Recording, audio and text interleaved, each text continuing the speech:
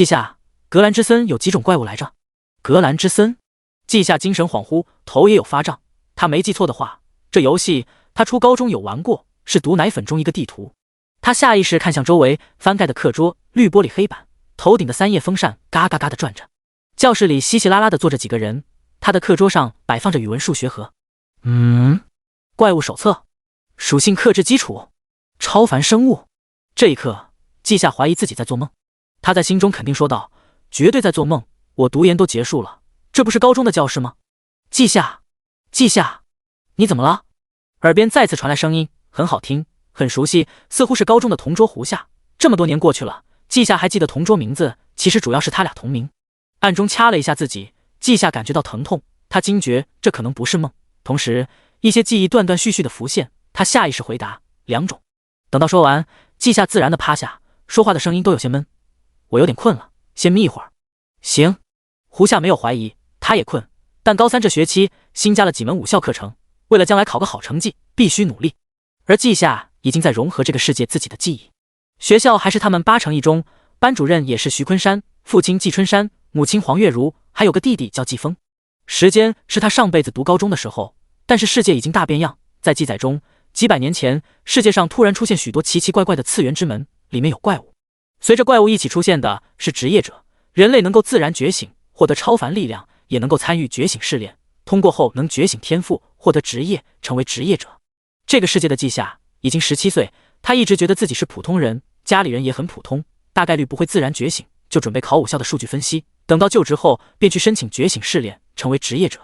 季夏接收记忆后总结道：简而言之，我是穿越到平行世界，这个世界并不安全，但蓝星存在安全区，怪物绝对不会进来，因此2级分化，职业者在安全区外打生打死，普通人在安全区内继续普通。是的，很普通。季夏回想过去的生活，依旧是读书上学，顶多学习的内容有些不同罢了。要说还有其他不同，大概是和怪物对抗中人口损失过大，压根儿没有生育限制，所以他多了个弟弟。记忆中季风比他小4岁，从小黏着他，这是种奇特的感觉。而且这个世界中季夏的父母没有死。趴在桌子上的季夏笑了，有治疗职业存在的世界，爸妈他们车祸后刚好遇到一个圣骑士觉醒，被救活了，真好啊。这一刻的季夏内心忽然平静下来，穿越的急躁和茫然都消失了。明天周五，他可以回去见到爸妈，多少年了，他没想到自己还能再次见到他们。忽然季夏感觉自身全身都暖洋洋的，融合大量记忆的不适感顷刻间消散，他感受到自己体内有什么在流动。下一刻，并没有睁开眼睛的季夏看到一个简单的面板在他眼前浮现。季夏，治疗法师，普通模板0100，天赋赞歌0500，技能 LV1 微光01，原点0，参与击杀可获取。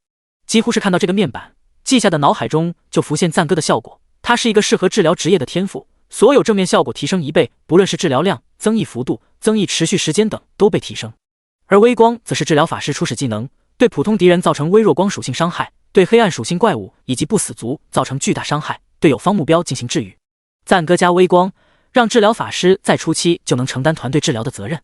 继承原生记忆，同样觉得自己普通的季夏，就挺突然的，他都准备奋战1年，迎战高考了，结果直接觉醒。这是一个有职业者和怪物的世界，季夏在心中反复念叨。然后他起身去了本层楼的洗手间，虽然第一次要有仪式感，但是他在学校，而且还挺急的。季夏想知道自己不是产生了幻觉，所以就近原则去洗手间试验。砰！由于过于激动，季夏关门声音比较大，不过他也顾不得了。清洁大爷趁着中午放学打扫过，没啥臭味。季夏紧张地咽了口唾沫。他在接收原主记忆后就觉醒了，又得到了关于微光这个法术的信息。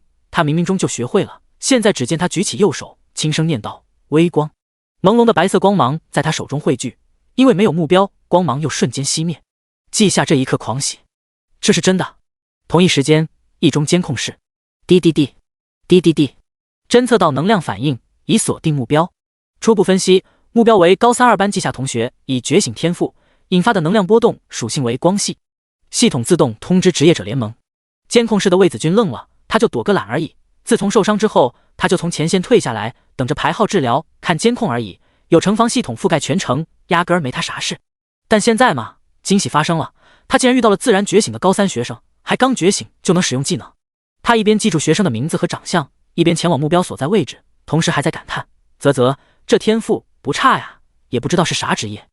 不过不管啥职业，这个年龄的自然觉醒者都是小天才，在八成这种小县城，怕是要抢疯了。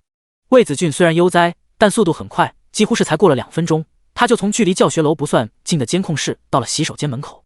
此时，刚刚试验结束的季夏已经洗手走出门，谁知他面前一个人直接弹出证件说道：“你好，季夏同学，我是魏子俊，这是我的证件，检测到你已经觉醒，有空的话，我们去校长室谈谈。”季夏看着眼前这个男人，178左右身高，体型不算太壮硕，穿着黑色制服，脸上笑眯眯的，看起来很好说话。他的身份卡上写的是狂战军团，这不就是军方吗？这一刻，季夏有些紧张起来。他没穿越之前天天做实验，思维没僵化，瞬间意识到原因所在，大概率是他刚刚觉醒，还使用了微光，被他不知道的手段检查到。然后这个人是专门负责这事的，所以带他去讨论。于是季夏松了一口气，赶紧回答：“有空的，这位叔叔，需要给我家长还有班主任说一声吗？”魏子俊板着脸带路，无视称呼。他心中对季夏是赞赏的，人也挺聪明，碍于原则，他不能多问，但卖个好是可以的，就解释道：“不用，在你刚才觉醒后，我们8成的城防系统就自动检测到了，因为确定你是刚刚觉醒的学生，所以已经自动通知相关人员。你的班主任只是普通人，所以并不会被通知。至于你父母，已经在路上了。谢谢叔叔。”季夏嘴上真诚道谢，内心检讨，他大意了，被喜悦冲昏头脑，加上他是从普通世界穿过来的，就没想到有专门的手段能监测。但是还好，目前看来是好事。然而再一次听了这个称呼的魏子俊不干了：“有没有一种可能，我才24呢？叫叔叔也太离谱。”虽然习惯了，魏子俊是清楚的，他们大夏的普通人民分不清军团、安全部的区别，统一把他们当警卫，而对于警卫也有个统一称呼：警卫叔叔。这个称呼是不管称呼者和被称呼者的年龄的。24，季夏在心里对比，读研结束是25岁，他还准备考博来着，毕竟医学生懂得都懂，小研究生根本不可能留在教学医院。他25还在实验室养细胞、繁殖老鼠呢。这个世界的职业者从觉醒开始就拼杀在各个危险区，可以说虽然人类有安全区，可没有职业者的话，他们人类早就灭绝了。怪物并不只有直接攻击的手段。出于尊敬，季夏改口：“好的，长官。”魏子俊嘴角一抽，虽然算了，这个称呼可以接受。走过一条河，路过图书馆，二人来到行政楼校长办公室。记忆里一向严肃的周校长，此时此刻看起来格外温和。他先让二人坐下，一人拿了一瓶水，这才说道：“季夏同学，首先恭喜你成为觉醒者。其次，我需要给你说说关于你这种情况的处理流程。自然觉醒者往往天赋都是中上层次，是我们大夏未来的中流砥柱。在觉醒后，需要校长和监察员在开启录像的情况下和你交流，同时登记信息。而你的父母到来之后，才会继续讨论关于你未来的安排。现在准备好了吗？”季夏没想到这么严格，在看到桌上的录像机之后，他不自觉地严肃起来，说道：“准备好了。”第2章，各大势力的邀请。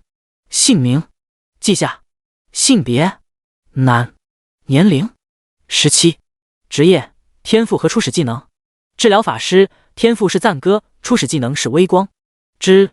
周校长的鞋底和地面进行了不友好的交流。啪！魏子俊对手中的瓶装水进行了惨无人道的蹂躏。老实回答的季夏陷入了尴尬，气氛好像有些不对劲。随后魏子俊站了起来：“周校长，我想起我还有点事，监控室的门忘了关，里面都是高级设备，可不能有损失。”咔嚓！回答他的却是办公室的门锁自动反锁。周校长笑得更加灿烂了，他一副财大气粗的样子：“多大点事儿啊，坏了就坏了，更何况监控室外面有门卫室，他们会帮你守着。现在咱们等消息吧，不会久。”魏子俊只能跟着笑，然后坐下，一口气把整瓶水都喝光了。现在他脑子里有些混乱，治疗法师啊，虽然医院里面的医生也算是治疗职业，但是他们的职业只能处理初级伤势，并且并不能快速治疗。所以说，大夏不是整个世界，治疗者看起来很多，但是真正能参与战斗的治疗者，被划分到战斗职业的治疗者，实际上少得可怜。他们狂战军团都没能满编。本来他想摇人把季夏争取过去，不过现在看周波这老头的态度，大概率不行了。周校长此刻已经组织好了语言，堪称温柔地对季夏说道：“季夏，我问你一个问题，你说人被杀就会死，这句话对不对？”这啥问题啊？相当于问一个正在修空调的人：“师傅，你是做什么工作的？”但季夏还是回答了：“对的。”周校长继续说道：“其实咱们蓝星早就和过去不一样了，但许多信息都对普通人隐瞒，毕竟有些事情光是知道就能要命。我也不说废话，新时代职业者五花八门，狂战士、龙骑士、法师、术士，听起来像旧时代的游戏职业，而那些哥布林、牛头怪也是属于游戏设定，但现实不是游戏，职业者只有一条命，会受伤，会死。你说这个时代什么职业最厉害？法师。季夏回答的毫不迟疑。法爷什么时候不是版本 T0？ 不管是游戏还是他继承的记忆，法师都是蓝波湾。周波的笑容也是一顿，但立马不受影响的回答：是的，法师确实最厉害，但最受欢迎的职业、最被敬重的职业是治疗者。给你一组数据，咱们8成属于小县城，常住人口近100万，但城防军和其他大大小小组织全部加起来，只有不到30位治疗者，其中1转的18位，2转的11位。荣城这样的核心城市，常住人口1000万，也只有200出头的治疗者，不过那边的治疗者最高有4转。季夏觉得这和他看的新闻不一样，便发出疑问：我看新闻说各地医院的治疗者加起来有100万。旁边的魏子俊插话：治疗者也是不同的，医院的治疗者就是旧时代的医生加强版，真正的治疗者就是在战场上，只要你不死也能救回来的神，哪怕是怪物也会对真正治疗者进行保护。周校长凭空取出几张剪裁好的纸，递到季夏面前：你先看看，这是某张报纸的内容，没有日期，但上面写的是格兰之森开启的时间，那么上面的信息迄今为止至少50年，那也是一切的伊始。那时候的职业者也刚刚出现，治疗者初期手无缚鸡之力，有职业者趁着乱世割据一方，他们逼迫和威胁治疗者帮他们办事，直到一位女性治疗者退无可退，选择在一次和怪物对战中对怪物进行治疗，一切都变了。怪物主动献祭自己，解除了那位治疗者身上的各种束缚契约，那个势力在治疗者和无穷无尽的怪物洪流下直接瓦解。怪物占据了新的领地，那位治疗者被怪物们保护起来，在领地上除了怪物领主，那位治疗者就是名副其实的2把手。这个领地从50年前延续到了今天，发展的极为恐怖，其管理者木星宇对话全人类，但凡犯戒必踏平之。犯戒？什么戒？任何残害治疗者和女性的人渣。季夏看完眨眨眼，他这才知道和人类算友善的阴身女妖领地竟然还有这个来历。原身还思考过阴身女妖是不是等级高了会变成人类模样，原来那根本就是个人类。不过季夏觉得很神奇，怪物和治疗者竟然还能这样相处。周校长看季夏已经放下报刊，才叹息道：哎，那时候也是作孽啊，还好遭了报应，不过也给我们人类启发，一些拥有智慧可以交流的怪物族群都是强大治疗者去交涉，这才避免我们初期被灭族。后来大夏第1任长老通过试炼建立大夏，有了安全区，我们才发展起来。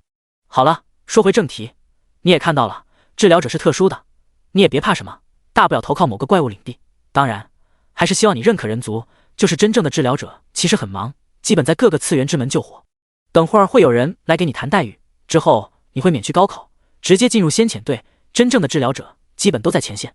好的，季夏回答的倒是果断，他那个面板其中原点是通过参与击杀获得，一些选项后面的01或者0100之类的，一看就是要用原点去升级，再加上治疗者看起来就金贵，安全有保障，那么他巴不得去前线。季夏家里离学校1个多小时，但半个小时后校长室被敲响了，进来的除了一对普通中年夫妇，还有一个老头。从门打开，季夏的目光就放在爸妈身上，他有些恍惚，都不是恍若隔世，而是真的经历了一次隔世，上辈子他爸妈就是在他高考后去世。季夏几乎是下意识的起身，跑到2人面前，忍住激动，爸妈，只喊了一声，其他的他竟然说不出口，也不适合说，主要是在对方的视角里，季夏是每周回家的。那老者倒是没打扰，他看出季夏的激动，这多正常，换他也激动。季春山42岁，他和40岁的黄月如一起经营着一家小餐馆，起早贪黑，非常辛苦。2人看起来和50-60左右的周校长差不多年龄。作为父亲的季春山只是拍拍季夏的肩膀，半天才憋出一个字：好。黄月如就没考虑什么矜持，直接一把将季夏揽在怀里：咱们儿子出息了，你爸接到电话都傻了，赶着来学校，李先生说要给你推荐，对了，儿子，你先和李先生商量，不能耽误你们。黄月如连忙拉着季春山到一边去，周校长邀请2人入座，而这边李先生已经和季夏交流起来，为了保证公平，职业协会把其他人拦下来，由你自己选择未来。你先看看，这是他们开出来的条件，条件很好，不论是城防军、先遣队、治疗者协会、武学联盟、次元研究所，都保证季夏加入后会安排一转巅峰的强者带他练级，保证他的安全。另外还会提供所有技能书、装备，季夏的家人也会得到安置，还有数额惊人的安置费。这些还只是基础，像城防军和先遣队都是军方，加入之后社会地位很高，还有各种隐形福利，比如次元空间优先选择权、稀缺资源优先权之类，更是可以得到大夏举国培养。治疗者协会，这个没啥好说的，职业者必定加入本职业协会，稷下什么时候加入，都和加入其他的组织不冲突。武学联盟其实就是5科大学联盟，加入之后，稷下需要去读书、参赛，和其他国家竞争。次元研究所主要是驻扎在次元空间，对其进行研究。稷下看完才发现，其实有2张纸，另一张纸上只有一个名字：大夏军团天骄培训计划。他也会给各种普通资源，比如稷下家人的安顿，然后稷下需要参与一群天才的培训，根据表现获得资源，等到培训结束后，才根据最终成绩给详细的待遇。在稷下看到这张纸的时候，就听那位李先生说道：“我专门列出来给你看的，其他职业我不会推荐这个，但你是治疗法师，就算在里面没拿到好成绩，依旧会获得保底资源，哪怕你退出了，还可以继续选择其他当下家。不过，你要是想要取得好成绩，就必须克服压力，去突破自我。我个人来说，是推荐你去体验一下，只会有好处。”其实，稷下这一刻也有了答案。大夏军团也是军方，但它足够特殊，新时代需要英雄，他们作为信仰，让人民更加有希望。这个培训其实可以看成英雄的培训班，只有最优秀的人才能成为英雄，然后去攻克先遣队无法解决的次元空间。除了胜出者需要承担的责任之外，这个培训相当的松散，哪怕培训结束，也不会有太多的束缚。所以，我选择参与培训。第3章原点。李先生拿出一叠文件，稷下看了没问题之后就签字。从这一刻起，他就是大夏军团天骄培训计划的一员，所以也有资格知道更多的信息。李先生对稷下说道：“你有3天假期，这几天是留给你搬家的，没有后顾之忧，职业者才能全身心投入进步之中。现在你先在办公室坐会，1个小时后，军团会将你的护道者派来，你的父母可以回家收拾东西，到时候也会有人接送。”稷下点头，他想起他这个突然多出来的弟弟还需要上学，就问道：“李先生，我爸妈他们的工作怎么办？新住址距离我弟上学的地方远吗？”李先生不苟言笑，收拾好各种资料走到门口，他说道：“这些事你的校长会好好给你解释，现在我需要履行职责。”他还在上班期间，职业者联盟对他们这些人很严格，不然他绝对会留下交流一番，这可是治疗法师。周波感激地看着李先生，亲自开门送他出去，随后回来给稷下一家人讲解起来。天骄培训计划每个城市都有，每年选5个新觉醒者，达标后就和其他城市的比试，最终能够成功毕业，就算完成培训。你身为计划的一员，会直接搬到军团家属院，你弟也在附近上学，这些都不用担心的，算是基础。我还要转学啊！不知何时到来的季风有些苦恼，仿佛是舍不得。黄月如直接说道：“转学多好，新学校肯定比你现在的好。儿子，我们先回去收拾，到时候好搬家，不然耽误你去培训。”魏子俊站起来，把空的瓶子扔进垃圾桶。他看向黄月如，极为亲切：“阿姨，我要回去一趟，刚好顺路，我送你们吧。”周校长也道：“确实可以。”双方一番推辞，最后还是魏子俊去送人，办公室就只留下周校长和稷下。周校长重新倒茶，随意的坐下：“先坐，我给你讲讲职业者的常识。”“好的。”稷下乖乖听讲。第一就是关于治疗者，你成绩一向不错，知道治疗者有哪些职业吧？稷下点头，搜索记忆后回答道：“有医生、牧师、圣骑士、治疗法师、自然萨满、血法师。”听完回答，周校长点点头，继续说道：“在职业者的世界，治疗者需要把普通医生去掉，而牧师需要信仰才能成长，但目前为止并没有真神，所以牧师职业成长慢，技能效果微弱。圣骑士好一点，践行守护之道可以成长，不是非要信仰一个神。之后3个职业，血法师要消耗自身血液，治疗太多自己就先残了，需要定期休养。自然萨满和你的职业就是目前为止唯二没有明显缺点的治疗者，所以我也是鼓励你参加那个计划，就算没通过也能继续选下家。”稷下认真听讲，他对比原主记忆问了个问题：“校长，是不是普通人和职业者学到的知识是不一样的？”“是的。”周校长直接告诉稷下，所以有武学专业的存在，只有觉醒者才能进去，不然普通人知道的太多，恐怕终日惶惶，能把自己吓死。对了，这会儿时间你先看看这个。他又不知道从哪儿拿出一本书，治疗法师技能大全。这个职业和其他职业一样，60级之前是基础职业，满了之后可以进行转职，这是一转，之后等级上限提升到120级。基础阶段只能学习普通技能，1级可以使用1本，之后30、60级才能使用技能书。不过并不是说60级之前只能有4个技能，实际上还可以自己学习技能原理，搞明白之后就会了，就是难度极高。而治疗法师基础技能必学，属性增幅，每次升级有概率增加1点主属性，等级上限 LV1。碧血微光，为范围内最多5个目标恢复生命力，等级上限 LV5。碧血净化，随机驱散目标身上一个负面状态，等级上限 LV5。这是3个碧血技能，有的人运气好，直接就觉醒附带，不占技能格子。记下不出意外的话，使用的第一本技能书就是属性增幅。这个技能属于被动技能，越早学习越好。记下还需要从其他基础技能中选一个。治疗术，治疗一个目标。治愈法阵，在一片地区释放法阵，持续治疗。基础法术不算少，甚至治愈法阵也是必学。不过这个必学是指一个系列的法术中必须学一个。微光就是群体治疗，所以记下不用考虑其他群体技能。单体治疗技能一般治疗量更高，不过一转后有更好的技能，而且治疗者还有人带着练级，不用担心提升慢，所以不推荐，非必学。基础技能还有一些特殊类型，比如命灯，效果是为目标制作一盏命灯，可以对着命灯使用治疗技能，效果翻倍，并且生效距离翻倍。连接，刺激目标享受主目标1/10的治疗效果，最多3个刺激目标。鼓舞，被治疗后目标主属性提升1至60点。哼唱，根据使用者意志哼唱醉人旋律，进行治疗、净化、驱散，效果微弱。鼓舞这技能还不错的，可惜只增加固定的属性，过了1转就没用了。哼唱更是全能，但被特意备注，效果很差。还好记下不用现在就选择，它可以慢慢来。之后1转2转记下也看了，怎么说呢？瞬间质变，尤其是1转的过量治疗，把多余的治疗量转化成一个护盾，被攻击的时候优先消耗护盾。2转的生命礼赞，3分钟内目标要是死了可以复活，不过目标会有半个月的虚弱时间。还有一个也是2转的庇护所，持续恢复技能内所有人的生命力，不受到负面状态影响，并且削弱来自外界的伤害。到了3转之后，就只有技能名字，没有效果。5转之后，连技能名字都没了。周校长的解释恰到好处的出现，因为治疗法师目前没有5转强者，其实不止这个职业，所有职业都卡在4转巅峰，除非攻略下一个灾厄级别的次元空间才有可能。对了，你的护道者来了。他的话刚结束，就传来敲门声，咚咚。随后门自动打开，门口一个寸头青年站得笔直，他穿着一身军团的墨绿色制服，看起来颇有精神，眼睛记下只能说他的眼神坚定的就像要入党。他进门后直奔记下，掏出一张证件，上面写着大夏军团。你好，我是你的护道人李清风，1转巅峰雷电法师。记下也介绍自己，你好，我是治疗法师记下，请多多关照。李清风对周校长微微点头后，和记下说道，接下来3天时间，你有什么安排？你需要用到的资源我都带了一份，如果你需要练级的话，随时说。记下双眼一亮，连忙说道，我可以现在就去练级。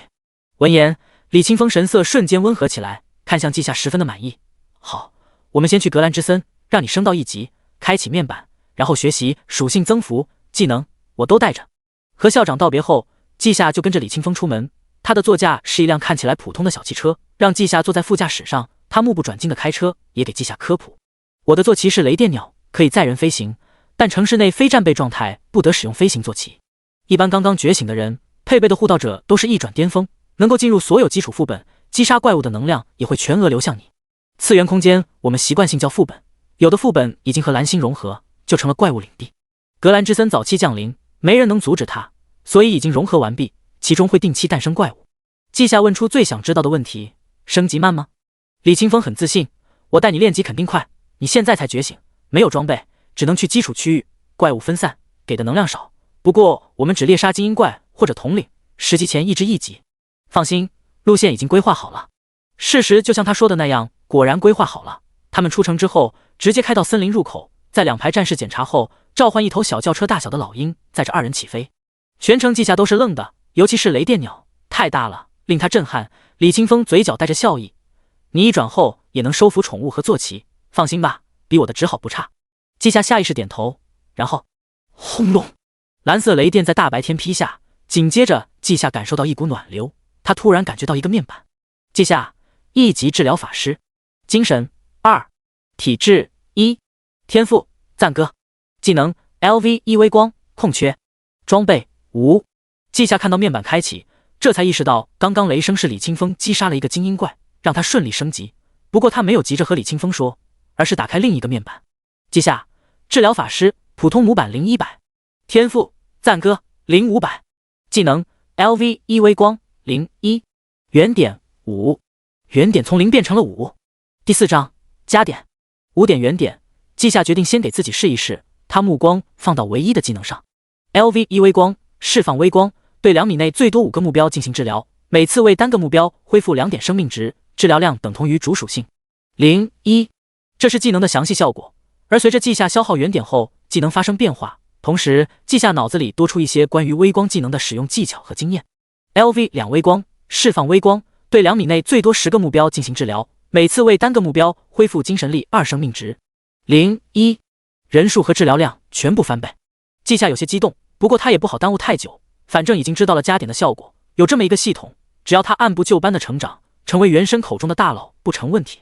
当季夏睁开眼，看到的就是李清风递到他面前的一本书，一个指环，还顺带解说这是属性增幅的技能书，越早学效果越好。这个是军团给你的物资，里面有全套装备，还有各种恢复品，你先绑定。季夏愣了一下才接过，先拿着书默念学习，技能书就化作白光融入体内，紧接着装备戒指，这是一件5等级要求的紫色储物装备，内部有10立方容积，里面已经储存一套5等级布甲法袍，品级也是紫色。目前为止，装备有7种品质，由低到高是白、绿、蓝、紫、橙、金、红。职业者虽然面板有属性，但紫色品质青木祝福套装并不增加属性，或者说没有装备增加属性，都是其他效果。法袍整体增加季夏 300% 法力值恢复， 50% 治疗效果。季夏拥有2点精神力，等于20点法力值，每秒等同于精神力的法力恢复。选择装备后，季夏身上就出现一套青绿色的法袍，一般装备不会写防御力是多少，不过制作装备的材料特殊，往往防御力不俗。季夏趁机看了眼面板，他差点又发呆了，因为他发现新学的技能有些不对劲。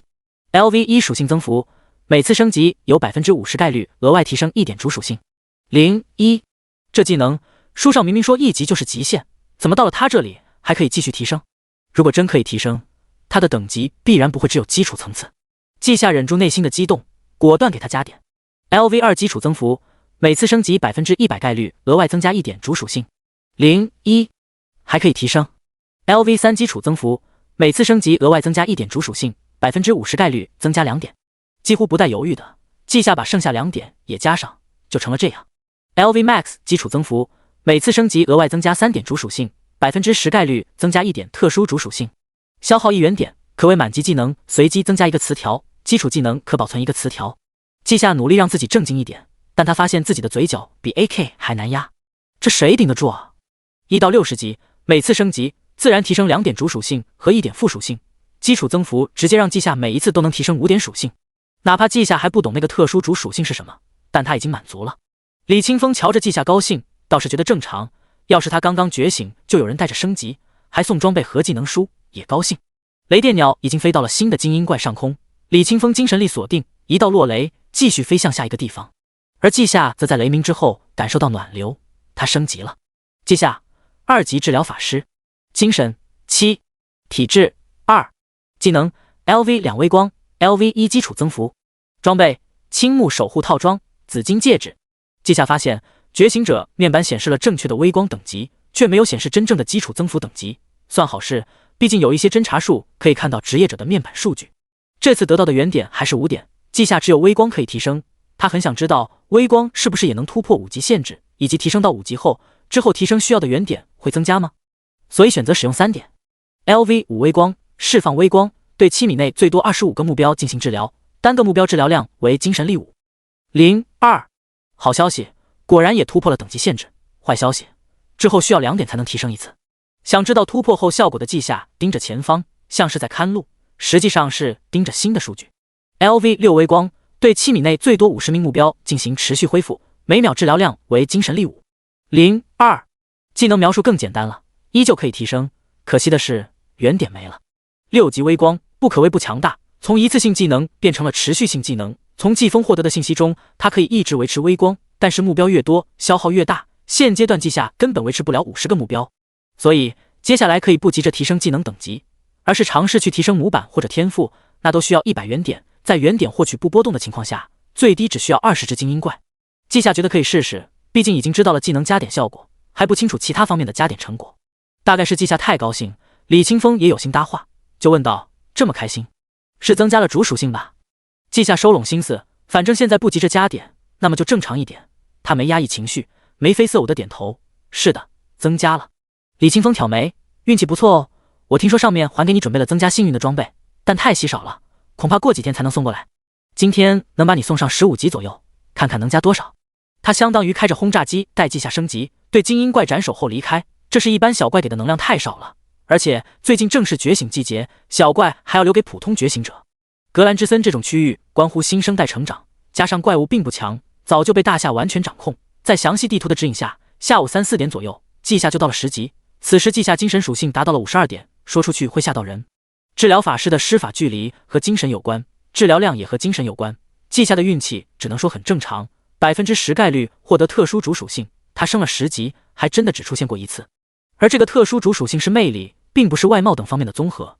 这个魅力是对一切生物的无差别好感度。就像刚刚觉醒后，季夏的精神和体质是2以及1，此刻季夏的魅力也只有1点，还是因为技能才增加的，意思是原本的魅力只有0点。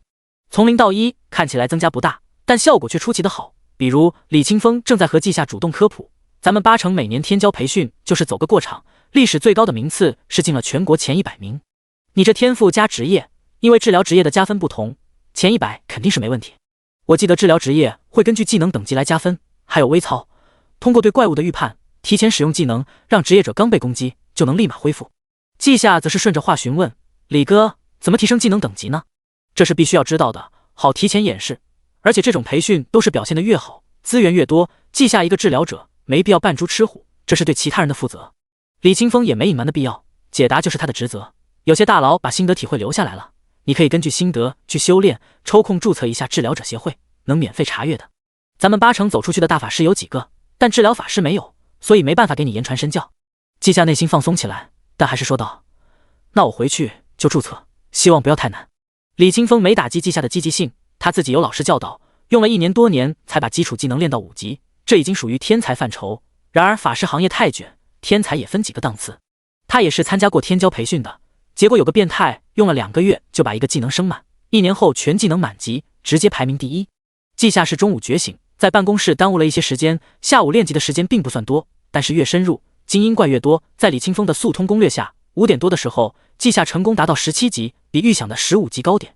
原点积累到了76点，每一只精英怪提供5点。李清风的雷电法术都是范围的，有的地方有大群小怪聚集，他就会顺手劈一下，小怪是有概率给1点原点。天色渐暗，夜晚的怪物可能会发生异变。尽管李清风对自己实力自信，但他依旧以季夏的安全为重，把他送回新家。没错，他们家已经搬好了，在一个看起来比较老旧的小区，不过这里环境清幽。季夏走在小道上，还能听到青蛙呱呱叫，蟋蟀也在鸣奏。季夏他们家在6栋4楼，顶楼也归他们。这里的房子1梯1户，一层竟然是5室1厅，他们家原来只是2室1厅，季夏和季风睡上下铺的。回到家时，屋子已经收拾好，暖黄色的灯光下，黄妈做了一桌子菜，3个人坐在位置上等着季夏。这一刻，季夏嘴角勾起，自觉走向空位。第5章天才人设。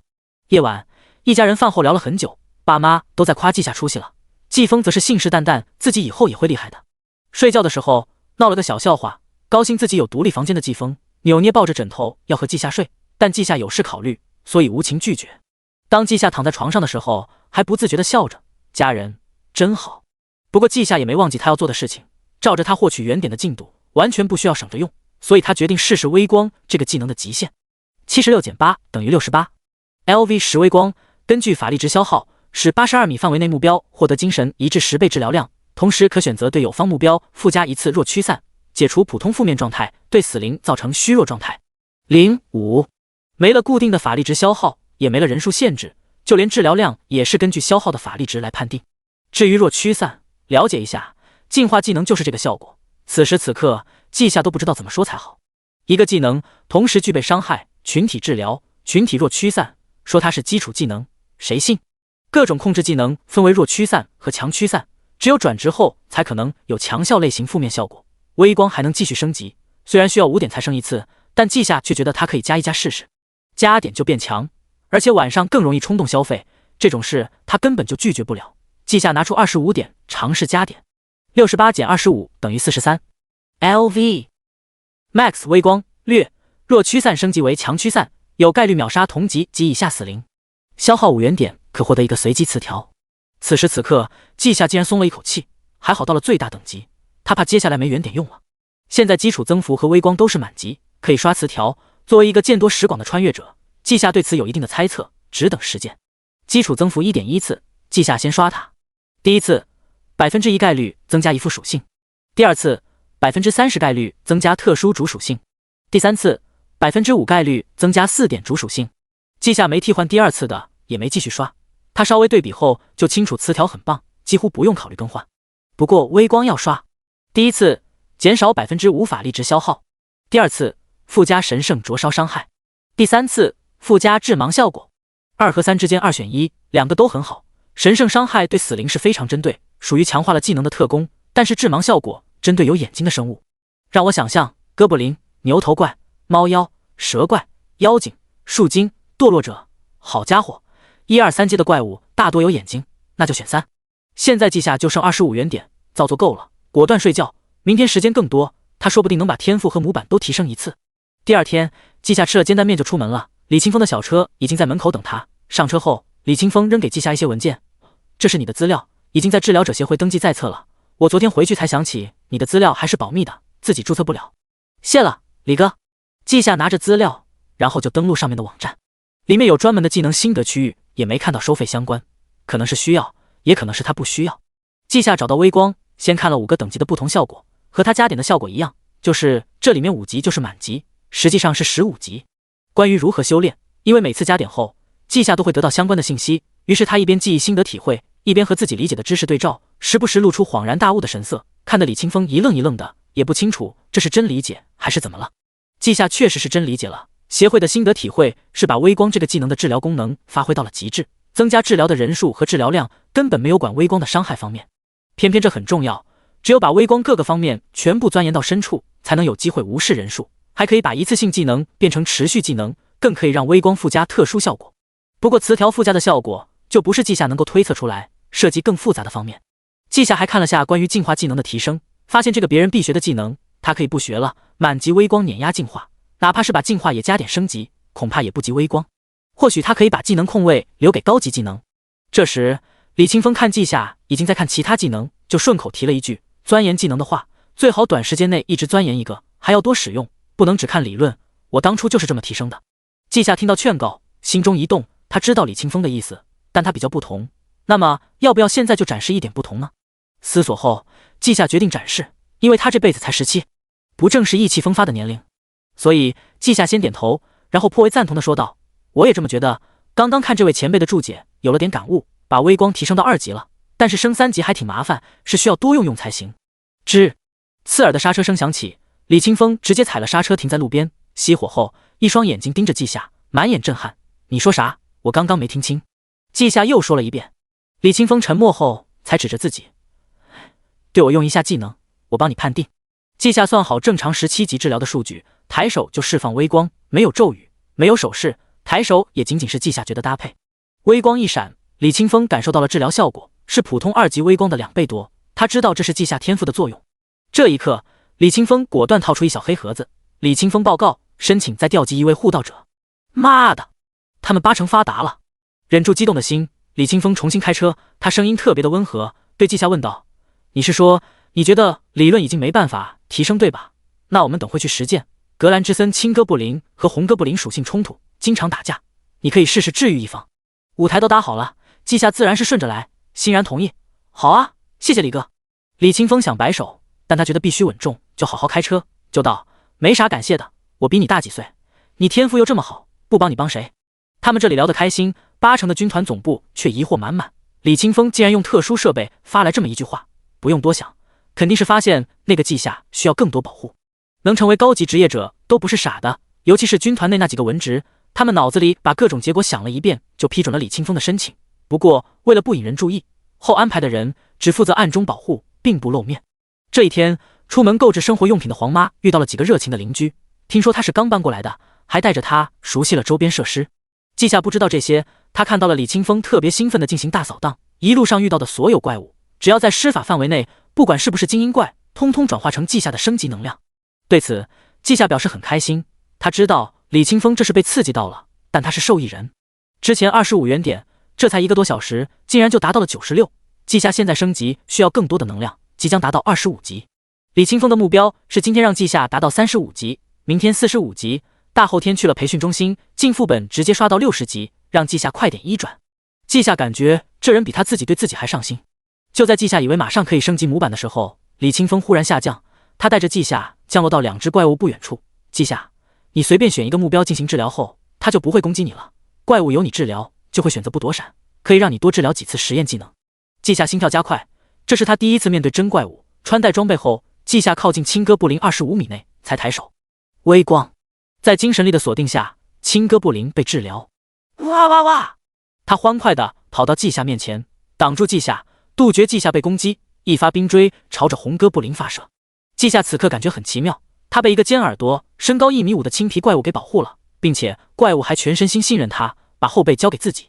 这一刻，季夏莫名的有了责任感。他观察红哥布林，在对方的火球释放时就抬手，当火球打中青哥布林后的一瞬间，微光绽放，来自火球的伤害被完美治疗。哇哇哇！青哥布林得意极了，他完全不躲闪，冰锥一个接一个朝着对面发射。几轮之后，红哥布林死亡，尸体倒在地上渐渐消失，而季夏陷入沉思。青哥布林忠诚地守护在季夏身边，而李清风没有靠近，他怕自己会引起哥布林叫喊，打断季夏的思考。1、2、3、60、90、120，殊不知此刻的季夏正在内心读秒。终于3分钟过去了，季夏表现得很惊喜，朝着李清风走去，还没靠近就欣喜地说道：太好了，李哥我有头绪了，回去再研究研究，应该可以3级，可惜后续4级我还没想法。然而李清风人已经傻了。第6章转职途径。人和人的天赋并不能一概而论，李清风一直记得这一点，毕竟他曾经有被天才打击的经验，但也没这2天多。昨天他有问季夏触发过几次基础增幅，季夏说80%概率，他当时就羡慕，顺带让上面不用送加幸运的装备。别误会，不是他搞事，而是那件装备也只能把触发几率提升到75%。昨天见识到季夏的幸运，今天见识到季夏的悟性。李清风可以肯定，只要季夏不出意外，妥妥的4转大佬，甚至有机会达到5转、6转。出于投资的想法，李清风给季夏说起转职的事。你的天赋转职完全没难度，现在就可以考虑起来。你看我带你练级的速度，是不是觉得升级不难？那你有想过吗？为何8成的治疗者还是1、2转？明明他们很重要，哪怕没有任何经验，只要被带到4转也能发挥巨大作用。季夏还真没考虑过这个，他没时间。不过李清风提起，那就刚好问问。他很配合的提问，为什么呢？是转职还有其他限制吗？李清风点头确定，对，没错，你是治疗者，正常来说到了60级，有基础120至180点主属性，但是1转有个条件，需要200点精神，这就需要冥想、战斗魔力等方法提升精神属性，这还只是1转的要求，2转要求更多。不过说到这里，李清风忽然笑了，话锋一转，不过你就不需要，哪怕你没加入天骄培训计划，大夏也会给你提供各种药剂和天才地宝，属性方面的需求不用担心。季夏由衷说道，感谢大夏栽培。说起大夏的好，李清风眼里都有了光。是啊，没有大夏的话，我这种孤儿在国外基本只能等死。当初我就发誓要好好的提升，保护普通人，就像曾经他们保护我们。他说完，忽然就看向季夏。治疗者之中有一半是牧师和圣骑士职业，可惜我们没有神灵，他们也难以使用神术。你们治疗法师和自然萨满就需要扛住压力。作为一个小天才，李清风跟随一位强者学习。最近有听说，之前一段时间，为了攻克某个特殊次元之门，新觉醒的自然萨满都转制成天气使者，几乎没有治疗能力。所以说，压力来到了治疗法师身上。季夏没觉得有压力，毕竟他还是成长阶段，天塌了也是高个子先顶着。不过他比较好奇转职，就继续问道：李哥，我听说转职是提升当前能力，并且更加专精一方面能力，治疗法师能转职哪些职业？李清风对治疗者的超凡知识并不了解，不过接下任务后有专门查看，目前记下的问题他能解答。转职就是让你获得更加强大的职业，成功后你的属性提升更加多，技能效果也会根据职业有变化，甚至有的强力职业自带技能。治疗法师是基础职业，专职治疗，之后的转职方向也是强化治疗。目前被我们掌握1转职业有生命治愈者、生命守护者、生命洗礼者、生命祝福者。他们的主要特点是治疗、护盾、净化和驱散、增幅。可惜的是，因为超凡知识不全面，后2个职业都是残缺模板。守护者是1转标准的普通模板，只有治愈者达到了精英模板。模板，季夏要素察觉，他还挺好奇这是什么，就问道：李哥，转职这些书上还有写，但模板从没听过，那是什么？是基础和成长。李清风给出答案，精英模板基础属性比普通模板多50点各属性，转职后每提升1级的属性成长也更高，甚至有概率获得特殊主属性。这些东西等你培训的时候有专业老师指导。季夏倒是没有继续问了，安心被带着练级。时间很快，3天一晃而过。当季夏被送到培训基地的时候，属性大变样。季夏51级治疗法师，精神252，公式2+5，等级 N1，体质51，魅力14，技能 LV Max 基础增幅，升级时 30% 概率增加1点特殊主属性 LV Max 微光，施法消耗减少 30%。 此外，季夏还有另一个面板，季夏治疗法师，普通模板0100，天赋赞歌0500，技能略，原点871。本来季夏是准备30级学习一个技能，然后给自己提升模板和天赋，但李清风这位负责任的护道者告诉季夏很多事，比如培训开始会记录培训初始数据，会传授超凡知识，根据培训人的天赋挑选技能，会根据培训人的体质提供药剂和宝物，用来增加属性。有的宝物你基础越差提升越多，有的则是相反，这让季夏打消了直接提升的念头。他准备在那些人的眼皮子底下提升，让所有人都看到，这样一来再不合理，他们也会一边感叹天才，一边高兴，一边接受。当然最主要的是，李清风说培训基地掌握一个私人次元之门，里面每年才打开一次，怪物等级不高，但都是精英怪，还有统领以及领主怪物，击杀他们有概率得到专属稀有技能，从而提升模板。这类次元之门过于稀少，基本上只能给少部分人使用，季夏恰巧是那个少部分人，这让季夏确定自己的决定没有错，果然只有表现出天赋才能得到更好的资源，他那些原点就留着在培训期间惊艳其他人吧。培训基地在8城军团内部，这里原本是一个小型训练场，后来修了一栋大楼变成基地。季夏被送来时，果然按照李清风说的那样，需要去留下基础信息。胡守明在接到消息后极为高兴，他们8城竟然出了位治疗法师，尤其是拿到的信息没有隐藏太多，里面直接标注了季夏的天才，即1天时间无人教导，利用粗浅资料将微光提升到3级，并且还有了一些后续头绪。作为一个博学者，胡守明超凡知识掌握的非常多，所以才能有资格教导这些天才。抱着期待，他准备亲自带着这个叫做季夏的学生去报道。然而当胡守明在基地门口看到季夏时，整个人都愣了。李清风作为他的学生之一，他很有印象，但是此时此刻他第一眼看到的就是另一个青年，并且更诡异的是，他感觉青年很亲切，仿佛他们已经认识很久，甚至于他心中那一点对天才是否真实的怀疑都烟消云散。胡守明沉默了。作为博学者，胡守明接触过3阶治疗法师，他能不知道这是什么原因吗？此时此刻，胡守明知道这位季夏比任何人认为的天才都更加天才。谁家正经天才在没转职之前就觉醒特殊属性了？为了防止吓坏这位天才，胡守明搓了搓脸，尽量面色柔和一些。他龙行虎步走向门口，哈哈，季夏来了，正好，就差你一个了，跟我来，先测个属性建档。人未到，升先至。这爽朗的笑声让季夏看向来人，起码1.9米的大个子，国字脸，板寸头，黑色制服被撑得很鼓，很符合季夏对于强大职业者的刻板印象。李清风颇为尊敬地喊道：“胡老师。”胡守明只给了曾经的好学生1毫秒的关注，就立马继续看向季夏：“跟我走吧，接下来1年你就跟着我学习超凡知识。”季夏只能跟上，而李清风留在原地，满脸错愕。他的老师不是说他是最爱的仔吗？怎么今天都没看他一眼？不过下一瞬间，李清风精神一振，暗道：不愧是老师，这么快发现季夏的不同。这2天季夏变化太大，是隐藏天赋觉醒了。李清风离开了，而胡守明已经拿着一张表格递给季夏，填个表，待会儿就去上课。你还有2个技能没学对吧？季夏一边填写一边回答：是的，胡老师，我只在1级学了基础增幅。说完，他看向一边的那个大罐子：老师，我直接填数据，不用测试吗？他在听李清风说测试流程后，就知道有这个测试机器，直接测试他们的基础数据。当时他想到自己的精神数值，都想好怎么应对了。结果只听胡守明说道：不了，测不出来。我刚才看到你第一眼就知道你觉醒了特殊主属性，是魅力吧？有这个属性，基础仪器无法测试。季夏表现出满脸的遗憾，真可惜，我特别想知道我的精神数值是多少。胡守明看着纸上精神那一栏是空白，在听季夏的话，一挑眉：哦，你觉得自己的精神力很高？季夏点头：是的，胡老师，我偷偷试过，我的施法距离快200米了。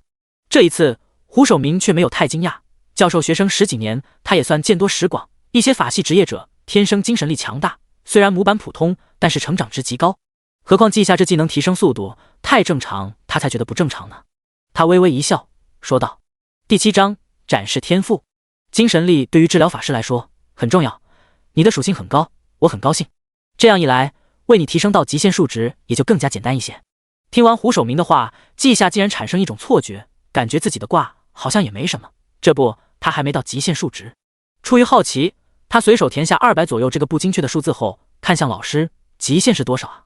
胡守明心道：“果然问了。”他顺势回答：“精神是300，体质也是300，不论职业。”季夏无言一瞬间，他给自己算过，60级也就297精神，在有挂的情况下，竟然都没到极限。果然，他还需要努力。看季夏沉默，胡守明还以为这个数字太高了，就拿着档案边说边走。那个只是理论极限，很少有人达到，起码需要你给自己升级一次模板。走吧，去见见你的队友。他没有介绍的意思，而是来到训练场，这里已经有3个人等着。胡守明雷厉风行，到了地方就开始说道：“理论上来说，每届培训都是5人，但培训是宁缺毋滥，今年就你们几个达标，所以就4个人。来，每个人做个自我介绍。李楠先开始。李楠是个瘦高个，1.8米左右身高，穿着红色法师袍。我叫李楠，元素法师职业，天赋是火焰掌控，所以我学的都是火系法术，连珠火球、火焰枪、引燃。”他结束，一个丸子头女生主动站出来，她的个子竟然不比李楠矮，穿着重甲，笑容满面。我叫姜糖，战士，天赋是重装守护，技能有挑衅、嘲讽、盾墙。我李若水，元素法师，天赋木元素掌控，法术是荆棘缠绕、穿刺、活体木甲。这个终于没那么高，就170，依旧是个女生。最后是季夏的介绍，我叫季夏，治疗法师，天赋是赞歌，法术是基础增幅、微光。季夏说完，3个人都是眼睛一亮，尤其是姜糖，瞬间热情起来。哇，治愈者！放心，我会保护好你的。季夏嘴角一抽，他也有被女生保护的一天，但他还不能反驳，因为姜糖的职业加天赋，未来基本是盾战，专职保护。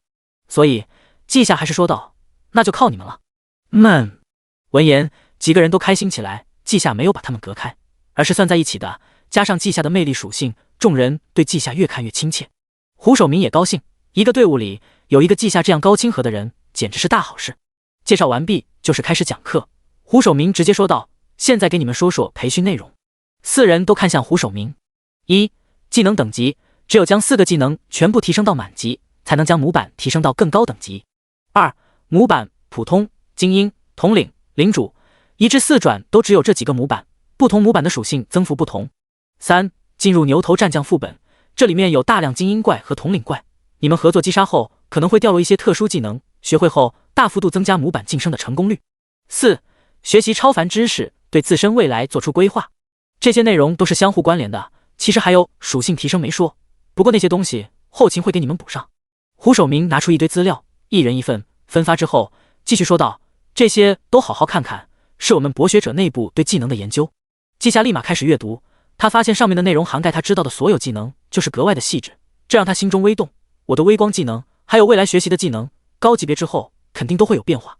我是否可以声称是自己改造的成果？比如往微光法术中添加进化的效果。季夏发现这么做是可行的，毕竟他本人是真的懂技能原理，加点的同时，技能信息也会传递给他，视之其然，知其所以然。哪怕被询问，他也能讲解，但别人能不能学会，就不是他的事情。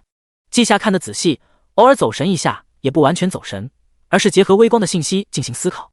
这在胡守明眼中，就是季夏有收获，有领悟。过了一会儿，季夏明显一个愣住，他刚刚看完进化技能，结合自己的理解，觉得他会了，结果他一看面板，还真有一个技能 LV5 进化强驱散，为目标驱散一个负面效果。这个技能是可加点状态，因为是自己学习的，也不占用技能格子，但是长期不使用或者出现意外后，技能等级可能会降低。季夏这一刻觉得技能好像也不难学，如果只是1级，他会觉得正常，但学会就是5级，哪怕有微光的功劳，也让他惊讶。微光之中蕴含群体治疗、持续治疗、净化、伤害，季夏就顺着这些方向有选择的去看其余技能资料。很快，季夏的面板就多了几个技能，但他们都没有吸引季夏的目光。此时季夏已经看向2个进度条 LV0 真实治疗术，治疗人数、时间等自由定义，对目标进行等同于自身精神力的治疗量，具有真实效果。70100 LV0 净化之光，对目标进行持续性净化，解除所有负面效果。31100季夏100%确定，这是他从未学习，甚至从未听过的技能，现在就在他的面板上显示着。哪怕都是0级，不算入门的标准，但是其蕴含的信息之复杂，几乎囊括其余所有技能。现在季夏已经清楚，他要么将其余技能全部加到满级，要么直接给这2个技能加点，二者都能让他学会技能，后者消耗的更少。季夏自然是选择这2个。不过这时候，季夏忽然觉得有点冷，同时觉得环境不对劲，于是下意识看向四周，天竟然已经黑了。胡守明守在他身边，另外3个队友也在一边站着。当他们看到季夏醒来后，都松了一口气。胡守明比3小只还激动，他压着声音，尽量显得温柔一点，询问季夏：“你从早上看资料就有些不对劲，看起来是深层次领悟，就没打扰你。现在觉得怎么样？去吃点东西。”咕咕，季夏的肚子这时候恰巧想起来，他也不觉得尴尬，甚至还开心。谢谢老师和3位守护，我现在觉得前所未有的好。未等他们问，季夏就主动讲道：“事情是这样的，早上看资料，我觉得技能挺好学的，就把治疗和进化类技能都学会了。然后发现他们有一些共通之处，然后就进入一种不好形容的状态。刚刚我看自己技能面板出现2个0级技能。0级？胡守明没忍住出声，真的是0级？季夏完全没隐瞒的意思，老实点头，是的，是0级，一个真实治疗，一个进化之光。胡守明眉头一皱，进化之光我知道，属于高级领主技能，真实治疗没听过，什么效果？季夏照着面板读了一遍，才说道：“我也不知道真实效果是什么。”胡守明沉思一瞬，带头往外走，先去吃饭，慢慢说：“你其他技能都几级了？”他是试图通过其他技能来判断这个真实治疗的效果。全部满级。微光有些不对劲。我最开始试着把进化之类效果融入微光，想着一个技能多种效果，现在一看，微光等级是 max， 不是5。胡守明深深地看了季夏一眼：“你现在是不是很精神？除了肚子饿，没有任何困意？”虽然不明白为何问这个，但季夏还是回答：“是的。”行吧，我知道了。胡守明解释：“你现在的情况是需要补充足够能量，之后就会睡一觉，等你睡醒，你的模板就会提升。模板提升后，技能上限会提升。你目前的情况就是自身领悟超出了模板限制，从而带动模板晋升。”有了合理解释后，胡守明走路都快了许多，直接带着学生去大块躲移。同时，他编辑信息，在协会内部摇人，自己碰到一个教不了的天才，为了不影响季夏的未来，还是找大佬吧。看着狼吞虎咽吃东西的小年轻，胡守明苦笑。他早上才把任务安排好，晚上就有一个学生完成了大半，他都没怎么参与，真的很没成就感。殊不知，季夏也在感叹，不愧是天骄培训计划的老师，博学多才，我的决定果然是对的。就像我刚穿越，不知道有检测设备，超凡知识有很多是普通人不知道的，就连治疗法师的进阶途径也有残缺。那么我没必要瞒着，毕竟这个世界本身就有许多未知没有被探索明白。而且我参考李哥讲过的往界天骄，有的人比我还离谱，天生统领模板，有这些铺垫，以后我再出格一点也是无所谓的。没错，季夏主要是试探和铺路，以他的情况，还是个必定和人接触的治疗者，有很多情况他无法隐藏，就干脆找个途径抖出去。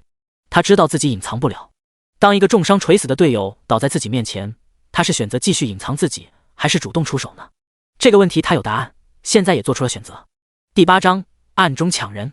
博学者协会交流群，胡守明发了一条信息：“你们说，如果一个职业者把自身所有基础技能提升到满级，会发生什么变化？”深竹，这个课题已经有答案了，不过你们权限不够，看不到。怎么了？突然想研究这个？群里都是参与过重要项目的大佬，胡守明加密信息后才发送。是这样的，我带了个学生，基础技能满级后出现2个0级技能，一个是3阶领主技能，另一个是我没听过的。我想询问一下，协会有研究治疗法师的前辈吗？我这边需要一些支援。深竹，胡说。深竹，你等等，我叫我老师。胡守明一脸欣喜。好的，多谢深前辈。这边交涉完毕，季夏吃了3大碗，感觉快饱了。不过他还在吃，突然就听到胡守明说道：“我这边联系了一位专业的前辈，他明天就会过来指导你。你记得今晚休息好。”之后，胡守明带着季夏回住宿地方，而另外3个猜你看我，我看你。最后还是姜糖先开口：“我感觉碰到怪物了。”妈呀，若水，你说季夏是怎么做到的？一天啊，就1天。李若水倒是还算镇定，他道：“我有个表哥，用了1天把2个技能提升到满级。我们人类数十亿人，出几个怪才也算正常。”李楠无奈的笑道：“在大基数下出1-2个是正常，可季夏是在我们眼前，我们亲眼见证，一对比，感觉自己不配加入培训。”姜糖白了李楠一眼：“我觉得我配，不过季夏是治疗法师爱，我倒是知道过去也有这种怪才，不过都是法师。季夏绝对是超级金大腿，我感觉其他人要疯。”他的感觉没有错。此时已经是深夜，季夏回到宿舍后，已经吃饱的他困意，睡得很安稳。而基地之外，不知何时聚了一群人，这些人的面孔大部分是经常上电视的那种，不过现在他们不太稳重。老高，你们先遣队可是有白云大师也来抢人？老高淡定自若，悠悠说道：“白云大师是治疗法师，季夏也是，有大师指导，能更好的成长。”张怀松报以鄙视，说得冠冕堂皇，谁不知道三转之后指导也没用，只能靠自己。我们攻坚团已经开始准备攻略灾厄及副本魔龙巢穴，等季夏成长起来，绝对能过，说不定就能得到5转的超凡知识。又一人开口：“大家既然来了，有神妖心思都懂，凭本事吧。而且季夏成长起来，真以为就能一直待在一处？那么多代攻略副本，忙不完的。8成附近就有个1转噩梦副本，至今没过吧？”这话一出，其他人都安静下来，因为这是大实话。他们也知道，面对大夏甚至人类都束手无策的高难度副本，季夏注定不会只加入某个群体，所以他们转变策略，直接交好就行，到时候凭借关系也能更容易把人邀请过来。没有了明面上的争斗，这群人就平和起来。张怀松对老高说道：“高明，我记得咱们荣城有一个扭曲丛林副本，对吧？”高明点头，若有所思地说道：“是有这么一个副本，本来是打算作为这一次培训的奖励。你等等。”“喂，是我，把扭曲丛林的封锁打开，最近我有用。”“奖励换一个，就说是我说的。”一通电话结束，高明笑眯眯地说道：“行了，已经搞定，趁着其他区没来人，我们先合计合计。”“我代表次元研究所拿出极限宝石。”“行，那我代表博学者协会提供真实系列技能的信息以及超凡知识。我荣城武学愿意提供领主级技能。”随着这群人协商完毕，站在一边不敢说话的胡守明心满意足。这样一来，季夏4转之前的资源和知识都不会缺了。他看向基地的宿舍，季夏睡得很香，甚至没时间给技能加点。胡守明没说错，他确实正在提升模板层次，为何还需要睡一觉？其实换个说法，所谓模板其实就是自身的信息数据化，它仅仅是一个显示器。职业者一开始体质、精神等都很普通，随着升级和学习，让自身发生进化，本质提高，这才有了模板提升。玄幻点的说法，就是普通体质一步步蜕变成特殊体质。清晨，鸟鸣声吵醒了季夏，他有点赖床习惯，所以并没有起来，但也第一时间查看自身面板。季夏，治疗法师，统领模板41010000，天赋赞歌0500，技能 LV0 真实治疗70100 ，LV0 进化之光33100，原点871，精神300，已达到极限，超过部分会提升灵魂。体质151，统领模板季夏看过，是直接给各属性加100点。季夏感觉到自己的思维格外活跃，以前刚刚睡醒的时候，脑子里还一团浆糊，然而现在的季夏格外清醒。他没有去加点，因为分析出等会儿会有大佬来讲课，自己的提升也算进度，没准可以省去许多原点。紧接着，季夏被自己的法力值吓到了，正常来说是精神力值等于法力值，所以他应该有3000法力值，然而现在的他实际上有更多，起码5000。体质提升，力量等都会提升，季夏小心翼翼地起床，生怕破坏什么，但是手下的触感告诉他应该用多少力，完全没有生疏感，这大概是灵魂强大的原因，季夏只能这么猜测。快速洗漱完毕之后，哪怕换了新地方，季夏也觉得周围过于安静，除了动物的叫声就没人类的声音。当他走出门的时候，看到守着的胡守明，季夏意识到他的试探有结果了。只见胡守明充满惊喜地揽住季夏：“好小子，你知道你惊动了多少人不？西南片区的30座城都派人来了，我是来告诉你一声，这个培训计划你不必参与了，直接毕业会有更好的资源提供给你。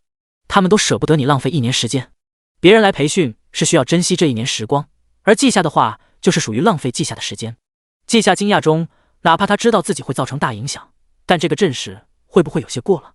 胡守明把一个饭盒给季夏：“先吃饭，等会有的忙。”饭盒里面有一个巴掌大小饭团，季夏赶时间2口吃光，却瞬间觉得肚子饱了，并且他感觉自己的法力恢复速度略微增加，不用多想，这必定是超凡厨师制作的食物。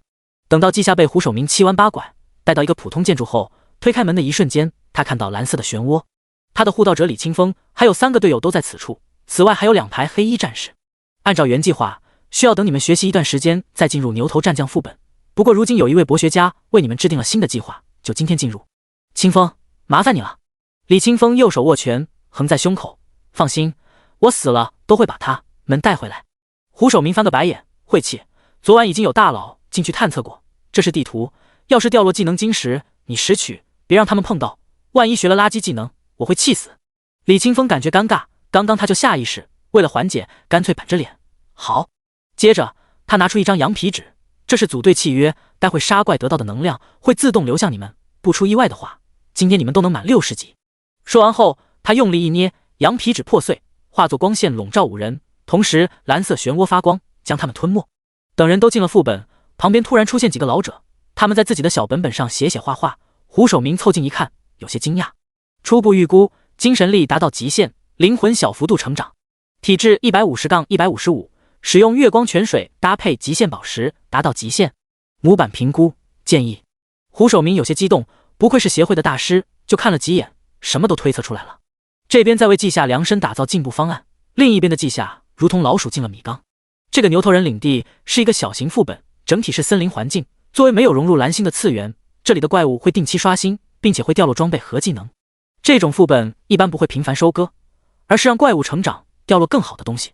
刚才他们进来后就遇到2个牛头人，3米的身高，看起来要爆炸的肌肉，扛在背上的巨大石斧，黑亮的牛角充满压迫感。结果没等季夏看个仔细，就是一旦电光闪过，牛头人化成灰。而季夏的原点加时，这副本门口的小怪都是精英级，而怪物死后并不像外界一样彻底消失，什么都不留下。只见黑灰旁边有一块牛皮以及一颗淡红色的晶体。李清风挑眉，运气不错，出技能晶石了，不过你们别碰，万一学了垃圾技能，我担不起责。第9章第一次战斗。次元之门降临，有的次元很普通，和世界融合后依旧是自然刷新怪物，并且伴随着时间流逝，这种地方会不再诞生怪物，成为安全区。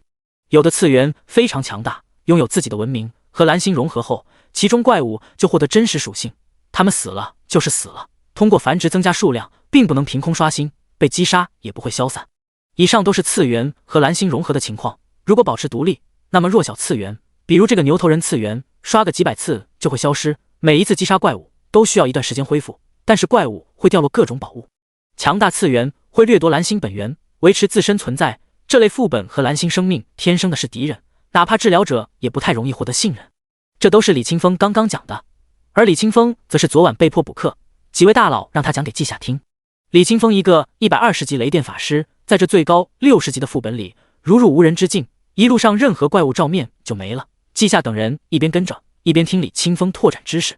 看到刚才掉落的怪物材料煤、牛皮、亚麻之类是裁缝需要用到的，矿石、金属之类的锻造师会用到，魔力溶解剂、怪物之血就是附魔师或者药剂师要用，偶尔还能掉落某某残液，记录超凡知识，这才是最宝贵的。对了，副本也分级别，普通、困难、噩梦、灾又根据面积大小分小型、中型、大型。噩梦级副本后，击杀怪物会掉落特殊装备、附加属性。大夏的虚拟游戏，你们在游戏课都玩过，就不多解释了。姜糖也是普通人家的孩子，听完就恍然大悟啊！我就说游戏课不对劲，原来也和次元之门有关。李清风看了眼季夏，才说道：“是的，现阶段还有许多低阶副本没有通过，只能封锁，就等着凑齐队伍打通，没准能把某些职业补全。”季夏精神力强大，从这一眼中感觉到了寒意，看来有需要他出力的地方。不过还没等到他多想，就听李清风说道：“前面就是牛头人部落决斗场，有个统领级牛头人，我把他打残，你们远处攻击一下，看看能不能掉落特殊专属技能。”走出树林，果然是大片空地，一个棕色牛头人躺在地上，几乎是5人才到，就站了起来。吼！不是正常牛的叫声，而是一声怒吼。牛头人浑身变成血红色，双手举起，一个巨大石块就要成型。然而李清风挥手，蓝白雷光落下，不仅劈散石头，还让牛头人直接倒地，时不时抽搐一下，他已经重伤濒死。季夏直接使用微光，对牛头人造成微弱伤害，附带的致盲也聊胜于无，毕竟他都快死了。李若水他们的攻击也先后落下，荆棘、火球和一把飞出去的长剑。噗！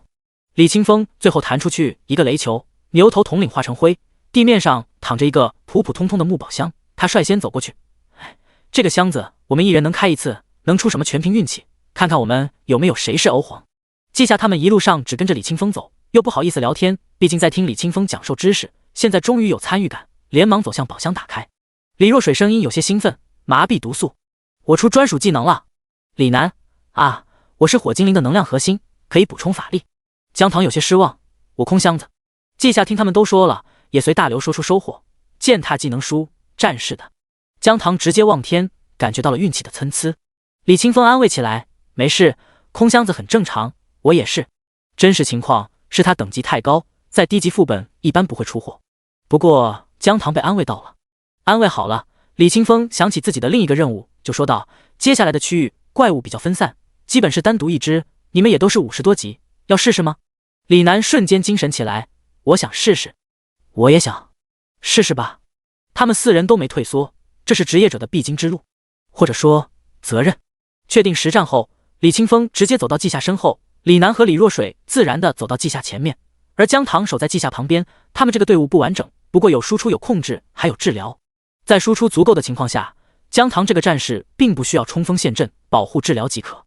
几人小心翼翼地前进，几分钟后看到一只精英牛头人，李楠和李若水同时抬手，牛头人脚下生长出荆棘，将其缠绕，而后5颗火球命中牛头人头颅。这次偷袭打了牛头人一个猝不及防，但牛头人皮糙肉厚，没有死去，还在副本规则下拥有战斗力。好！随着牛头人怒吼，他跳了起来，瞬间来到几人上空，那荆棘也被扯断，但也拖延了时间，让几人躲开。轰！土石飞溅，地面出现一个凹陷，这是践踏技能效果。季夏本想使用微光对怪物致盲，但事先没和队友交流，怕出乱子，就只是跟着躲避。李楠再次施法，火焰长枪带着灼热插进牛头人胸口。李若水使用荆棘缠绕，主动接触火焰，于是牛头人被熊熊燃烧的藤蔓灼烧起来。李楠的技能等级绝对不低，应该有3级左右，施法速度更是极快，又补上火球，牛头人直接倒地。虽然牛头人什么也没掉，但第一次击杀怪物，几人还是挺高兴。季夏没参与感，但收获了原点。李清风就笑道，感觉如何？姜糖略微兴奋，他们俩好厉害，我就没出手。李楠也是满脸笑容，我的施法还不够快速，也不流畅，还好李若水限制牛头人。李若水面色微红，我做的还不够，如果荆棘缠绕等级高点，就不会让牛头人挣脱。季夏适时吐槽，他们太厉害，我没机会出手，不过这是好事。另外，我的微光可以对怪物造成致盲效果，下次可以试试。啊！姜糖张大嘴惊呼，你的微光还能这样？李清风则是惊讶另一个方面，他夸奖道，不错，没和队友提起的能力，在可能引发意外的情况下不使用是对的，这是防止怪物发狂之类。出战告捷，4人在李清风的守护下继续进城。怪物不会讲什么循序渐进，这一次竟然直接就是3个怪物站在远处，众人制定计划。是姜糖先说的，一只交给他们俩，像之前那样解决，剩下2只，记下你直接致盲，我去用技能拉怪，你给我治疗，顶住4秒钟，他俩就能腾出手。李清风没出声，但4个人觉得可行，尤其是季夏自己觉得行，所以直接行动起来。几个人是同时施法的，但微光是光属性，用出来瞬间就直接作用于2只怪物，他们骤然失明，还在惊慌时候，姜糖就一个大跳落到怪物中间。此时他已经穿戴好了装备，一柄仿佛门板的重剑，一面盾牌，和他的装备一样，都是纯黑色。呀哈！他娇喝一声，失去视觉的牛头人瞬间被声音吸引，同时也被其中蕴含的技能影响，这是嘲讽盾战的核心技能。2个牛头人举起石斧，一同朝着姜糖劈下。与此同时，季夏的真实治疗已经蓄势待发。砰！石斧和盾牌撞击，发出剧烈声响，而真实治疗也化作一团无形力量落到姜糖身上。在季夏的感知中，姜糖仅仅是气息衰弱一瞬间，就瞬间恢复。李清风眼睛一亮，这微操都不需要专门训练，直接就能实战了。嘲讽期间，怪物只会无脑的攻击使用者，不会使用法术。姜糖承受牛头人的重击后，一声闷哼，紧接着就是感觉到暖流流转全身，彻底恢复。身为少见的盾战，姜糖其实已经专门进行过抗打击训练，也被牧师治疗过，但他很确定季夏的治疗是不同的，是真正的恢复。他敢保证，这场战斗结束后，即便再来几10次，他回去也不用调养，而是可以继续上战场。姜糖想到了季夏的真实治疗，这大概就是该技能的特殊之处。因为考虑太多，姜糖这次被攻击并未反击，而是下一次感受到巨力后，重剑横扫，在牛头人腿上划出血痕。好！牛头人暴怒了，他们的攻击更加频繁，但另一边的2人已经联手解决敌人，火球朝着一只牛头人飞射。姜糖的计划按照预想中的进行，3个牛头人相继倒下。啪啪啪！李清风鼓掌，做得不错，果然都是天才，战斗天赋也不差。不过接下来你们不用动手了，这个副本也不是用来磨练你们，带你们练级才是关键。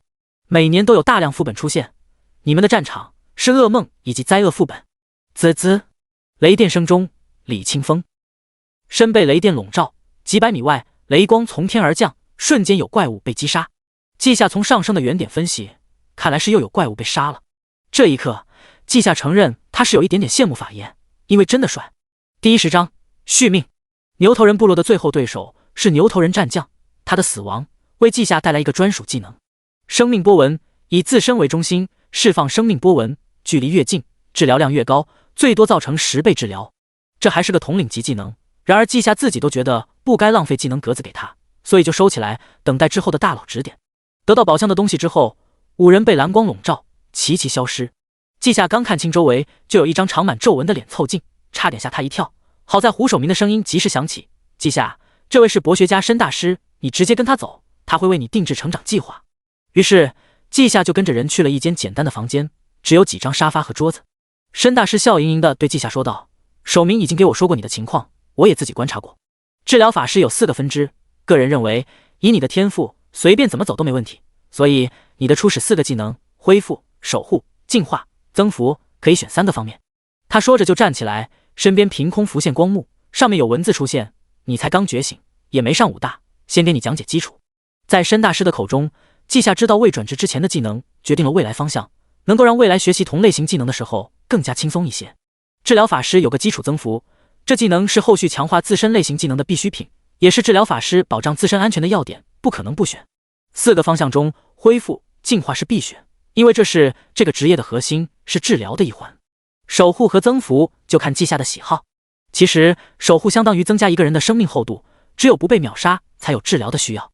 所以季夏总结之后，就是申大师推荐他选择恢复、净化和守护3个方向，不是不能都选，而是技能位就那么几个，这涉及未来的转职，具体什么季夏需要3转才能知道，提前被别人告诉就会受到知识诅咒，发生意外。听人劝，吃饱饭，季夏选择听劝，没有执拗的全选，而是认真思考起来。申大师也没打扰，不过他为季夏补充了一下关于真实系列技能，给你讲讲。游戏里你给队友加血，只要队友血条不清空就不会死，但现实中失去的生命能量并不是那么好补充，所以战斗中受伤过重，哪怕被治疗，依旧会有一段时间的虚弱期。要是在这期间继续战斗，就会形成永久性损伤，再也无法进步。而真实治疗，每一次治疗其中都有一部分对生命本源进行补充，是彻底的治疗。更上一层次是本源治疗术，迄今为止治疗法师4转有一个稀有技能根源波动能做到，自然萨满有一个同级别的自然祝福可以。季夏的内心有点蠢蠢欲动，他现在的原点可以给技能加几10次，所以他期待的看向申大师：“大师，有相关的技能信息吗？”申大师觉得很可惜，他觉得以季夏的天赋绝对可以自己领悟，只要他有相关知识，但问题是没有。我只能说所有超过2转的技能都没办法书写下来，只能自己通过副本掉落或者从普通技能中领悟。对了，这个回答也能回答你之前的某个问题。季夏一愣，随后秒懂，这就是基础阶段几个技能的重要性吗？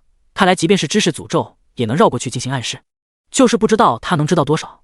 定下心神，季夏郑重地说道：“大师，我能问一下，1转的过量治疗能把真实治疗的溢出治疗量转化成真实护盾吗？”申林摇头，等你把真实治疗提升到1级后，你就会明白这个技能的本质。其中一部分力量会用来治疗亏空的生命本源，而我们的本源哪怕是圆满无缺的，也会继续吸收外来本源，不存在溢出。所以过量治疗形成的护盾并不能形成真实护盾。过量治疗形成的护盾本质上是外来的治疗效果，就是一种特殊生命能量，不属于目标自身。受伤的身体需要它们，但又不能太多，否则会稀释本源，身体会本能排出部分，因此才可以溢出。看得出来，申大师是经常讲课，所以顺便为季夏拓展几个技能的信息，并且还有继续的延伸。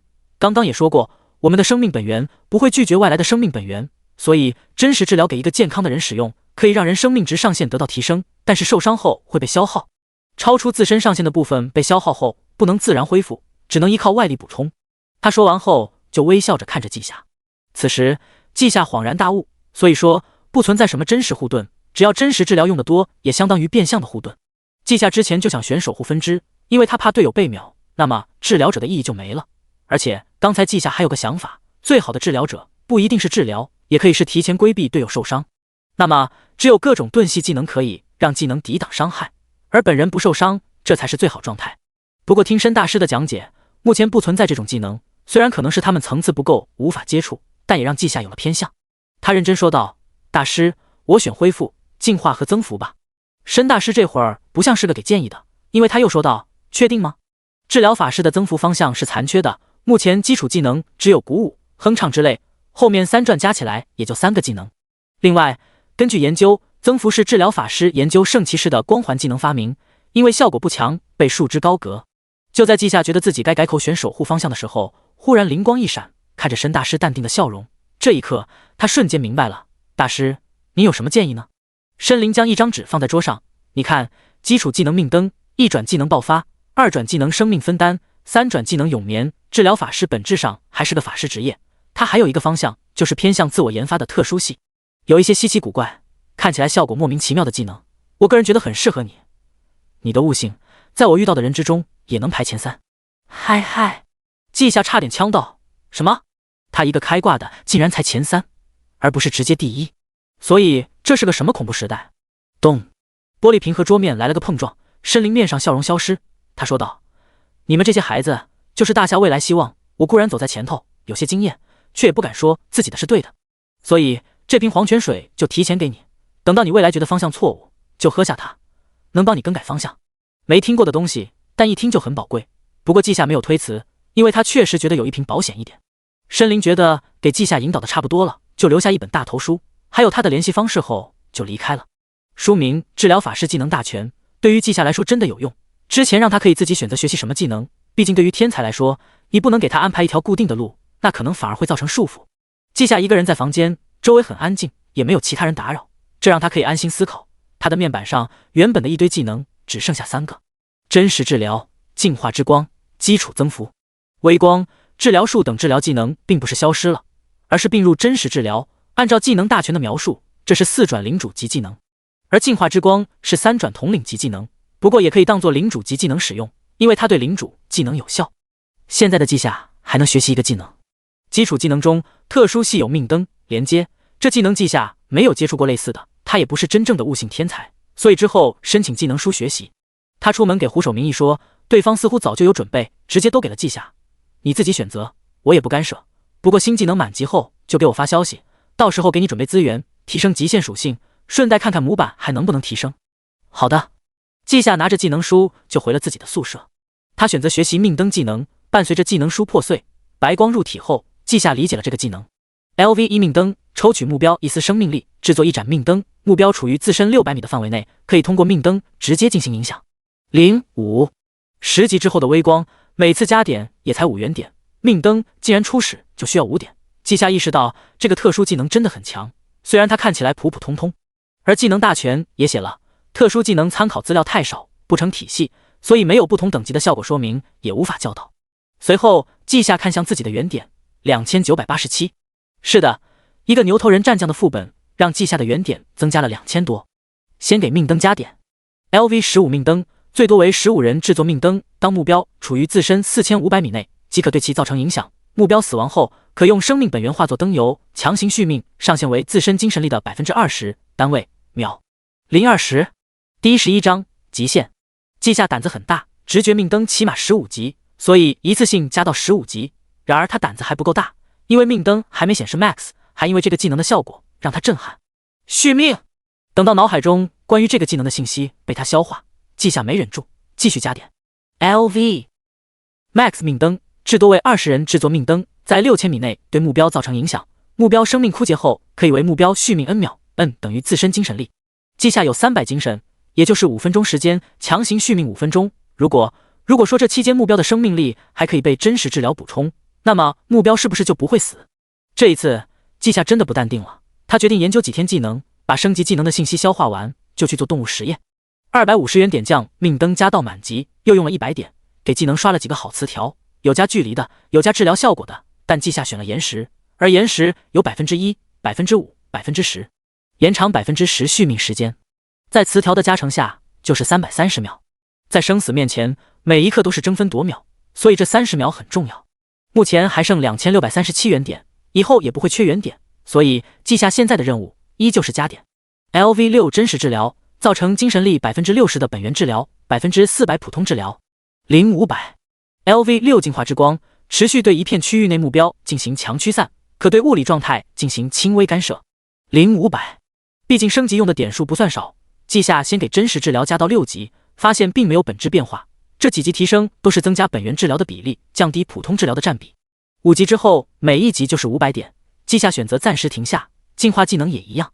不过净化之光有些不同，之前也就是驱散致盲、眩晕、沉默、中毒等状态，但你石头封印或者嘴巴被堵住就不能影响。在季夏看来，进化达到6级就发生了蜕变，从一般技能变成了概念类技能，加点的效果是明显的。但现在季夏只剩下834元点，不过无所谓，技能提升让季夏提升模板的要求从4101000变成9101000，等他把体质提升到极限，估计还会继续降低点数要求。这时候季夏把目光放到了天赋赞歌上，果断消耗500元点。升级没有出现，因为天赋直接变了个名字，他根据季夏目前的力量体系形成新的最契合季夏的天赋。死亡抗拒，面临必死局面时，肉体奔赴死亡，灵魂逃出升天。领5000，季夏嘴角一抽，好家伙，500变5000，不过这个天赋确实值得。说它是天赋，实际上它没任何加成，之前赞歌的效果都消失了。但是季夏相信，如果他把天赋效果说出去，即便是见多识广的申大师也会震惊，然后安心。从季夏的角度出发，死亡抗拒天赋就是季夏面临必死局面，可以付出肉体毁灭的代价救下灵魂。如今时代可是超凡当道，能保留下灵魂，说不定就会有办法重塑肉身。治疗法是2转有个伤口愈合，3转有个断肢重生。季夏目前大概明白技能的加点提升方向，他相信给这2个技能加点，迟早会拥有重塑肉身的能力。到时候搭配抗拒死亡，季夏就能死而复生。他相信以他的能力，绝对可以作为团队核心，只要他不死，大部分困难都能度过。最后334元点，季夏就留下了。这次技能提升太多，虽然加点结束就等于季夏会了，但是其中蕴含的信息如果可以彻底消化，带来的好处更大。于是季夏进入学习状态，不过他也不是不闻不问，而是选择性的向外透露。比如第1天，胡老师，我命灯有头绪了。第2天，胡老师，我真实治疗1级了。第3天，我命灯在面板显示满级，但感觉还可以提升。第7天，胡老师，净化之光也提升了，下一步是做什么？胡守明的账号前，这位壮汉已经不是前几天的震撼、迷茫、惊讶，而是平静。他觉得他已经能够接受这种刺激。这时，一只手把他的设备拿走，开始回复：等着，马上有人接你去提升体质。胡守明面色担忧：老师，等季夏提升到极限后就可以转职了，到时候是直接开始攻略副本？他的老师回答：当然，季夏现在积累足够，只要他进入任何一个1阶副本都能转职。荣成拿出的扭曲丛林很适合他。季夏才看到信息，就很快听到了敲门声，正是李清风。这让季夏有些不好意思：李哥，你一直带我，会不会影响你提升啊？李清风无所谓的摆手：才不会影响，我现在和你一样，正在打基础，争取把属性撑到极限，等到合适时间就去2阶副本引动本源进行转职。对了，你学了这么久，等会泡冷泉结束，下午给你放个假，回家休息，明天去扭曲丛林副本。冷泉？季夏抓住重点。李清风神秘一笑，召唤雷电鸟，带着季夏飞进基地后面一片树林，中心是2米见宽的小水池，上面烟雾缭绕，季夏才落地就感觉一阵凉意，而水面上还悬浮着一颗精美的透明宝石。这时李清风已经起飞，进去泡个澡吧，体质到300就发消息给我。一阵风之后，这里只剩下季夏一个人，格外幽静。他也没浪费时间，直接脱衣服泡进泉水。说来也奇怪，这水感觉就很冷，结果浸泡在其中，季夏只感觉到温暖。这水池是被专门改造过，躺下后凸起的卵石让季夏觉得很舒服。那宝石缓缓旋转，和白雾一起笼罩季夏。昏昏欲睡之间，季夏的体质不断上升，这让季夏感觉浑身充满力量。又由于体质是短时间内增加，就让季夏产生一种不太美妙的感觉，他浑身都在发烫，身边泉水甚至冒出更多的水汽。这时候无处宣泄的季夏感觉温暖变成了冰凉，平息他体内的躁动。随着他体质越来越好，冰凉也慢慢化作寒冷。季夏有注意面板，此时已经295体质，一开始提升就像是秒表计时，现在就像快放学的时钟，怎么也不动一下。好在终究是在提升，10多分钟后体质达到296。季夏干脆重新梳理技能信息，他用了7天时间完全理解，现在复习一遍。时间不知不觉流逝，季夏来时太阳才出来，这回太阳已经高挂在天空正中。季夏忽然觉得寒冷消失了，他的体质精神双双达到300极限，模板也说是提升到领主级。季夏精神一振，连忙擦干水，穿衣后他试着握拳，只觉得自己举手投足之间都蕴含着爆炸性的力量。同时季夏还觉得自己有些饿，不是肚子的饥饿，而是生命本源。他这是提升体质，连带着本源也提升，就因为提升太快，没有跟着增长。不过季夏对着自己使用真实治疗后，那感觉就消失了。稍微活动之后，季夏适应了自身力量，他捡起一块小石头，轻松捏成粉末，这才发消息。幸福小区就是季夏新家小区的名字，早些年修建的，名字都是那个时代的风格。季夏回来时候，倒是看到乱跑的小孩，遛狗养鸟的老人倒是几乎没看见。这是这个世界的特色，作为一个职业者的家属小区，这里面有年龄大的人，但他们基本都是军团的中流砥柱，在各个副本流血流汗，普通人的社会中很少露面。季夏在晚饭后站在窗口看向四周，他知道明天开始他也会是如此。从周围人的话之中，季夏已经知道有许多从来没有打通的高难度副本需要他去攻略，这类副本只能同层次的职业者进入，只有打通之后高级职业者才可以进去。高难度副本必定蕴含某些职业的超凡知识，说不定就可以补全现有的体系。所以攻略副本是每个势力的首要任务，只有掌握先进的超凡知识，才能在如今的蓝星拥有立足之地。蓝星之上，国家和势力林立，最强大的分别是西海岸联邦、大夏、神圣联盟，但其余的自由公国、太阳岛、自然联盟等也紧追其后。人类的内斗从来没有停止过，超凡时代各个势力还算克制，每年的争执都采用武学比斗来解决，这是比拼新生代。大夏因为结构问题崛起更晚，一直被另外两个顶级势力联手打压，想要彻底超过他们，就需要在顶端力量、基层建设中共同进步。夜空繁星点点，映照的季夏眼中也灿若星河，他完全不排斥未来的安排，有加点面板在，他需要的正是这种新副本，其中全是稀有怪物。愚公，他是在铲除怪物势力，扩张人类地盘，增强人类实力。于斯，他是利用怪物来提升自己。季夏想看看，作为一个治疗者，他能做到什么程度。第12章，世界的真相。清晨，季夏准备去基地集合，和家人相处的时间总是太过短暂，令人不舍，所以季夏打算一大早就走。他不太喜欢经历离别。结果他一开门就看到厨房有光，黄妈轻手轻脚的做鸡蛋饼，而他爸也在旁边。见季夏出来，并且已经穿戴整齐，黄妈把盘子和筷子自然的拿到桌子上，来吃早饭。你怎么不多睡会儿？是不是吵醒你了？季夏坐下开始吃饭，这隔音挺好的，我是打算早点去基地训练。这一盘够我吃饱了，现在还早，爸妈你们再去睡个回笼觉吧。季春山夹着一支烟也没点燃，别到耳朵后面，沉默一瞬后才说道，小区里都是职业者家属，我最近和他们打听过，副本很危险，季夏，你长大了，出任务千万要小心。黄月如也坐下，瞪了眼继夫，才带着笑对季夏说道，儿子，小心是对的，你是治疗者，有人保护，所以更不能掉以轻心。最近我出门买菜，总能遇到几个热心肠的邻居，我不信他们真这么热情，绝对是儿子你有出息。我和你爸也考虑过，你有出息，我们当然自豪，但我们没啥见识，不知道什么大局观，只知道你是我们儿子，所以你的安全最重要。季夏觉得自己之前啥都不说，有些不应该，虽然初衷是不让爸妈担心，但是大家都是成年人，有些事说开更好。所以3两下解决煎饼后，季夏说道，爸妈，你们别担心，你们应该能猜到我天赋不错，实际上比你们想的还要更好一些，我敢肯定，在我附近绝对有一个不低于3转的强者在保护我。至于其他人的嗜好，你们大可以随心一些，不是我自大，咱们8成甚至整个西南区域都巴不得我和他们有人情往来。活了半辈子的2个人听到季夏的话还真愣了一下，他们知道这是真的，不然解释不清最近为何做什么都一帆风顺，只是在亲耳听到儿子的话，心中的担忧终于尘埃落定。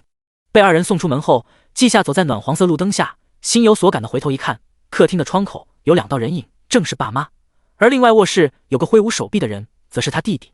这一刻，季夏不自觉露出微笑，同时他这一世才有的弟弟终于活起来。基地外，李清风已经在等待，他看到季夏的时候就直接打招呼，来这么早？走吧，去军团，用他们的传送阵可以直接到荣城。季夏点头，同时把一张纸递给李清风，李哥，这东西我是交给谁更好？啊！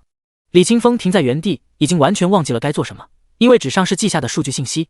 季夏60级治疗法师，领主模板，精神300，体质300，魅力10+，天赋死亡抗拒，技能 LV1 真实治疗， LV2 净化之光， LV5 命灯， LV1 基础增幅。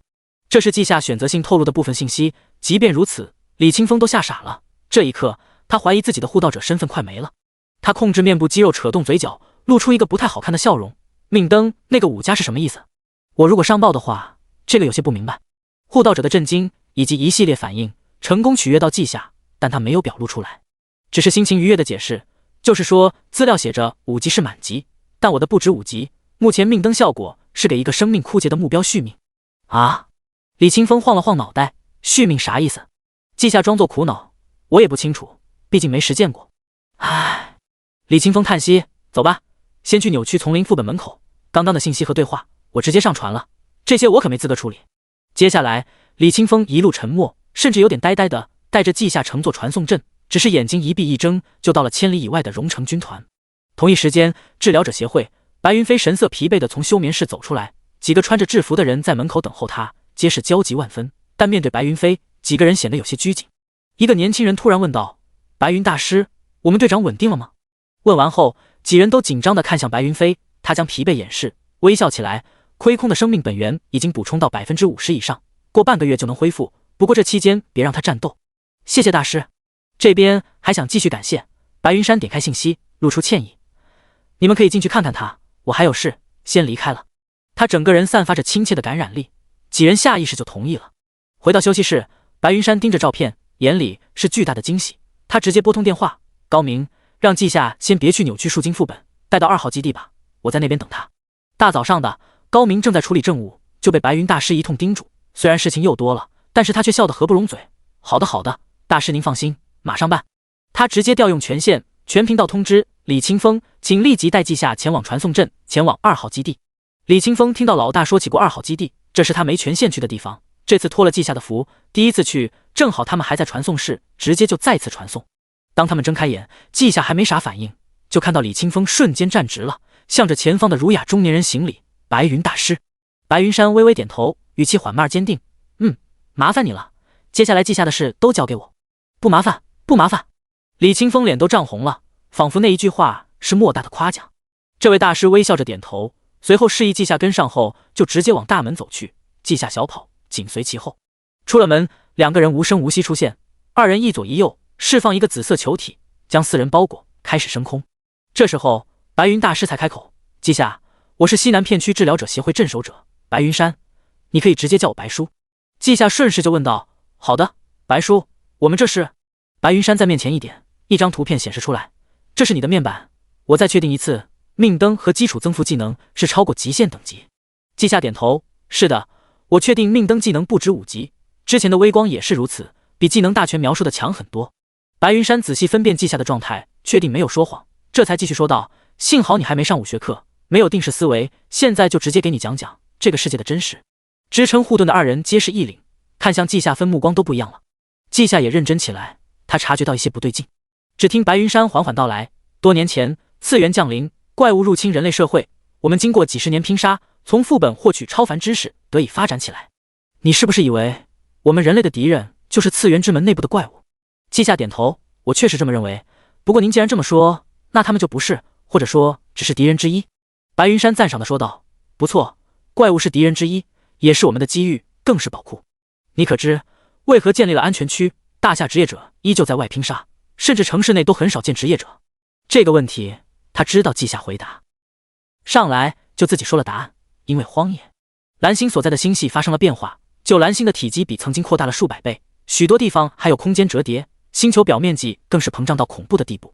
大长老利用次元之门的力量，打造了神器次元庇护所，让大夏国土化作安全区，没有怪物来入侵。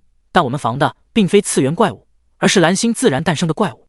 你看，季夏说着，白云山的视线看向前方，莫名的觉得自己很渺小，因为呈现在他眼前的是一望无际的绿色海洋，放眼望去，到处都是30米高的大树，把大地每一丝空隙都挤满。白云山的声音像是旁白：蓝星原本的生物在进化，他们本就是这个星球的生命，发展的极快。次元降临之前，动植物先开始变异，爆发受灾，300多个国家只剩几十个。后来次元降临，我们从中获得超凡知识，发展起来，才勉强抵挡受潮。但这个过程中，留存下来的国家和势力也仅剩13个。次元的力量让我们人类快速发展，但也限制了我们，尤其是对于你这种天才，利用次元晋升是一种损失。现在的你已经达到学徒级极限，只需要进入荒野，感受大自然的原力，就能成为真正的一阶。紫色球体开始降落到森林中，这是季夏即将晋升的地方。但此时此刻，季夏接收大量信息，还有点没反应过来。从白叔的话中能听出来，他们的敌人是安全区之外的荒野，至于副本，可以说是敌人，但更像是一个伴随危机的机遇。没有这些副本，他们人类已经在受潮中决堤。这就是真相吗？第13章大师收徒。在天上时候，季夏就目测绿色海洋中的树有30多米高，而真的落地后，感受昏暗的环境，他才发现自己还低估了。这些树不知道怎么长的，50米高的巨树只能说司空见惯，100米的竟然也不少见。人类的城市，自己身在其中，感觉很大，实际上只是大海上的一座孤岛，随时可能被淹没。这是靠近城墙的森林，可能经常清理。季夏没有看到怪物，甚至没有昆虫。白云山为季夏讲解晋升要素，等会结界解除，你第一次和原力接触，尽可能的吸收。从此以后，你就只能使用最基础的技能书，但次元的规则也无法限制你。你的技能彻底解除限制，只要你足够有天分，100级、1000级都有可能。至于那些高级技能，实际上基础技能提升到一定层次，你可以根据自己理解创造新法术。我们可是法师，法师追求真理，是研究者。我就是如此晋升，可以不受到次元限制，将自己的经验讲解他人。知识诅咒与我无关。待你成功后，你可愿意拜我为师？愿意。季夏没有哪一刻的反应有现在这么快。之前听白云大师的名字，他还没反应过来。这回他从记忆中找出来了。白云大师，整个西南片区30个城市中最顶尖的治疗者，在全大夏也排名前3。季夏已经从之前加点中清楚，15级微光蕴含的知识让他进化直接达到5级。如果有这位大佬教导，许多时候都可以不需要加点就可以提升技能等级，更不用这种大佬还能带来人脉和物质方面的资源，拜师是不可能亏的。对于季夏的果断，白云山也露出笑容，他满意点头。好，3秒后结界解除，你开始晋升，不用担心怪物，我们会解决。时间一到，紫色结界消失，季夏闻到了泥土和树木的清香，感受到了四周浓郁的能量，这些力量争先恐后的钻进季夏体内。周围起风了，季夏就是风眼。风中，季夏双脚离地，双目紧闭，他的脑海之中浮现出4个符号，代表4个技能。基础增幅的符号并非平面，而是3维立体，不过非常残缺，看不出外形。真实治疗和进化之光的符号仅仅是平面，但是非常完整。不过遗憾的是，季夏无法形容出符号的外形，却知道它们代表恢复和进化。命灯的符号是最特殊的，竟然可以被季夏形容，它就像一盏古老时代的油灯。几个符号出现后，都有不同程度的变化，季夏的气息直接迸发，眨眼间就提升了好几个级别。这时候季夏已经清醒，正在查看自身面板变化。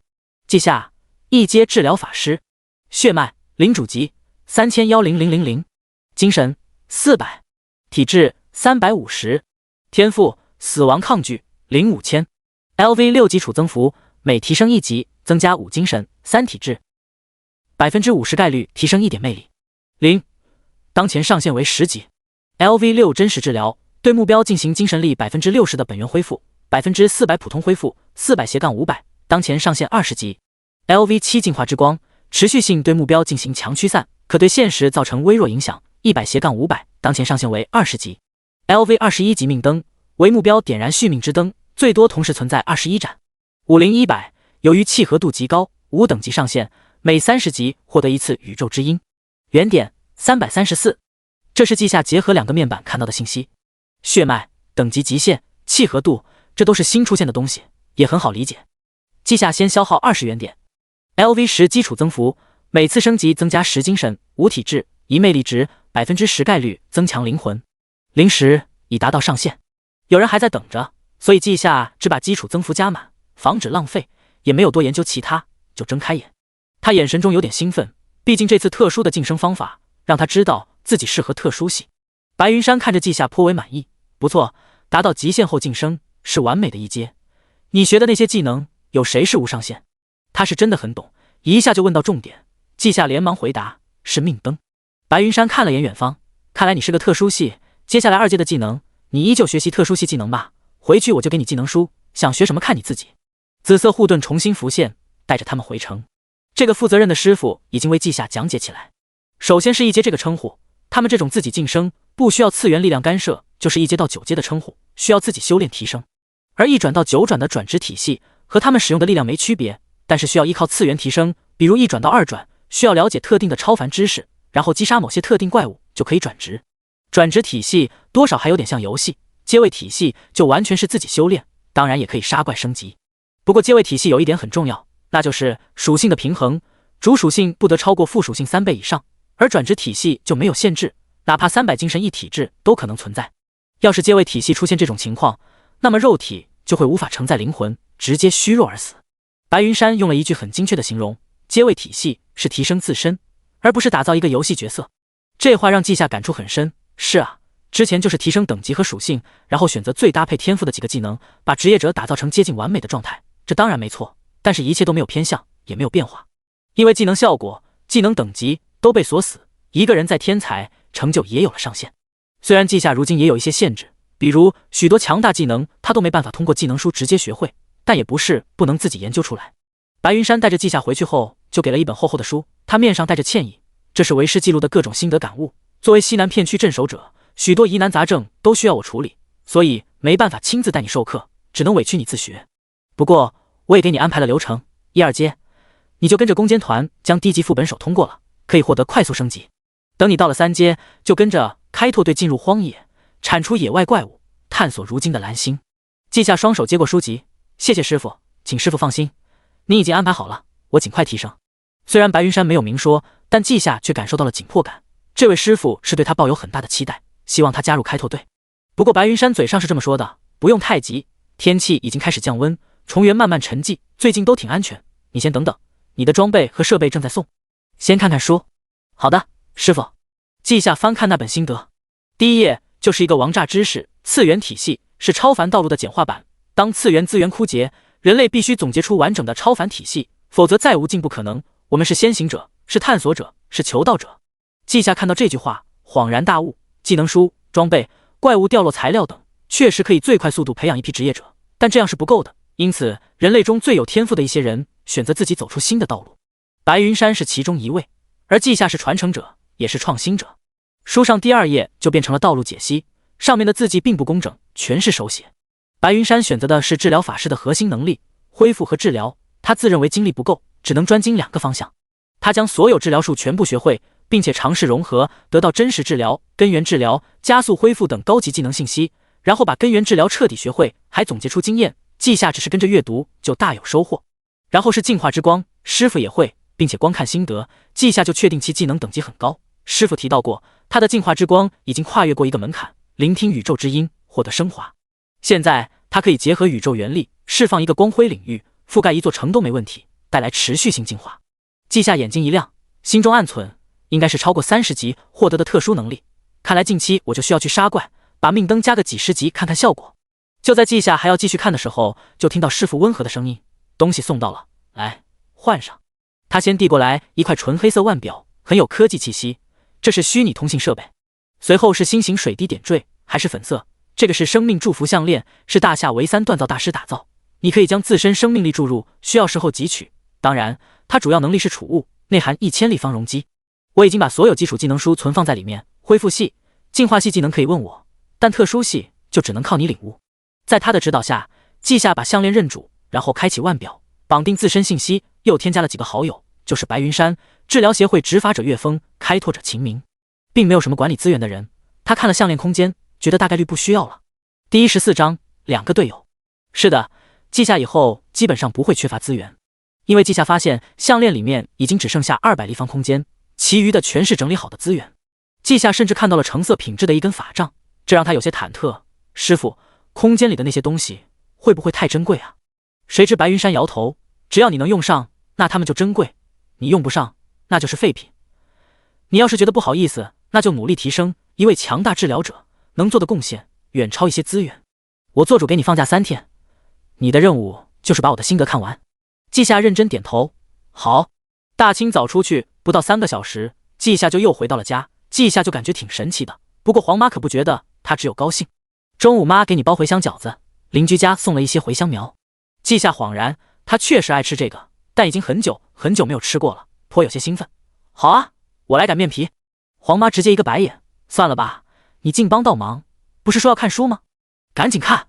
于是季夏就去看书了，精神力的提高让季夏即便一目十行也不会漏掉内容。他大致推测出他的师傅在根源治疗上有10多级，在净化之光上面起码30级。师傅还专门研究过疾病驱散、断肢重生之类技能，季夏光是看了一遍就大有收获，他感觉自己多钻研一下就能勉强使用出来。不过技能心得结束后，白云山称职业者应该往自己擅长的方向研究，才能事半功倍。他当初就是研究太多，现在还卡在大师级，也就是4阶层次。转职体系是阶位体系的基础版，转职就是每一次之后，自身会的东西越来越专精。这个记下太懂了，就像现代医学，你越是深耕，越是清楚需要细化方向，不然以一人精力根本没办法在各方面都进步。根据转职体系，白云山告诫后辈，先专精一个领域，其他方面够用就行。当然，等级是一切根基，这个必须跟上。季夏表示受教了，他打算根据自己获取原点的速度来决定，像真实治疗这些技能，升级一次需要500点，往后就是几千，所以季夏需要好钢用在刀刃上。被宠爱的人总是幸福的。这几天季夏在家就是吃了看书，看完吃饭，他弟要上学，老爸在附近医院工作，据说是几家医院抢着让他去。季夏猜测，大概率是想教好自己。不过这不重要，他正在搭配装备，休息第2天的时候就收到信息，要和几个队友前往古墓副本，所以需要提前准备。空间的装备有几套，季夏选择夜色法袍、阴影斗篷、极速鞋、守护者法杖。它们的作用就是降低存在感、隐身、加速、保护自身。作为治疗者，怪物总是会优先攻击，所以他只需要保护好自己即可。在技能方面，他完全可以胜任治疗这个角色，哪怕不需要装备增幅也可以。季夏对队友没什么要求，只要别太蠢就行了，不然被秒杀他也没辙。为了防止意外，他开始阅读古墓副本资料。与此同时，8层传送阵随着一道光芒亮起，2个青年从中走出来，2人脸庞略显青涩，但眼神格外坚毅。其中一人刚出来就皱眉：“林远，啥情况啊？领队直接就把我们调回来，还清理副本，什么副本比重圆防线更重要？”被叫做林远的青年摇头，他先带着人往外走，同时解释：“我爸说这是他们争取的机会。8层附近有个噩梦级副本一直没过，刚好他们出了个治疗法师，被白云大师收为徒弟，绝对是要大力培养。我们俩还没固定队伍，就让我们来试试，要是配合好，将来去荒野就组队。”另一个青年瞪大眼睛：“啥？白云大师收徒了？不对啊，我听说前阵子荣城培训基地有个治疗法师，一觉醒，天赋就是无差别100%治疗，也没见他拜师成功。”林远笑了出来：“对，所以这更能体现出新队友的厉害，反正我们赚了。不过周浩同志，新人过几天才18岁，人家还小，你可别乱发脾气。”周浩挠挠头，嘿嘿一笑：“那不是以前那些治疗者又蠢又自大吗？希望这个好点。”提前之前的治疗者，林远笑容消失，深深叹息：“别提他们，我是想不明白，他们那人品和性格是怎么拥有这种天赋，老天真不公平。”作为自行修炼、走阶位体系的天才，林远和周浩在20岁就双双达到1阶巅峰，即将晋升2阶。因为小队没有治疗者，就不能参与危险任务，所以他们申请了治疗者，以他们的实力很顺利。第一次来了个转职体系的妹子，2转，长得还挺不错，明明知道在荒野上2转等同于1阶，结果一来就嫌弃他们俩实力，特别尖酸刻薄，每天都在唉声叹气，说自己怀才不遇，应该有更厉害的队友。第2次依旧是转职体系的，同时也是妹子，人大方爽朗，配合的也不错，结果第1次任务结束，那妹子就申请离队，原因是队友才1转。第3次更惨，治疗者妹子举报林远和他的父亲，认为他一个高贵的2转治疗者，竟然给2个1转队友当保姆，绝对是林远爱慕他，利用权势让他们组队，简直有毒。荒野是特殊的，转职体系的职业者实力会被大幅度压制，2转也就相当于1阶，所以上面才会如此安排。能进荒野的也知道这一点。虽说治疗者中肯定有正常人，但林远他们不敢赌了，安心做简单任务，努力修炼，申请要个新队友，就一直等到今天。他们很清楚，治疗者稀少，厉害的治疗者基本待遇太好了，导致他们格外的高傲。这一点在年轻一代中很明显，尤其是女性治疗者，他们和其他治疗者待遇相同，还会被各种佼佼者追求，自然的眼光更高。其实男性治疗者更稀有，因为执行危险任务的时候更方便，毕竟军团大多是男的。林远也知道，其实上次的事他爸也被气到了，无数次九死一生，保护下一代成长，结果被举报，所以他这一次干脆真的动用特权，为儿子申请了资格，甚至有降低治疗者待遇的冲动。只是这事不好办，他也都知道这些年给治疗者的待遇太高，导致尾大不掉。林远记得父亲说过，这一次是治疗者挑队友，要好好表现，不行就会被换掉。现在不仅西南片区盯着季夏，就连大夏其他片区也一样。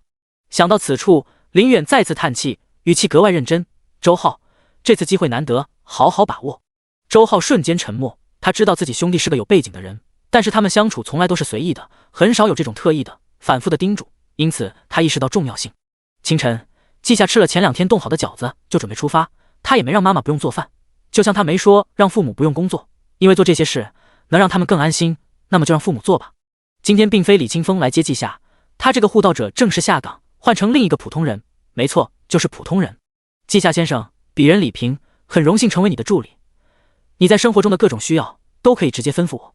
李平是个看不出年龄的男人，他头发有些灰白，但面容较为年轻，整个人看起来很稳重。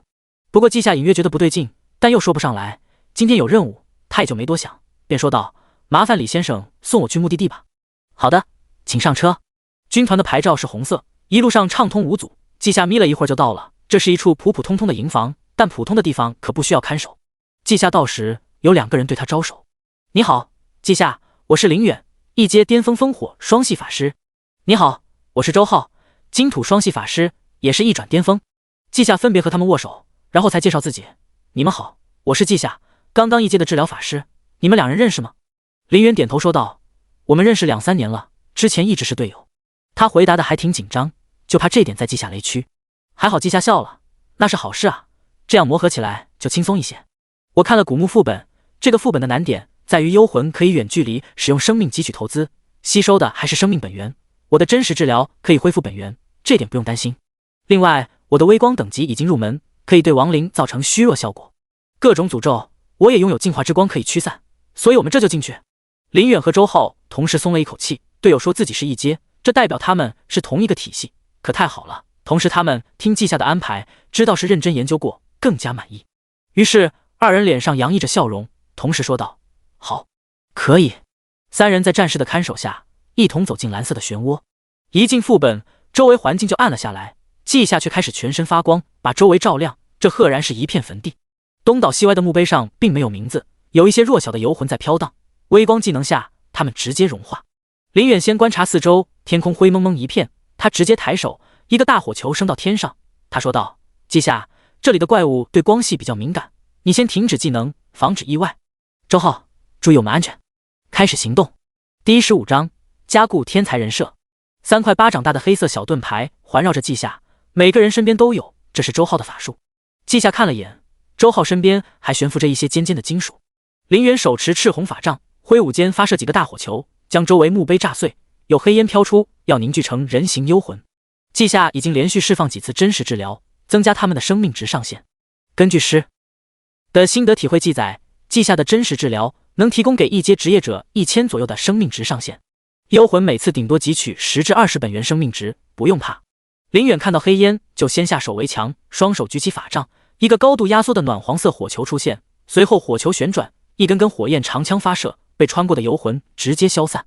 一些魂晶和其他东西掉落，这是怪物时候的掉落物。不过一道黑影从周浩身上窜出去，掉落物通通被捡起来。林远一边注意环境，一边解释：“我们过去合作都是先战斗，战利品有周浩的宠物幻影雕拾取，最后再统一分配。稷下，你有不同想法可以提。”稷下摇头：“我无所谓。你们知道的，治疗者一般不缺资源。”周浩则表情一窘：“你们俩一个比一个富，就我一个穷苦人家。前阵子托人打造一柄合适的武器，不仅用光了存款，还借了一笔。”他们稳定推进，稷下略微惊奇，就问道：“你也有师傅吧？一般师傅都会资助一些的。”他看了，他们这个阶位体系不太一样，都是师徒传承。周浩警惕地盯着附近，回答道：“是给了，我是打造4阶武器，只有大师能够成功，师傅帮我插队，提供了很多材料，但还有些比较稀有，没库存。那位大师有，所以我打算自己还这笔钱。”稷下看着已经被收回来的掉落品，就笑道：“我最近任务就是配合攻略有难度的副本，你要是没其他事，来几趟就能够还上了。”林远将一些游魂解决，为稷下解释：“白云大师应该没给你讲副本，这些地方的手通，只要过了，都给你算功勋的，比钱财资源划算多了。我们俩一开始奔着你来的，现在没想到还有意外之喜。”“奔着我？”稷下疑惑。林远没忍住，就笑道：“就是你，听说白云大师亲自收徒，开拓队都急疯了，考虑到年龄问题，才让我们俩来。别说，昨天我们还挺忐忑，现在准备抱紧大腿。”稷下听到大腿俩字，也忍不住笑了：“我算什么大腿？满打满算我才觉醒半个多月，才算个萌新，还要仰仗你们呢。15的魅力，还会说话，加上治疗者的身份，此时此刻，不论是周浩还是林远，都对稷下很认同。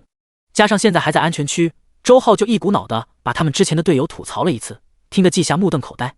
还有这样的人？不对啊，就算治疗者稀缺，也不考虑一下人品吗？我听说荒野很危险，怎么也要安排一些靠谱队友吧。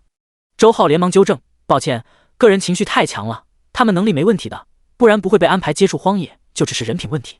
林远苦笑，其实吧，治疗者大多被捧惯了，都比较傲气，他们几个算意外吧，只是刚好被我们碰到了。实际上在开拓队遇到的其他治疗者真的很好。周浩又补了一句，碰到他们也挺好，没他们也等不到你。季夏望天，他们这3个铁直男怎么说话怪怪的。不过这时候地表已经清理完毕，来到中心位置的洞口，白玉阶梯通向幽暗的地下。3人不约而同地严肃起来。季夏按照心得的记载，连忙说道：你们的生命本源上限都被加了1000左右，每次攻击的幽魂不超过20，我都能补上来。另外不用担心偷袭，我们人类对于幽魂就是黑夜里的火烛，隐藏不了，我干脆持续释放净化之光，能够形成安全区。还有，为了防止意外发生，你们等下放松，我要用我的特殊技能。林远瞬间激动起来，双眼放光，准备好了，你用技能吧。周浩不明所以，但跟着做。季夏伸出手指，在2人身上牵引，在他面前浮现一盏油灯。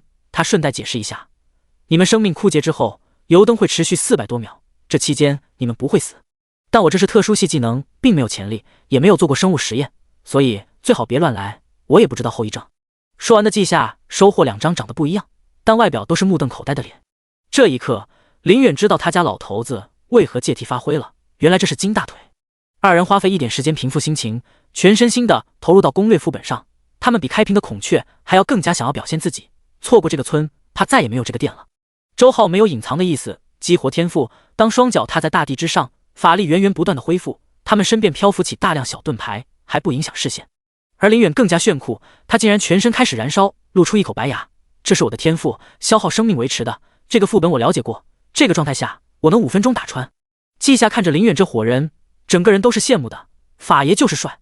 不过他也没忘记本职工作，你们放心输出吧，争取把西南片区副本都刷了，我们的基础职业还缺少许多超凡知识。话落，周浩一马当先，顶在最前面，开始前进。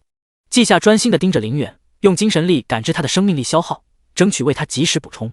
白玉阶梯不长，也就30多步，到了古墓内部，到处都是黑色的烟雾，它们起伏不定，幻化成各种外形。林远没有使用法杖，双手像是机关枪，不停释放暖黄色火球。每当黑烟幽魂被碰到，就被瞬间蒸发。死啊！各种奇怪的叫喊声在墓穴响起，光明在这里就是禁忌，惹得无数幽魂争先恐后飞来。林远只需要施法，火球、长枪，偶尔一道火墙升起，没有任何幽魂能靠近20米内。周浩操纵小盾牌抵挡幽魂攻击。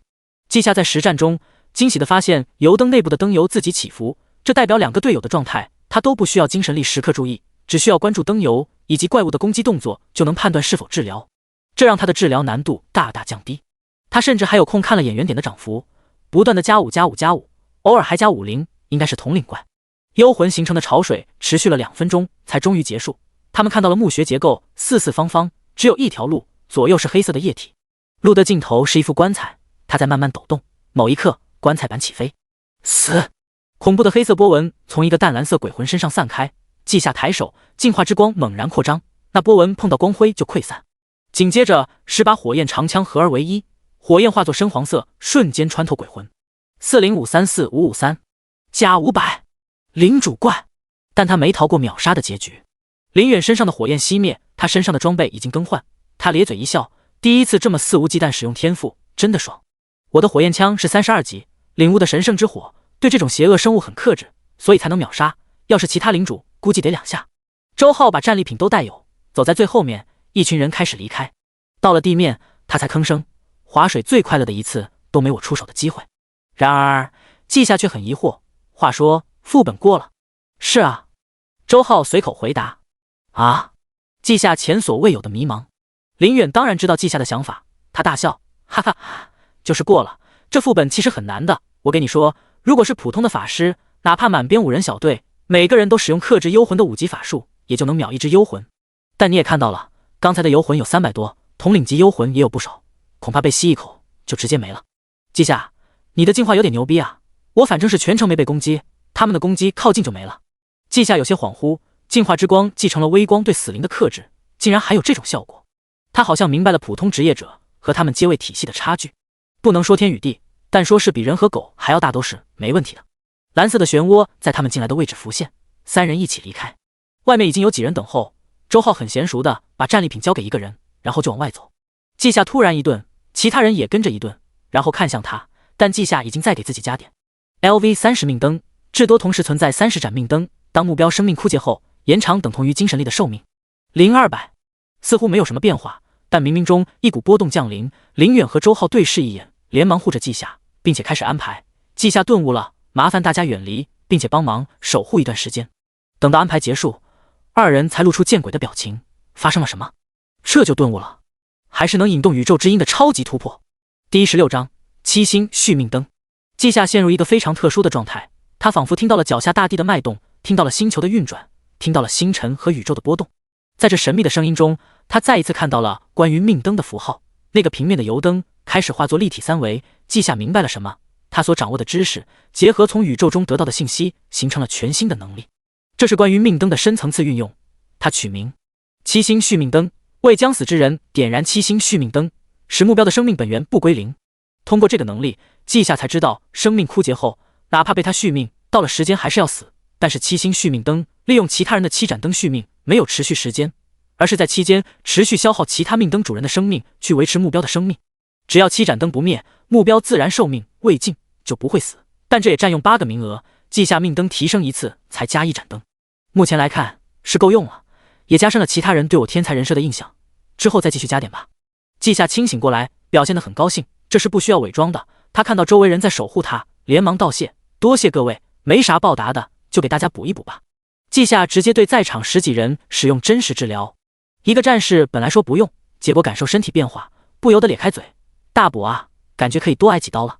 确实，我就说这次副本怎么这么快通关，原来是来了大佬。虽然季夏觉得听起来有点小尴尬，但不得不承认他内心还是很爽的。不过他感觉自己获取原点的速度，或许可以考虑把其他技能也加上去。当然他还有更重要的事，那就是升到90级，学习其他特殊技能。迄今为止，特殊系技能包含太过复杂的信息，学会了的人等级低，没法教别人。阶位体系中最厉害的治疗者也都没有特殊系，所以季夏只能依靠技术书去学会。所以他看向两人，师傅直接给我发了西南片区的副本列表，要不我们都去试试吧？我想快点升级，把特殊系技能都学了。林远心情复杂的带路，同时提醒季夏，你可以给你师傅发个信息的，说说你都领悟了什么。季夏连忙精神力连接设备，发去信息，同时也给2个队友说了一遍，我新领悟的是7星续命灯，通过达成续命效果。谁知听完后，林远直接抱头蹲下，表情痛苦，啊呀，完了，咱们短时间内别想组队了，你信不？滴滴滴。季夏接通电话，虚拟屏幕上是白云山振奋的脸庞，让你旁边的林远带你去荣城锻造师协会。还有7星续命灯中的7盏灯有什么要求？季夏看向林远，意识到他没说完的话是什么，他道，自愿的或者没有反抗能力的都可以，我需要采集他们的生命气息制作命灯。好，我在协会等你。林远已经调整好心态，带着季夏出发，还给季夏解释锻造师协会有位大师，当初有个特殊副本需要锻造大师前往，他去了，副本也通关了，但那位大师陷入濒死，拖了1年时间。还有北方片区有个自然大师，强行沟通暴怒的树精，让他们平静下来，平息一场灾难，他却灵魂撕裂，勉强被吊住性命。你懂了吧？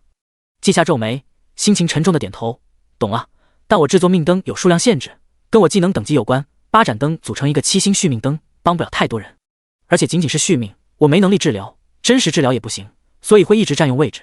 林远若有所思地问道，你等会把你怎么顿悟的条件告诉你师傅，他会给你安排。季夏心中惊讶，这个林远真的太聪明了，光是从他说的几句话就明白他的意思。没错，季夏是打算提一些要求，让他能够快速给技能升级，同时他想找找有什么特殊系技能可以治疗被续命的人，这个可以问师傅，虽然他不是特殊系，但绝对懂得多。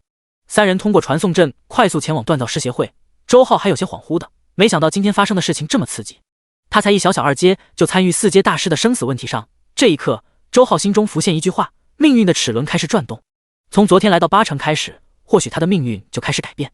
这一路上他们没多说话，毕竟怕出意外，各大协会都有传送阵，只是有时候传送需要权限，过去的季夏或许需要师傅刷脸，但这一刻起他自己就是通行证。他看了看自己的原点3653，就算接下来每次升级只需要200，也只能升18级，达不到下一个坎，就打消了念头。从传送阵出来后，季夏就看到白云山，连忙打招呼，师傅，我们过来了。白云山看向季夏的眼神是高兴，是复杂。他带着稷下就走。江左是锻造大师，曾经整个西南片区的高级装备都出自他手，更是有希望突破5阶的人，一直靠我吊住性命。而我也在寻找救治方法。你等会用7星续命灯，保证他不死，我才能慢慢研究。稷下回答：好的，师傅。我想请教一个问题，有什么特殊系技能在高等级可能治疗这些伤势吗？另外，我申请继续之前的攻略副本任务。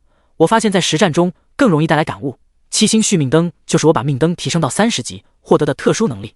白云山觉得欣慰极了。好，就按照你说的做，这方面你自己最有发言权，该怎么做就说，没人强迫你。至于相关技能，暂时没有，可能继续提升命灯就有彻底治疗方法。对了，这2本特殊系技能是最近在全世界范围收集来的。稷下接过几本书，是修补术，目标身体有伤口，可以用能量暂且修补。备用血包，提前储存生命力，需要10提取。很有意思的技能，稷下都有些期待升级后的效果。他想了一下，一个古墓副本让他升到63级，或许把西南片区副本通关小半就能120级，可以学习2个技能。在他们走路的时候，称职的白云山给稷下叮嘱，升级就去没手通的次元，手通后会获得星球的赐福，你吸收怪物能量提升的实力有隐患，而这种赐福可以解决隐患。这个稷下是知道的，心得有写，通关的次元蓝星就拥有了控制权，这是壮大蓝星的行为，所以会被奖励。转职体系没这个烦恼，他们每一次转职都很难，这个过程会进行一次升华，驱除不良影响。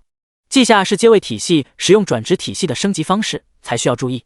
不多时，白云山带着稷下进入一个地下房间，其他人自觉留在外面。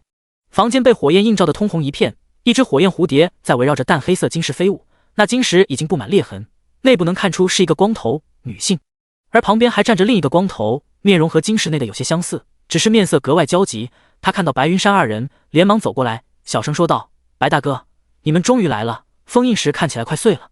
白云山把稷下让出来，说道：我徒弟领悟了续命术法，让他给你说，你按照他说的去做。光头毫不迟疑问道：季先生，我需要做什么？稷下看向那蝴蝶，没有回答，反而问了一句：贵协会有友善的元素生物吗？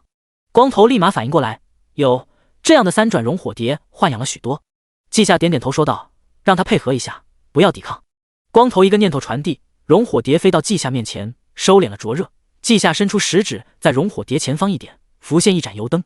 这盏灯很小，食指和大拇指圈起来就是它的周长，整体漆黑，上面有模糊的纹路，灯芯在灯盏边缘点燃豆大的鲜红小火苗。感知过后，这命灯是合格的，稷下松了一口气，就说道：7星续命灯需要点燃7盏灯。光头跑出门，2分钟后飞来10几只熔火蝶，稷下依次制作6盏灯，随后走到晶石面前。接下来我要抽取大师的一缕生机，制作命灯，完成7星续命灯。您请。光头按捺激动，相当的恭敬，都对稷下一小年轻用上敬语了。晶石并不能阻止的操作，一缕生机被抽取，化作新的油灯，而后其余7盏灯组成北斗7星，勺柄指向的位置就是江左大师的命灯。本身江左的命灯里面几乎没有灯油，火苗也微弱到看不见，到稷下完成仪式后，属于江左的命灯明亮起来。没管那个光头的激动，稷下检查熔火蝶的命灯，灯油在持续消耗，但他们飞进火中能够一直恢复，简直是完美的载体。稷下这才看向另外2人，师傅，还有这位前辈。江左大师已经稳定下来，离开封印时就能正常行动，但他只能在7只熔火蝶附近活动。另外，这7盏灯只要不是一次性熄灭，就不会影响大师。白云山听的时候就靠近封印时，在稷下说完后惊叹道：神奇的术法，我能感觉到江左已经醒了。江右，解除封印吧。有了白云山的肯定，江右脸上绽放惊喜。好的好的，谢谢季先生，往后你有啥装备要打造，只管说。他靠近封印时，手掌贴近石头，却又离开，稷下都能看出他的忐忑。反复2次后，江右坚定下来，拍在封印石上，那晶石化作灰尘洒落。江左大师缓缓睁开眼，神色还有些迷茫，不过很快就回忆起发生的事。他冷静地握住江右的手，哥，我现在没事，就是有些虚弱。他又看向白云山，多谢白大哥，我现在的情况还能锻造吗？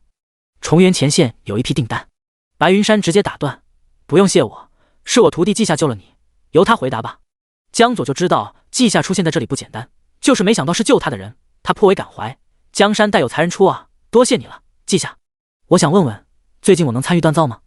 他感觉得到他的身体虚弱到了极点。稷下点头，可以参与，您现在的生命本源被恒定在1点，不会降低，但也很难恢复。江左微笑起来，那就好。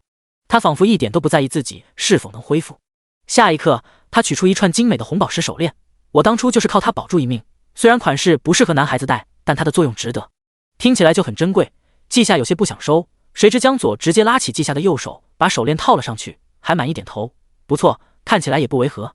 别拒绝，这手链其实是治疗者装备，你师父想要，我当初都没给。你怕是不清楚，你师父是我表哥，你也算是我晚辈，这就当作是谢礼和见面礼，一件当两件用，我还赚了。白云山在旁边微微点头，收下吧，对我们治疗者确实很有用，况且后续治疗还需要你费心。好吧，这情况最好是收下。季夏就没推辞，多谢大师。江左白了季夏一眼，叫江姨。一边的江右也跟着补充，叫我江叔。季夏当初想过他师父会给他带来人脉，没想到这么快就有了，并且其中还是因为他的本事，也就高兴起来，对着二人道：江姨、江叔，我之前聆听宇宙之音，除了七星续命灯之外，还感受到逆命、换命技能，但信息太少，无法形成完整技能，或许再来几次就可以了。江左微微摇头，现在我已经没有性命之忧，你们就好好忙自己的事情，努力提升实力，不必操心我，说不准你们5阶后就能轻而易举解决我的问题。你师父最近忙我的事情，恐怕没怎么教导你，今天就补回来吧。白云山听完，看向季夏，他也有这个意思。季夏，学习使我快乐。第17章，法术的层次和等级。季夏没有厌学症，相反，他还迫切想知道关于世界的更多信息。下午的时候，北方片区并没有找上门，这让季夏结结实实补课一下午。但季夏也收获许多。作为先行者，白云山等人根据破译的各种信息定义为1-9阶层次，还定义了技能的称呼，由低到高：法术、术法、秘法、神通。法术，术在后，主要是技巧，控制某种力量形成法术，基本上就是基础技能，例如季夏现在的几个技能。术法，法在后，无法传授，只能领悟，比如3转后学习的高级技能。秘法，掌握了法以后，根据自身天赋以及个人属性，从中开发出的术法就是秘法，往往很强大，比如7星续命灯。神通，这个是诸位先行者理论上的产物，聆听宇宙之音，有机会感悟宇宙的法则。神通就是利用这法则做到不可思议的事情，比如某个理论上的神通大复活术。这是技能的层次，他们还拥有等级：0级入门，1到29级熟练，30-59精通，60-89掌控，90-119大师级，120-149宗师级。这6个等级，大师级是真实存在的，并且4阶晋升5阶的要求，其中就有一个是必须掌握大师级技能，所以说目前的大师们都是有机会晋升5阶。宗师级属于理论上，等到有人达到后，才会为下一个理论上的层次命名。季夏知道这一点的时候非常震惊，他一个开挂的非常清楚技能等级多么难提升，结果这个时代各个领域加起来有上百位大师，他们都掌握着至少90级的技能，全靠自己领悟，这多少沾点离谱属性，属于真正的有天赋。对了，季夏也知道了师傅白云山的大师级技能是基础技能进化，他也学习了许多基础技能，大多都融合了，可是进化没有，这是他的天赋所在。季夏的命灯技能就没融合，他有预感未来学习其他特殊系技能也不会融合，就是技能位有限，1阶只能学习2个，他必须好好安排先后顺序。次元降临是一场恩赐，技能位上的技能和自己学习的技能效果上没任何差别，但是使用技能后，技能位上的技能会形成符文。蓝星人没有传承，没有前辈指点，怎么把技能提升到大师级？白云山告诉季夏，那是因为可以直接观摩符文去感悟，慢慢的把符文完善，就能提升技能。如果说加点面板是季夏的金手指，那么技能书是每个人的金手指。越是了解，季夏越是理解为何师父说次元降临是机遇。1. 可以利用次元快速培养一批战斗力。2. 收获超凡知识，自己构建体系。3. 提供完善技能，甚至其中隐藏着完整的提升道路。这次收获了许多新信息，但一下午的时间显然不够，所以季夏想知道的重元依旧没讲到。这段时间这2个字在他耳边出现的概率挺高的，不过他可以之后刷副本的时候问队友。现在他在研究红宝石手链，名称生命祝福手链，等阶金，效果1，遭遇致命伤害后规避伤害，免除1次死亡。2，所有治疗效果提升 10%。3，更容易领悟技能。季夏直接表演一个倒吸凉气，这装备真的太强大了，他哪怕有天赋，但第1效果依旧很强，更强的是第3效果，难怪江一个锻造师会使用治疗者的装备。现在的季夏有信心依靠师傅的心得体会，加上手链，不加点的情况下，把技能进化之光给提升上去。当然，季夏没忘自己有捷径，更没忘记他还有多本特殊系技能没学，所以他拨通电话：“喂，林远哥，你们有空吗？我想升级。”“没问题，正好晚上，我们去那个特殊的副本。”“狼人副本。”季夏的脑海中瞬间浮现其信息。白天的时候，副本很安全，都是村民，全都是人类，就算全部清理也不会通关。只有晚上，村民化作狼人，这些速度极快、自愈能力超强的怪物被杀死后才能通关。但这种小副本仅仅能进入3人，而狼人群体出动会召集其他同族。更可怕的是，这个副本有300多村民，普通职业者真打不过。现在，季夏、林远、周浩站在蓝色漩涡面前，周浩自信满满，等会我得展示一下实力。上次古墓副本全是灵魂体，我都没法打。季夏失笑，你们俩能成为队友，已经说明了一切。不过待会进入，我还真想看看你怎么战斗的。周浩觉得他被治愈了，他想把前面几次遇到的治疗者拿来比较，然后又觉得他们不配。果然，正常的治疗者不论男女都是小天使。斗志昂扬的周浩率先进入次元。嗷呜，嗷呜！银白色的月亮下是此起彼伏的狼嚎，在季夏眼中，周浩全身被黑色金属包裹起来。同时，他和林远周围也生出黑色金属。狼人都是物理攻击，这是我领悟的秘法。只要我们在大地之上，铠甲就会持续被修复。我先吸引仇恨。季夏对着他们的命灯使用真实治疗。周浩已经一步一步走向村庄，他身边漂浮的那些金属尖刺开始高速旋转，随后发出刺耳的声音，向着村庄射出。咻！砰！木头结构的房子在金属弹的射击之下，摧枯拉朽一般倒地，发出巨大声响。黑暗中，绿油油的眼睛看向周浩。那些狼人开始攻击，而周浩不仅不怕，还特别兴奋。哈哈，小崽子们，我喜欢你们不叫的样子。咻！又一颗金属弹飞出，直接把一头飞奔的狼人腿打断，爆发出血雾，血腥味激发了其他狼人的凶性。嗷呜，嗷呜！大量狼人飞奔来，绿油油的眼睛在黑夜晃动，有些瘆人。季夏却看到周浩整个人缩成一团，岩石和金属分层包裹着他，不断向前滚动。凡是被撞的狼人，非死即伤。而林远也开始发射爆炸火球，将所有妄图靠近的狼人都炸飞。季夏直接一个带致盲的微光，让全体狼人失明。这下子现场更乱了。狼人是有些智慧的，他们在狼人首领的操纵下聚集，挡在滚石前方。虽然造成20多个狼人死亡，但滚石也因此停下。一头头狼人双爪发光，就像挖豆腐把滚石打破。不过最里面的周浩是被金属包裹。当利爪和金属碰撞，火星四溅，周浩手掌按在地上，地刺，是。尖锐的地刺猛然突起，从下道上扎进周围狼人的身体，惨叫声格外瘆人。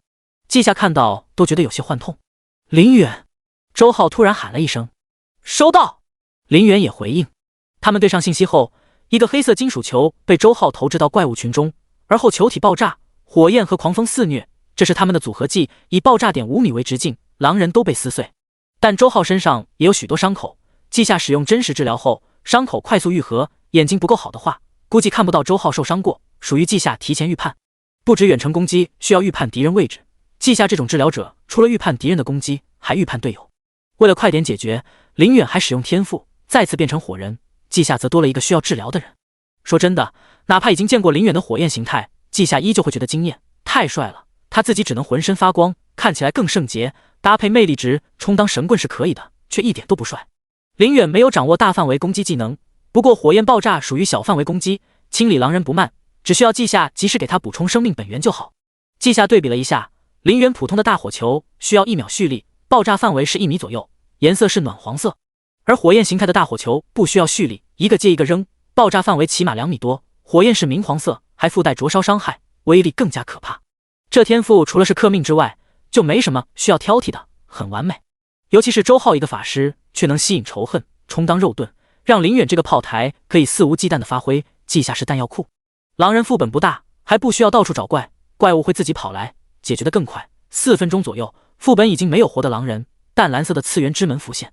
季夏在原地发呆，另外2个人本来还兴奋，结果看到季夏的状态都有些麻木。不会又误了吧？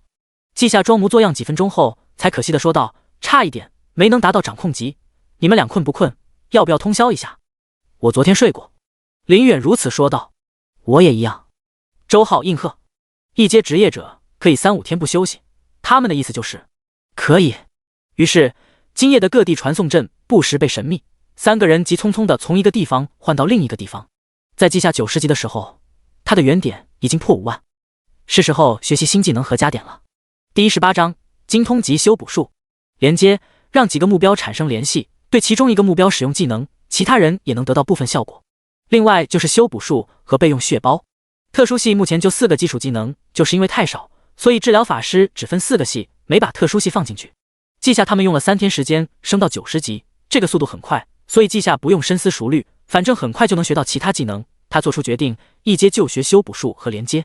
真实治疗已经够用了，所以备用血包先等等。修补术的技能书在季夏手中消失，他多出一些关于此法术的知识。之后季夏一级一级的加点，认真体会每个等级的变化。不知不觉间，季夏就到了30级，宇宙之音降临，他陷入深层次的感悟。等到他醒来，充满震撼。LV30修补术，用法力修补目标缺失的身体部位，最多维持等同于精神力的时间，单位秒。0200血肉掌控，用生命本源制造血肉，补全缺失的身体组织。首先，不出意料，这个特殊系技能没有等级上限，把季夏契合特殊系给做实了。其次，血肉掌控有点像断肢再生、断肢重生之类的技能。不论是副本还是荒野，战斗都是惨烈的，缺胳膊断腿都是常事，就是可惜治疗者少，掌握断肢再生技能的治疗者更少，很多伤者都是在排号等待治疗。某种意义上来说，季夏觉得血肉掌控比7星续命灯更加有实用价值。他是在加点的，所以并没有引起什么动静，毕竟幸福小区也没啥强大职业者。然而这仅仅是季夏以为。8成军团内有几个人同时看向小区方向，大厦内部在目前是空前团结，毕竟外患太严重，因此各个地区信息共享，他们瞬间猜到是季夏有收获。可惜他们要处理许多事，不能好好聊聊天。3天高强度刷怪，季夏已经困了，加点结束又感悟一番，就沉沉睡去。他也想继续加点，毕竟特殊系技能前30级就是100点1级，接着变成200点1级，以他现在5万多的原点数量，刚刚升级连零头都没用光。可惜精神层面的困还有理智都让季夏停。现在不合适，他是天才，可以频繁把基础技能达到精通级，却不能那么快达到掌控级。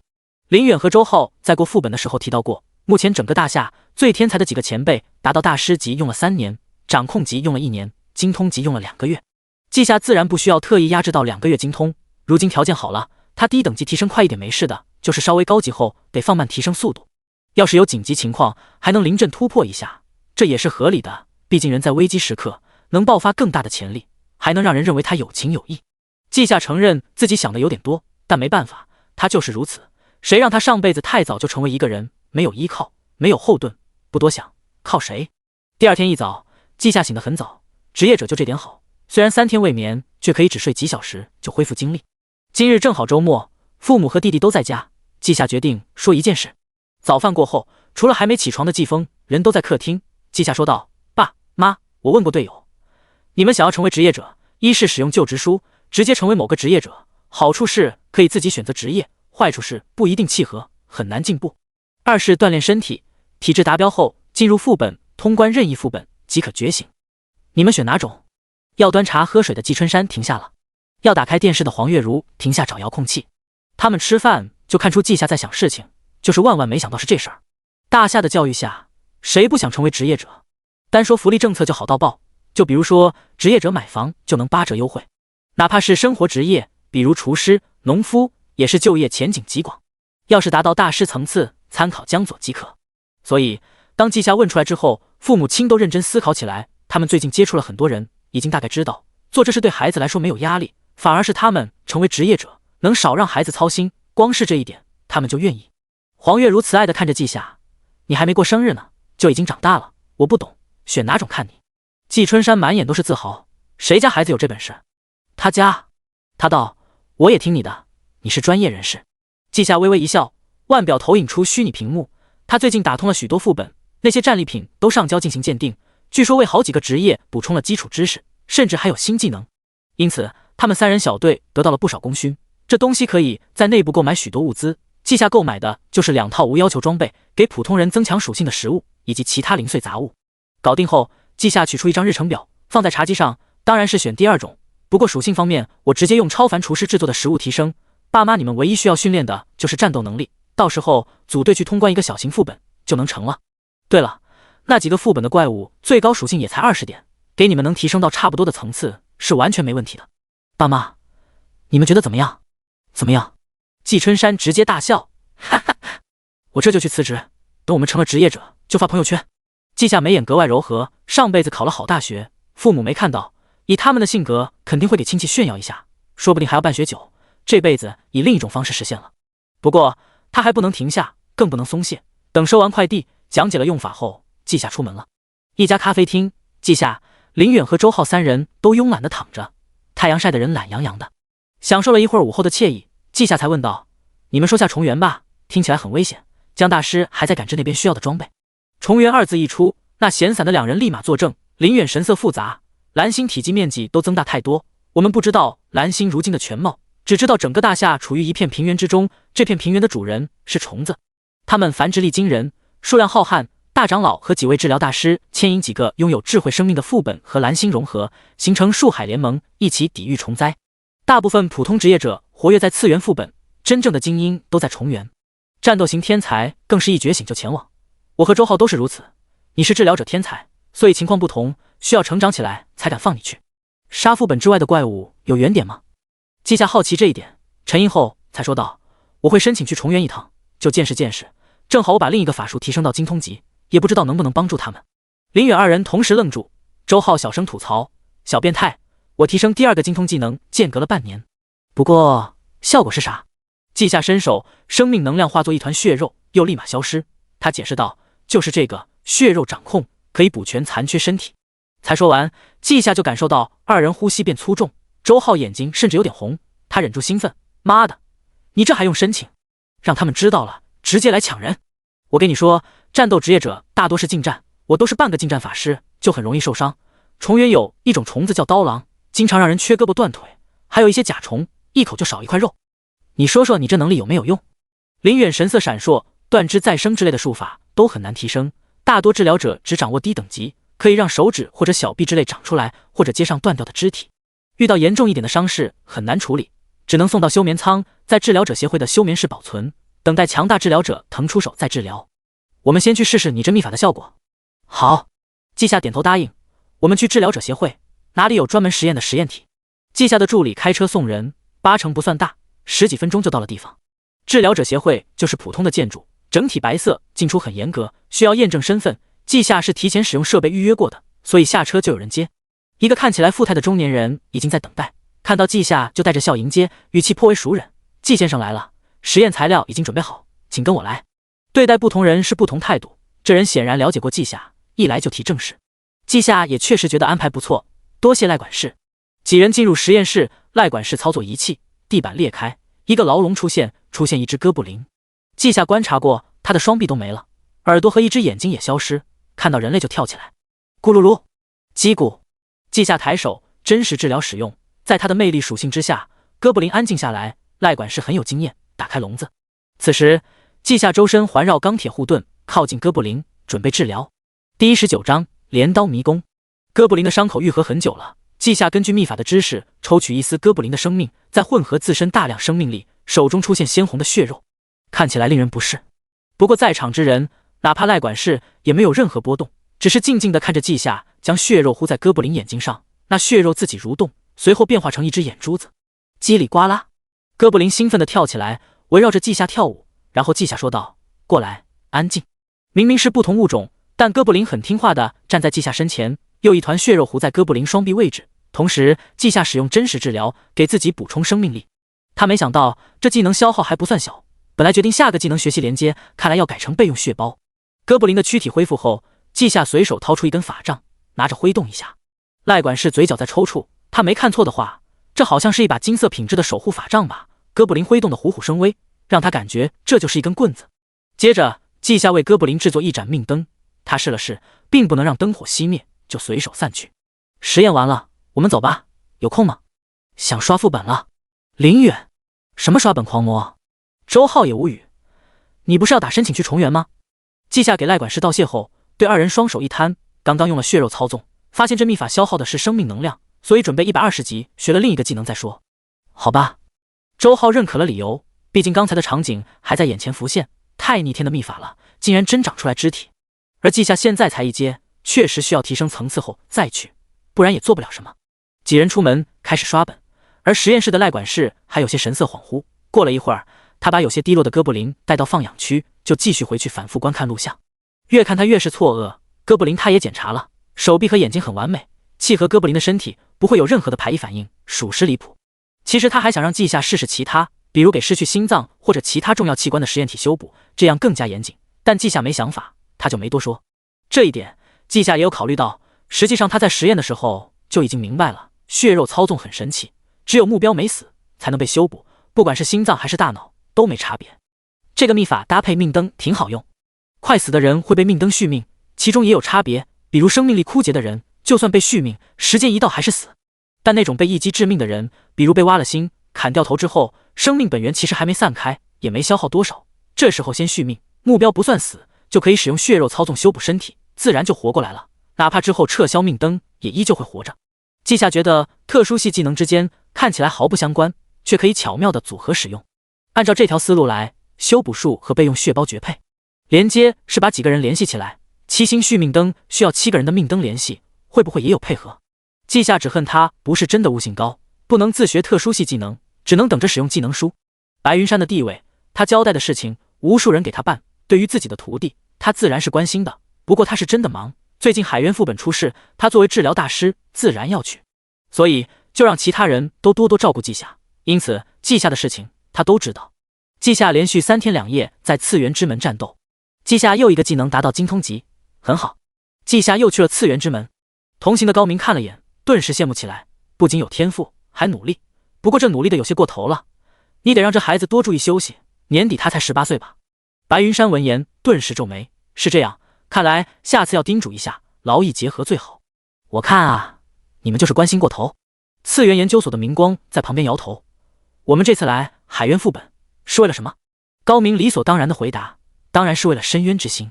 明光点头，他解释道，你们任务只知道目标物品，却不知这是我们研究所发布的任务，为的就是那双生子。他们俩强行推演宗师技能，烧的只剩脑子，所以需要深渊之心重塑一具更强大的身躯。你看，他们把身体都弄没了，是伤身行为，是不好吧？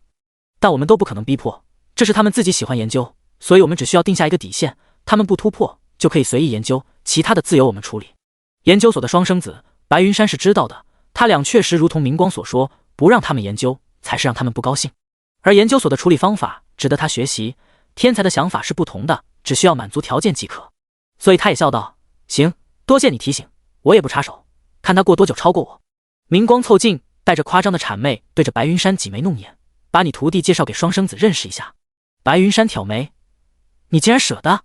他承认季夏天才，这是事实，但大夏作为3大顶级势力之一，却让另外2个势力针对，就是因为大夏人口多，相应的各种天才就不会少。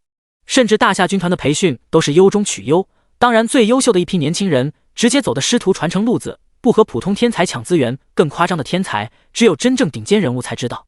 其中研究所的双生子就是如此，他们倒是比季夏大一些，2人23岁，15岁提前觉醒，观察太阳，一起领悟出照明术、火球术，之后看河流结冰，领悟寒冰法术，乘坐坐骑飞行，领悟风系法术，创造风之翼飞行法术。如今多年过去，那理论上的宗师技能也快被他们达到。这2人对什么打打杀杀完全不感兴趣，大夏也不舍得让他们去战场，怕出一丝意外。平日里他们的爱好就是推演各种技能，许多大师陷入瓶颈都会去请教。注意，是请教。所谓触类旁通，双生子掌握的大师及技能上百个，囊括所有职业，接受宇宙之音的洗礼也是上百次，他们能为所有常规的职业进行指导。就是因为这一点，几乎所有人都希望认识他们并且交流。明光对于白云山的话只是叹气，他们是博学者职业，对所有职业都有研究，但每个职业都有特殊系，这方面极难入门，早就想要研究，但你懂。是啊，现在还没有阶位体系的职业者走特殊系。白云山想到这里就点头，行，副本结束就给他说说，对他们都是好事，顺带给他们也塑造一具新身体呗。最近还在缸里抛着脑子呢。明光打趣着，重塑身躯不算太难，但这不是术业有专攻吗？季夏暂时不清楚这些，他准备一口气刷到120级，为了缓解疲劳，还特意带了厨师专门制作的美味佳肴，效果就是恢复精力，解除疲劳。林远他们都不知道说什么，自诩为天才的他们意识到一件事，那就是有的人不仅天赋超过你，就连努力程度都碾压你，这么积极向上，他们被迫跟着卷。不过他们得承认一件事，次元之门的首通确实好处很大，他们一次次经受洗礼，已经可以随时突破到2阶。这多亏了稷下专挑最偏门的副本，要么需要极致的火力，要么需要物理和法术双重攻击，要么必须要强大治疗。他们目前要去的镰刀迷宫，就是对治疗者要求高到恐怖。只见周浩在一块块标准的方块上跳跃，时不时有一把镰刀挥过，有大有小，小的就像水果刀，大的直接3米。通关迷宫的人必须躲开镰刀，不然被碰到就会带走一块肉。要是被大镰刀碰到，直接一分为2。稷下给他们3个都加上命灯，先让最灵活的周浩找出最正确的道路，然后他们再跟上。迷宫四周都是高墙，走廊有3米宽。先是几把小臂长的镰刀从墙里飞出，周浩扭来扭去，躲过所有镰刀。他到了安全地方后，林远和稷下才跟着过去。第2阶段，镰刀出现的数量增加，更加诡异。即使周浩注意力在集中，后背也被刮到。这副本的诡异力量直接让他的装备破碎，后背也少了一条肉。稷下手里早就有一个肉球，啪叽一下扔到周浩背上，随着血肉一阵蠕动，也就1秒钟，周浩背上狰狞的伤痕没了。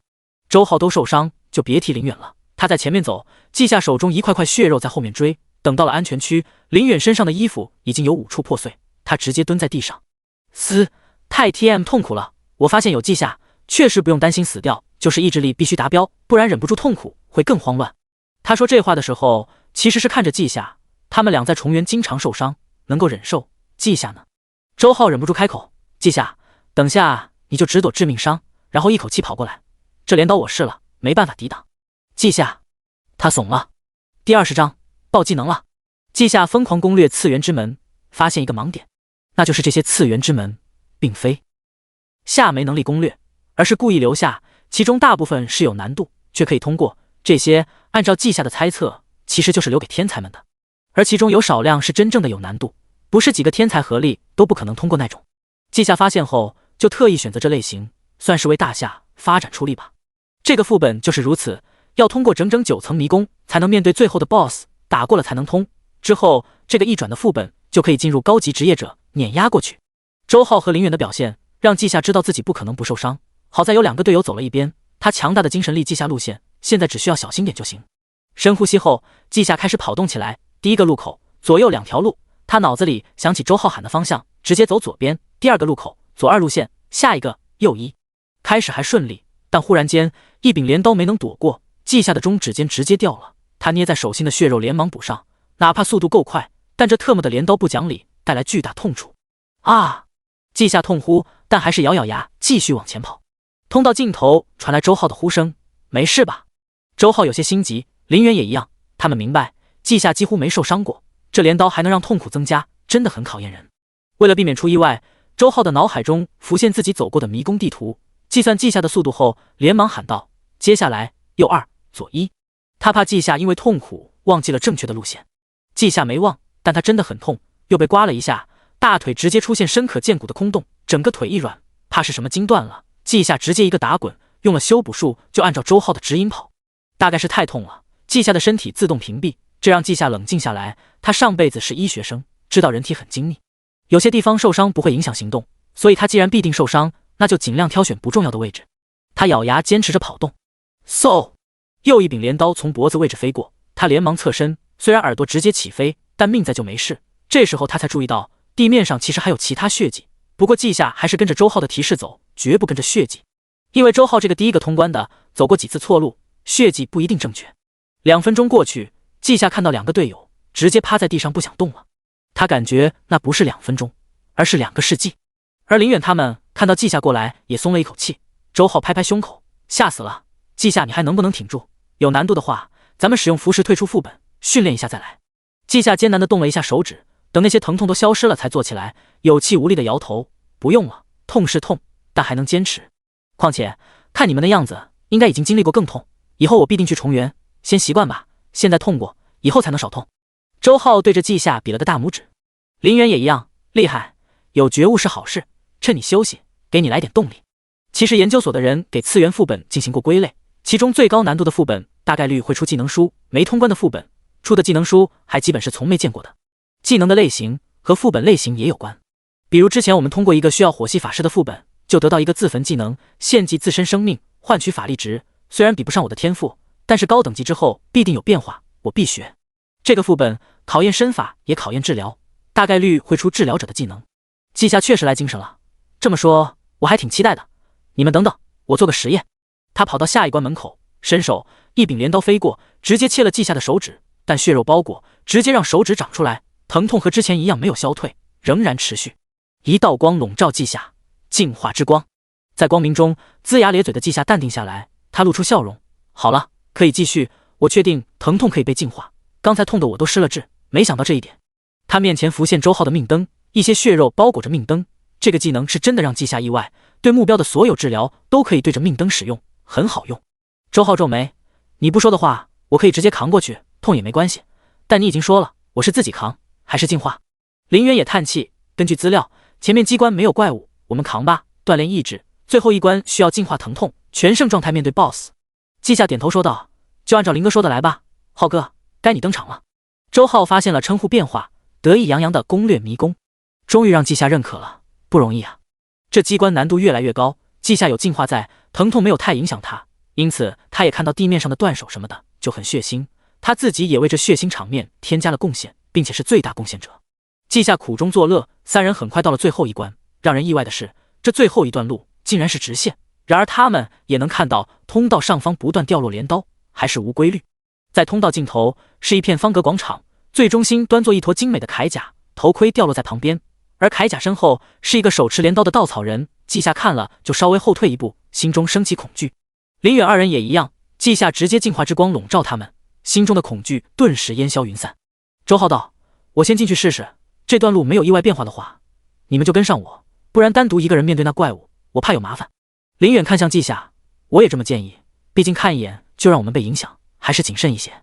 季夏点头，好，是要小心一些。最后一段路让人有些意外，他没有再从墙里飞出镰刀，只有天上掉落，所以只需要盯着头顶跑就行了。仅仅1分钟后，三人都到了广场，他们身后的一切都消失了，但稻草人周围凭空出现血液和残肢，三人同时倒吸一口凉气。这是我们的躯体吧？察觉不对劲，林远一发火球扔过去，却在靠近后消失了。那些血液和碎肉飘了起来，融入稻草人的身体。下一刻，稻草人僵硬地活动双手，那镰刀在挥舞间让三人浑身发凉。死！这怪物有点诡异，跳过试探，直接开大吧。林远说完就变成火人形态，季夏加大法力输出，净化之光笼罩方圆10米，稻草人身上瞬间开始冒烟。呱！仿佛乌鸦的叫声掺杂了指甲划玻璃，稻草人猛然抬起头，发出恐怖的声音。下一刻，稻草人消失在原地，出现在季夏身前，挥动干枯的手，镰刀擦着季夏的胸口。轰！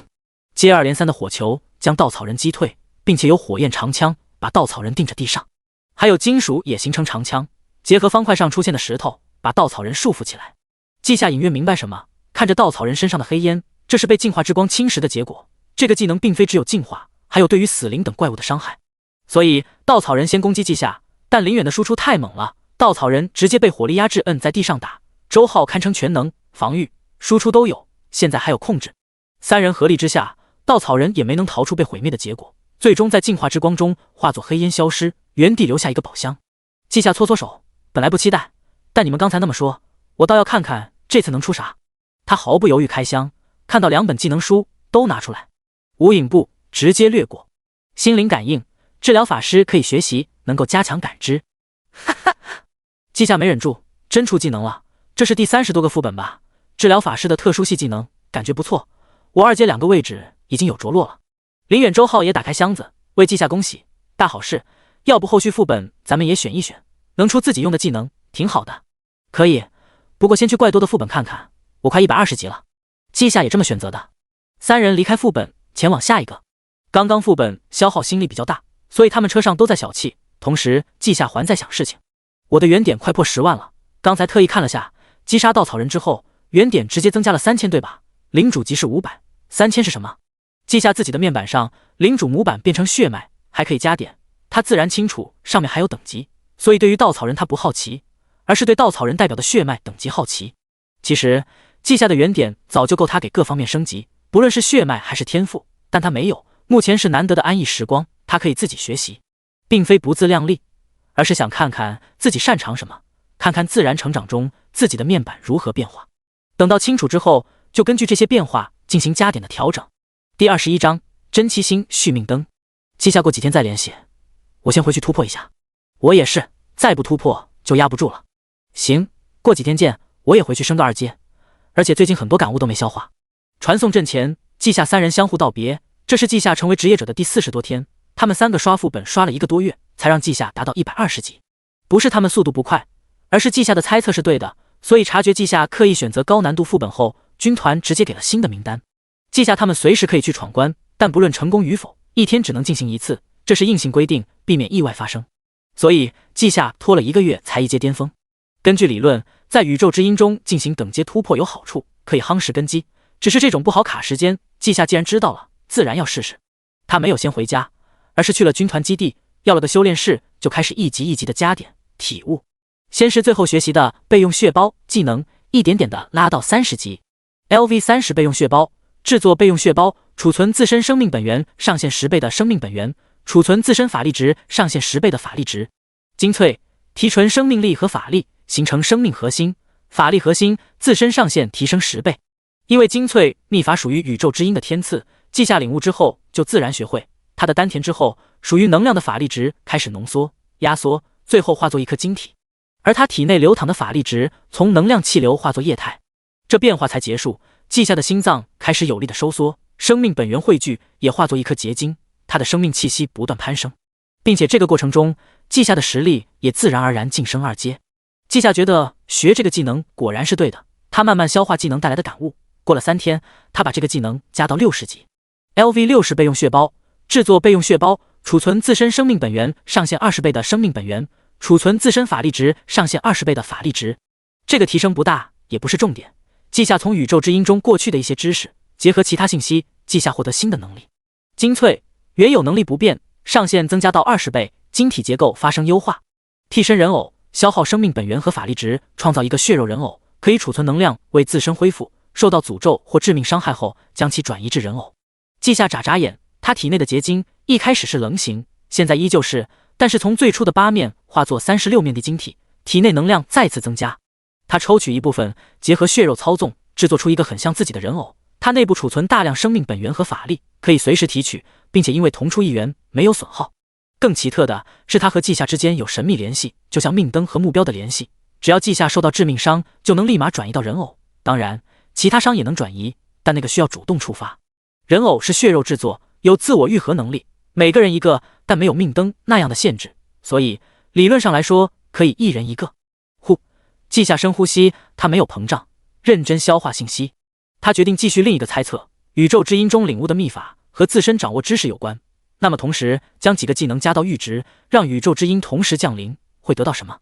稷下双眼发亮，在几天后毫不犹豫给命灯修补术加到60级。这是个夜晚，白云山来军团给一个被诅咒的战士进行净化。忽然间，他感受到一股宏伟的意志降临，修炼场那边群星虚影浮现，让他错愕不已。他当然知道那边是谁，所以立马惊喜起来。这样的动静不到大师级，但高于掌控级，看来稷下能领悟高级秘法。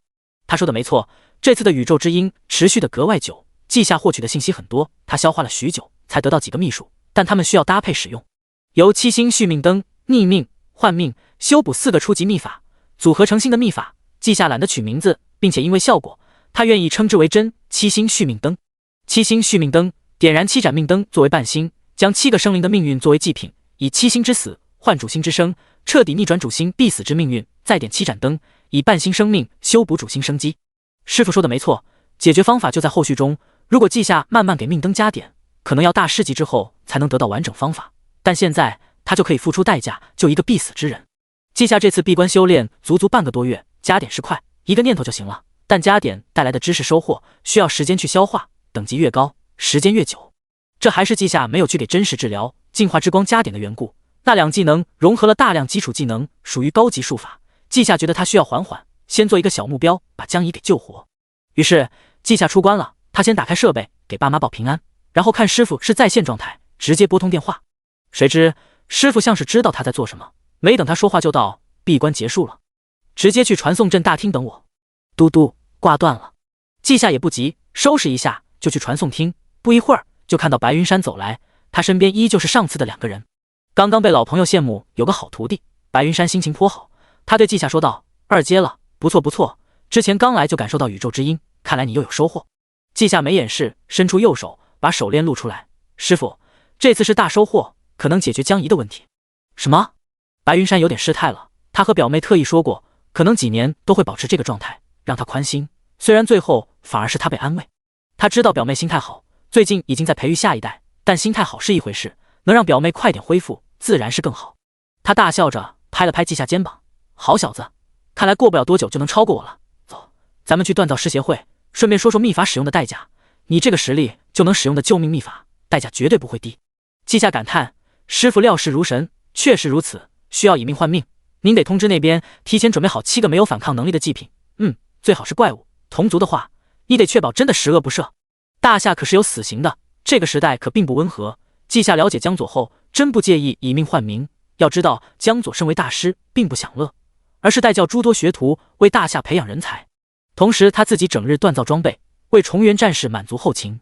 就连当初刚刚被救活后问季夏的问题，也是影响他继续锻造吗？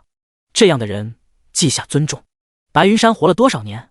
身为一个治疗者，见惯了生死，况且身为镇守者，西南片区就他一个治疗大师，分身乏术，还经常面临几个人只能救一个的问题。对于他来说，季夏的担心，他眉头都没动一下，就已经安排好了。传送阵直达锻造师协会，然后坐电梯达到-28层，这里是地下岩。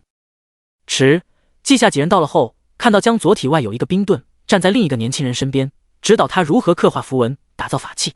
见表哥和侄子都到了，江左加快速度，等会这个雷符文必须连贯，不然法器会爆炸，哪怕成功了，也会让法力传导受限。这个叠加符文必须嵌套。说完之后，他才出门，看着季夏神色温和：“怎么了？小天才一起跟来，看你们表情挺高兴的，是什么好事？”白云山把季夏推到前面：“你来说。”季夏无奈，却也给江左大师说清楚：“是这样的，江怡，我最近有所提升，可以彻底解决您的问题，所以就来了。您有时间？”没有人面对生死问题不犹豫，江左想到自己还没把本事全部交出去，就更不想死，也不能死。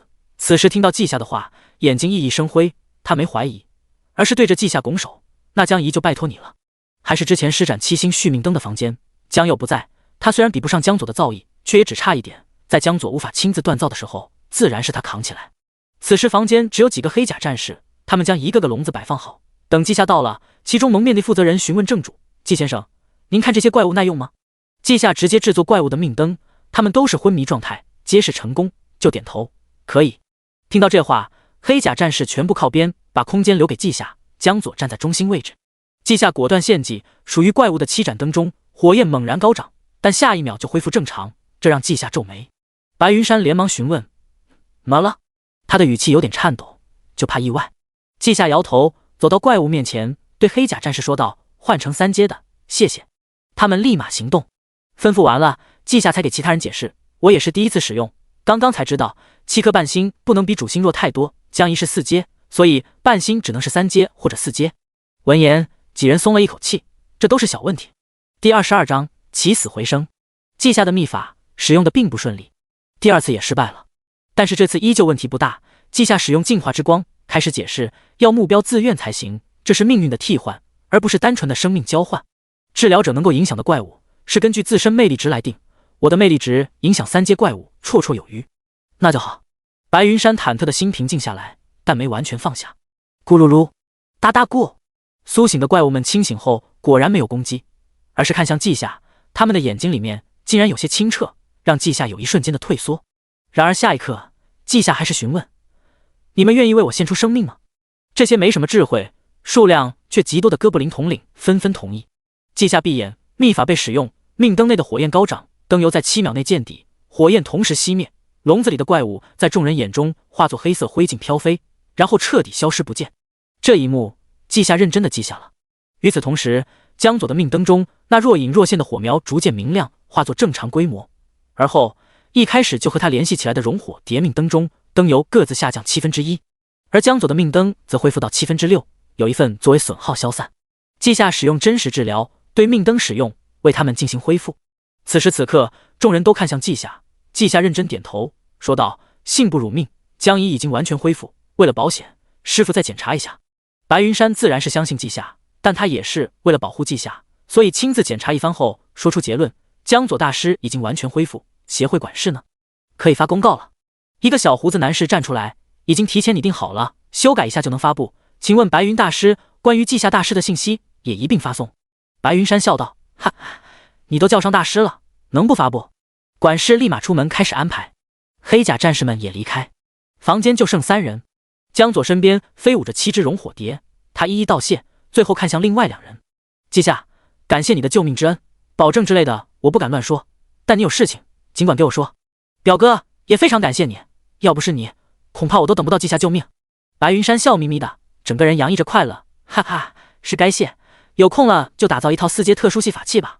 本来我打算把我的给稷下，现在有你，我就不用破财了。”稷下也道：“我都叫您一声江姨，自然不会看着长辈遭受苦难。江姨，我要收回命灯了，不过先送你一个东西。”他招手，江左的命灯中一部分代表生命本源的灯油来到他的手上，随后蠕动，化作一个人偶。这是我的另一个秘法，替身人偶，平时注入生命力和法力，需要再提取，同时能转移伤势，并且可以挡住一次致命一击。师傅，你也需要一个吗？白云山闻言秒懂意思，主动送出一缕生机。稷下则是同样的操作，为师傅制作人偶。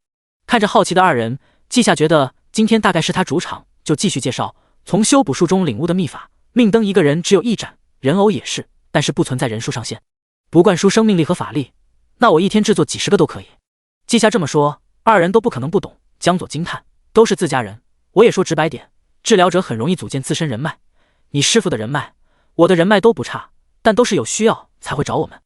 你拥有替身人偶和7星续命灯，不论哪一个，别人都想和你拉关系。”白云山则从另一个角度考虑：“你也听到了，锻造师协会的管事直接称呼你大师。大师需要某个技能达到大师级，但你在某个方面能够媲美，也一样是大师。每一位大师诞生都会公布，举国同庆，这是大夏的底蕴。我知道你要继续去刷副本升级，之后每天1个吧，剩余时间。”他拿出一些设计图，你选一个顺眼的，让后勤给你建造属于自身的浮空城，以后去哪儿都方便一点。啊，浮空城是我想的那个吗？稷下人有点愣。白云山相当自豪：“对，就是浮空城，独属于我们治疗者的大师奖励，拥有独立传送阵，可以飞行，并且我们和怪物之间有协议，浮空城在城市间往返也不怕怪物攻击。当然，你也将会承担更多的责任，比如一些战场需要救援，你需要去；一些特殊病人，如果你能治疗，也会通过传送阵送来。”说到这，白云山意味深长地看向稷下：“我也有一座浮空城，森林树妖选择投靠我，就安置在其中。他们的战斗力比起8成只强不弱。”稷下被惊得张开嘴，这属实没想到，这不就等于古代的豢养私兵？不过他这个应该是合法的。江左给稷下眨眨眼：“锻造大师可以打造魔动炮，轰杀4阶轻而易举，到时候记得来取。既然我已经恢复了，就去锻造试试，不能等到手生。你们师徒慢慢聊。”这个房间是安全保密的，人一走，白云山就给稷下陆陆续续讲解起来：“我是打算让你自由发展，虽然没测试，但也知道你的魅力值不低。你一个2阶，但刚才让3阶怪物跟随你很轻松，那你可以再等等，到了3阶就去4转副本迷幻云中城，收服其中的天使后，让副本和浮空城融合，即便是荒野也能去。而且那些天使拥有增幅法术、治疗法术，战斗力更是强劲，对于你是一种补充。”稷下有点感动的，他师傅还真是为他着想，每个阶段都有安排好，他也不会迷茫。这次的建议就很不错，连忙点头应下：“好的，师傅，就这么办。既然是浮空城，那我就选天空城堡设计图吧。”谁知白云山又一个意味深长的眼神：“你小子，我建议你只要个主体，建筑就要功能性建筑，能助人和使用就行，反正之后融入次元后会大改造，还不如先拿到手。你这疯狂攻略副本的劲，2阶到3阶，顶多1年，不会太久的。”稷下有些诧异：“师傅，修建浮空城应该很久吧？”“是久，但是我知道有一座浮空城早就打造完毕，我给你拉进群了。接下来几天你就去各地救人，然后联合申请，之后大夏给你授予大师荣誉，并且颁发奖励。治疗大师的荣誉评选是特殊的，不看你层次实力，只看你真实能力，能让其他人为你申请就是能力。毕竟转职体系达到4阶不难，但能力嘛，只能说中规中矩，不是每一个4阶都能成为大师。”给稷下说完后，白云山就进传送阵走了。作为治疗大师，他很忙的，各种需要净化的病人都会推到他这里，毕竟他这方面的造诣极高。稷下选择回家，慢慢研究那个群。群名治疗者之家，整个大夏的治疗者大师都在里面，6个管理员就是他们，然后上百个群成员4阶或者4转治疗者，能力尚可，比下有余，但比上不足，因此还不是治疗大师。群内并不聊天，全是任务派发、治疗申请以及指定邀请。各种疑难杂症需要他们这些治疗者大佬去解决，目前各个团队都有自己的治疗者，但他们不一定能解决所有问题。当需要援助的时候，就会发到群里，愿意去就去。都是同行中的佼佼者，季夏就大意浏览了一下，主要记住另外5个大师：北区林雨，北区白月，东区胡说，南区周之秋，东南区吴山河，加上西南区白云山。偌大的大夏国竟然只有6位大师，季夏都有些惊讶，太少了。现在是大半夜，群内依旧有各种信息流动。刀锋平原10加4阶掌握断肢重生，不甲平原5加4阶掌握群体进化。地名是需要前往的地点，数字是需求的人数，阶位是指达到这个实力才能去帮忙，后面是对治疗者的能力要求。这些信息发出来是红色，过了几秒就变成绿色。季夏点进去一看，原来是已经被人接下，所以变化颜色。今天发生的事情太多，季夏知道自己被拉进群，就意味着他在师傅眼中已经有能力。不过他暂时不打算接任务。他打开自己的面板进行查看。季夏2阶治疗法师，血脉领主级810000，精神1100，灵魂提升带动精神提升，体质820，受精粹影响小幅度提升，魅力78，原点148531，天赋死亡抗拒05000 ，LV10基础增幅，每提升1级增加10精神，5体质，1魅力，10%几率提升灵魂，010，当前上限为10级。LV8真实治疗，对目标进行精神力80%的本源恢复，200%普通恢复，350500，当前上限20级。LV16净化之光，持续性对目标进行强驱散，可对现实造成中等影响，4800500，当前上限为20级。LV60级命灯，备用血包，修补术，秘法7星续命灯，操纵血肉精粹替身人偶。阶位体系的职业者，数据就不再固定，根据修炼冥想以及各种技能都会对自身造成影响。同时季夏有一个师傅通过心得之类把净化和治疗都提升了几级，这是没有加点的情况。体质精神灵魂在技能带动下提升，自然的季夏的血脉升级要求降低。季夏看着自己10几万的原点，露出满意笑容，刷了1个多月的副本，继续加点吧。第23章心境治疗大师，先给血脉升级。血脉霸主20000300000，虽然很疑惑为什么刚升级就自带2万进度，但季夏直接消耗1万继续提升。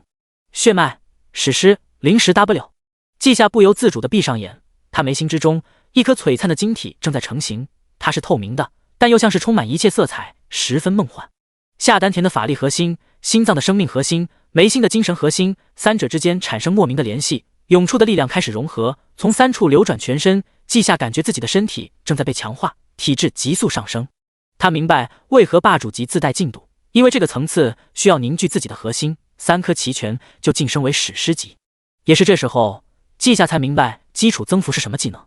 血脉等级提升是身体潜力的上限提升，而基础增幅是保证下限，限制基础增幅技能等级的不是季夏的阶位，而是他的血脉。就像现在，季夏又可以加点 LV25基础增幅，每提升1级增加20精神，体质3魅力，小幅度增加灵魂强度，同时消耗1魅力050，相当神奇的技能。达到25级后不再增加魅力，还消耗，不过这是面板描述问题，实际上是把浮于表面的魅力真正融入自身，把后天增加的魅力化作先天就有的。基础增幅这技能从开始的等级到现在，季夏做出对比，他增加的精神和体质属性已经完全相同，这相当于告诉季夏，血脉层次越高，发展越是均衡，几乎没有短板。季夏现在的原点是能够同时把几个技能全部加到90级，但季夏没有这么做，他现在已经够用，所以准备再学2个特殊系技能，然后到时候给所有技能一次性提升。在之前得到真7星续命灯之后，季夏尝到了甜头，就想试试多个技能一起引动宇宙之音，看看能不能得到更加强大的秘法。季夏把目光再次放到血脉上，他确定这是打地基，因此打算继续。血脉传奇0100W，加点结束后，时间仿佛静止了。季夏看到自己体内血肉在融化，法力也在融化，而灵魂更加凝实，无穷无尽的能量从外界进入季夏身体。但是很神奇，外界的能量根本不见减少，任何异象都没发生。季夏的身体已经不知不觉间彻底消融，而后就像 3D 打印机在工作，一个全新的季夏以他的灵魂为核心再次复现。之前3个核心不见了，但季夏看到自身丹田有一个灼热的液态球，它仿佛有无穷能量。过了一会儿，它竟然冷却了。季夏也知道了它的名字，星核，行星核心。当核心重新被点燃，且稷下的积累足够，稷下就能进化为下一个层次。传奇生物又名行星生命体，成年后达到行星级，可以在星系中生活。这也是进化后得到的信息，似乎是某种来自于血脉的传承。这次变化太大了，稷下加点后重新查看面板。稷下2阶治愈心灵专属职业，血脉幼年传奇心灵0100W， 元质11，传奇天赋1，星光不灭，分离自身元质，融入星辰之中，本体死亡后在元质中重生，跟随血脉提升。2、元质增幅，每次阶位提升，元质额外增加100，跟随血脉提升。星光治愈，心灵的治愈，操纵能量，本源或者元质进行治愈。专属技能5等级，根据本体实力变化。星光净化，心灵的净化，可以解除一切非正常负面状态。专属技能5等级，根据本体实力变化。心灵增物，解除目标受到的增益。专属 LV60级命灯，备用血包修补术，后续感悟将会结合自身血脉发生变化。秘法7星续命灯，星河替身人偶，操纵血肉。稷下肯定那10万元点砸下去会发生变化，但真没想到变化会这么大。他在加点前专门看了面板，而且记性不差，身后一对比，只能说真陌生。总结一下，一稷下变成了心灵，拥有了专属职业。2天赋和基础增幅技能没了，也不再能够升级，变成了新的2个传奇天赋，等级和血脉层次绑定，下一次升级要100万。3精神、体质、灵魂和魅力等属性也消失了，全部化为元质。这是传说生物的特殊本源，使用它释放法术，能让稷下的所有技能全部加强。4真实治疗净，之光没了，但有新的专属技能补偿，还多了一个与进化对应的驱散，它们都不可升级，效果和实力挂钩。还有一些其他杂七杂八变化，但属于看面板就一清二楚的，就不用总结。哦，精粹变成星河了，稷下自己还是血肉之躯，但能量核心之内只剩一个，就是星河。稷下目前属于行星驱动，不用担心什么法力消耗，就是以前几千的精神力之类，就剩11点元质，让稷下惆怅。虽然知道1点元质都比过去自己全部属性更高，但大数字带来的直观感受还是不一样。稷下走到窗口，在指尖凝聚一点星光，他射向地面，悄然无声地融入蓝星。这就是他的天赋，既然能多一条命，自然是赶紧用上。风从窗口吹进来，稷下的头发在飘扬。原来稷下之前的寸头，在这次进化中直接变成快拖地的长发。不过随着稷下的想法，长发化作星星点点的能量散开，重新恢复之前的头型。头发都变了，稷下好奇自己的容貌之类，他也没去照镜子。作为传奇生物，稷下已经能够感知到周围的水系能量，轻易凝聚一面镜子。看着镜子里面的人，稷下只觉得说不出来的怪异，因为太正常了。毕竟稷下已经从人类成为人类心灵，目前五官还是他原来的，就是优化过，看着就觉得舒服，还有种让人忍不住亲近的澄澈气质。不过这也算好事，虽然做好了外形大变的准备，不过能不引起注意更好。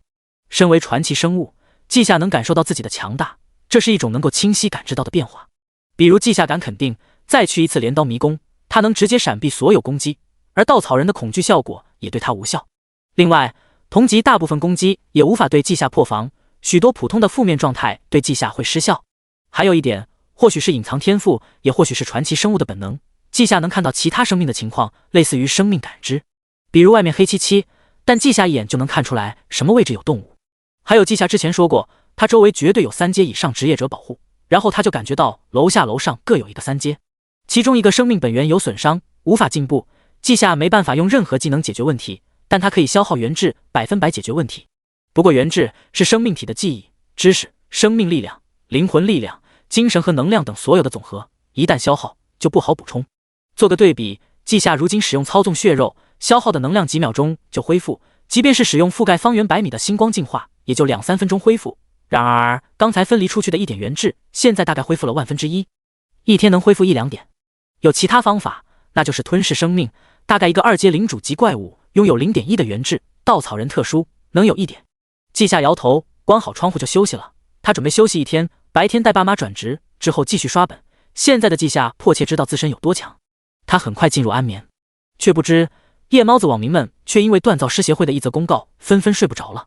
江左大师康复通知：1年前，山城中突然降临一个4转灾厄级别大型次元之门，无尽熔火蝙蝠飞出，肆虐城市。西南片区紧急组建队伍进行讨伐，牺牲17位4阶，重伤2位大师，其中之一就是江左，另一位还在冰原下面冰封着。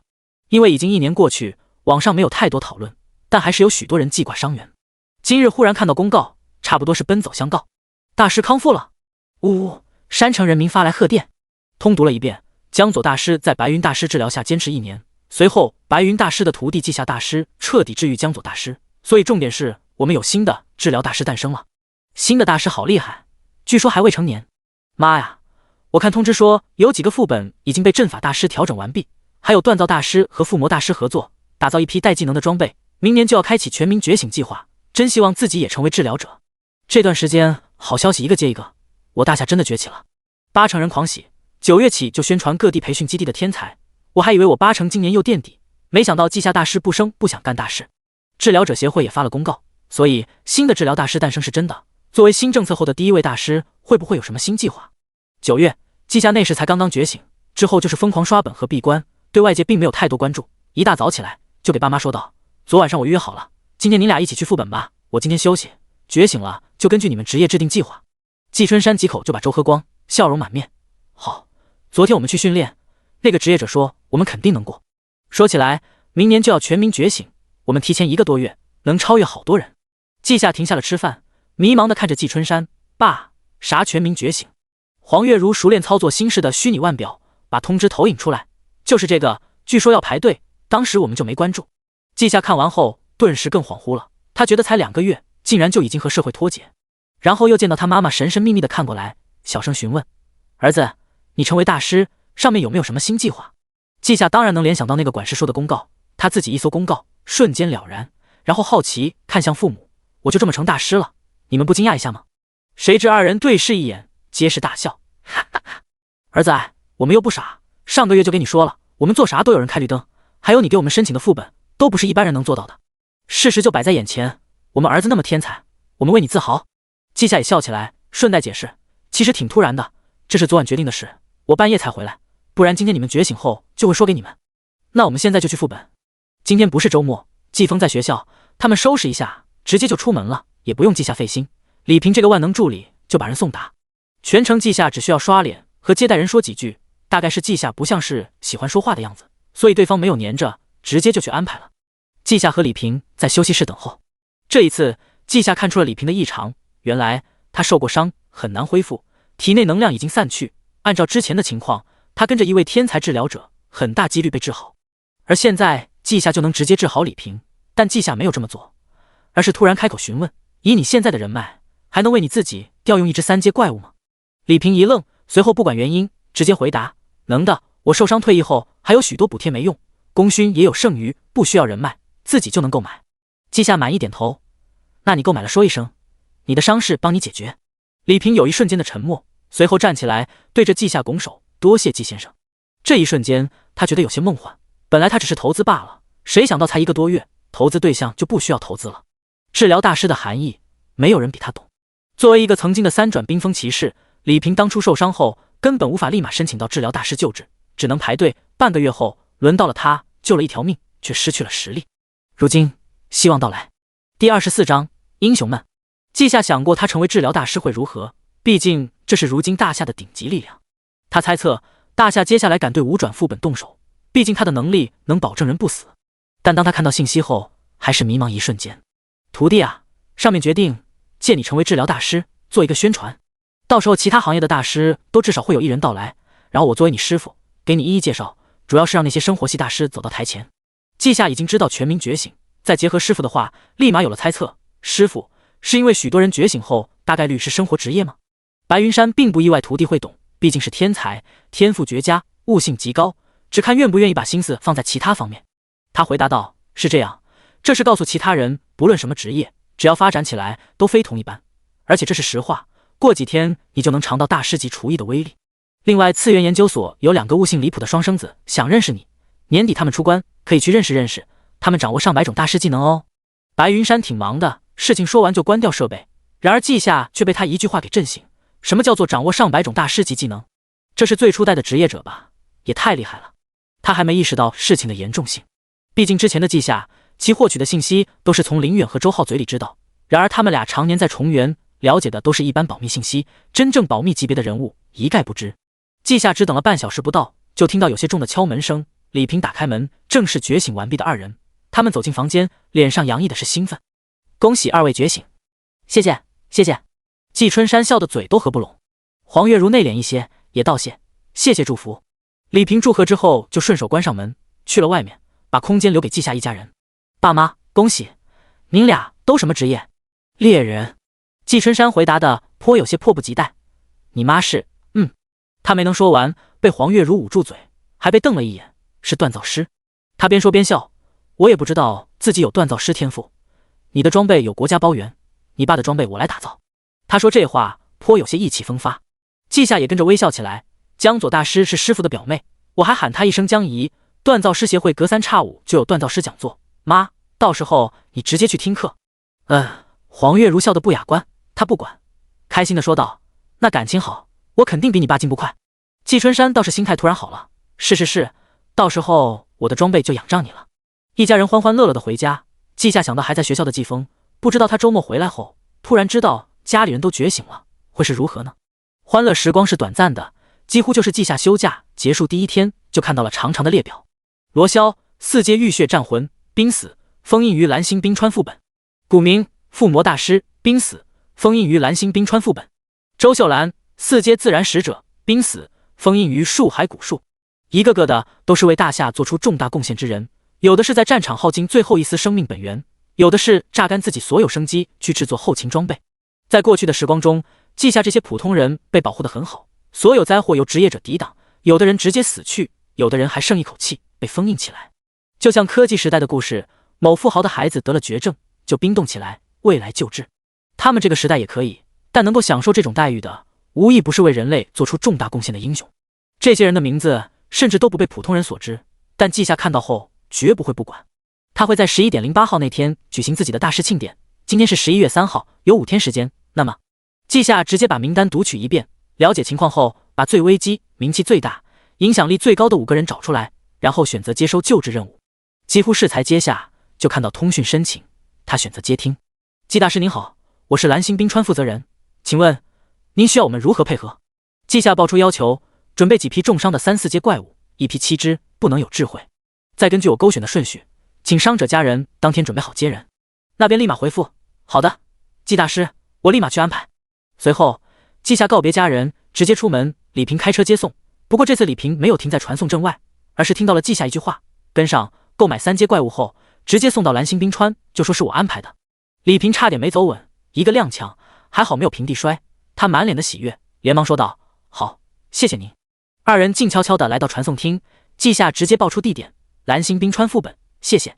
操作传送的守卫带着设备，自然知道来人身份，连忙开启阵法，对着季夏消失的背影敬礼。蓝星冰川副本，终日飘雪，没有大地，地面就是冰面，2000米的厚度。自从研究出它的功能后，这里就常驻一群高级战士，把副本怪物杀到，只留下 BOSS， 然后封印。这样一来，副本就不会重启，也不会因为刷新次数多了而退化。后来甚至根据副本位置建立了北区最大的治疗者协会分部。季夏二人直接就从传送阵到了蓝星冰川门口，这是特意设置的阵法，防止中间运输过程太久，让伤者失去被封印的机会。他们走出阵法后，就看到一个颈一转的中年人，他表情严肃，带着2个黑甲战士。季夏也被对方看到，那中年人走上前，季大师您好，我是这边的负责人胡生，您的要求已经安排好了，请跟我来。季夏点头，好，等会有东西运来，记得放行。5人进入传送门内部，他们在一片冰原上，天上还在落雪，而地面是一块块竖起的冰块，内部都是人类。季夏能感受到他们生机尚存，但犹如风中残烛，随时可能熄灭。不过副本有一股力量，让他们的生机被固定下来，类似于最初版本的7星续命灯，但属性不同。而这片冰块旁边有一个超级大的笼子，里面都是昏迷的怪物，个个气息萎靡。季夏看了一眼，他面前就放了一块冰，里面的人就是古明，一位附魔大师。当初一个灾厄级4阶副本降临，水系元素怪物肆虐，他发动群体附魔，冰封整个城市的水元素，由此本源枯竭。他身上可谓是一丝多余的生命力都没有，制作命灯都没材料。不过不要紧，季夏一边使用星光治愈，一边说道：“带2批怪物。”一道淡蓝色星光落到冰块内，古明的身体就像筛子，治疗能量进入身体，却瞬间散开。而那些散开的生机附带古明的气息，被季夏收集起来，制作一盏命灯。而后黑甲战士送来14只怪物，他们在星光治愈和净化中对季夏产生亲近，一盏盏灯猛然剧烈燃烧，白色的大地和天空仿佛都被照成了红色。但生命之光如此短暂，很快就彻底熄灭。7只怪物化作飞灰，他们的命灯也消散，注入冰块之中的古明体内。而后第二批怪物的命灯各自减少1/7灯牛，灌注到古明的命灯之中。7星续命灯整个秘法完成后，冰块内的人影不再虚弱，他的气息恢复正常。呼，季夏装作累了，舒缓一口气，靠近冰块。古明大师，感觉如何？空旷而又窒息的黑暗之中，古明仿佛听到了什么，有声音在心底响起。他想睁开眼，但身体被禁锢，无法做出任何行动。放松，放松，你正在进行治疗，被封印在冰晶之中，无法行动是正常的。你感觉没问题的话，我就解开封印。古明还是有些迷茫，但这个声音如此亲切，让他下意识的信任，也下意识的回答没问题。季夏满意点头，转身对胡生说道：刚刚沟通过，他已经没问题，解开封印吧。胡生身后一个黑甲战士出列，他们刚才只看到季夏走到冰块面前闭眼，并不了解具体情况，现在看来那是交流。冰块并非融化，也不是碎裂，而是封印解开，瞬间就消散，什么都没留下。里面的人一个踉跄，但立马被黑甲人扶住。古明睁开眼，看到的就是季夏，他的思绪逐渐回笼，但还有很多记不起来。不过他仍然本能的开口：北川市怎么样了？怪物解决了，次元之门封印了。封印了，具体情况不清楚。而后季夏背后响起一道声音：大师，超凡历43年，深海次元降临北川市，您力挽狂澜，及时封印，后续增援及时，44年就将次元攻略成功，如今是53年，10年。听到没事，古明先是松了一口气，随后呢喃，最后他更恍惚了，我有些东西记不起来了，这么久吗？季夏眯起眼睛，仔细观察后恍然大悟，原来如此。第25章原制人偶。蓝星冰川的冰封并非绝对的静止，封印在此能有效延缓本源流逝，但时间过久就会导致原质的流失，这会让你的记忆等都衰退。不过古明大师，您才封印10年，不算太久，好好休养一下就能恢复。对了，胡生，给这些伤员重新排序，封印时间越久，实力越低，越是排前面，我怕拖久了出意外。季夏才说完，立马几个人黑甲战士开始行动。胡生很是感激，季先生，多谢您的高义。古明也反应过来，他看向季夏，露出僵硬的笑容。没听过的名字，是后来成长起来的吧？这里战友如此多，看来你是目前为止唯一有能力救人的。看来这些年大夏发展的很好，又一位新的治疗大师。他的目光满是欣慰，看着季夏格外柔和。季夏对这样一位有德的长辈，自然是尊敬的。大师您猜得真准，不过我目前只是提名大师，等我拿到联名推荐，就是正式大师。古明自己慢慢挪动起来，他道：你这能力还需要推荐，不过规矩确实不好乱改，出去就给你推荐。现在的推荐是需要大师还是宗师？季夏回答：还是大师，目前我还没听说有宗师。古明有一瞬间失望，哎，这么多年了，还没有宗师诞生了吗？算了，你先忙，不用管我，还有这么多人等你解救，我自己去了解。既然已经认识，以后有的是时间慢慢聊，他可不愿意耽误季夏救人。怪物是季夏特意要的无智慧类型，因此季夏心里就没啥膈应。那些失去了1/7生命的怪物可以继续作为下一批祭品，但季夏还是多此一举的使用星光治愈，为的就是保险。第二位救治的是西南片区一位4阶的农夫，8年前不知道是因为什么，全世界粮食减产，这位叫做袁修之的职业者燃烧生命，让自身天赋风调雨顺作用于整个种植区，解决了问题。季夏之前是打算从伤员中仔细挑选，然而他浏览了小部分，就发现这里面每一位都值得他挽救。有一句话他曾经看过，具体忘了，大概就是对于高尚者，人们天生会带有一丝敬意，哪怕是最为卑劣的人，他们会对高尚者出手，但不妨碍他们对高尚者有极高评价。所以季夏浏览部分后就选了这样5人，然后又随便加入另外5个人。袁修之苏醒后得知如今是10年后，他的第一句话就让季夏肃然起敬。只见他皱眉说道：如今又有灾害发生吗？带我去现场，我的天赋还能用。季夏无奈解释：前辈，往好处想，比如如今时代大夏发展的很好，已经能够救治被封印的人，你是出来享福的。袁修之讶然，随后满足：那我得出去看看如今的大夏，多谢你了，不耽误你。他也能看出来，这里被封印的人很多，却只有一个季夏，所以季夏肯定忙。另外他没较真，他猜测如今大夏应该发展的不错，但出去纯享福大可不必。他虽然心中有这个期望，却知道很难实现。等人走了，属于李平的3阶怪物也送过来，季夏顺手治愈。当然他自己轻松却不会表现出来，而是对胡生说道：最近每天就治疗2个人，等我有所突破再增加人数，今天治疗就到这里了。胡生和其他几个人连忙给季夏行礼：季大师您辛苦了，我们送您。季夏摆手：不必，每个人都有自己的职责，你们也累，就不来那些虚的。于是胡生他们停住，目送季夏离开。等到季夏进入蓝色漩涡，胡生才感叹，对于季大师这样的人，我刚才还真不是虚的，真希望我立马失业。他作为特殊型博学者，研究过封印术，记忆力超群，是特意申请来此处管理。季夏这边离开，直接在他的3人小队群里摇人，同志们，2转副本启动。林远，大腿，你不换队友吗？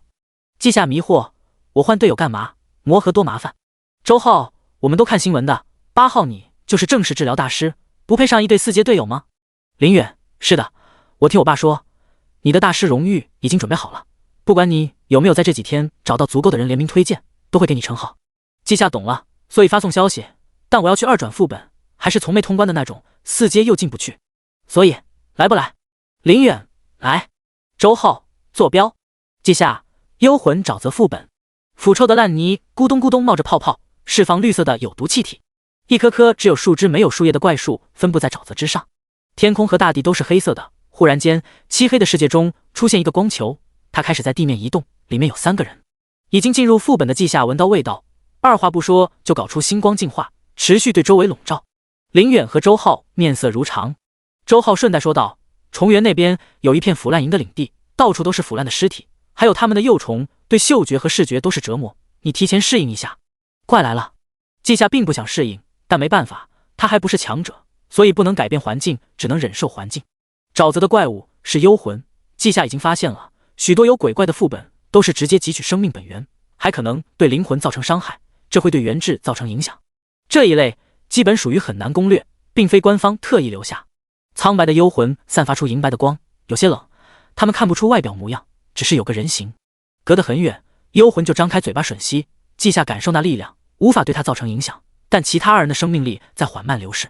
2人要击杀幽魂的时候，季夏却双眼放光的说道，打残就行，现在才发现幽魂是好东西啊。是的，真的是好东西。在季夏眼里，幽魂失去了身体，只要除去意识，就是纯净的元智，虽然很少，这2转领主级幽魂也就 0.1 元智，但是积少成多。曾经在这种副本，林远是主力，如今2转的周浩学习了一个金属融合的技能，将神圣金属特性融入自身金属，一样能对鬼怪造成伤害。甚至他还可以制造一个金属笼子，把打残的幽魂送到季夏面前。已经失去反抗能力的幽魂被季夏提取生命力，制作出一盏命灯，其中灯油被季夏抽走。过去的季夏当然做不到，但他进化为传奇血脉后，能够操纵低等级物种的元智。很快，季夏手中就浮现一粒芝麻大小的无色光点。处理完怪物的2人看到光点，内心深处涌现本能的渴望。林远压下感觉，好奇询问，这什么东西？感觉好棒，想吸收。我也一样。周浩也是如此感受。季夏没回答，而是将2人的命灯中抽取生命力，制作2个人偶，将光点融入周浩的人偶，送给他。替身人偶恢复生命力和法力，替你抵挡致命一击。当然，还有刚刚我融入的元智，下次你自己生命枯竭，只要活下来，元智就会慢慢帮你恢复。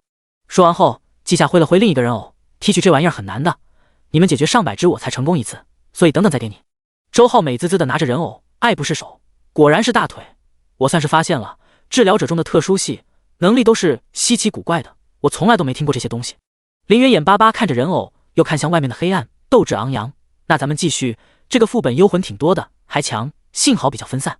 季夏一边跟着走，一边思索，每个职业都有特殊系，但是基本没有人走，因为技能少，不好提升，连个交流学习的人都没有。就算知道特殊系很有前途，其他人也只能放弃。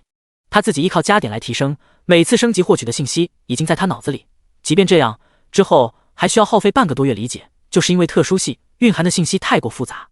不过季夏也承认特殊系带来的好处巨大，他准备提升到4阶后就把那些知识变现，或许能让整个大夏的整体实力提升几个档次。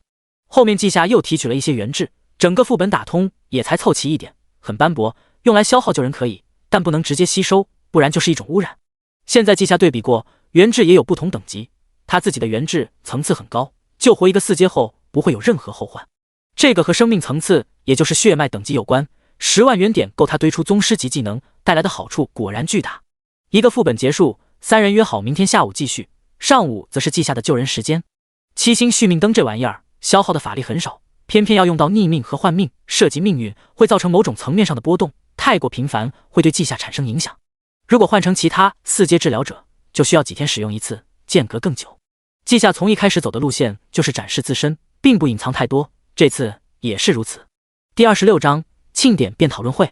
4号，白云山听说有几个大师联名推荐季夏，直觉有内幕。他吃饭时候一看，好家伙，袁修之和古明、林树德、周元山等人共同推荐，其他几个人他不意外，这4个单独提溜出来，就是因为他知道这4位不是都封印在蓝星冰川续命吗？结合江左一看，很明显都是这2天被徒弟救活的人。他想笑，这几个人都不一般啊。袁修之在全球都闻名，个别地区他的名字就是代表农神。古明在北川市甚至有雕像，还有人给他立神庙。笑完了之后，白云山就是沉默。季夏只用了3个月达到如今程度，双生子更是推演出宗师境界，看来接下来就是5阶时代，那些特殊副本一旦开启就不能停下。魔女之夜希望能够打通，不然蔓延到蓝星就是灾难。几人回归，官方并没有搞什么惊喜的意思，而是直接宣布。于是继最年轻的治疗大师诞生后，又有丰饶大师袁修之归来、附魔大师古明归来等公告，大下一片欢庆。有人看文章标题就意识到这和新晋治疗大师有关系，一看内容果然如此。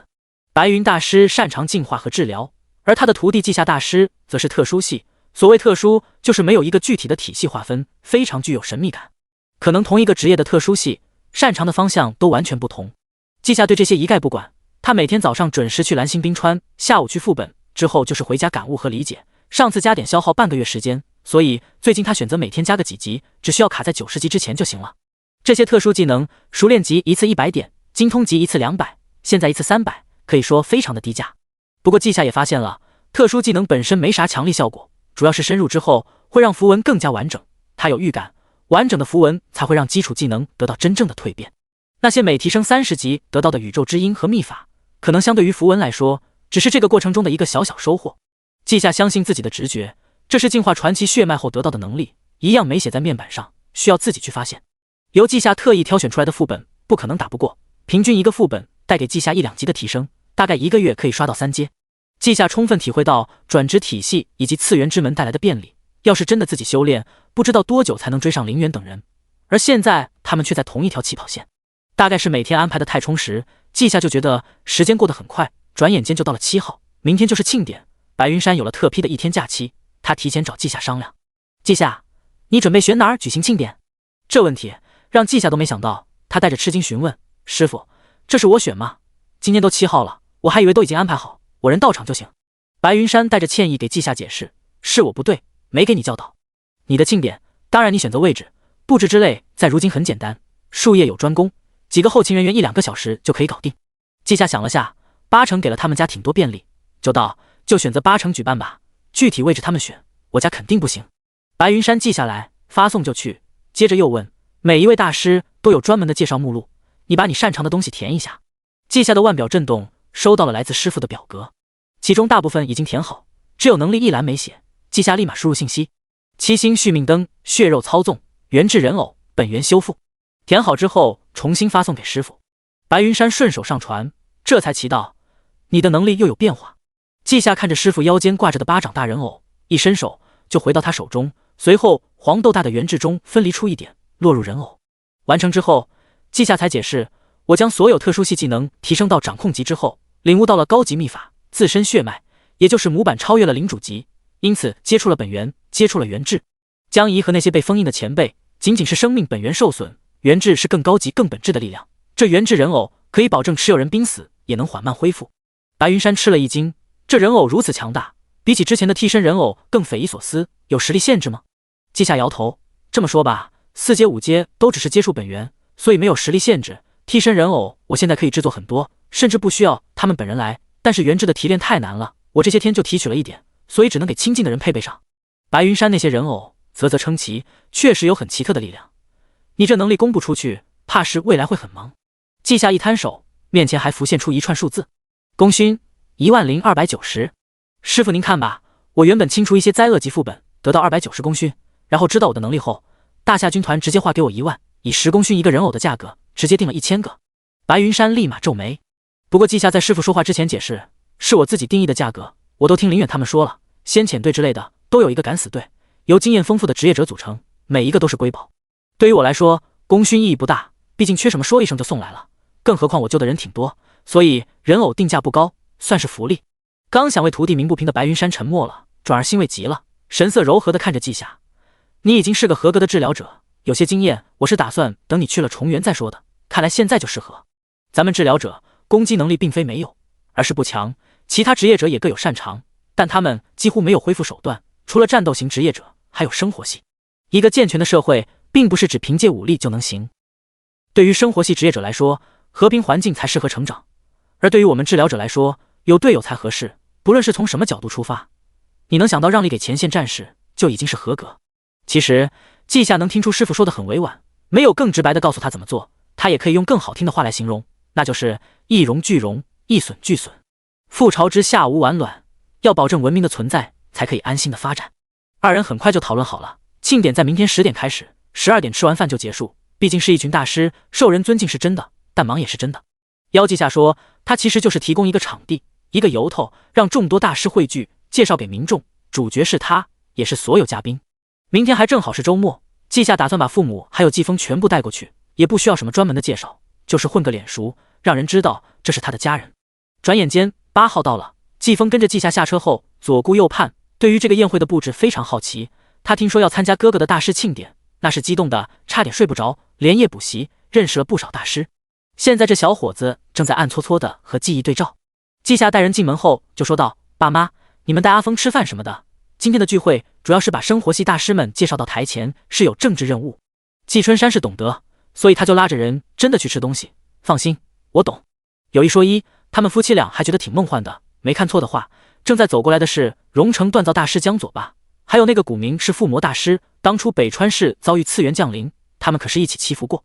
等等，那是……忽然，季春山和黄月如看向一位清瘦的身影，有些错愕，还有些不敢相信。季风顺着一看，咦，这个大叔好像书上写的袁修之先生哎。轰！这夫妻二人终于确定了，这就是那位袁先生啊，这就是教科书上的历史名人出现在眼前。而且这位大佬还参加自己儿子的庆典，就很魔幻。季夏倒没有这种感觉，他洋溢着笑容走向几位。既然是我来晚了，等会我用果汁剂你们没问题吧？毕竟我是未成年。噗！江左笑出声，不提年龄还好，你一说才想起下个月你才成年。古明也错，我就只知道你走出特殊技一条路，没想到你这年龄想不到啊。袁修之倒是没啥反应，就赞叹挺好的，年轻人也发展起来了，希望我们早点退休。季夏忍俊不禁，袁先生，您说的退休是继续去优化作物吗？我前天才看了，您这才刚醒就弄出灵骨。古明前辈也是城市附魔计划，超大工程，不过真的做到了，以后次元降临也安全许多。俗话说千穿万穿马屁不穿，人总是喜欢听好听的，更何况季夏是由衷的赞叹，所以几人皆是笑意满满。尽职的宣传部人员抓拍每一个瞬间，配上介绍，准备将这场庆典的重量级大师宣传出去。他却不知休息日的网民已经在猜测了。第27章国运之际。众所周知，治疗者都是争相被教好的职业者，而治疗者中的佼佼者，一位新晋治疗大师，那更是牵动无数人的心。尤其是季夏的简介已经由官方放出，人们知道了季夏的能力，网上的讨论就更加火热了。比如，我靠，这么离谱的能力，突然好奇这次庆典有哪些大佬会来。我在做梦，这个7星续命灯的介绍是不是写错了？强行续命，起死回生，我眼花了，不然怎么看到这种能力？这就是特殊系吗？大夏乃至全世界唯一的治疗者特殊系。兄弟们，我刚刚把所有治疗者大师的信息对比了一遍，真的就季大师一位是特殊系。我发现了盲点，为什么季大师没有称号？回楼上的大师称号一般是来自全民认可，或者是能力比较有特点。这位季大师之前都没有信息传出来，能力也不被了解，所以没有，但他可以自己取。事实上就是如此。江左就在问这个问题，季夏，你有想好自己的称号吗？季夏想过的就回答道，敷衍一点的话就叫命灯大师，不过这让我想到一个和尚，所以想了想，按照我的血脉来取名吧，就叫心灵。嗨嗨，白云山咳嗽一声，把几人目光吸引过来，得意说道，我昨天回去特意去了解一下，模板确实就是血脉层次，我们人类的血脉可以进化几个分支，自然之灵、元素之灵、星辰之灵。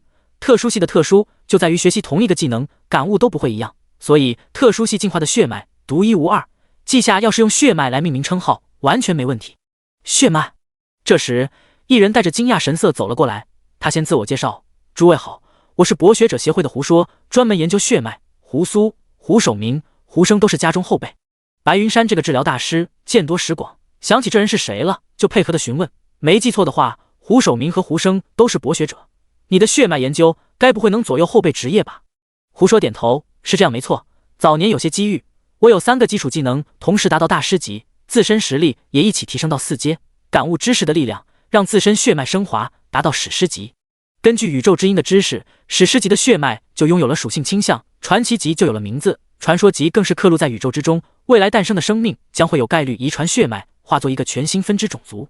他说完就看向稷下，而稷下也在看胡说，这是他见过元智最强的人，起码有5点。不过元智层次低，只是自然成型，初级都算不上，其中蕴含生命和能量。如果再加上精神力量和灵魂，说不定胡说就可以晋升到传奇血脉。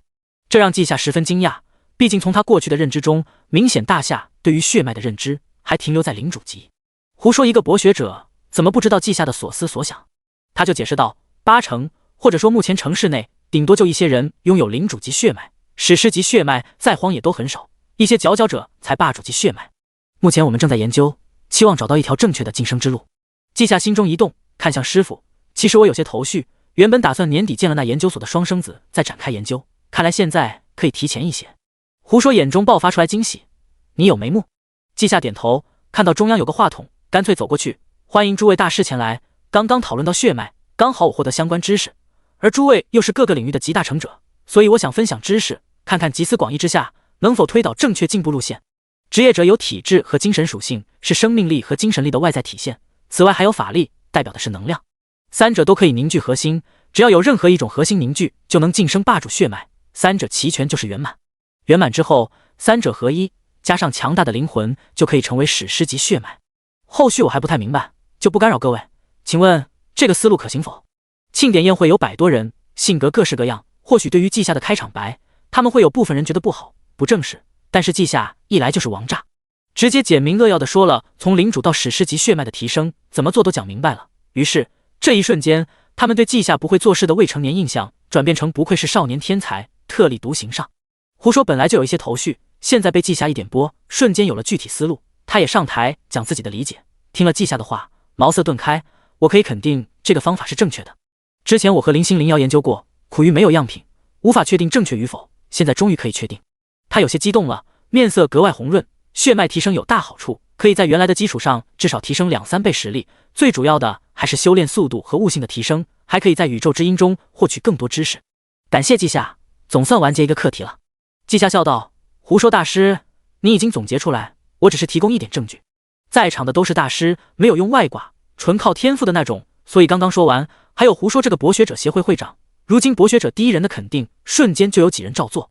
大厅内能量开始涌动，几个人顺利凝聚能量核心，气息有所变化。随后一人睁开眼，也讲解自身收获。刚刚试了试，在丹田凝聚能量核心，只是刚刚成功，就感觉液态的能量对身体淬炼有更强效果，还有能量上限提升了几倍。这个方向是对的，至于生命本源，法系职业用宝物吧，战士职业血气充沛，很容易自己成功，就是精神核心有些不懂。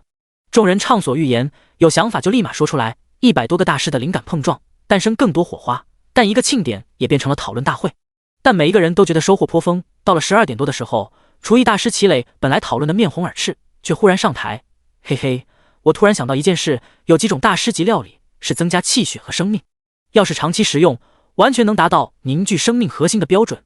这样一来，意味着材料管够就量产霸主血脉。齐磊的话给了其他人灵感，幻术大师也灵光一闪，我可以设置专门幻境，魔力精神，加速凝聚精神核心的速度。咦，这么说，我们这些生活系大师联手，可以批量打造圆满的霸主级血脉，就是灵魂不好涉及，要靠职业者自己。齐磊亲自动手，把提前炖煮的药膳分给众人，美滋滋地说道：光靠外力当然不行，我们能做到这种程度就行了。不是要开启全民觉醒计划吗？等会宴会结束，我们再讨论讨论，有没有什么办法给大夏人民都提升一下血脉等级。听到这话的几个管理人员突然汗流浃背，这计划好啊，实行起来更是好，但是需要的资源简直天文数字，够他们忙活了。不过几人仅仅叹气，露出视死如归的表情，却没有想过推脱，因为这确实是大好事。别开生面的庆典宴会在午饭后正式结束，稷下和众人添加了联系方式，这可都是人脉啊。尤其是大多数人都有些依依不舍，这顿饭他们收获了很多，巴不得多来几次。等到结束后，各回各家，同时官方媒体也发出新闻，讨论中提到的血脉进化计划没有掩饰的公布出去，瞬间引起新一轮的热议。这是关系民生和国运的大问题。当天晚上，博学者协会就开了发布会，公布全民进化计划。作为计划的初始提起者，也是贡献极大的人，记下那心灵大师的称号瞬间传遍全国。甚至这次100多位大师讨论的事件传到了其他势力，西海岸联邦内就爆发了一次游行，他们的民众在为自己争取进化。既然大夏都能做到，西海岸联邦征服一直宣传自己是蓝星最强势力，没理由做不到吧？民众把这归咎于联邦政府的无能，所以才有了游行。神圣联盟则是开始一次盛大祭祀，希望神圣之主赐福。神圣之主只能表示无奈，他一个虚幻的图腾伪神，心有余而力不足，做不到这种大规模事情。倒是自然联盟，他们申请和大夏合作，并且愿意提供资源，毕竟他们确实掌握了许多灵草灵果。这一切，季夏看了几眼新闻就无视了，他还有自己的事。讨论会中，他也获益匪浅，知道了大师级技能的特殊，符文会初步完善，可以引动宇宙元力，时时刻刻强化全身素质，引导血脉自然提升。季夏下次升级血脉要100W 原点，而副本怪物提供的原点并不因为实力增强而变多，还是根据血脉等级给以前一样的点数。所以季夏打算多来几个大师级技能，减少提升血脉的要求。反正他自己亲身接触其他大师后才知道天外有天，没必要藏着掖着。第28章浮空城。讨论时候，大多数人频繁提起林星灵瑶，这就是研究所的双生子。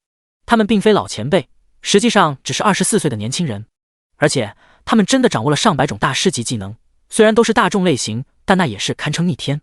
但还有更逆天的，那就是双生子的悟性匪夷所思。他们在大夏境内考察一圈后，创造出属于他们的独特技能，已经推演到宗师级。季夏听到这消息，都怀疑这两兄弟是不是拥有什么悟性逆天系统。有这种妖孽在前面顶着，季夏还是个治疗者，更是目前唯一可以逆转生死之人，其他人只会盼着他好。比如古明等人已经从蓝星冰川走出去，而那里面还有许多人，这些人的家属朋友唯一希望就是季夏，他们会允许季夏被伤害。季夏不敢说自己精通人性，但也能摸个7、8分，所以他打算月中就把技能导到大师级。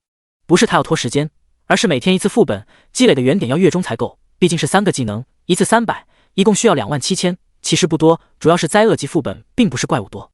比如当初镰刀迷宫就1个怪。季夏忽然想到什么，让李平带一只重元的怪物，至少精英级，送到蓝星冰川。他打算明天去的时候击杀一只，看看给不给原点，这一点很重要。随后季夏就开始制作替身人偶，这是血脉提升后的变化，他可以直接制作一个人偶空壳，拥有所有能力，别人拿到后滴血即可认主，不再需要季夏量身定做。这是军团的订单，季夏不想被烦，所以提前和军团交易，这样别人就不会找到季夏面前。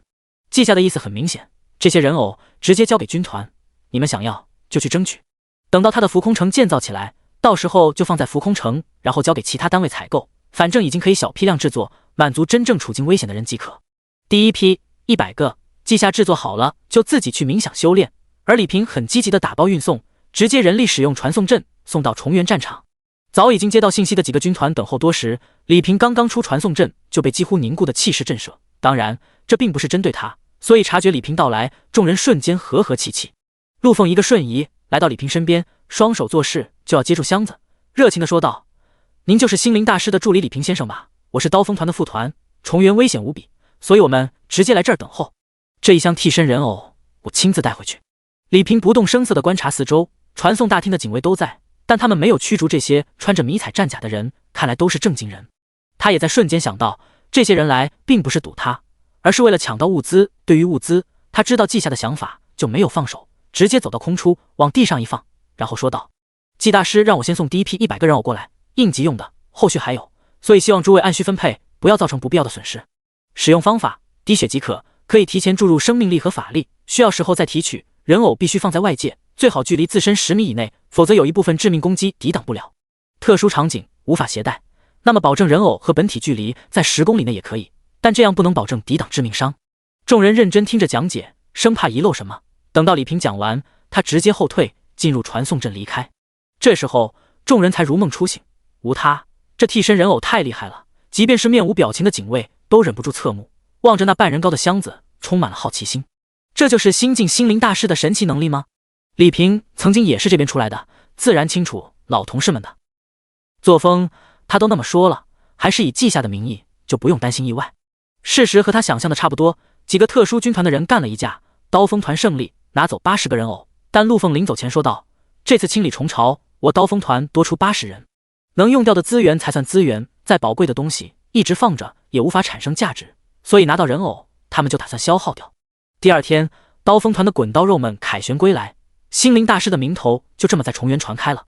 有崇高者愿意为了理想而牺牲，这是有意义的，但这并不妨碍他们也想活着，谁没有牵挂呢？心灵大师的造物能够将死亡拒之门外，自然会受到尊敬。季夏能猜到这些，虽然他没亲眼看到，不过季夏暂时没有兴趣去人前显圣，他要努力刷到2阶巅峰，然后学会2个特殊技能，一起加点，然后将5个特殊技能同时加到90级。他都开始期待到时候的收获。不过15号这天，季夏原点已经够了，他没加点，因为还没达到2阶巅峰。不过还有一件事等着他，属于他的浮空城已经完全改造好了，由专人护送，现在停留在8成上空。季夏收到信息的时候，还下意识抬头看天，并没有发现什么。不过他已经得到了传送坐标，可以直接前往。季夏整个人都是愉悦的，他完成一天的所有事情后，就迫不及待地使用传送阵传送。随后他到了一个纯白的房间，有一些隐藏的淡金色花纹，看起来神圣又典雅。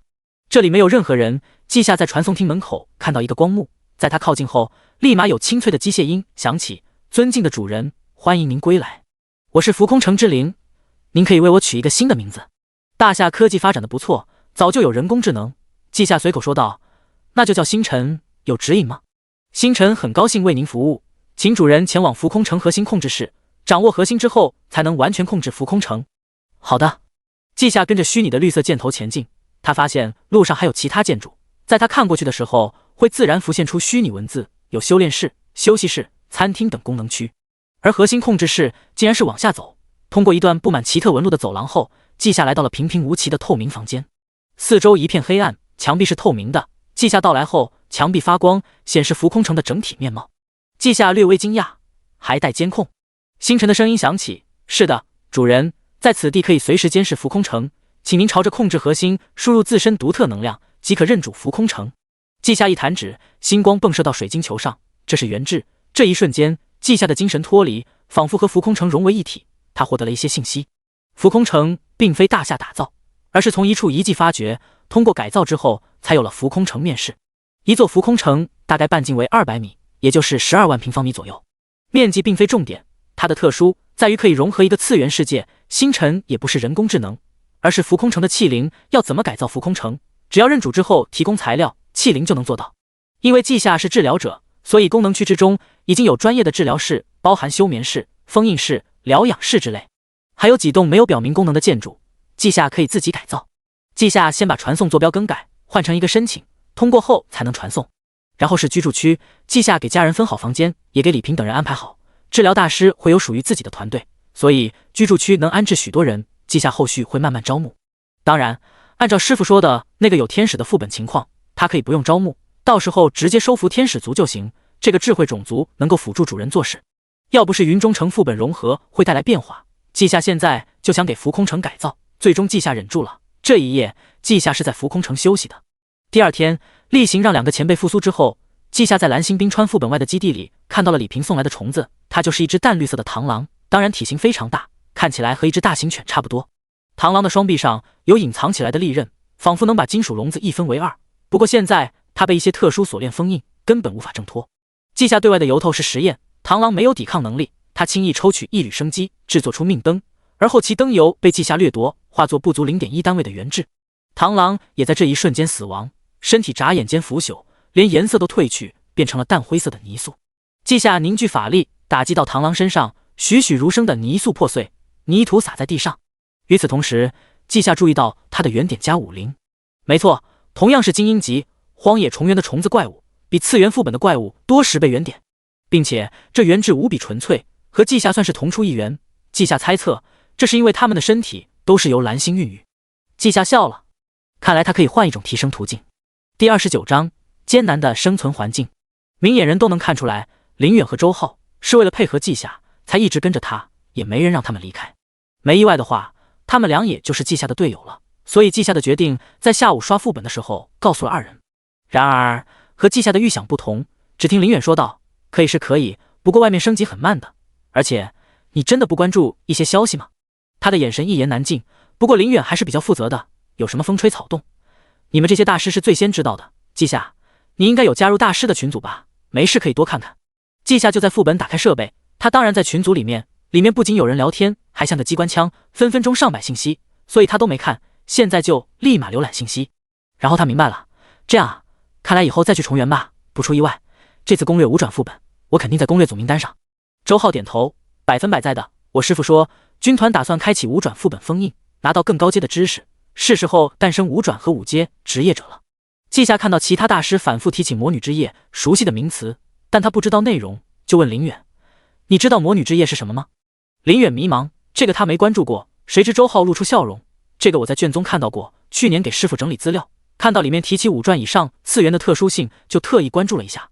所谓魔女之夜，是5转到9转的特殊次元，外围是5转魔女，内围是9转魔女。过去没有你，开发代价太大，谁去谁死，因为有你才能重启。”季夏觉得牙疼，有其他5转以上次元吗？或者说这些次元都是这种难度？周浩神色严肃起来，他点头说道：“是的，虽然我希望不是，但5转以上次元很奇特，几乎都是已经覆灭的文明，怪物肆虐，我们解决怪物就能得到文明的启示之光，指引我们发展。我听师父感慨过，魔女之夜还算好，魔女等级森严，可以先解决外围魔女，提升后再去内部。其他的，比如炎魔领地、坠落浮空城、圣者年代之类的副本，那才是地狱难度，进去就会被炎魔之王、巫师、半神们察觉。这些东西我了解的只是皮毛，你可以问问其他大师。”季夏听完，手在下巴摩挲长出来的胡子，想了一会儿才说道：“看来大夏的发展方针是先攻略一个高阶副本，提升大夏整体能力，然后以大势碾压荒野。”林远沉默，周浩扶额叹息。周浩无奈说道：“林远，你来讲吧，真的，季大师，你是大师啊，怎么信息渠道这么落伍？”林远给季夏科普起来，他的脸色很严肃：“季夏，灵气复苏之前，我们已经知道蓝星是一颗星球，知道太阳系有7大行星，知道太阳系仅仅是银河系中一粒尘埃。但灵气复苏之后，蓝星膨胀，科技重新发展，至今没能探测到蓝星的具体大小，太多的危险区了。陆地上曾经出现一棵1000多米的树人，行动一下都能带来小范围地动。后来大长老以次元壁垒打造大夏安全区，屏蔽人类气息，那树人才停止靠近大夏，就地扎根沉睡。根据检测，那树人的实力可能就有7、8阶，而这样的树人在绿色地狱中成千上万。”说完后，林远不说话了。他们俩想起每次外出都能看到那1000米高的树人，就一阵沉默。而季夏也跟着不语。真没想到，人类生存环境如此艰难，结合群里几万条聊天记录，季夏大概有了了解。职业者的生育更加艰难，所以大夏发展出安全区，增加人口，然后就是全民觉醒计划。这几乎是一环套一环，如果不是职业者难以孕育子嗣，恐怕早就全民职业者。如今大夏有8亿人左右，哪怕职业者几年才能孕育一个后代，在庞大基数下，全民觉醒后，生育率也不会下降太多。然后自然联盟人数极少，但个个都是职业者，这也就有了解释。季夏想通之后就说道：“看来我还是别想去重圆了，争取1年内通过次元副本提升到4阶，这样也能参与5转次元副本的攻略任务。”今天的副本是一个专门挑选的治疗类型，最近季夏挑选的都是适合他们3个的，但并没有报技能，还好他2阶2个技能位已经有2本技能书，还不用着急。季夏抽空看了下，他已经142级，再过2天就能学一个技能。但季夏觉得有些慢，所以当天回去后，他就在大师群里冒泡了。大佬们，要开启攻略5转副本了，我才2阶，有什么办法可以快速升级？祝英仙去1-4转白骨平原复合副本，找几个4转光系法师搭档，1天就能升10多级。当前阶段满级了，就去攻略几个灾厄级副本，拿到首通，解决快速升级的隐患。祝英仙，然后让大厨做几道菜。是季夏呀，你血脉层次高，2、3阶没有瓶颈，晋升3阶继续去刷骨头架子，不出2个月就能4阶。刘星辰，这个办法挺快的，也是公认的安全无副作用。季夏，你打算亲自去魔女之夜？不愧是俊杰啊！马金星，白骨平原副本外面就有个法师协会，常年驻扎一群光系法师，你发布个任务，就用替身人偶或者原制人偶作为奖励，保证一群人让你选。几秒钟就有大量建议发言。季夏确定是真的可行后，就道谢，谢谢大家的建议，明天就去练级。之前还想着每天一个灾厄级副本，用1年升级呢。胡说，白老头不合格呀，这都没给你这个徒弟说。刘星辰，多正常，你看咱们群里，每天聊天的都是我们几个，他们治疗大师半年能冒个泡都算不错了。祝英仙，是这样的，恐怕季夏过段时间也这样，整个大夏就7位治疗大师，他们不忙，谁忙？季夏汗颜，他是真的不忙，每天工作规律又轻松，当然，他也知道这是外界被他误导了，毕竟都以为他把快死的人救活很累，实际上一点都不累，消耗也不大，就是限制太大而已。那人偶因为效果强大，所以也理所当然的被认为制作不易，再加上还要解决一个高难度副本，所以其他人自然而然的觉得稷下很累很忙，所以没人来给稷下加任务。稷下望天，天花板很干净，我才2阶，原值目前有17点，太弱了，为了保险，等到我4阶再站出来吧。现在就让误会继续，我苟住，安心发育。睡前，稷下在军团内部发了任务，就是带他去白骨平原练级。稷下只要效率，所以类似于林远那种天赋的也可以申请。林远开不开启火焰状态，完全是2个战斗力，不就是消耗生命力吗？他可以补上。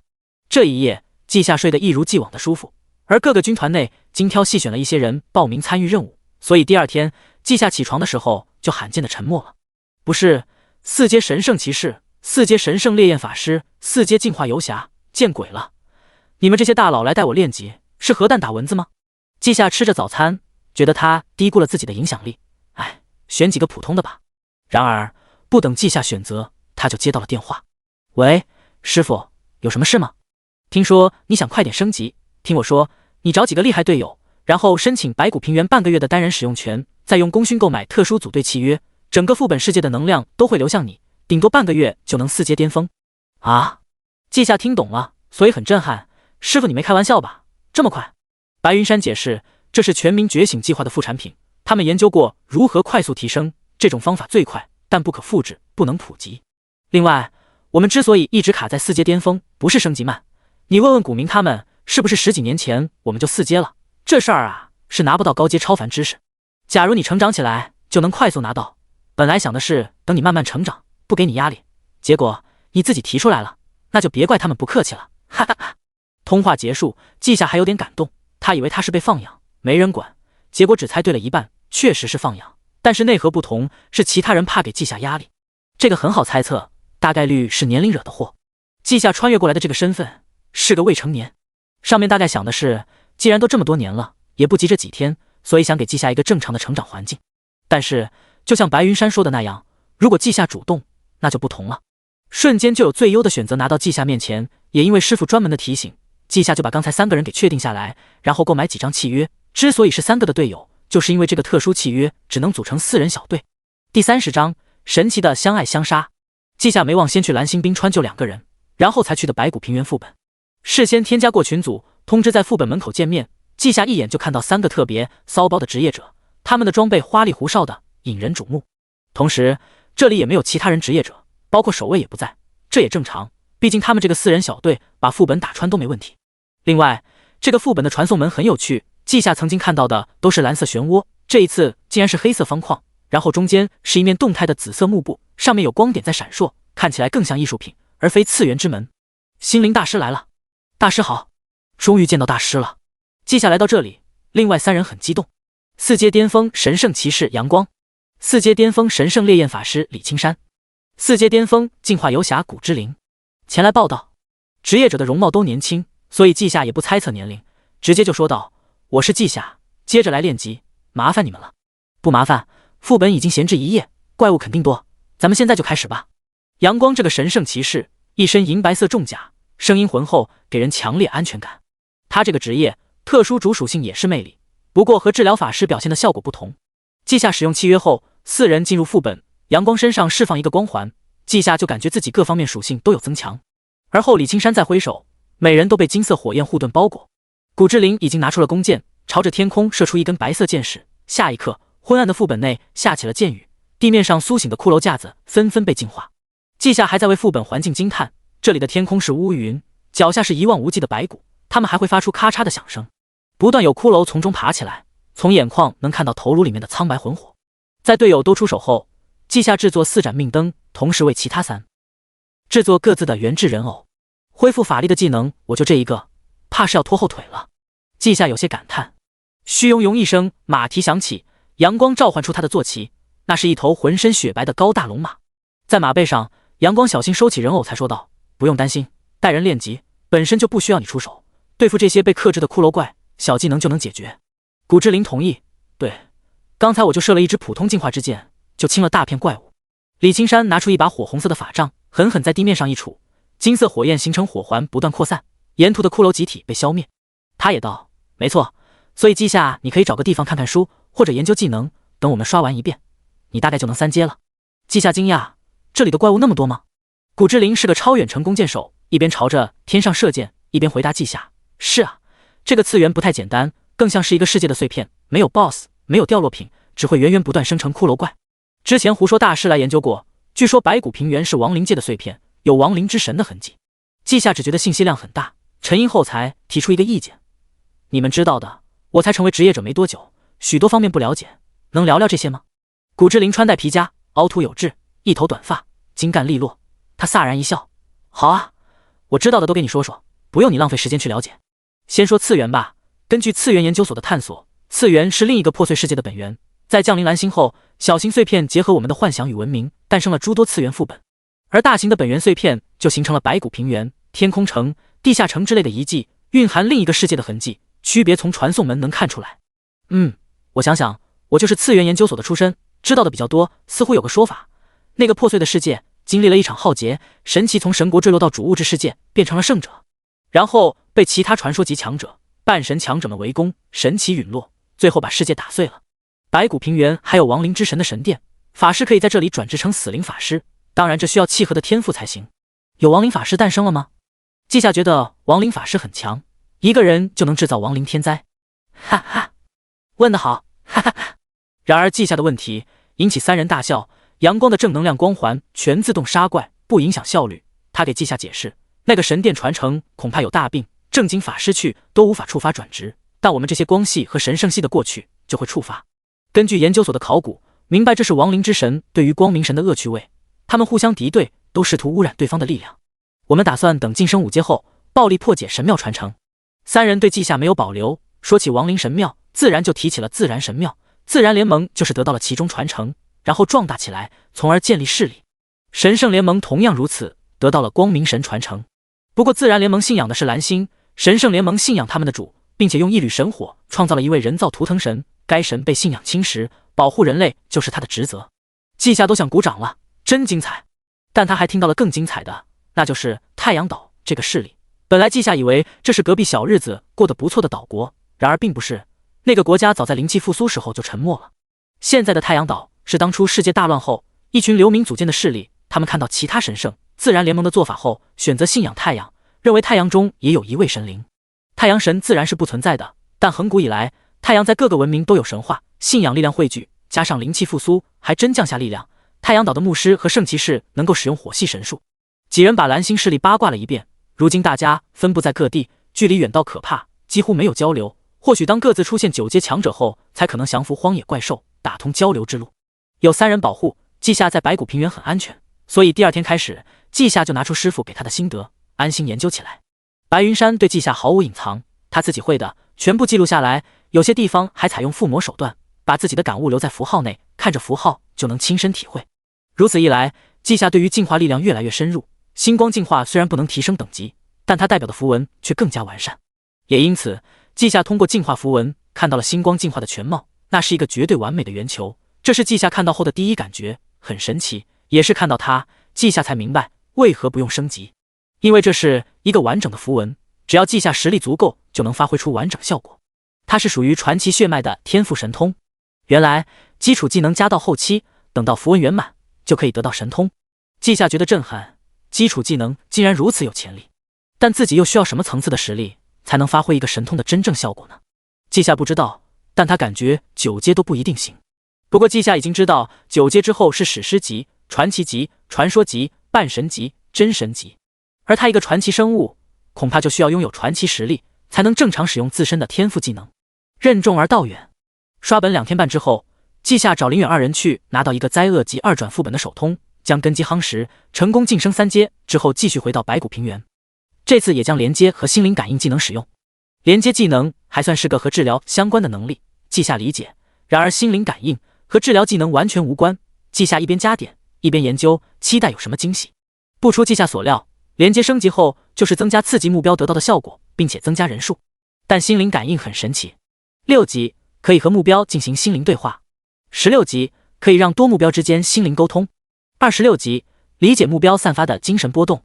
季夏好奇这两特殊技能精通即会联合领悟什么，看了眼在光芒中蒸发的骷髅怪，这里很安全，意念一动，二者同时被加到30。宇宙之音无视次元的阻碍，降临到季夏身边，他陷入感悟。而感应到这边的情况，阳光策马过来守护，另外2人继续清理亡灵。战斗中获得感悟，从而晋升这种事，他们见多了。虽然季夏这种情况比较特殊，他完全没参与战斗，但季夏也可以自己研究，所以也算正常。并且阳光看得出来，这宇宙之音的波动并不庞大，加上他们知道季夏学了新技能，所以判断出季夏是把新技能领悟到精通级。他只好奇这次季夏会得到什么奇特秘法。季夏确实得到了秘法，还不止2个。心灵链接，连接的目标彼此之间可以使用心灵感应交流，同时分享自己看到的听到的，这是连接和心灵感应一起得到的秘法。血肉傀儡，制造一个可以操纵的傀儡，可以使用自身能力，这是连接和替身人偶的融合秘法。季夏意外于自己曾经得到的能力也会进行融合，但更多的是高兴。而第3个技能让季夏更加意外。第31章无法记载的信息。心灵灯塔，点燃心灵灯塔，释放心灵守护之光，驱散一切蒙蔽心灵的迷雾。有命灯的力量，有心灵感应的力量，更重要的是季夏可以使用心灵链接，让其他人也点亮心灵灯塔，加强秘法效果。并且连接的人意志力越是强大，效果越好。2个精通级技能竟然得到3个实用秘法，季夏觉得很赚。他准备消化消化，过几天就可以升60级，然后5个技能一起升至90级，感觉会有惊喜。退出感悟状态后，季夏看向守护在旁边的阳光，就笑道：“给你们体验一下新的秘法，心灵链接。”命灯在季夏身边，所以技能直接链接4人。随后季夏没有张嘴，而是心中说道：“新秘法，心灵链接，可以在10多公里内无障碍沟通交流，还可以这样。”季夏在演示，他看了一眼阳光，于是其他3人都看到了阳光。太神奇了！古之灵的心声在几人心中响起，竟然和古之灵的声音一模一样。好怪，这就是自己看自己的感觉吗？这话明显是阳光说的，同时还传递给另外3人郁闷的情绪。李青山直接表示震惊：“我的天，我感觉到阳光你的情绪了，你们能不能感受到我的？”能的。我去，以后进副本有这个链接在，直接无障碍沟通，可以让军师实时制定战术。突然感觉魔女之夜的攻略会轻松一些。然而他们3人同时感受到一股沉重，来自季夏。季夏叹息：“我这几天专门了解了一下魔女之夜次元副本，不容乐观，5阶和4阶的差距太大了，恐怕到时候的攻略需要采取特殊策略。”关于魔女之夜，其实是探索过几次，后来发现根本没办法解决，才彻底封印，等着下一次有把握了再打开。其中的信息只有大师们才知道，所以季夏也没说出来，将自己的心灵封锁，不让刚刚想到的内容传递给他人。季夏脑海中出现他看到的素描画面，那是一个荒诞的奇特世界，背景是巨大的娃娃机，里面全是悬挂的娃娃，躺在地上的娃娃，墙壁上还粘贴着娃娃，所有的娃娃都有着栩栩如生的表情，看起来极为惊悚。这里的敌人是丝线，它无处不在，进入后就会被丝线穿透身体，然后随着时间流逝，丝线会彻底控制外来者，变成一个娃娃，继续吊起来。这是魔女之夜其中一个魔女的领域，摧毁所有娃娃之后，就会有一个娃娃魔女出现，击杀她就可以进入下一个领域。整个次元副本大量领域，就门口的这个领域都没通过，自然无法知道其他的是什么。季夏的想法是先采用正经的团队合作攻略，看看能不能使用技能阻止丝线，如果可以就摧毁所有娃娃，等到魔女出现打败她。他师傅可以去试试，他也可以，毕竟他们的进化技能都很强，尤其是季夏的技能，要是可以临时提升实力达到5阶，100%净化所有同级负面状态。古之灵听到季夏的心声也郁闷了，一发爆裂箭矢摧毁上百只骷髅。发泄后，他忽然想到一件事：我感觉季夏你只是觉得难对付，但并没有觉得无解，难怪你要练级，你想亲自去？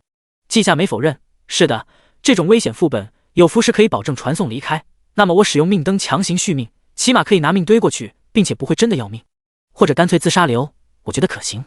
阳光3人心中同时出现一个感叹，那就是卧槽，一直以来谨慎惯了，毕竟一不注意就会死，他们死了谁去顶住？现在听到季夏的策略，再联想季夏的能力，忽然觉得自杀流有点心动，不是疯狂心动。尤其是李青山，他跃跃欲试，心灵大师，假如真的使用自杀流，我申请参与魔女之夜的攻略计划。我的天赋是燃尽一切，平时就是燃烧法力增幅法术威力，要是到了绝境，就是真正的燃尽一切，进行最终的自爆。上次在荒野探索一个遗迹，我就用这招逼退大地暴熊，我记忆很清晰，给你们看看。他把当时的感受传递给众人，季夏恍惚间看到了一头3、4层楼高的土黄色巨熊，他行动间地动山摇，但是李青山当时变成了金色的小太阳，竟然把巨熊吓跑了。那巨熊是4阶以上的层次。季夏没说话，而是对着李青山的命灯使用血肉傀儡。下一刻，季夏的法力消耗大半，一个和李青山一模一样的人出现，他身上的衣服甚至都一样。当然，季夏知道这是血肉组成。李青山，你试试这个傀儡能不能使用自爆。这会儿李青山已经跑了过来，操控傀儡释放法术都很容易，甚至他可以让傀儡自爆，但很可惜，只能让他自爆，不能使用天赋的燃尽一切，威力有限。4阶层次内被炸一下必死，但5阶说不准。季夏又制造一个属于自己的傀儡，然后说道：“我们控制傀儡离开副本，看还能不能感应到。”这个过程，季夏也发现一些不同点，在心灵链接的作用下，他自己的傀儡控制起来和使用自己的身体没区别，但是李青山的傀儡格外僵硬。大概这是特性，毕竟傀儡都是季夏自己捏的。随着傀儡离开次元，季夏感觉再次操纵傀儡就略微迟钝，而身边的李青山傀儡直接死机了。唉，看来没办法用傀儡大军去魔女之夜。不过我要是能保证自己不死，那么其他人也就有了保证，算是好事。搬着傀儡重新回到次元内部，季夏带着笑容说道：“好消息，虽然给你制作的傀儡不能隔着次元门操纵，但我自己的可以。这样一来，魔女之夜的攻略我只需要兜底就行。可惜我的命灯数量有限，还要麻烦你们努力一下。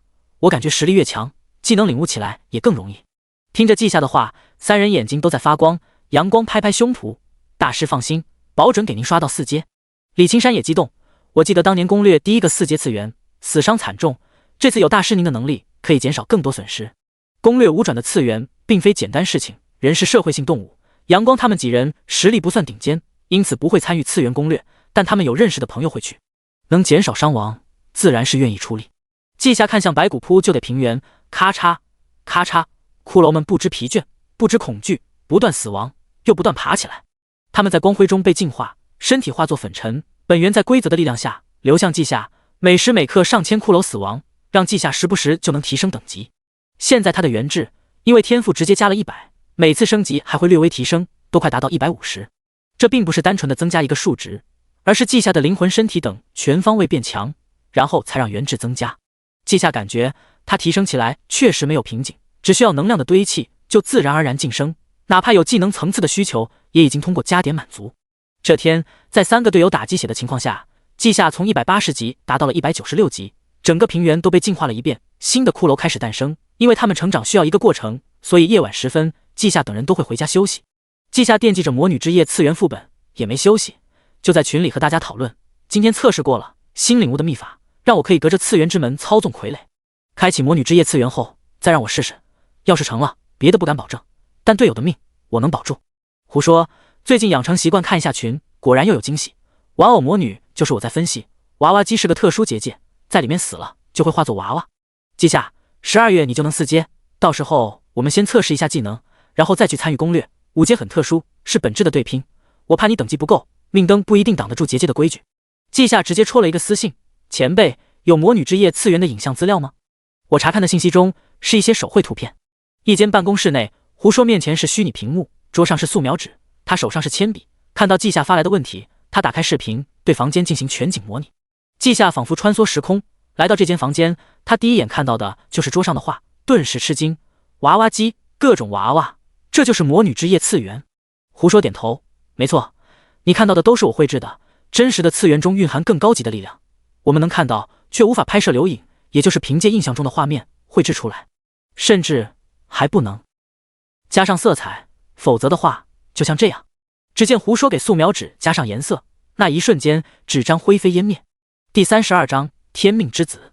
眼前一幕多少带给季夏一些冲击，他明白这一刻的他真正的触碰蓝星的真实，而之前的他只是听到，现在是看到。全景模拟通话，双方都能看清楚所在环境，也包括表情。胡说见季夏呆住的神色，就把那一堆画纸展开，慢慢述说。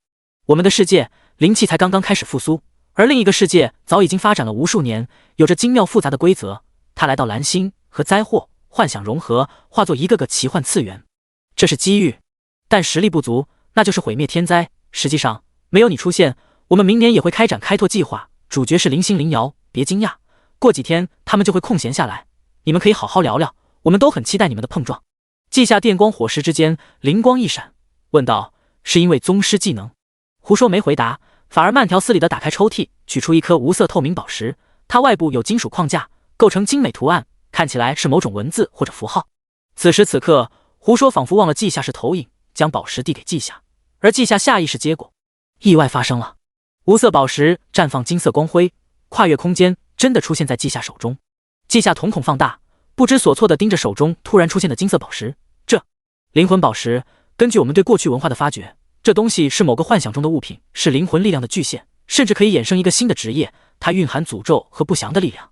不过你放心，一个次元罢了，来到蓝星被处理后就失去了所有象征意义，仅仅代表某种超凡知识，只要不许愿，你就可以慢慢研究。说完，胡说挂断通话，而稷下看着灵魂宝石惊奇不已。一开始，这就是纯粹无主灵魂之力的结晶，在稷下接触后，瞬间染上稷下的属性。也就是说，稷下可以把灵魂宝石吞了，增加自身灵魂强度，但那是最低效的使用方法。主要的还是其中蕴含的体系，那是奇迹的力量，可以通过许愿的方式激活，从而办到目前无法做到的事情。但是要注意，奇迹都是有代价的，每一个不可思议的愿望被凭空实现，就要消耗掉某些东西。许愿之人会有一个悲剧结尾，这些都是灵魂宝石自带的信息，其中代价的部分格外生硬，就像是后来被添加进去，原本的他只想引诱着人许下愿望。稷下明明没有接触过灵魂宝石，但是他本能的想要破坏这金色的瑰丽石头，它带来希望，又会让希望变成绝望。哎，看来是实锤了，魔女之夜加上灵魂宝石，这果然不是好东西。不过胡说前辈也说得对，这并不是真正幻想中的灵魂宝石，只了解其中蕴含的超凡知识就行了。而宝石中蕴含的知识是概念，完整的魔女之夜世界应当拥有希望的奇迹和绝望两种概念，而现在只有绝望，将魔女消灭就能得到希望的奇迹，可以用来推演自身职业如何发展。稷下微微用力，金色宝石瞬间粉碎，那金色的粉末洒下的瞬间异常辉煌。呼，室内凭空起风，粉末旋转着融入另一个傀儡稷下体内。此刻二人相视一笑。血肉傀儡秘法能够创造一个可操纵傀儡，甚至使用自身能力，但稷下在白骨平原做过实验，隔得太远，比如次元之门的隔离会让操纵变得迟缓。缺点并非无法解决，那就是给傀儡塑造一个空白灵魂，如此一来就可以支撑稷下的意识在傀儡中无障碍连接本体。塑造灵魂的本事稷下没有，但灵魂宝石就是稷下的，可以充当载体。稷下刚刚试了试，果然和之前全然不同，这个傀儡真的就和自身本体一样进行灵活操作。接下来几天，稷下很固定的在蓝星冰川、白骨平原、浮空城之间来回跑，直到12月，稷下已经到了3阶巅峰，他需要自己感悟符文，晋升4阶。同时，双生子也向稷下发出邀请，那是一个坐标，对方也有浮空城。稷下在自己的传送厅输入目标后，伴随着熟悉的感觉，他来到了另一个地方。亭台楼阁，假山流水，12月的寒冷在此地不存在，栀子和丁香盛放，本该浓郁的香味格外清淡宜人。天空之中，橘红的、玫红的、金色的、蓝色的、橘黄的各色的云彩泼出瑰丽画卷，稷下都不知道人造的天空可以这么美。好看吧？我们设计了48天。稷下朝着声音的方向看去，同样的声线，但却是两个人说的话。这两个人的外貌几乎可以说是一模一样，并且气质也是相似，加上他们特意穿上的同款衣服，只叫人分不出是一个人的镜像还是镜像的两个人。还好稷下有独特的技巧，他能感受到两个人散发的思维不同，还有最核心的原质不同，是很好看，像油画里面的场景。你们好，我是稷下。我是林星。我是林瑶。稷下记下了，林星是原质流动的那位，林瑶是原质静止那位。三人在花园中落座之后，林星率先说话：你能分辨我们？林瑶紧跟其后，但你记不住我们的外貌。他们这一说，稷下才意识到一个问题，他都看了两人的真面目，但只能记住二人长得像，但具体长什么模样已经忘记了。稷下皱眉，是5阶的力量吗？但你们还不是5阶。二人同时伸出手，林星右手漂浮着崭新的表盘，林瑶左手漂浮着古旧的表盘，前者的指针是运动的，后者是静止的，就像他们的原质。依旧是林星先开口，是独属于我们的神级血脉天赋，时间倒退，时间暂停，这是林瑶的能力。稷下瞳孔放大，里面的倒影二人的模样，整个人都觉得匪夷所思。神级血脉，时间倒退和暂停，他确定这二人的原质并不多，两个人各有50点原质，怎么可能拥有这种逆天能力？不符合客观认知。二人肯定是预料到稷下的反应，所以继续一人一句解释：是不正常，但真的存在。异界的神奇要吞噬我们，但我们有真理洞察能力，还受到蓝星意志的青睐。所以反吞噬他，获得血脉进化以及完整成神传承。二人一人一句，给季夏讲了个大概。他们二人掌握真合理的天赋，在一起时可以直接看到真理，所以看个风景都能领悟法术，并且在觉醒后，二人就受到蓝星意志的青睐和眷顾，获得了特殊的职业启蒙者，可以进化为先知，引导文明的发展。所以他们向其他人请教各种技能，然后推演到宗师级，再反过来教导当初被请教的人，实现高层的整体提升。这波操作结束后，二人正式成为先知。一次预言之后，他们进入坠落的浮空城次元，带出异世界唯一存活的神奇意志，引诱他夺舍，然后在蓝星帮助下反吞噬。二人把血脉层次提升到神级，也拥有了神级天赋，这是他们开发高阶次元的底气。听完之后，季夏都有些精神恍惚。他忽然意识到一点，作为带着金手指的穿越者，他是一个意外。假如他不存在，这个世界也会诞生属于自己的天命之子，带领世界发展。天命之子就是这二位。假如，他是说假如两个天命之子加上他这个挂逼，会发展成什么样呢？众所周知，一个世界的发展绝对不会太顺利。季夏有个猜测，他提问：你们的神级天赋能力使用的代价很大。林星点头，他看着季夏说道：只能倒退一个小型次元的时间，只能暂停小型次元的时间。林瑶补充，而后林星继续：感觉你在思考什么有意思的事。季夏笑了，哈哈，确实很有意思。你们有蓝星意志的青睐，要不要帮我问问剩下的特殊系技能在哪儿？我很需要，没准可以给你们一个惊喜。林星摇头，我很遗憾，你的师傅已经问过，我们在全世界渠道拿到了2个技能，加上你自己得到的技能，总共5个，也只有5个。林瑶补充，我们的职业算是博学者，然后走特殊系，结合血脉演变出独属于自身的特殊职业，之后可以结合自身特色创造特殊技能。他们说完都看着季夏，这让季夏无奈。我懂了，你们的意思是让我自创技能。他自家人知道自家事，自己大抵是很难做到这一点，甚至我没有任何头绪。有，林星回答的极为笃定。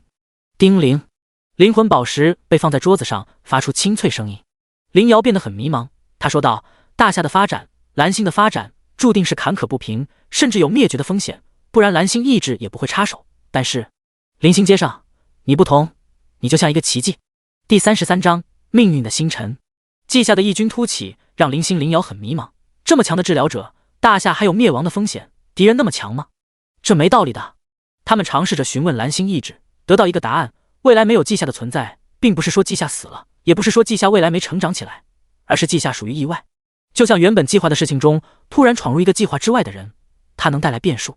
经过二人仔细的分析，然后根据魔女之夜次元副本灵光一闪，他们最终得出结论，就像蓝星意志会选择他们俩成为眷顾者，从而让事情往好的方向发展一样，季夏会不会也是？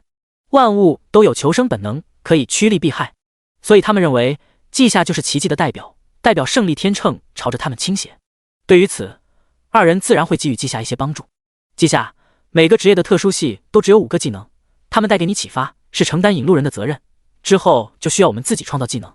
基础技能提升就是符文从残缺到完善，你将亲眼见证一个技能的演变。因为你是奇迹，所以魔女之夜次元副本的力量契合你，等到通关后，你可以使用其中的力量构造自己的第1个宗师技能，从而达到5阶。季夏思索起来，关于他是不是奇迹还真不好说，能从平行世界穿越过来，还得到面板，无事物性天赋直接拉满技能等级，恐怕说他不是奇迹都没人信。这么说来，季夏确实契合奇迹。那么该如何做？他从刚刚的话里面抓取关键词，晋升5阶必须自创一个技能，并且提升到宗师级吗？实不相瞒，我目前的几个技能已经有宗师级的眉目。双生子对视一眼，异口同声说道：你果然是奇迹。讲解太慢，他们投影出资料让季夏自己看。1-4阶基础阶段，博采众长，取其精华，去其糟粕，创造属于自身技能。注：别人的技能很难提升到宗师级，只有自己的技能才更容易领悟。5-9阶锤炼肉体和灵魂，将符文铭刻在体内，构筑灵体，净化血脉，构筑史诗级血脉，同时晋升史诗境界，摆脱规则，可以初步飞行。季夏仔细看完，大为震撼，这个修行体系也太难了吧，并且还是同时提升血脉、技能层次和实力3管齐下。还好，对于季夏来说就是原点的多少而已。意识到季夏看完，投影消失，林星才说道：这是我们推演出来的成神路特殊版本，不对普通人开放，他们这么走只会永远停留在4阶。异界神灵的记忆我们通读过无数遍，反复修改后才得到这一个大概体系，这么做的话，虽然前期难了点，但成神的门槛更低。季夏嘴角一抽，成神？这二位想的还真远，但确实可以想想。林星两兄弟在这些年仔细挑选，把人类的天赋悟性分了几个等级，不是为了划分3、6、9等的地位，而是为了根据不同群体创造合适修炼计划。4到5阶仅需要大师级技能就达到了最低晋升条件，之后的修炼才需要宗师级的符文铭刻在身上，并不局限于自身创造的技能。了解这一点后，季夏放下心来。然而接下来的话题让季夏意识到他放心太早了。只听林星说道：“静止的时空是绝对的防御，但也是最佳的进攻。我们结合你的能力，重新搭配了一套攻略方法。进入次元后清理玩偶，等魔女出现，我们静止时间，但你们能动，全部舍命爆发，一瞬间秒杀魔女。之后你来救人。”季夏无语，他算了一下，以宗师150级为准，可以维持150盏命灯，给150人强行续命。他4阶的元质大概在300左右，续命时间能有3000秒，即50分钟。4阶一天能救过4个人。使用最初版本7星续命灯，能为18人续命，留着在第2天救。这么一算，季夏就对2人说道：“你们计划还是保守一点，22人是极限，我保证他们不死，并且保证能救回来。但凡多一个人，我只能说能让他们多活50分钟，时间一到，必死无疑。”这是季夏的保守估计，要是动用自己的元质，还能救更多人。但底牌之所以叫做底牌，就是不能轻易使用。再说了，他也知道，就算没有他，大夏也会去攻略次元副本，因此他相信林星等人有其他办法。果然，林瑶略带惊讶地看向季夏：“足够了，实际上你能保证救下6人即可。这种战术没有排练的说法，所以最近拜托你好好提升。”知道没有更多的特殊系技能，季夏也就不用特意压技能等级，他决定回去就全部提升起来。原本季夏打算4阶巅峰后凑齐7个技能召唤神龙。讨论了副本之后，季夏把精粹还有提升过后的星河秘法给2人详细解说。虽然已经和其他大师们讨论过，但这2位可能会有新想法。要是真的摸索出完善的血脉提升道路，他家人绝对是受益者，更能提升大夏整体底蕴，何乐而不为呢？这件事之后，就是给季夏开通大夏的顶级权限，换上特殊腕表，能够查阅机密信息。至此，今天的事情算是结束了。季夏回归自己的浮空岛，第一时间开始加点。因为刷了数十万的骷髅，季夏不缺原点，他先给后学的连接心灵感应提升到掌控级，得到一个融合性秘法心灵传送，能够将心灵和意志传送到连接的目标身上。这算是个逃命用的，但身体基本上就没了，只能灵魂逃脱，搭配血肉傀儡可以实现逃生。然后季夏马不停蹄的给所有技能加到掌控级巅峰，深呼吸后5个技能全体达到大师级，堪称恐怖的宇宙之音降临。浮空岛上星光闪烁，控制核心中一个光点一闪一闪，部分宇宙之音融入其中，气灵诞生灵性。出生的灵性只有本能，它的主人是季夏，而这宇宙之音也带着季夏的气息，所以气灵开启了浮空岛的隐秘阵法，暂时封闭起来。他这么做自然是察觉季夏最近几天别想醒来，所以本能保护季夏。此时此刻，季夏就像来到了空旷寂寥的宇宙深空，一眼望去，无尽恒星闪烁，在这片星海之中，季夏如此脆弱渺小。随后季夏发现自己不能主动移动，而是跟随宇宙的规则，被周围的星辰引力影响。原来季夏在这里并不是人形，而是一颗行星。在漫长的岁月里，星辰身为宇宙的一份子，让季夏能够沉浸式体会宇宙奥秘。一个个秘法在季夏心间流转，它们都只是柴薪堆积在一起焚烧，融合出焚天火焰。那一刻，季夏看到行星仿佛化作恒星，恒星周围一颗颗行星成型。季夏仔细一看，哪里是什么行星，而是巨大的符文。属于他血脉专属的星光治愈等3个技能是最大最完善的星辰，其余的命灯之类看起来像行星，实际上体积小，还残缺不全。虽然残缺，但整体上也组成了一个完善恒星系。季夏的身体周围逐渐产生一个微弱力场，让他漂浮起来。这一系列变化发生后，季夏才慢慢从感悟中退出。这一次，季夏仅仅得到了一个秘法。他之前连接和心灵感应都能得到3个秘法，这次却只有1个。但季夏敢说物超所值，他嘴边的笑意就是证明。星系连接目标，以自身为核心，化为星系，伴星受到主星影响，不会偏离轨迹，并且星系拥有强大恢复能力。很抽象的描述，但作用很大。秘法意思就是伴星以主星为主，季夏如果一切状态正常，则伴星也正常，象征进化。连接还带着灯塔的部分理念。伴星破碎之后，残骸会慢慢的重新汇聚，这就是恢复效果。明明这个秘法很强大，但季夏思索后却觉得缺点什么。过了一会儿，季夏恍然大悟，星系秘法是不完整的，我将自身全部能力和知识合而为一，得到了一个不属于当前境界的秘法，只有宗师级甚至更高层次才能逐步完善。稷下目光炯炯有神，那就加到宗师级。5个技能从掌控级加到大师级也才消耗 4.5 万元点，而他拥有50多万。大师级到宗师级每一级需要400，也就是6万。伴随着稷下加点的念头结束，一道星光穿透蓝星的屏障，直接降临8成上空，将整个浮空城笼罩，星光格外耀眼，却被一股力量隐藏。而稷下进入深层次感悟，整个星辰大海在他眼里浮现。这一刻，他想到了星汉灿烂，若出其里，组成他恒星系的行星们更加完整。稷下看到自己的身体于星光中起伏，大量元力钻进身体，化作元质，他的血脉层次开始提升。稷下的意识变得朦胧，他沉浸在宇宙治理当中，星系秘法开始被补全。原来此星系非比星系，星辰不是恒星和明星，而是命星。第34章命运星系。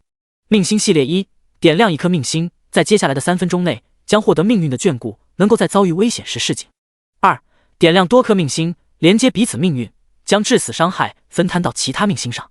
3，星系之中皆是命运共同体，死亡后化作星辰，只要有一颗星辰没有毁灭，就有重新点亮的可能。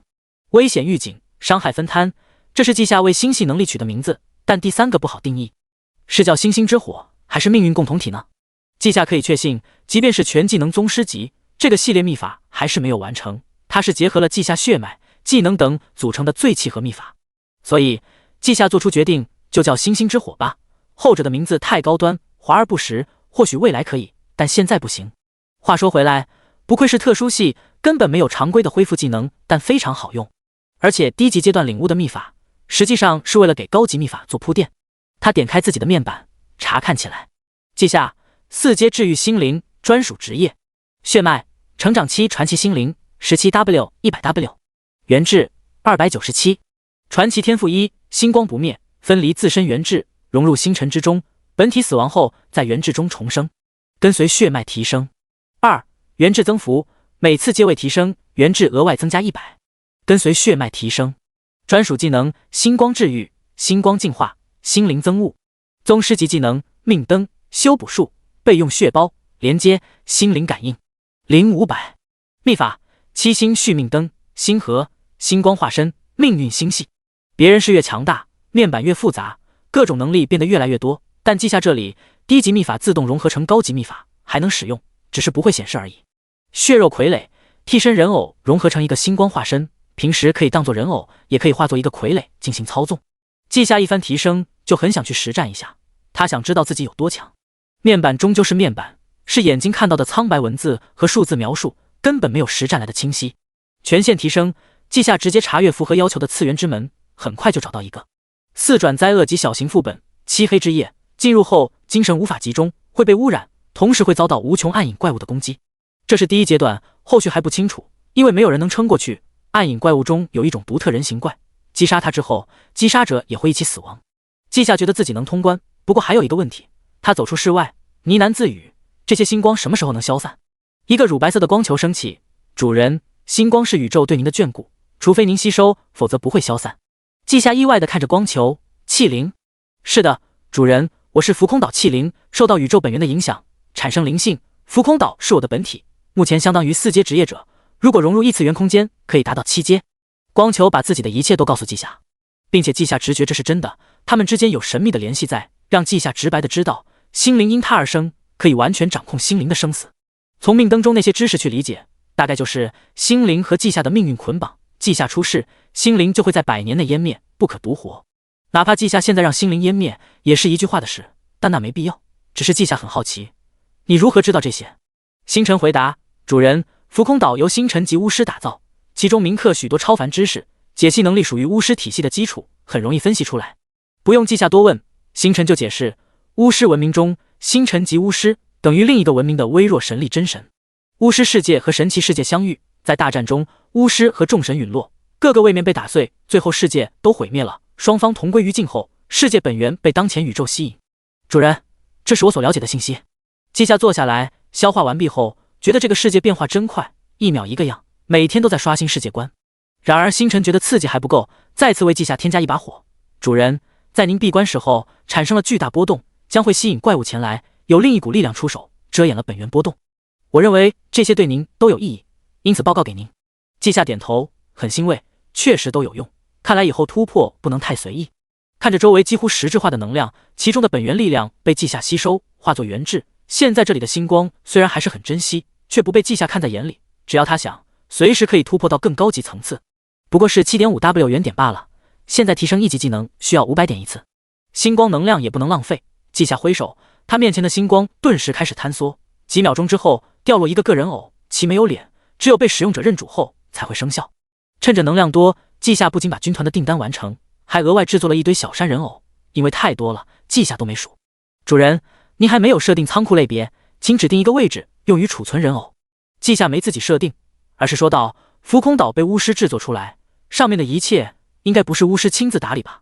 是的，器灵就是因此而存在。此外还有许多活化仆从协助。星辰有问必答。季夏点头，那就行，之后这些杂事就交给你了。谨遵吩咐。器灵操作浮空岛的机器人操作人偶。季夏看了一会儿，觉得没问题，就重新开放浮空岛，并且利用权限查找信息。先输入关键词星辰巫师，紧接着弹出真人识别，一系列权限确定后就是真正的文章记载。巫师解析世界上的一切，他们追寻真理，掌握法则，以此探索本源。又查找了神奇，分两种，一种是信仰神，依靠信仰成神，信仰神力无所不能，只要质量达标，创世都不是问题。还有一种就是原初古神，他们和巫师差不多的理念，自己追寻世界的真理，掌握法则。让季夏震撼的是，他看到零星两兄弟贡献了信仰成神的方法，只要达到传说实力，对法则有一定感悟，就能散播信仰，以信仰之力点燃神火，凝聚神格，成为一个半神。要是信徒足够多，还能继续降低条件，但是信仰神的根基是信徒，还会被信徒影响意志，所以双生子不建议走这条路。然后双生子觉得信仰之力是万金油力量，不依靠信仰成神，却可以发展一下信徒，利用信仰之力更加方便的办事。季夏看着看着就开始想多了，双生子不愧是天命之子，已经研究到这种程度，我也需要进步。不过高级战力都在忙，我要攻略漆黑之夜，今天发布招募队友，恐怕后天才能凑齐。有一点点想念林远周浩了。他们俩是真的随叫随到，但问题是他们没有季夏这个待遇，需要自己苦哈哈的修炼提升，现在实力不够，不能进入4转次元副本。难得有空，还没有安排，季夏突然有了点想法。他来这个世界一段时间，还没好好逛过。荣城是西南片区核心，有几位大师坐镇，比起其他几个核心城市也不差，格外繁荣。决定了，去逛逛。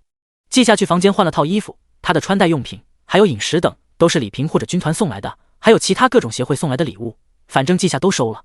出发之前，季夏按照流程给自己注册了一个大夏官方博客，然后把3769个替身人偶挂上去，让星辰负责接待之后到来的采购大军。乘坐传送阵时，季夏看了一眼，即便他是突如其来的想法，但人偶仍然在不到1分钟的时间被各个军团预定。哪怕他限定仅先遣队等高危职业者购买，交易物品也限定高能量附集物，这是用来制作下一批人偶的，只消耗自身法力，哪怕恢复快也需要恢复时间，但有外界补充就会极快。在浮空岛迎来大量客人的时候，季夏已经到了荣城。今天并不是晴天，还有冷风呼呼的吹，季夏感觉到温度很低，要是他还是过去普通人的体质，绝对会冷得发抖。季夏查看过，他的每年消费额度没有设限，平时也用不到自己花钱，缺什么都不需要自己说，就提前备好了。他的目标是职业者大厦，每个城市都有，提供各种商品，1楼就是1转的装备、药剂等商品。因为荣城是西南核心，所以这里的好东西不少，样样精品。而来此地的职业者也多，还有很多人是拖家带口的。季夏跟随人群随便扫了一眼，在他人眼中的精品竟然有些普通。不过这是普通人和1转消费区，他有这样的感受也正常。季夏就准备去楼上的高级区看看。然而就在季夏转身的时候，忽然察觉熟悉气息，再定睛一看，竟然是爸妈和小弟。第35章收服云中异人族。季夏晋升传奇血脉后，虽然面板不再显示魅力数值，但季夏清楚血脉比他低的生命体都会被他吸引。他没有特意掩饰自身，所以不时有人看向他，双方离得不算远。当季夏看到家人的时候，他们也看到了季夏。哥，季风直接原地跳起来，朝着季夏招手。他有点矮，在一群成年人职业者中，必须跳起来才能显眼一点。季夏指了指楼梯，同时使用心灵链接。爸妈，阿峰，1楼人太多，上楼说。季春山父母阅历更多，最近也见识了许多新东西，对于脑子里突然响起的声音，只有一丝意外，然后就向楼梯走。而季风就真的很震惊，哇，哥你怎么在我脑子里说话？是心里。季夏为他纠正，他释放一层柔和的立场，轻而易举从人群中挤出去。到了2楼，这里是2转区域，人还是不少。季夏继续往上走，一直到了4楼才安静一些，人也没那么多。季风直接扑过来，倒是没有像小时候那样抱住季夏的腿，他双眼都是好奇。哥，刚刚那个是什么技能？好神奇！秘法，心灵链接。季夏随口回答，然后看向父母，爸妈，你们是来买什么东西？我让人直接送回家吧。黄月如则看向季春山，看吧，我就说他忘了，有些东西还是自己来选比较好。明天你生日，你忘了？季夏一愣，他真忘了。黄月如露出果然如此的神色，我就知道，我们是来给你买礼物的。上个月我们商量一人准备1件，结果遇到你了。季夏已经瞥到旁边有一家职业者厨师开的餐厅，就带着人走过去。我是来逛逛的，既然都在，那就一起吃个饭，再去买。我挺好奇明天会收到什么。季风趴在桌子上，有气无力。哥，帮我作弊吧，你喜欢什么，我去买。季夏笑了，我喜欢的。你确定吗？季风迟疑一瞬间，眼睛转了一圈，立马摇头。那算了，不如我自己猜，总感觉你会误导我。不过就算我送的不好，哥你也不能太嫌弃。不知愁滋味的少年郎清楚知道自己家最近发生了什么，他们家的层次从最普通的人家一跃成为大师家庭，以后还有可能发展成大家族。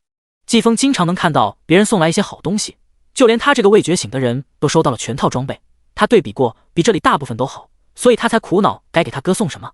季夏失笑，摇头说道，怎么会嫌弃呢？不过我们家就你还不是职业者，阿峰想提前觉醒吗？季风瞬间站起来，想。季春山也看向季夏，真的能提前觉醒？不是说会透支潜力吗？虽然是透支，但是可以恢复，不论是生活系厨艺大师的滋补佳肴，还是我的秘法，都能做到，就是不知道阿峰会觉醒什么职业。季夏说完，看向季风。季风已经重新坐下，但就像屁股底下有仙人掌，坐立不安。这一刻的他福至心灵，竟然听懂了季夏的意思，连忙说道，觉醒什么职业都没关系的，当然是战斗职业最好。季夏已经把菜品点好，这里的包厢保密性很强，加上要说的也不是他很重要，季夏就直说，你能这么想，我很欣慰。不过你也不用失望转职成生活系，只要你能忍受晋升缓慢，我可以引导你学会法术。特殊系治疗法术的话，我直接教你，攻击法术就需要拜托其他人。父母就在旁边认真听着，他们此刻只觉得格外满足。季夏自己就不用说了，已经是一位大师，自己2人也因为孩子踏上职业者之路，而小儿子和大儿子关系不错，有大儿子的帮助，也没了后顾之忧。毫不夸张地说，他们已经觉得这辈子圆满了。季风听完就纠结起来，他老哥太厉害，还能给他改职业，就连稀有的治疗法师技能也能教导，他有些心动。作为3好学生，季风也想为大夏出力，虽然觉得法师使用法术很帅气，但他自家老哥就是治疗者，因此专门了解过，觉得成为治疗者也是不错的。但他多少还有点憧憬的，就说道，哥，你等我觉醒了再说，要是觉醒法师，我就直接努力冲，要是其他职业，我就跟你学习。季夏填了个申请，发送给季风，行，那你这2天抽空就去职业者协会觉醒，已经安排好了，到时候李平会接你，从我的浮空岛传送过去。季风笑嘻嘻的应下，他们聊天结束后就开始上菜，不得不说味道很棒，就是食材还没自己平时吃的好，这一点就不用说出来了。总之一家人吃得很开心。就是付款出门的时候，季风想到一件事，哥，我记得如今每一位大师在大众之间都是耳熟能详，为什么大家都不认识你？盲生，恭喜你发现了滑点。季夏神秘一笑，当然是特殊的能力，他们都能看到我，但记不住我的脸，不然你以为我敢出来逛商场？季风小小的心灵持续被轰炸，开始向往觉醒后的生活了。接下来4人分开，各自买东西，季风还特意让季夏不准跟上，毕竟惊喜嘛，不能被提前知道。季夏就在4楼闲逛起来，到了宠物区，忽然一顿，他还有个云中城等着收服。浮空岛融合异次元会得到提升，这也算是大夏底蕴，也难怪外面那么多危险，决策团还能拖到现在还不攻略5转副本。想起这事，季夏直奔5楼，这里有传送室，不过一般人没资格使用罢了，季夏恰好是有资格的。5层没有人，都是智能设备，有权限就能使用，没权限就自觉离开。上5层没有楼梯，就1排电梯，全部都需要验证身份后才会打开。季夏自然是轻而易举通过。刚才他们吃饭的餐厅，柜台的几个人眼睁睁看着季夏进入电梯，才反应过来，这可是普通4阶没权限去的地方。所以这是哪位大佬？但是当他们去回想的时候，发现怎么也记不住客人的外貌。云中城在西乡城，也属于西南片区，普通传送阵都可以直达，不需要换乘。等季夏到了副本入口，一个黑甲战士对着敬礼，心灵大师，您是准备现在进入吗？季夏点头，对，现在，劳烦你打开封印。好的，我这就打开。蓝色漩涡外被8根锁链束缚，最中心结合处是凹槽。黑甲战士把几个碎片填入，伴随着震动，锁链落下，次元门的漩涡开始旋转。季夏点燃命灯，取出符石，进入其中。明亮，这是季夏的第一感受。他脚下是白云，四周云雾缭绕，恍若仙境，而远方是一座座连绵起伏的金色宫殿，并不俗气，反而很神圣。在宫殿外面飞翔着一些带翅膀的人形生物，三转怪物云中一人。他们擅长光系法术，因外貌被戏称为天使，但也不仅仅是戏称，因为这个种族真的是异世界的天使族后裔，持续净化血脉就能成为真正天使。季夏手中的符石处于激活状态，只要他一个念头就能带他离开副本。确保安全后，季夏释放出淡金色星光，这是混合了星光治愈、星光净化的光，会继续进行治疗和净化。近处云中异人们被照射，生命本源不断增加，对于季夏的靠近没有警惕，反而很整齐的低头行礼，这让季夏松了一口气。虽然早就知道治疗者收服怪物就这么简单，也对哥布林实操过，但季夏还是紧张。现在没有意外发生，季夏一路畅通来到宫殿内部，就像小时候看的《西游记》凌霄宝殿，最上方端坐一位4翼云中异人，他的外形和人类很像，穿戴白金2色的甲胄，脸上也被面具覆盖。而大殿两边的云中异人有穿轻纱的，有甲胄的，也有皮甲的，他们是不同的职业。现在没有怪物攻击自己，所以就来到了第二环节，那就是询问这个种族是愿意跟随他。然而季夏还没问，就见那坐在首位的异人站起来，翅膀张开，降落到季夏面前。如此强盛的生命，辉煌之光，异世界的存在，你愿意收留云中异人族吗？季夏微愣，但表情不变地说道：我来就是为了此事，但现在我想知道你的情况。我不过是异人族长的残留意志，世界本源流落到这个世界，万幸有关于异人的概念，我族才能重新诞生，但也无法长存，只有跟随此界生命，才可能成为智慧种族。异人直白地为季夏讲解清楚，我很快就会湮灭，异人族的传承已经留在他体内，希望你能善待云中异人族。话落，这异人的气息瞬间有了变化，刚才季夏觉得对方像个人，现在却觉得对方很呆板。对于选择，季夏很直接，你们可愿跟随我？第36章吞噬次元副本。没有回答，因为如今的云中异人族没有智慧，他们也就能利用本能作战而已。不过季夏察觉到周围这些异人族忽然之间和他建立了联系，和气灵星辰一样，从今往后云中异人就算是季夏的附属种族。接下来该怎么做？季夏转身看到一个在空中的淡白色漩涡，他靠近后跳了进去，刹那间季夏回到了外界传送门的位置。在他出来一瞬间，次元之门坍缩，最终化作一颗白色的珠子落到季夏面前。此时季夏才有一丝明悟，他说道：麻烦你帮我登记一下，这个次元已经被我收走。好的，心灵大师。黑甲战士会按照规矩办事。当季夏回到自己的浮空岛后，还有些惊叹，一个次元之门就这么归他了，什么战斗都没发生。他心中一动，拿出珠子对着空气说道：星辰，你知道这是为什么吗？为何次元之门会化作这种形态？为何一个种族轻易投靠我？星辰依旧以白色光球形态出现，他闪烁之后用不确定的语气回答：主人，我没有这方面的知识储备，只能根据常理推论。世界本源蕴含过去世界一切信息，云中异人族在神奇的世界也非常强大。本源降临蓝星，结合蓝星文化，诞生云中异人怪物，他们属于外来者，如果想要延续种族，就需要依附被蓝星眷顾的人，您是可以放心的。季夏点头，那就好，吞噬这个次元吧。多谢主人。光球将珠子包裹，沉入地面。季夏没有感受到变化，他走出门，赫然发现整个浮空岛都被云雾笼罩，之前的建筑物被重新规划了位置，新的空白区域内出现一座座宫殿，和他在云中城看到的建筑物一样。而后白色漩涡出现，一对对异人出现，他们自觉分布到岛上各处巡逻。等到最后的异人族首领也走出来时，漩涡开始膨胀，但被扫过的地方没有任何异常。最终浮空岛周围出现一层无形护盾。气灵星辰重新出现，向季夏汇报：主人，融合完毕，浮空岛已添加次元屏障，可以抵挡史诗级攻击。同时浮空岛增加隐藏气息功能，具备空间跃迁的基础，只需要增加虚空引擎就能短距离穿梭空间。云中异人族已和您绑定，预计3日内开始诞生灵性，拥有智慧。根据推演，宇宙之音能加速他们的血脉成长，当前为统领级血脉，成年后达到3阶，预计血脉终点为半神级，可成为半神。主人的本源会对云中异人造成影响，最终会改变种族血脉。星辰相当专业，给季夏报数据，而季夏的问题是一个接一个。我们给技能分为入门、熟练、精通、掌控、大师、宗师级，你有更完善的相关知识吗？心灵说道：主人，蓝星的技能层次分级完全不同，在其他2个世界，技能的探索深度和实力挂钩，分为入门、精通、完美、法则、本源5个层次。根据分析，主人目前对技能的深度探索还未达到完美级，预计180级与之等同。季夏看了眼自己的面板以及原点，他不禁喟然长叹：哎，加点的快乐，谁能拒绝呢？给我加点！宇宙之鹰流淌在浮空岛，在次元屏障的屏蔽下，没有被外界发现。季夏沉浸在感悟中，他没别的意思，也不是真的克制不住加点欲望，仅仅是季夏想看看完整版的命运星系是什么样子。还有就是加强一下云中一人，他刚才可是数了个大概，目前一人约400，他们精通治愈、净化、增幅和光系攻击法术，偏偏属于怪物，没有智慧，所以季夏不知道怎么用他们。所以使用宇宙之鹰给他们强化一波，要是能产生智慧，那就是大好事。浮空岛乃至以后有其他事都能交给一人处理，这可是完全依附他的种族，不用担心中心问题。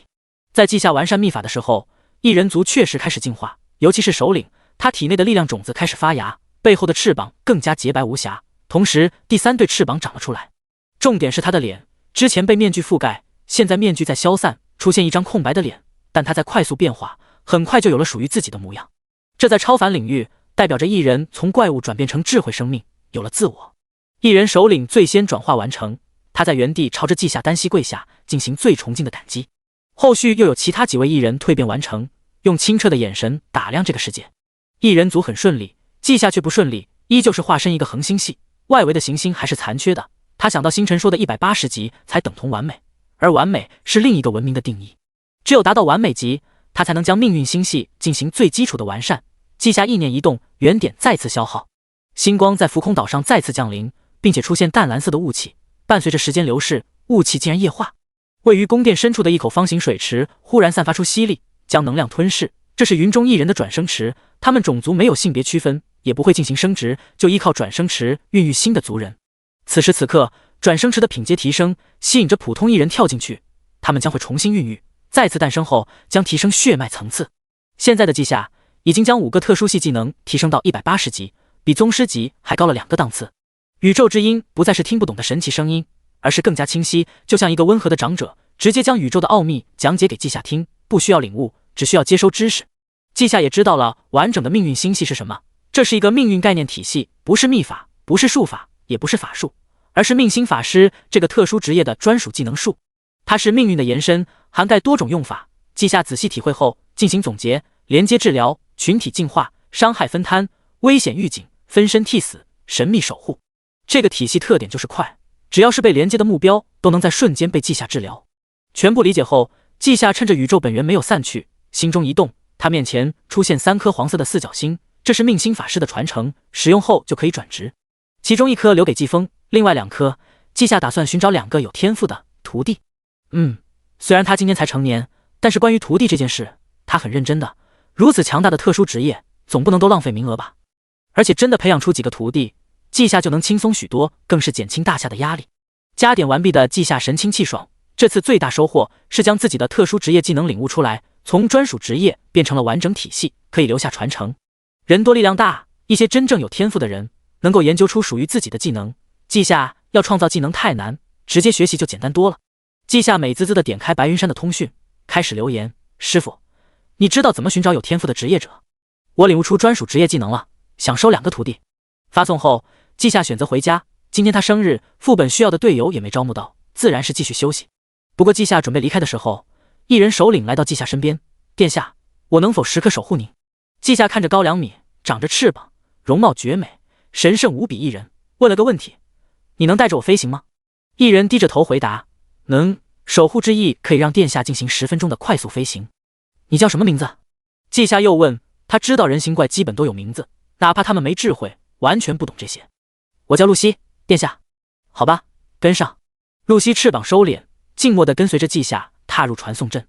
8成军团传送阵，季夏到来时候，警卫看到跟随季夏的一人，竟然一副见怪不怪的模样。毕竟他们都知道，治疗大师们都会收服1-2个次元，而这些次元中，如果有智慧生命，就会很自觉地保护治疗者。所以，警卫顶多打量一人的惊人容貌，就不做多想。军团距离幸福小区不算远，过了一会儿，红色车牌的专车就把季夏送到了。就是回家后，看着季夏身后的露西、季春山和黄月如都不太自在，但露西很有眼色的去了其他房间。他一离开，季风就双眼放光的看向季夏，哥，那个是天使吧？神圣联盟的介绍里出现过。季夏吃着砂糖橘，感受冰凉和甜意在舌尖绽放，顿时觉得满足，也空余时候给家里人解释一下，是云中一人族，刚刚的是露西，她在保护我的安全。黄月如连忙把盘子放桌上，急促问道：“你有危险吗？”季夏安抚，谁也不敢保证自己是安全的，毕竟总有意外，露西就是防止意外发生。你们不用担心，说实在的，整个大夏，我的安全等级都是最顶级的。对了，快吃饭了，让我看看礼物吧。季夏的视线转向桌子上重叠起来的4个大盒子，最下面是蛋糕，上面3个就是礼物。黄月如听到没危险，才放松下来，把最上面的银色盒子拿下来，递给季夏，拆开看看，我觉得一定适合你。季夏3下5除2，拆开礼盒，看到的就是17颗珠子串成的手链，整体是墨色，看起来还挺普通，实际上效果绝佳。手链效果是能在水下呼吸，能在火中避免被灼烧，能在寒冷环境保暖，能在炎热环境保持清爽，还能净化毒气，是一件居家旅行的好饰品。季夏当场就戴上了，我很喜欢，谢谢妈。黄月如脸上都笑开了花，喜欢就好，我把菜端上来，你们继续。第2个盒子是季春山拿过来的，他还带着感叹，昨天一直拿不定主意，不过看到这个，我觉得你至少会觉得及格。季夏哭笑不得的拆开，给老爸说着，你们送的我都喜欢，什么及格？待到季夏看到礼物，思绪有一瞬间回到过去。第37章，宝箱开出骨头。季夏两世记忆，小时候有一段时间都特别喜欢修仙者的御剑飞行，虽然如今职业者繁多，但目前是没有修仙者的。季春山给季夏送的礼物是一件飞行器，看说明书，外形就是一把剑，开启立场后可以踩着剑飞行。将法力输入到4方形的金属内，其瞬间被激活，转化成1.5米长度的飞剑形态。虽然看上去挺粗糙，但这确实是飞行装备，还是创新派。季夏不会使用，拿来收藏可以。小时候我最喜欢飞剑了，谢谢爸。季春山听到话也乐呵呵的，去厨房帮忙端菜。最后的季风都快忍不住了，把盒子搬到季夏面前，哥，快拆，这个很有意思，我零花钱都用完了，还找了江姨才买到。哦，季夏意外，对里面的东西产生了兴趣。待到打开一看，赫然是3张卡片，5x10cm 不大，某种金属打造，背面是蓝色漩涡，而且还是动态的，有2张正面是空白的，一张上面画着火球，极其逼真，季夏仿佛能感受到热度。季风给季夏哔哔不停地解释起来，这个叫封印卡，可以把技能使用出来，封印到里面，需要使用的时候激活就行了。最高可以封印4转技能，最重要的是还可以带入低级副本，据说是一位大师的试验品，只是不能量产。季夏消耗法力，使用星光治愈，灌注到卡片内部，下一刻卡牌正面就出现一束光，证明确实封印成功。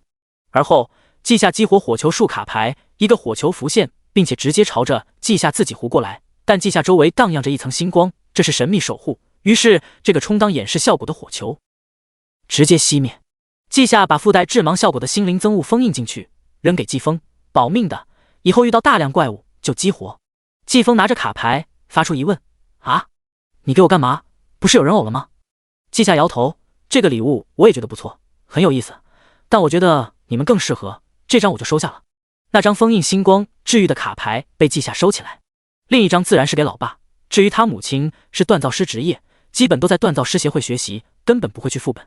这时一桌子菜都摆上了，蛋糕盒子被拿开，点上蜡烛，祝你生日快乐，祝你生日快乐。温暖的烛光，简单的旋律，冒着热气的菜，季夏眼前的一切都蒙上了一层滤镜。吹蜡烛，许个愿吧。呼！第2天一早，季夏就看到信息，他的队友齐了，但师傅在某个副本还没出来。这时候季夏也明白过来，昨天除非是遇到重大事件，否则他绝对不会招募到队友，毕竟是他生日。到了地方，季夏熟练的打招呼，火灵前辈，万森前辈，您2位来的这么早。张天生笑道，叫什么前辈？根据研究，我们职业者寿命悠长，都是年轻人，前辈会把我叫老的。李万森颇为赞同的点头，确实，我觉得我还年轻。这个次元，林星他俩预测过，掉落召唤师的技能，我们俩也缺技能，所以要积极点。季夏看向漩涡传送门，为他们点亮命灯，随后道，行，恭敬不如从命，那我就换个称呼，2位大哥，现在就进次元。进吧。伴随着眼前一黑，除了季夏，其余2人都觉得眼前的世界格外阴暗，有什么东西在往脑子里钻。季夏已经使用心灵链接，同时自身化身命星，这是柔和心灵灯塔的技能，清亮的星光从季夏身上播洒出去，让张天生、李万森的负面状态被解除，同时也把周围照亮。这是一座不足100平米的小岛，周围是漆黑的海水，没有任何波浪，宛若静止。这时，张天生周围冒出火光，几十只火焰之灵被召唤出来，它们都是一团漂浮的红色火焰外表。而李万森脚下蔓延青草，整个小岛被开满鲜花的荆棘覆盖，却没有被火焰之灵影响。哗啦啦，几乎是他们才准备好，海里就爬出来各种海鲜，当然，它们都是暗影生物。藤蔓蔓延，扩张数百米，随后植物化作地面，让战场扩大。火焰之灵一个个火球精准地打中怪物，地面开始燃烧，转瞬间，周围成了火海。在燃烧中，植物释放出清新气息，带着净化作用。这种净化是消灭一切邪恶的净化。陆陆续续有暗影生物爬出来，却在火焰和净化中坚持不到3秒，就回归黑暗。只是又一头怪物死去后，记下手中代表李万森的人偶碎裂消失，他连忙又补了一个，同时沟通：我刚刚已经摸清楚了，是同命诅咒，并不是其他东西，能对付。李万森也感受到了那一闪而逝的阴冷，他瞬间熟悉心灵链接的效果，也传递想法。你这轻松样子，差点让我以为事情很简单。那个人偶一次只能抵挡一个诅咒吧？季夏笑道：确实只能抵挡一次致命诅咒，但我刚才只是保险的试探，实际上解决诅咒还有其他方法。命心连接，使用法术，3人同时释放光明。张天生闷头指挥火焰之灵攻击，此刻感受到一阵安心，知道是安全了。召唤兽纷纷爆发出全力，海面被火雨覆盖。他刚才就是顾忌会诅咒的怪物，特意收敛火力，怕季夏应付不过来。事实证明，别人敢来这个副本，就是有十足信心。殊不知，季夏也惊讶张天生的破坏力。那些火焰之灵聚集在一起，融合成超大型篝火，天上浮现法阵，坠落火雨，方圆100米内皆被覆盖。那暗影生物出现就被烧化了。反倒是李万森看不出来做了什么，他也没说话。原因是召唤师需要随时指挥召唤兽，要全神贯注。就这样，怪物来了一波又一波。某一刻，不再有怪物爬出来，但海面出现一个凸起，越升越高。那竟然是一个3米的头。随后水下的身体也出现，人头人身，螃蟹的腿，还长了鱼尾巴，看起来像缝合怪。怪物出场有力量保护，无法攻击。等到它彻底浮出水面，就睁开一双白眼，全是眼白的眼睛。季夏感觉提前布置的神秘守护屏障在急速消耗，并且有几盏召唤兽的命灯在闪烁。怪物使用了某个诅咒技能，不过怪物也是有战斗本能，简单诅咒无效，海浪升起，朝着小岛冲刷，这一切都在瞬间发生。而季夏的队友也反应很快，植物生长，编制成城墙，挡住了海水。而后天空有一柄10米长的火焰长枪朝着怪物发射，刹那间贯穿怪物胸口。李万森心跳骤然加快，下意识的后跳，他原来的位置有一道漆黑裂缝，这让他面色难看起来。小心他的暗影裂隙，估计能秒杀。季夏看了眼，说道：无妨，给你们加持了危险预警，遇到致命危机会自动进行最佳闪避，而且真的身体被摧毁，也能发动心灵转移，给你们换个新身体。张天生听了都没忍住吐槽：你这能力总感觉超出现有治疗者的整体水平。季夏心情美好，因为张天生爆发的各种火焰法术快把怪物给烧死了。他道：不这样我可不敢拉着另外2个大师攻略副本。话说这个怪物是哑巴和瘸子吗？李万森无语，怪物没嘴巴，至于他不动，是因为海面下全是我的植物，他出来就被束缚住了。季夏不尴尬，还开玩笑：原来如此，我还以为李哥你在划水。这倒是让张天生无奈了，他也没有厉害到让队友划水的地步。怪物在火焰中化为灰烬，张天生更加紧张起来。第2阶段要到了，都小心点。季夏将2个人偶扔出，变成傀儡，而他自己身边也浮现一个自己。这个星光分身能帮我们挡灾。心灵交流很快，而第2波攻击也已经到来。一些藤蔓暴动，朝着季夏3人挥舞攻击，巨型火焰之灵也爆炸，分散成小个子。季夏连忙将心灵链接扩大，把召唤兽也纳入其中。李万森2人感觉格外清晰的联系，须臾之间将叛变的召唤兽安抚，重新掌控。然而四周出现4个暗影裂隙，兽骨嶙峋的爪子从中伸出，那上面附着暗影能量，火焰和植物的攻击收效甚微。季夏再次抬手，心灵增物，星光形成了蓝色的风，吹向4面8方，爪子上的暗影能量被新风吹散，暴露出苍白的骨爪。4朵火焰飘到爪子上，震耳欲聋的爆炸让季夏默默堵上耳朵。火焰平息后，什么爪子什么裂缝都没了。这是张天生的献祭，威力十足。第2波就这么轻易解决。小岛中央出现一个宝箱，还有一扇传送门。李万森操纵植物打开宝箱，脸上的期待变成实质的惊喜。果然开宝箱总能带来愉悦，尤其是出了好东西的时候。张天生打开后也嘴角上扬，确实。季夏看着自己开出来的一截指骨。第38章返老还童。远古死灵的骨头让一具骷髅达到史诗级品质，好东西，但不适合季夏。宝箱还有另一个收获：扭曲自然，扭曲一片环境，持续造成伤害和精神污染。这是自然萨满的法术，2件战利品竟然1件都不适合稷下使用。李万森年龄在普通世界都能当爷爷了，见多识广。他看了眼稷下手中的技能书，笑道：“好东西，堕落萨满的4转稀有技能书，应该只有这个副本才有。反正你是阶位体系，学不了高级技能，所以技能书都可以直接无视。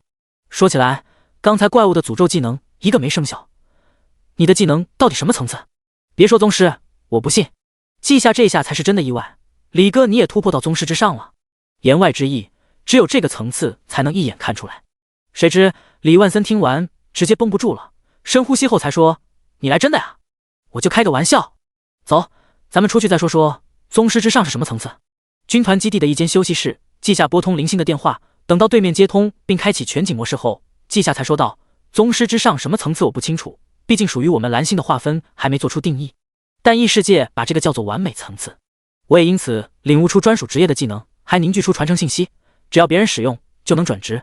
我让师傅帮我物色合适的徒弟，可惜师傅还在副本。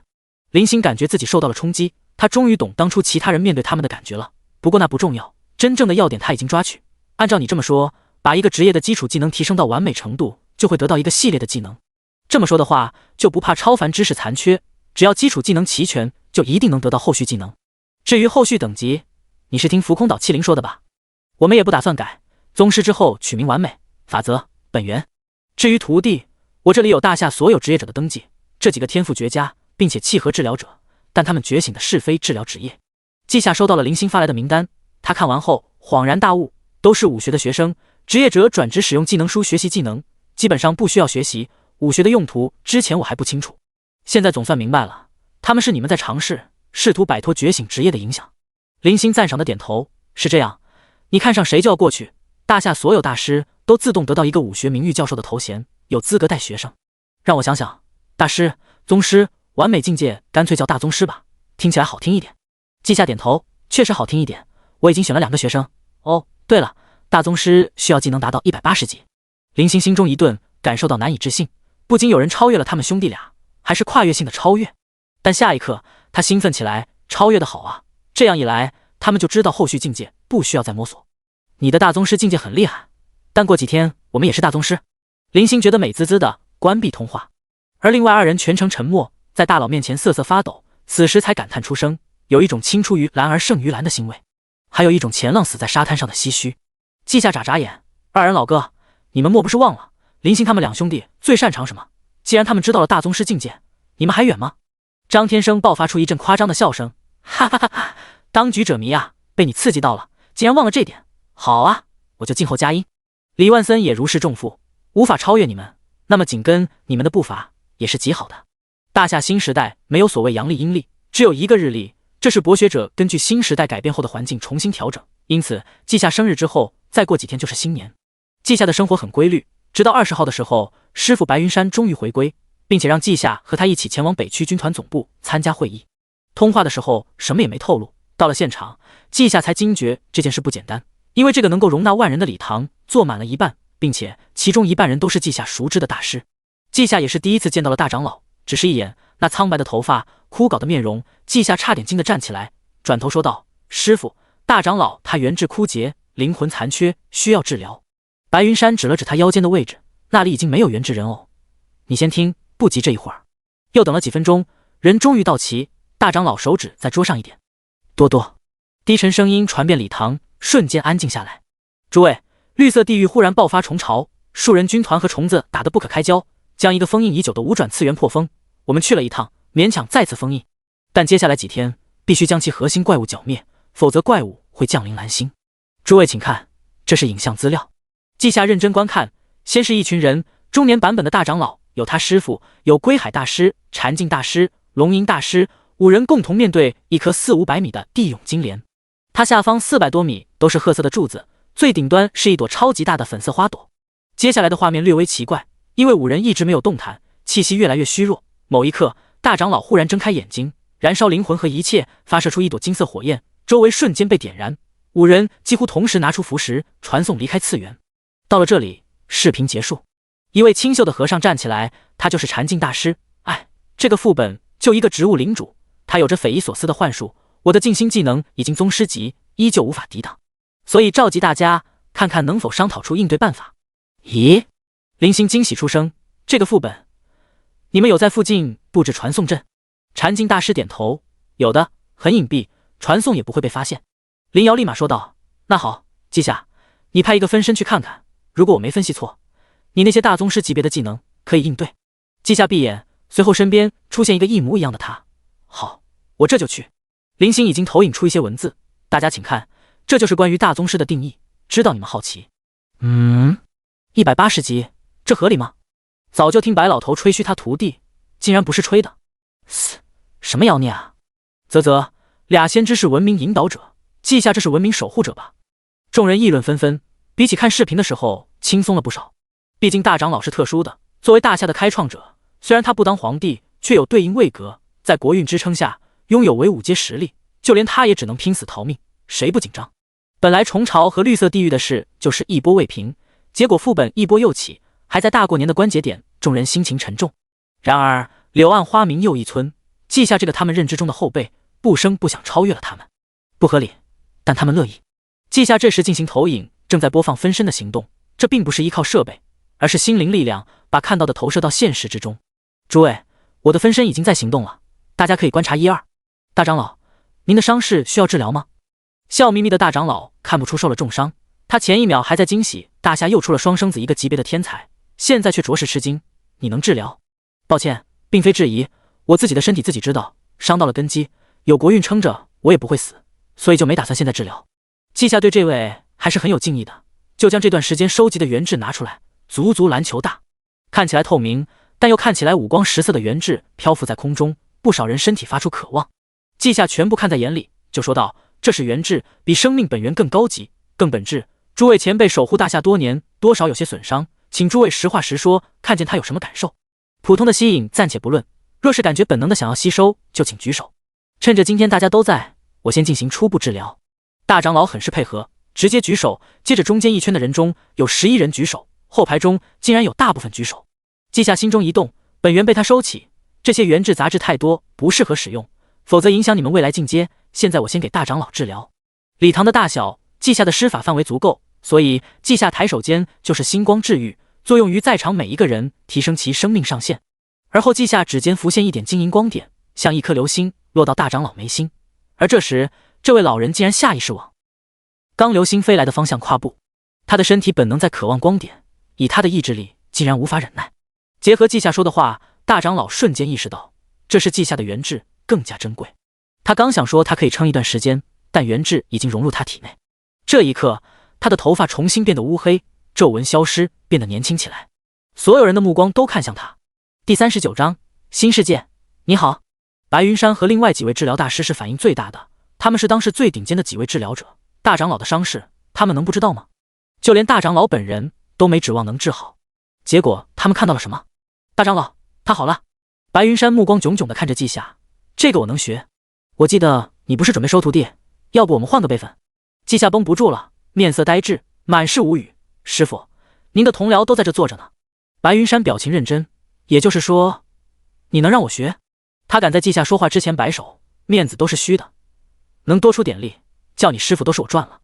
同僚，大夏治疗大师曾经就6个，我们脸皮不厚，早就累死了。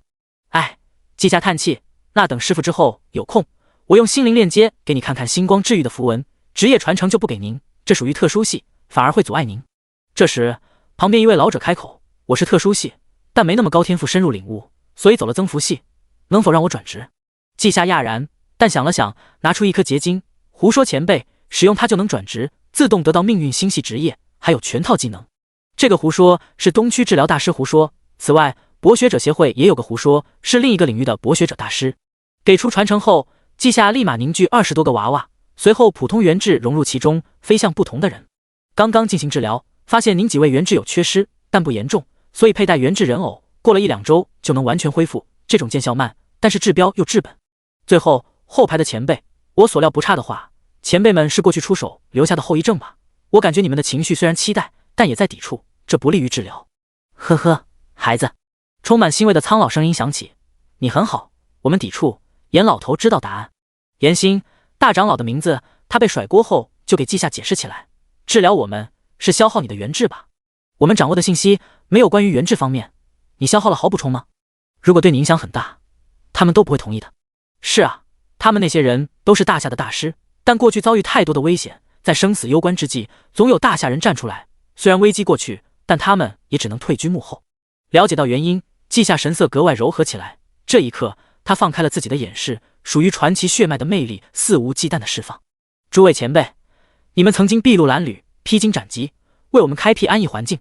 如今作为晚辈的我成长起来了，怎么还不允许我孝顺你们？安心吧，这点消耗不算多，没几天就能恢复，还请接受。季夏嘴上说着请，实际上很霸道，弹出一团元智，射向每一个气息衰弱之人。而分身季夏也在这一刻进入次元副本。这一刻，众人都不知道该关注哪边了，但没有任何例外，在场的人都对季夏有极大的好感。瞧瞧那用词，孝顺，这话让不少老一辈人心中感到熨帖。他们会有自己的私心，但不可能全是私心，为国为民付出半生时光，今日一孩子要孝顺他们，这言行眼里都出现一抹晶莹。过去的一切都是值得的。这一刻，言心的心灵被冲刷清澈，整个人的气息上涨，他更加平和一些，欣慰地看向老友们恢复如初，随后看向投影。而那些刚刚被治疗的前辈，则是在心灵链接中感受到季夏与言心散发出来的平和，他们得到了久违的安宁与舒服，不再有病痛折磨他们。这是一场新生，就像画面里面的季夏，他一步步走向巨大的花树，没有丝毫停顿。靠近后，星光分身漂浮起来，很是缓慢的上升，也让众人看到了大花的全貌。它果然很美，千丝万缕的花瓣层层叠叠，金色的花蕊，橙色的花瓣，华丽异常。季夏停留在花朵上，检查之后竟然笑了，然后对着空处说话：可能我的探查有误，这花树在汲取外界的一切力量，然后酿造出充满生命力量的花蜜，是天然的治疗药剂。它的危险就在于任何东西都在它的吸收范围之内，为了保险，先把它杀一次。季夏先收集花蜜，然后取出一把红宝石扔了下去。看到这一幕，在场数千人大半都是面色僵硬。那红宝石是多位大师联手制作的超级炸弹，一颗就能摧毁一座山，5月那种规模的山。而这一把炸弹扔下去，简直丧心病狂。轰！整个画面都被红色覆盖，季夏在神秘护盾中的巍然不动，仿佛没有收到冲击一般，这让北区的灵羽大师无语。他就是专精守护的治疗大师，但是他不认为自己能够撑住这么多红宝石的轰炸，就离谱。白云山那老登竟然说他徒弟不擅长守护和治疗，哼，真是信了他的邪。刚刚被治好的那些人算什么？这个护盾又是什么？老男人的嘴，骗人的鬼！一切平息之后，季夏打开宝箱，露出惊讶神色。这一刻，季夏觉得他是不是好事做多了，终于有了好运。生命祭祀法杖，5转武器。效果1：汲取外界能量，恢复自身消耗。效果2：增加生命亲和，更容易接触生命本质。这个生命亲和看起来普普通通，但季夏知道一些治愈技能的本质，有法杖在，能让治疗者更容易把治疗技能提升到掌控级。他正好要收徒，这法杖可以用来当传承之器。除了法杖，还有好东西。涌动之心，通用技能，使用后每时每刻都会提升等级。这就是一个被动技能，不修炼也能吸收能量，季夏自己都能学，尤其是等级高了，提升的速度绝对让人惊喜。还有第3件东西，一本书，5转生命萨满超凡知识。季夏直接拿着书挥动，是萨满的5转知识，等我回来直接交给周前辈吧。南区治疗大师周之秋就是4阶的自然萨满。周之秋没忍住，整个人都洋溢着兴奋，今天是个好日子啊！严老头，要不你再去其他5转次元逛逛？严心笑容满面的脸顿时一黑。我今天高兴，就不说你小时候差点在地龙池淹死了。地龙，怪物化的蚯蚓，地龙池就是地龙吞噬被污染的泥土，然后排泄的粪便，算是被净化的特殊泥土，种植效果极佳。此话一出，上千道目光或直接或隐晦地看向周之秋，而坐在他旁边的林雨和白月等人默默地远离，仿佛身边有粪便。周之秋也绷不住了，喂喂，你俩什么意思？笑容不会消失，他只会转移到另一个人身上。季夏的分身在回来路上，而他本体此刻看着前辈们互动，有一种奇怪的感觉，这种和谐，这种自在，这种亲密，是因为大家都是最信任的人，他们并肩作战，互相依靠，走过最艰难的岁月，如今有机会再看繁华。季夏感觉有什么不一样了，他不自觉地笑了起来。他环视四周，记住每一张笑脸，他们如此清晰，就像模糊的世界变成了超清。这不是季夏的眼睛进化了，而是稷下此刻真正的融入身份，融入大夏。他不是一个平行世界的穿越客，而是一份子，从客人变成了家人。白云山见到这一幕，内心是喜闻乐见的。他就知道自家徒弟心态有一些问题，有些客气，不够大气，瞻前顾后，现在都变好了。他倒要看看徒弟之后会把多少曾经隐藏的展示出来呢？稷下这时带着笑意转头看向白云山，师傅，我对心灵和情绪感知挺敏锐的。白云山意味深长的笑容戛然而止，首当其冲的受害者竟是他自己。过了几分钟后，稷下的分身归来，将书籍给了旁边的周之秋。他碰着书籍，手覆盖在上面，忍住没有翻来，而是看着稷下。以前的话我会默默收下，现在的话我也会默默收下。我们这些人其实很少谢来谢去的，都是那个年代过来的人，谁有需要都不会袖手旁观。稷下，放松一点，相信自己的眼睛，也相信时间，他会证明一切。稷下内心更加吃惊，他师傅看出来就算了，怎么这位和他没有接触的人也能看出来？林雨微微摇头，柔声给稷下解释，一个人经历的多了，阅历自然丰富，尤其是我们治疗者，毕竟也不是什么人都值得救，其他人也不差，都是从那个年代存活下来的人，不聪明的也活不到现在。稷下隐约懂了，他是太年轻，即便加上前世也一样，曾经生活在和平社会的他，又能有多少阅历？网上是可以看到天下事，却并非自己亲身经历。纸上得来终觉浅，觉知此事要躬行。他应该用更加平和的态度去对待生活。这里的大多数前辈都是经历了无法想象的苦难后，依旧坚强面对生活的人，他也会踏上前辈的路。新世界，你好。第40章，队友变碎块怎么办？一个无转次元被解决，还得到了一个职业的无转知识，礼堂的气氛已经轻松多了。趁着人多，林星和林瑶一同站出来，既然大家都在，要不现在就去魔女之夜试一试。大长老可以抵挡娃娃魔女的控制，却被花束迷惑，然后稷下又能解决这种控制，那么我们就不用担心娃娃魔女的控制。几年前我们俩就有把握通关了，如今有稷下的秘法可以保证我们不死，再不去就显得太过保守。而且西海岸联邦前年就开始攻略无转次元，虽然现在还没成功，但让他们领先并非好事。双生子的提议这一次被顺利通过，严星当即拍板，那就去吧。火灵、禅境、归海、龙吟、心灵，你们5位去吧，先试探，如果能挡住魔女的人偶转化，你们5个就能通关，如果挡不住，人少也好退出。这次你们俩就别出手了，悠着点，时间的力量太过高级，当心反噬。这是对双生子说的，很明显严星清楚他们使用能力的代价很大。林星兄弟不置可否，没反驳。稷下是直接派出分身的，见识了之前稷下的分身，大家反倒是觉得这样挺好，保险。火灵是火系召唤师张天生，禅境一边之前是个和尚，如今就用禅境作为名字，职业是武僧。归海水系大法师武云生，龙吟名为谭振龙，职业是乐师，擅长声音攻击。5人一同使用传送阵来到一处黑暗的地下洞穴，稷下将画面投影出来，直接问道：这是可以转播的吧？白云山点头，可以，你认真操纵分身，别说话。作为见识过娃娃魔女的人，他有点小紧张。稷下自己倒是觉得还好，分身先用心灵链接，然后使用命星和同化，紧接着加上神秘守护，还有危险预警。因为有心灵链接在，稷下也同时传递这些信息，所以不需要额外的解释。地下通道有1公里，遍布封印，走到核心处，只看到一面紫色的传送门，上面的漩涡是停止的。一位老者靠在门上，他看到有人来了，也没动弹。道士禅境对着老者鞠躬：董前辈，我们来清理怪物了。这时候老者才颤颤巍巍站起来，他的表情依旧是木然的，浑浊的眼睛把每一个人记住，随后转身融入传送门，那漩涡顿时转动起来。这是一位职业者的残留意志，并非活人，这地方也不适合活人镇守。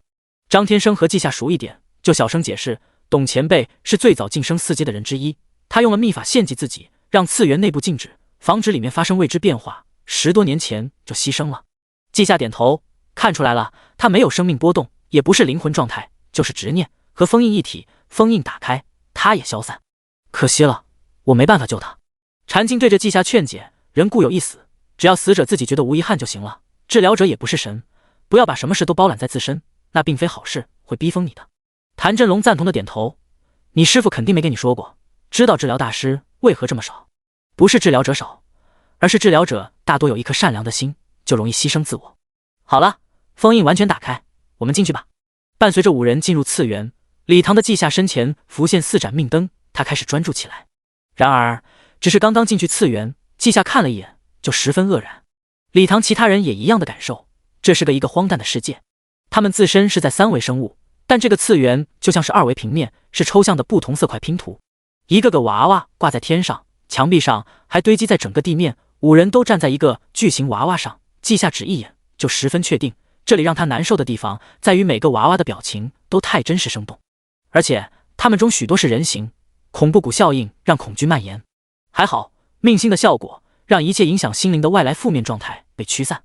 张天生周围出现一个个火焰之灵，开始对周围攻击，先清理娃娃，让魔女出来。众人开始行动，禅静直接盘膝而坐，双手合十，淡淡金光蔓延，周围娃娃都溶解掉。谭振龙掏出一只笛子，刺耳旋律响起，他开始升空，路过的地方娃娃被音波粉碎。只有他们2人出手，效率也不低，另外2人蓄势待发，预防意外。几分钟过后，就剩几个特意留下的娃娃，5个人再次聚拢。季夏说道：“这里的丝线对我们无效，但你们有听到什么声音吗？”3人摇头，谭振龙点头，听到了。摧毁的娃娃越多，音乐越流畅。我有预感，解决所有娃娃后，魔女就会出场，这是属于她的专属音乐。根据次元研究，魔女之夜原型是旧世界的幻想作品，反派出场会有专属出场曲，是很正常的。张天生这时问道：“准备好了？”“好了。”一把火将剩下的娃娃焚烧。咔嚓！头顶之上，一个黑色的夹子突然出现，它夹着一个穿粉色连衣裙的娃娃。诡谲的音乐响起，这下子所有人都能听到了。嘻嘻，你们陪我玩！哈哈哈哈！娃娃在狂笑中疯狂摆动，挣脱了夹子，从高处坠落，啪的一下摔成一堆残骸。而后，一条长着獠牙的粉色蠕虫从中飞出，朝着最近的禅静张开大嘴。禅静感觉到了，他无法动弹，周围空间仿佛都被锁定。他瞳孔放大，根据曾经经历，他还以为是恐惧让人不能动弹，现在终于确定，但恐怕会付出生命代价。他通过心灵链接将最后的情报传递。下一刻，蠕虫张开五角星模样的大嘴，一口咬掉禅静的头。季夏面前的命灯暗淡下来，礼堂的气氛低沉下来。然后季夏分身靠近坠落在地上的尸体，这一摔，哪怕4阶武僧也是4分5裂。生命本源涌动，禅静的身体在众目睽睽之下自然的蠕动，恢复如初，甚至还长出了头。禅静略微迷茫的抬头，看见蠕虫张嘴咬向武云生，下意识开口：“快躲开！”糟了，这是禁锢能力，我说晚了。季夏却眼睁睁看着武云生摔下来，禅静目瞪口呆地看着季夏大变活人，把尸体复活。然后季夏看向2人：“别发呆了，这里的规则在魔女出场的时候就为我们定义了结局，但这个结局也没有后续，因此你们现在不会被控制。快把他杀了！”禅静立马收束想法，浑身发出金光，射向蠕虫。而后武云生虽然刚经历死亡，但他快速冷静下来，一根根螺旋水枪朝着蠕虫穿刺。而礼堂内，林星兄弟恍然大悟，原来是这样，原来这就是蓝星意志提示的规则。不过季夏你怎么能动？众人目光看过来，季夏面不改色的回答：“因为那只是我的分身，本质是傀儡，被我远程操控，属于非生命体，没有命运，因此无法被写下剧本。”2人夹击之下，蠕虫被打爆，张天生和谭振龙这才能够动弹。2人感觉惊惧，同时也觉得匪夷所思。他们俩近距离围观刚刚4分5裂的战友，啧啧称奇。我可是亲眼看着你们被咬掉头，还摔成碎块，这都能活。突然感觉有季夏，我们要不要试试下一个魔女结界？季夏内心是想的，就在开箱子的时候说道：“你们先讨论，礼堂的大家也在商量，我先看看战利品。5转法式技能禁锢，顾名思义；5转乐师技能出场曲，增幅友军实力；5转法系超凡知识。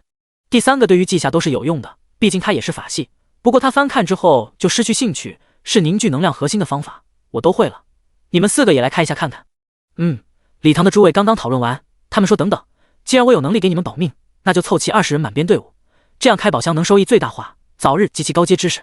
禅静美滋滋地看着处刑曲，满足的点头：“可以，那就等等他们。”礼堂内15位大师已经出发，当然季夏也为他们留下命灯。周之秋认真看着季夏的操作，有助于他转职成命星职业。他看季夏在这次攻略起到关键性作用，就好奇问道：“这个职业真的这么强吗？”季夏摇头：“如果按照网游的套路，我这个职业强，而且还是隐藏职业，和命运有关联。但是一般人别想，否则技能深度不够，达不到我这种效果。”白云山也插嘴问了一句：“命灯的续命有时间限制吧？你不用7星续命灯。”季夏解释：“他们又没本源枯竭，像刚才那种情况，只要我救得快，就不算死。”白云山忍俊不禁：“好一个不算死，也只有你敢这么说了。怎么突然觉得这次攻略不会太难。第41章，换颗心吧。难不难？记下不清楚。他们20人汇合之后，进入魔女结界。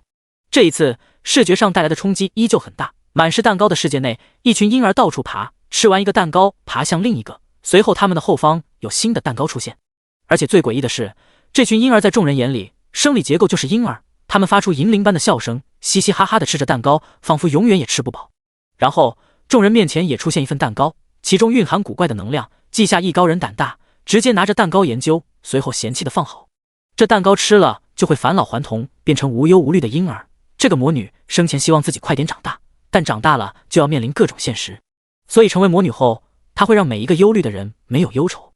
一人吐槽，这魔女还怪好的，有什么头绪吗？他是看着季夏问的，毕竟他什么也没感知到。季夏甚至连魔女的生平都一清二楚。季夏指着上方，他喜欢看婴儿，所以在注视婴儿们。众人抬头一看，纷纷对季夏幽怨起来。只见一张僵硬的大脸贴在头顶，乍一看真的让人心脏骤停。也正是众人看过去，那脸上的眼珠子开始转动，瞬间看向他们一群人。禅静修炼身体，同时也修炼心灵。他最先感觉到异常，连忙提醒：我的身体在向着另一种物质转化。季夏皱眉，他也在被转化，体内法力染上了惰性，思维开始僵硬。不做多想，季夏的身体忽然爆炸，法力释放，在最后时间使用群体星光分身，每一个人旁边都有一个自己。季夏也一样，一个分身爆炸，新的分身直接睁眼，心灵链接，诅咒转移。19人懂了季夏的意思，他们身体的诅咒转移到新的分身内，没有了意志对抗诅咒，分身刹那间变成白色的奶油人像。禅静握了握拳，这些魔女的攻击防不胜防啊，抓紧时间解决它。雷电、风暴、暴风雪，各种攻击形成某种共鸣，直接淹没上空的脸，周围的婴儿和蛋糕一阵扭曲，消失不见，显露出原本的街道。而他们前方几百米处又一个漆黑的结界，四周还有无数同样的半球结界，光是看着就头皮发麻。这一幕让礼堂众人议论纷纷。过了一会儿，博学者胡说制定好新的计划：记下，你们先继续探索，争取收集各职业五转超凡知识。这里面五转魔女结界太多，到时候让其余五转职业者去攻略。记下将这边的话转达，随后一行人继续。新的魔女结界内，众人一进入，就看到天上在下注射器，一个护士装扮的魔女带着微笑盯着他们。她将注射器举起来，稍微按压，滋滋地冒出鲜红的液体，整个魔女结界就开始下雨，血雨。护盾挡住血水，暗影剑、炎龙长枪、爆裂雷球，攻击再次形成共鸣的潮水，将魔女淹没。魔女解决得快，这次的魔女除了箱子外，还掉落一颗悲叹之种，它显示可以吸收魔女造成的诅咒。禅静这个武僧可以看作坦克，受伤是家常便饭。他看到掉落物，连忙说道：我胳膊被掉落的针筒扎了一下，现在麻痹了，用悲叹之种解决一下。季夏却伸手拿过黑色的宝石，对禅静说道：这种战略性资源先别用，你把装备收起来，我给你治疗。禅静脱了衣服，他的身材比例堪称完美，肌肉线条清晰，充满爆发力，光是看着就让人想起古代的雕塑。然而禅静的左臂已经干枯，针筒钉在上面，里面也是黑色的血液。季夏手掌凝聚风之力，手起刀落，把禅静的左臂砍下来。禅静倒吸一口凉气，太痛了。不过下一刻就有一团血肉呼上去，长出新的手臂。然后他发现季夏还盯着他胸口，低头一看，黑色的脉络从左臂延伸到大半个身体了。季夏看向众人，谁会麻醉啊？就是让他暂时感受不到身体痛觉。一个法师走过来，在禅静脑门一点，机械化心智。好了，在10分钟之内，他就是个机器人，屏蔽痛觉。禅静冷静到了极点，瞬间分析出来季夏要做什么，淡然地朝着围观群众说道：劝你们别看，不然会做噩梦。噗，你唬谁呢？我什么场面没见过？操！上一刻不信的人，这一刻纷纷无语。只见季夏拿着不知道谁的战刃，一刀砍下去，禅静的身体从左肩膀到右胳肢窝被一刀两断，下半截身体被季夏随意扔到一边，血液还没流出来就干涸。而后季夏使用血肉操纵，给禅静补齐身体。张天生、武云生、谭振龙等人有一个算一个，默默后退一步，不是被吓到，而是这场面他们真没见过。季夏纤尘不染，身上没有沾到一丝血迹，他笑眯眯地看向另一个人：来吧，你也需要治疗一下，我看你被扎了一下。那人面色一苦：大可不必，我觉得没有心我也没问题，用能量搬运血液供应全身就行了。是的，他是心脏被扎了一下，普通人当然就挂了，但职业者嘛，就像他自己说的那样，可以代替心脏。啪！白皙的手掌拍在他身上，机械化心智已经加好了。季夏快来！我来帮忙按住他。几个不嫌事大的人把伤员按在地上，而伤员直接躺平，一副被玩坏的表情。但随着机械化心智生效，他脑子里得出最优解，平静地说道：“来吧，确实不应该浪费悲叹之种，或许我们之后攻打6阶魔女会用到。”季夏靠近，徒手在他胸口开口，精准地挖出一颗干瘪的心脏。这场面让礼堂内目不转睛学习的周之秋兴奋起来，他想学这个。季夏虽然是第一次换心，但是很熟练，掏出来再填一颗进去，紧接着修复胸口伤势，仅仅耗时3秒不到，过程流畅又快捷，不是一直盯着看都不会发现有人心脏被替换。季夏这完全不遮掩的神奇治疗方法固然考验心脏，但是确实效果很好，10几人皆是对于之后的攻略充满信心。笑死，怪物的手段能有自己这边的治疗者离谱。魔女之夜次元门口，这时候又来了几个人，他们把众人收获的超凡知识带走，开始让一部分人晋升。而季夏他们这个队伍中也有几个人换出去，因为刚好有对应他们职业的知识，可以先出去提升到5阶。攻略的较为顺利，还有各种收获，所以礼堂这边众人陆陆续续离开，开始忙自己的事情。季夏一心二用，一边操纵分身，一边往北区的最高武学赶去。被他选中的2个学生已经在这2天被带到学校，虽然快过年了，但被一位大师选中，这还管什么过年？这件事本身就比过年更让人兴奋。校长室内，林校长见2个学生到了，连忙叮嘱苏星河、郑梦丹：“你们已经了解缘由，旁的我也不多说，总之你们要把握住机会。心灵大宗师是我大夏第1位大宗师，他年龄和你们相当，但目前已经参与5转次元的攻略。你们要……”絮絮叨叨说完，林校长再次强调：“把握好这次机会。”苏星河看起来就一热血小青年，他瞪大眼睛：“大宗师？校长，这是新的境界吗？”“对，过2天就会宣布。”“哇，大宗师这么厉害，怎么会选我们？您之前不是说比我们厉害的很多吗？我们是最差的一届。”郑梦丹也发出疑问。林校长面色一黑：“亏我还担心你们紧张，你们这是紧张？还有功夫调侃我？行了行了，我不多说，你们俩待会好好表现，毕竟你们家境普通，心灵大宗师是你们的机遇。”说完后，校长直接闭口不言。其实刚刚那一句话都是他多嘴，但这2个孩子品德、天分、心性都不缺，好学生谁不喜欢？所以得了他一些偏爱，只希望他们能走得更远。几分钟后，办公室门被敲响，校长亲自开门，季夏走了进来。“大宗师您请，2个学生已经到了。”“麻烦您了，林校长。”“不麻烦。”季夏气场如星光璀璨，让人下意识就注意到他，更有强大亲和力。2个本来还紧张的小少年在看到季夏后，虽然还拘束，但至少不紧张了。面对小孩子，季夏自然更主动一些。“我已经看了，你们2人有悟性，也想成为治疗者。我问一遍，你们真的想成为治疗者吗？”季夏的声音很温和，却如黄钟大吕，在2人心间回响。但2人并没有乱说，而是真的如此想法，所以立马异口同声回答：“想。”季夏拿出2个传承结晶，放在2人面前：“融合它，你们将改变原本职业，成为命星法师。”2只手伸出，2人毫不迟疑，抓住这次机会。第42章，我就说说，你来真的。星光于室内汇聚，1男1女在其中进行蜕变，过程无比顺利，没有波折。大约10分钟后，星光消散，2人从闭目状态脱离。他们睁开眼睛后，仿佛有星辰在眸子中运转。季夏感觉他们的体系确实变化成自己一脉，满意点头：“不错，说说你们现在直接继承的技能有哪些？”苏星河先回答：“老师，我本身有2转巅峰的等级，继承了5级基础增幅、10级命灯、10级星光治疗、10级星光净化、2转技能命灯续命、群体连接、心灵沟通、危险感知。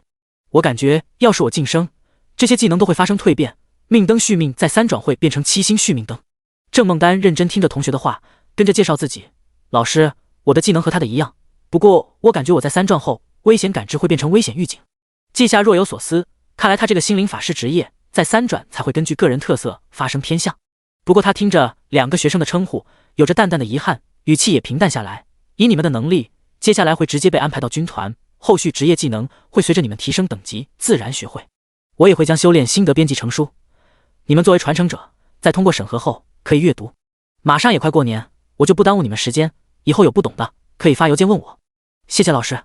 ”2孩子挺有礼貌，但林校长面无表情，实则内心把这2个人骂了个狗血淋头。这特么的都不抓住机会。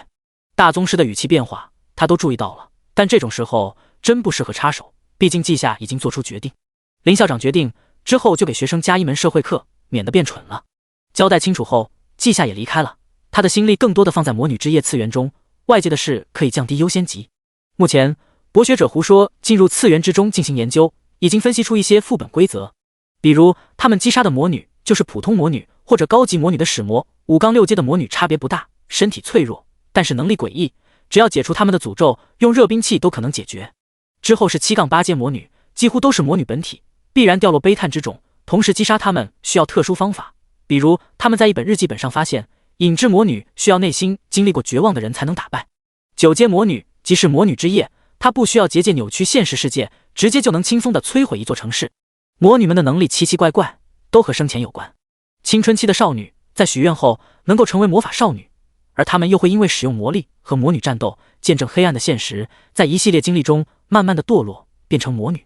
地狱笑话，魔法少女成长为魔女，没啥大毛病。胡说是打算研究研究，看看能不能把魔法少女这个体系变成正经职业，还要去掉缺陷。次元研究所的人虽然是研究人员，但是这个世界上想要研究次元，怎么可能没有实力？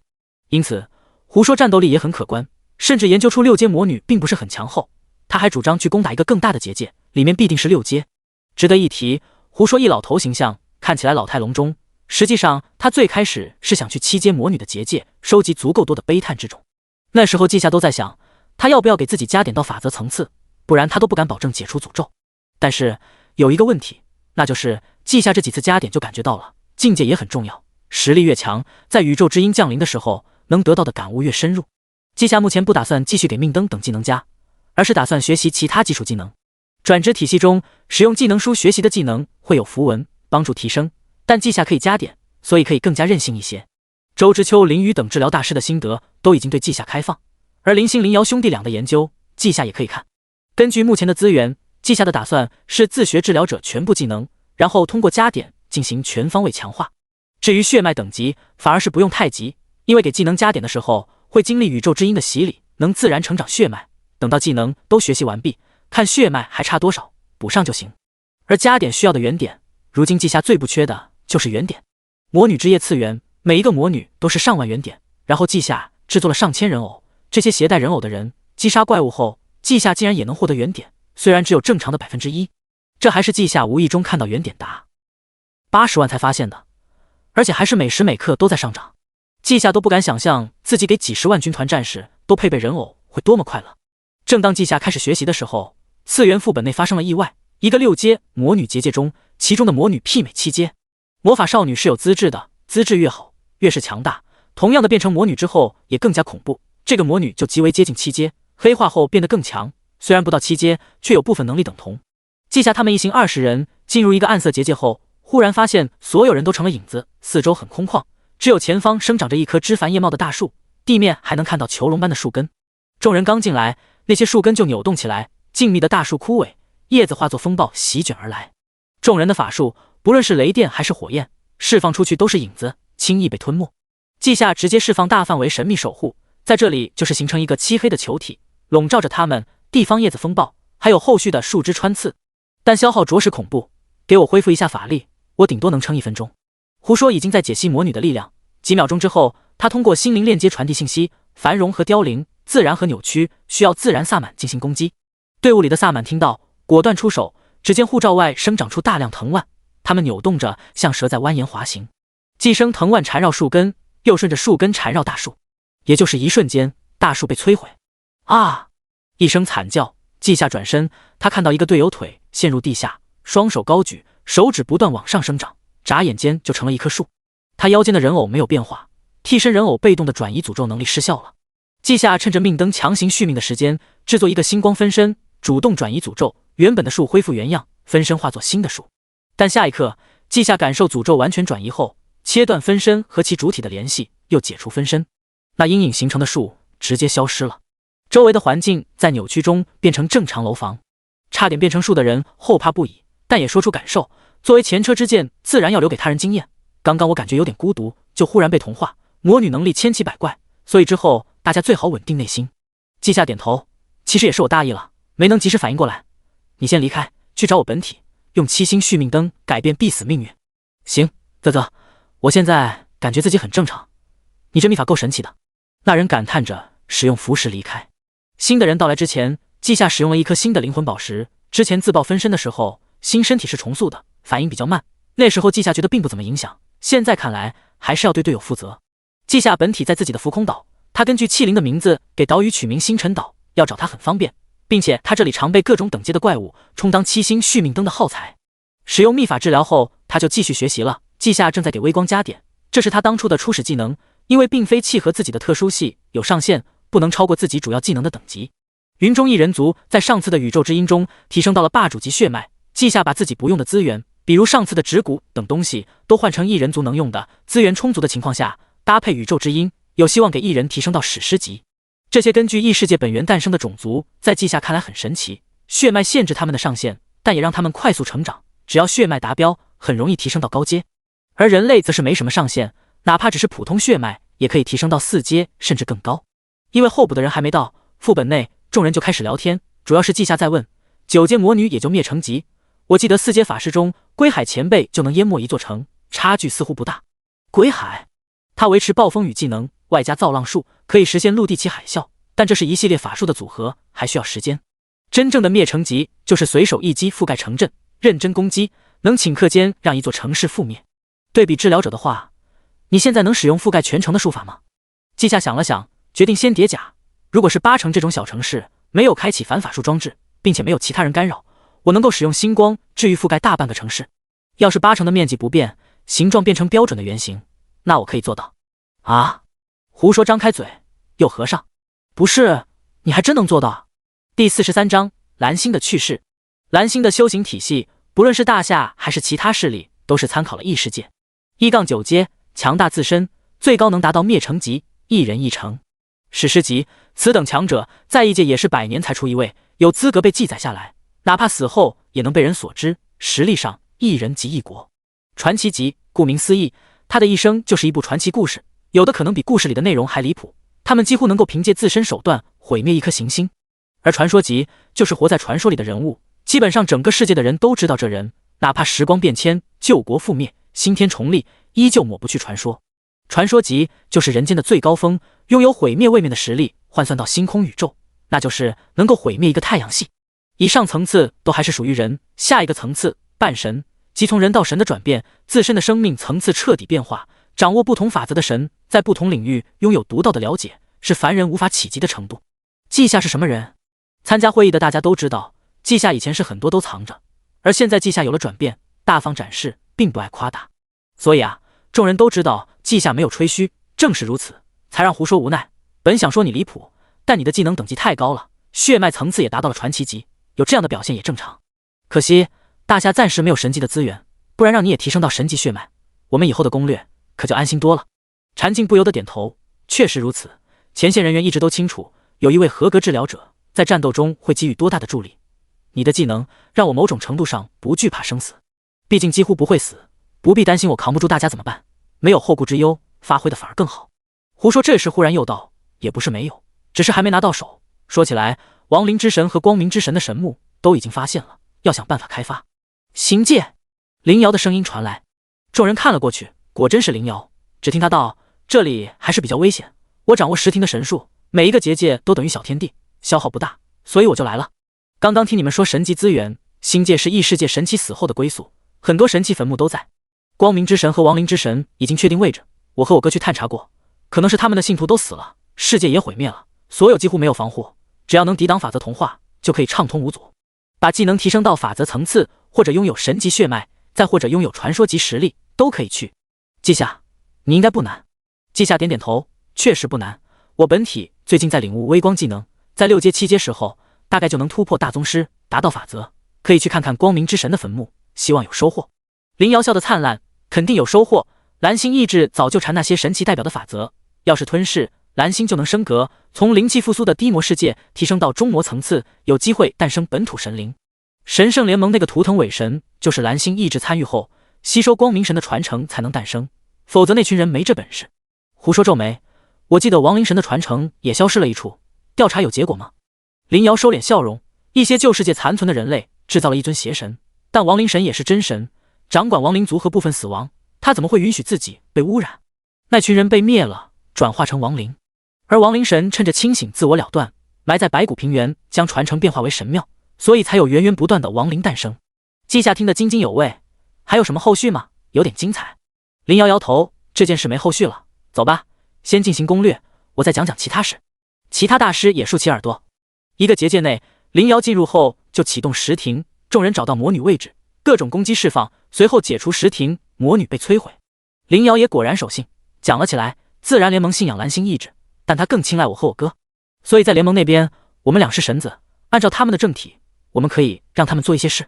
对了，自由公国、太阳岛、神圣联盟都差不多，你们谁成为自由之神、太阳神或者光明神，都能直接统治他们。说到这里，林瑶看向稷下，云中异人族大部分都是光明神的眷族和天使，你要不要去试试？稷下点头，会试试，不过需要先找到法系进阶知识，通用系的就行。林瑶带路前往斜上方的结界，所以我来了。稷下在魔女之夜表现得这么好，让他们意识到稷下若是更强，岂不是他们能无所畏惧地进行次元攻略？所以林瑶才来了，他要先为稷下收集超凡知识。在一次次的时间暂停中，稷下他们收获了新的知识和技能，也从林瑶口中听到了有趣的信息，而稷下也得到了属于他的进阶知识，也意味着这一次临时决定的攻略暂且告一段落。毕竟大部分职业的5、6阶信息都到手，是需要消化一波再来。与此同时，季风在职业者协会开始觉醒，在能量水晶打造的房间内，阵法正在运转。季风咬牙忍耐，挂在腰间的人偶不断被消耗。在门外，管事羡慕不已，这应该是更高级的原制人偶。军团连普通的替身人偶都被抢疯了，果然近水楼台先得月。身为大宗师的亲弟弟，待遇就是好。另一人点头赞同，羡慕2个字都说腻了。哎，季风小兄弟恐怕连提前觉醒的后遗症都没有。不过他会觉醒什么职业？再等1分钟就知道了。农夫？忽然就不羡慕了。你别忘了，大宗师收了2个学生，那2人也是生活系职业，现在是心灵法师。噗，你别扎了，我心痛。季风从觉醒中醒来，事先被叮嘱说的那些症状他都没有，他知道这是人偶的功劳。至于农夫这个职业，季风看得很淡，果然是这样，还好没有期待，也还好我有个好哥哥。是的，稷下分身在忙碌的时候，本体还专门把季风叫到浮空岛叮嘱了一番，也因此季风知道了职业者的真相。所有提前觉醒的职业者，类似于稷下这种有天赋还带一个技能，就是证明他真的天赋好，至少中上。其余人如果到了年纪没觉醒，那就是天赋平平。稷下特意告诉季风，他们家父母都没觉醒，爷爷奶奶那一辈也没有职业者，证明他们家都很普通。那么使用其他方法可以强行觉醒，但是这是利用蓝星灵气复苏的特殊规则，强行赋予一个职业，大概率是生活系，小概率是猎人这些普通战斗职业。季风听到这些，加上这段时间他经历的比较多，就听懂了哥哥的暗示，他大概率不会是战斗职业，法师就别想了。不过稷下也说了，他有办法让季风走上全新道路，因此季风现在比较平静，甚至还有尘埃落定的释然。肯哥也不是不可以，反正他有一个好哥哥，以后也帮老哥排忧解难就行了。不得不说，季风心性也是十分不错，还有一些成熟。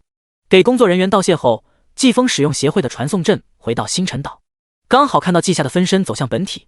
季风揉揉眼睛，他没看错，2个哥哥。他小跑过去，好奇的左顾右看，哥，哪个是你啊？我怎么觉得2个都是？说到最后，季风盯着稷下的本体，稷下侧目将分身解散，解释道，这是一个分身技能，有的次元副本危险，所以我使用分身前往。想好成为治疗法师还是元素法师了吗？季风憋嘴，你都没问，就这么确定我没觉醒成法师啊？稷下失笑，因为我能感知到你体内的能量是一股微弱的自然能量，应该是农夫之类，好点应该是自然萨满。季风张开嘴，说不出话来，这猜得太准了，自闭。然后他就看到一双骨节分明的白皙手掌将晶莹剔透的水晶球捧过来，季风下意识接住，注入你的能量，开始接受传承，这里面有我会的一切。季风照做，稷下就把关盯着。当初凝聚的3颗传承结晶，1颗给了周之秋，2颗给了学生，所以他特意消耗原质，再给技能加点，引动宇宙之音，凝聚了1颗新的水晶球。非常特殊，季风只需要按部就班的提升实力，就可以一步步从其中获取知识，达到稷下如今的水平。虽然这么做会让季风的上限被稷下锁死，但季风的悟性并不出众，况且稷下一个开挂的，他的上限就是没有上限，所以对于季风来说只有好事。充当背景板的露西用新得到的术法将自己隐形，守护在稷下身后，他看着水晶球格外的羡慕。他们一族都还没能够传承主人的职业。第44章第1个自创技能。有稷下铺路，季风未来只需要熟练使用各种技能，就足以站在治疗者的顶端。职业者初期非常需要资源，稷下直接把项链取下来，里面的私人物品已经提前整理出来，就交给季风。装备、技能心得、消耗品，里面什么都有，不够了再找我。你的性子我还是了解的，不怕你走歪路，未来军团给你分配队友也不会差，所以我不担心。但你要记住一句话，你是我唯一的亲弟弟，我必然会成为大夏最强治疗者。你不用怕麻烦，只要不是你主动惹事，我都能处理。季风心中一震，有些感动，但这个年纪的小男生很难主动去表达。他对着季夏比了一个大拇指，哥，你有点霸气。季夏感觉很奇特，眼前的这个半大小伙子是和他有血缘关系的亲弟弟，同时也都是心灵法师，他们长相都有一些像。不过季夏因为血脉层次高，自然看起来更优秀。如果季夏稍微掩饰气质，别人看到他们俩就会一眼认出这是两兄弟。血缘基因真的很神奇。正事办完，季夏比较忙，所以他把剩下的事也说了。现在是新副本开发阶段，我应该不会回去，你在家陪着爸妈，让他们想想未来想转职什么职业。达到大宗师境界后，就能让其他人转职，过不了多久，大夏应该就有第2、3位，可以提前准备着。好，我回家就告诉他们。季风应下之后，他也不打扰老哥，毕竟他知道一位治疗大宗师意味着什么，那是能挽救生命的生命之神。不过和季风想象中的有一点点差别，季夏并不是救人，而是拿着一些超凡知识开始进阶。5阶是一个特殊层次，可以建立一个能量循环，从外界主动吸收能量进行实力提升。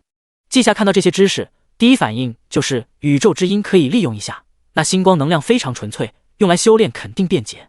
为了验证，季夏顺手就给微光技能加到宗师级，宇宙之音降临，能量环绕在周身。季夏一边领悟，一边下意识地使用新知识去吸收能量。他的气息顺理成章地突破到5阶，这一刻身体悄然发生变化，周围的能量有了宣泄口，朝着季夏蜂拥而至。仅仅是几分钟后，季夏达到了5阶中期，实力的变化果然也让季夏的领悟变得轻松。大量的关于光的信息被季夏解析，光的不同频率、不同波动可以让法术发生变化，从而实现治疗和伤害的转变。而光系的重点是快，只要释放出来，瞬间就能作用于目标身上，和心灵感应不遑多让。季夏清醒后若有所思，果然不论是特殊系还是普通系，达到一定程度后都有强大效果。他伸出手，朦胧微光散发，将周围照亮，而他身后位置稍微有些扭曲，微光技能在达到宗师级后竟然可以破影。季夏从旁边书架取下一本光系元素法师的心得，这次他学习的是光线冲击，上次他进化到传奇血脉后就能对各种元素进行控制，这次通过这种方法轻松学会法术，然后一口气加到宗师。宇宙之音继续降临，从那复杂的韵律中，季夏听到了更多知识，结合自身已经掌握的术法，季夏感觉自己抓住了什么，却又被他跑掉。季夏没有停下，他顺着直觉把自己早就学会的治疗法师普通技能挨个加点。星辰岛经历连续多次宇宙之音，浓郁的本源和能量充盈无比，大部分都被季夏吸收，但气灵和云中一人族也喝到了汤进行净化。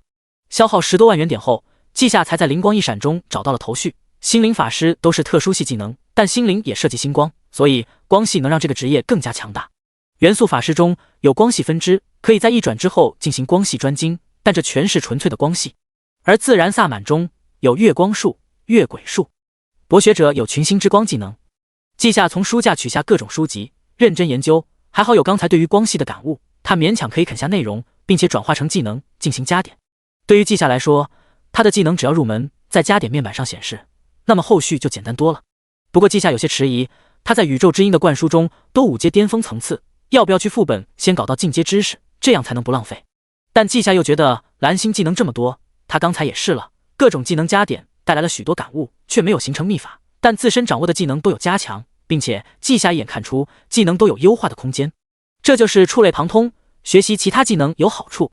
正是因为技能多，他大可以浪费一些，况且后续还有法则和本源境界，并不会缺能量灌输，所以季夏放弃思考，把一系列光系技能通通加到宗师。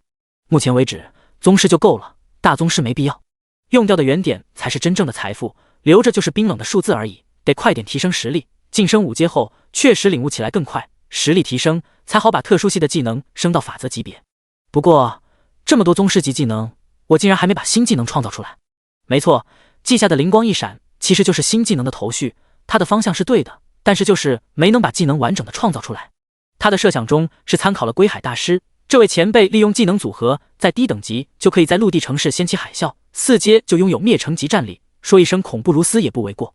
而季夏设想中的技能名字都取好了，就叫星光如雨，通过持续性的引导星辰之光，形成蕴含治疗、净化、攻击效果的光之雨，并且面积超级大，只要法力充足就可以一直引导。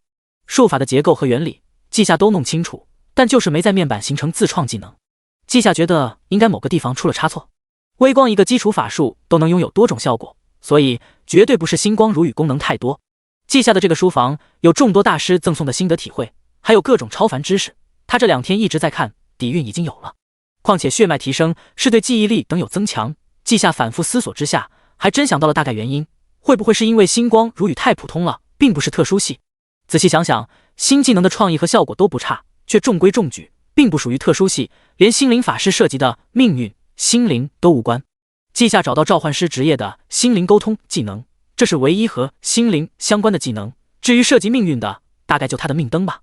但星光如雨和心灵并不能扯上。咦，不对，是能的。季夏双眼发光，他上一刻才觉得二者不能扯上关系，但又想到魔女之夜这个次元副本中，就那棵树都被粉碎了，结果队友心中感到孤独，就变成了新的树。这就是来自于心灵的攻击，如果结合心灵力量，让沐浴在光雨中的人抵挡心灵攻击呢？那么这样算不算特殊系技能？左右也是一个设想，需要实验。季夏把心灵沟通加到宗师级，仔细体悟其中关于心灵力量的部分，又结合自己原本掌握的心灵力量，尝试融入星光如雨。季夏已经发现，在宇宙本源降临的时候更容易感悟，于是他随便将一个技能点到精通级，利用宇宙之音来加快融合速度。1个月后，季夏除了抽空过了年，就都在研究技能。这段时间，大夏5阶职业者如同井喷，大量出现，整个大夏都一片欣欣向荣。魔女之夜那些5阶魔女结界已经被其他人有序的攻略，而季夏只提供替身人偶，偶尔有人送来救治，也轻松治好。终于在1月中旬，季夏的面板上出现了全新技能 LV1 星光如雨，降下光之雨，治疗身体，净化污秽，洗涤心灵，对敌人造成心灵攻击。01K 自创技能，需要有融合素材与发展方向才能升级，目前上限为掌控级。1个多月，再加上20万元点，才得到一个全新的独属于自己的技能，季夏十分兴奋。就是这个技能有些不同，并不能随便加点，而是需要季夏对技能进行推演，知道高级别的技能理论上拥有什么效果，才可以加点。按照这个思路，只要季夏掌握足够素材，就能让技能朝着自己设想的方向提升。目前他的底蕴可以加点到掌控级，季夏却没有动手，而是走出房间，静下心来，然后法力汹涌倾泻，使用星光如雨。起初只是方圆100米有星光凝聚，前摇足足30秒，之后季夏见证了美丽又梦幻的一幕。只见星光化作光线，恍若流星，一颗颗朝着大地降落。刹那间，星辰岛上下起了流星雨。第45章大宗师的影响。星光如雨释放后，并不像过去的技能那样就不用管了。按照季夏一开始输出的法力，流星雨将会持续10秒钟，然后慢慢缩小，20秒后彻底消散。如果只是这样，根本对不起1个多月的研究，也对不起一开始长达半分钟的前摇。毕竟真正战斗中，半分钟已经分出生死。然而，这技能在季夏的设想中是对标一个城市、一个国家、一块大陆，甚至是一颗星球。因此，季夏可以持续输出法力，扩大星云笼罩范围。只要法力的消耗速度不超过季夏的恢复速度，即可一直扩张。季夏利用权限找到8成高层人员的联系方式，直接拨通城主王云峰的号码，响一声后，对面接通：大宗师您好，请问有什么需要配合吗？我正在实验一个法术的极限范围，拥有治疗净化的效果，同时作用于身体和心灵，形似流星雨，看到后不要惊慌。你们可以告知民众，接触到法术只有好处。对了，以我的浮空岛开始向外辐射。好的，大宗师，我这就安排。几乎是才挂断电话，王云峰就兴奋起来。他只知道大宗师这个境界的名字，并不知道具体能力。而现在听心灵大宗师的话，其实力大概能影响整个8成。技能效果妥妥的是好处，他当即和8成其余几人联系起来，务必让大宗师满意。同时，他也想到了多年前几位治疗大师齐聚北区，那边一座城市被瘟疫影响，大师们联合施展覆盖全城的法术，至今也被津津乐道，也被堪称神迹。那一座城市北荒城，虽然确实很荒很普通，但其中的人们都为当年的神迹而自豪。其城市中心广场还有当年的影像，每年都有其他城市的人专门去瞻仰。他们8成如今好像也赶上崛起的列车。用了不到3分钟，政令就下达完毕，同时各种通知也到位。8成军团夜训结束的战士们忽然听到口哨，顿时开始哀嚎：草了，晚上不给身体休息时间吗？麻麦皮又在发披风，吵什么？安静！所有人训练场列队。战士们的小情绪没能发泄出来，就下意识按照命令集合。而等到他们去了训练场，长官却让他们原地活动。至于长官本人，则望着天空。战士们也看过去。紧接着，他们看到了终生难忘的一幕。只见淡蓝色的星云在扩散，而后蓝白色的流星一道接一道落下大地。这片流星雨在快速的扩张，不消片刻就笼罩了训练场。不知怎么的，这流星雨都快落到头上了，他们都没有抵挡的想法，反而张开双臂拥抱光之雨。这雨落下的很快，他们仿佛有灵性，融入每一个战士体内。白日训练的劳累瞬间消散，心灵深处的苦闷或者思念之情也淡化，整个人由内而外宁静下来。沐浴在光之雨中，被彻底的笼罩后，战士们脑海中浮现如梦似幻这个词语。幸福小区，电话铃声此起彼伏，一位位职业者家属被催着起床，说市区外面有大宗师为8城人民谋福祉。出于对家人的信任，他们在看了8城官方发送的通知后，立马精神抖擞的出门去。也是这时候，光之雨覆盖到了幸福小区，奇幻故事中的场景复刻到了现实。光之雨照亮小区，雨点坠落在各处，这雨点并非水滴，而是特殊技能形成的能量，撞击在非生物的物体表面后就化开成雾，氤氲如烟，衬托的小区内好似仙境。之后老人们出来，光之雨钻进他们体内，治疗早年的暗伤，抚慰心灵的伤痛。一位老妇人杵着拐杖，猛猛地望着天空，2行清泪忽然流下。她再次想起了记忆里年轻张扬的笑脸，还有另一个古板严肃的人影。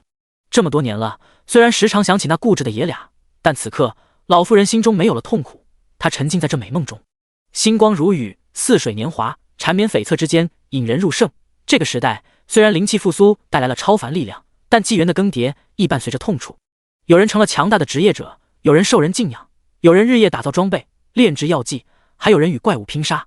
大夏越来越好，但午夜梦回之间，仍有人年转反复，无法入睡，因为不论是什么，成长都有代价和阵痛。更何况一个国家，那些无名的英雄，甚至尸骨也无法找到，止于下衣冠中。这一夜，8城是如此宁静祥和，就像某一个午后，阳光正好，你依靠在椅子上，沐浴着阳光，读一本书。此刻，岁月静好。星辰岛记下记录着术法的数据。星云之下，雨点拥有治疗和净化效果，对于5阶也一样能够治疗，并且还带着体力的恢复。还有，这个术法并不是雨点抵挡心灵攻击，而是星云之下，星光之中形成了独特的场，这里面的人不会被影响心灵。这个场是重点，直觉告诉我很重要。季夏忽然开口：“星辰、露西，你们对于这个法术中的场，也就是抵挡心灵影响的力量，有什么认知吗？”光球出现，心灵道歉：“抱歉，主人，我并不曾储存过相关信息。”道士露西现身，对着季夏低头：“主人，这是领域的雏形，根据传承，在众神大陆，超凡者修炼到一定层次，就能创造法术，走出自己的路。当他们做到这一点，就是史诗。真正形成自己的领域后，就达到了传说级。随着晋升，领域会在成神后化作神域，以此为根基，可以打造神国。恭喜主人，已经接触了领域。”光球闪烁了几次，星辰在露西停下后接上自己的话：“主人，巫师们有类似的知识，他们认为直接从世界获取的知识是属于世界的，需要融入自己的意志，创造自己的道路，这似乎和领域是同一类型。”季夏听完只是点头，然后思索起来，有了方向就好理解多了。星光如雨技能确实是他创造出来，融合了自己学习的所有超凡知识，并且独属于自身体系。使用蕴含的是心灵守护领域，但季夏目前对于技能的探索深入，自然是达不到领域级别，只能说有潜力。并且季夏确定，他才5阶的实力是限制技能威力的枷锁，目前他应该去提升实力，而不是提升技能境界。大师群内，季夏发出信息：“滴滴，大佬们，有法系6阶的超凡知识吗？”羞涩。几十秒过去了，没人。季夏以为大家忙的时候，零星出现：“你要不要看看是几点？相关知识有，但是很残缺。你等等。对了，你这动静有点大，我发给胡说了。”季夏有点不好意思的回答：“哈哈，忘记时间了，最近沉迷自创技能，无法自拔。不过结果是好的，终于成功了。不过你发给胡说前辈是？”零星诺截图。星辰岛季夏笑出声：“哈哈，笑死！零星这么有空吗？还专门截图。”图中正是上次群里聊天，季夏说自己能使用法术覆盖大半个8城，如果8城是标准原型，就能全部覆盖。如今季夏实力提升的其实并不算多，但他可以控制星云的扩张方向，所以8城形状是长条形的也无所谓。忙了1个多月，季夏松懈下来，也觉得有些累，就直接睡觉去了。而8城的流星雨却在短短半小时后传遍整个大夏网络。梦幻的技能特效实在好看，效果也是顶级，由季下使用出来，哪怕只是浅层治疗，没加原质，由季下使用，效果也是极好。其他城市对八成是羡慕嫉妒恨。春城朝歌，小八，我小春夜不能寐，呜呜，心灵大宗师可能是全球第一位大宗师啊，八成是走了通天大运。北荒城望意，我睡不着，反复想了几遍，还是睡不着。喵的，神迹不是我大北荒的专属了，叠甲，本人内心很高兴的，希望这样的神迹每个城市都有。荣城喵不思 A， 小荣瑟瑟发抖，八成有大佬在，该不会发展成西南片区中心吧？荣城客厅的灯，你这么一说，还真有可能。八成城主府，王云峰没打算睡，他在思考一件事情。八成治疗者协会中来了几个新人，都是有名的四转治疗者，不用多说，铁定是因为大宗师来的。今年拨下的款项也更多，军团从江左大师订购的装备也上涨了数量。八成先遣队几乎配备了替身人偶，堪比重元战士的待遇，这也是大宗师的倾斜。还有，列举种种事件，王云峰认真起来。按照大宗师的进度，他未来必定是大人物，哪怕不再进步，光是他的能力也依旧必不可缺。这么看来，八成已经搭上了东风，但打铁需要自身硬，八成自己也必须支棱起来。王云峰一咬牙，开始编辑申请，关于八成建立武学的申请。第46章，攻打刀锋平原。翌日，太阳升起，八成内大宗师为全城人民进行治疗这件事才真正发酵。胡说，哪怕沉迷研究悲叹之种，也还是注意到了这件事，他倒是没啥反应，毕竟他相信季夏说的是真的，早就知道季夏有能力施展覆盖一城的术法。不过他没想到这个技能这么美，同时胡说也注意到季夏在群里还说过这是自创技能，也就是说季夏还有其他能力也可以辐射整个城市。其他技能指的是星光治愈和星光净化技能。光线类型技能有个特色，那就是施法距离不怎么受到施法者本人实力影响。技能的本质是星光，只要释放出去就能覆盖相当广阔的区域，差别就是距离越远效果越差。星光如雨技能不仅出现在加点面板上，还出现在自身的职业面板上面，占据新的技能格子。这个技能并非通过技能书学习，但是季夏有注意到它也有一个自身的符文显示。符文是3维立体的，只有外表框架完整，内部核心却非常残缺，并且很是繁杂，必须圈定一个主体，然后才深入发展。季夏目前是没那个能力，就暂且放下，甚至加点都没准备继续，明摆着这技能还没敲定内核，加点只会让发展方向歪了。所以季夏打算在今后成长中一步步去完善，只有真正找到新技能的核心，才能无后患的加点。作为大夏真正意义上的高层，也是天塌了最先顶上去的高个子，季夏已经知道大夏如今的大部分事情，不知道的是他还没来得及了解。对于他这样的治疗者，属于一个国家的最终底牌，瞒谁也不会瞒他。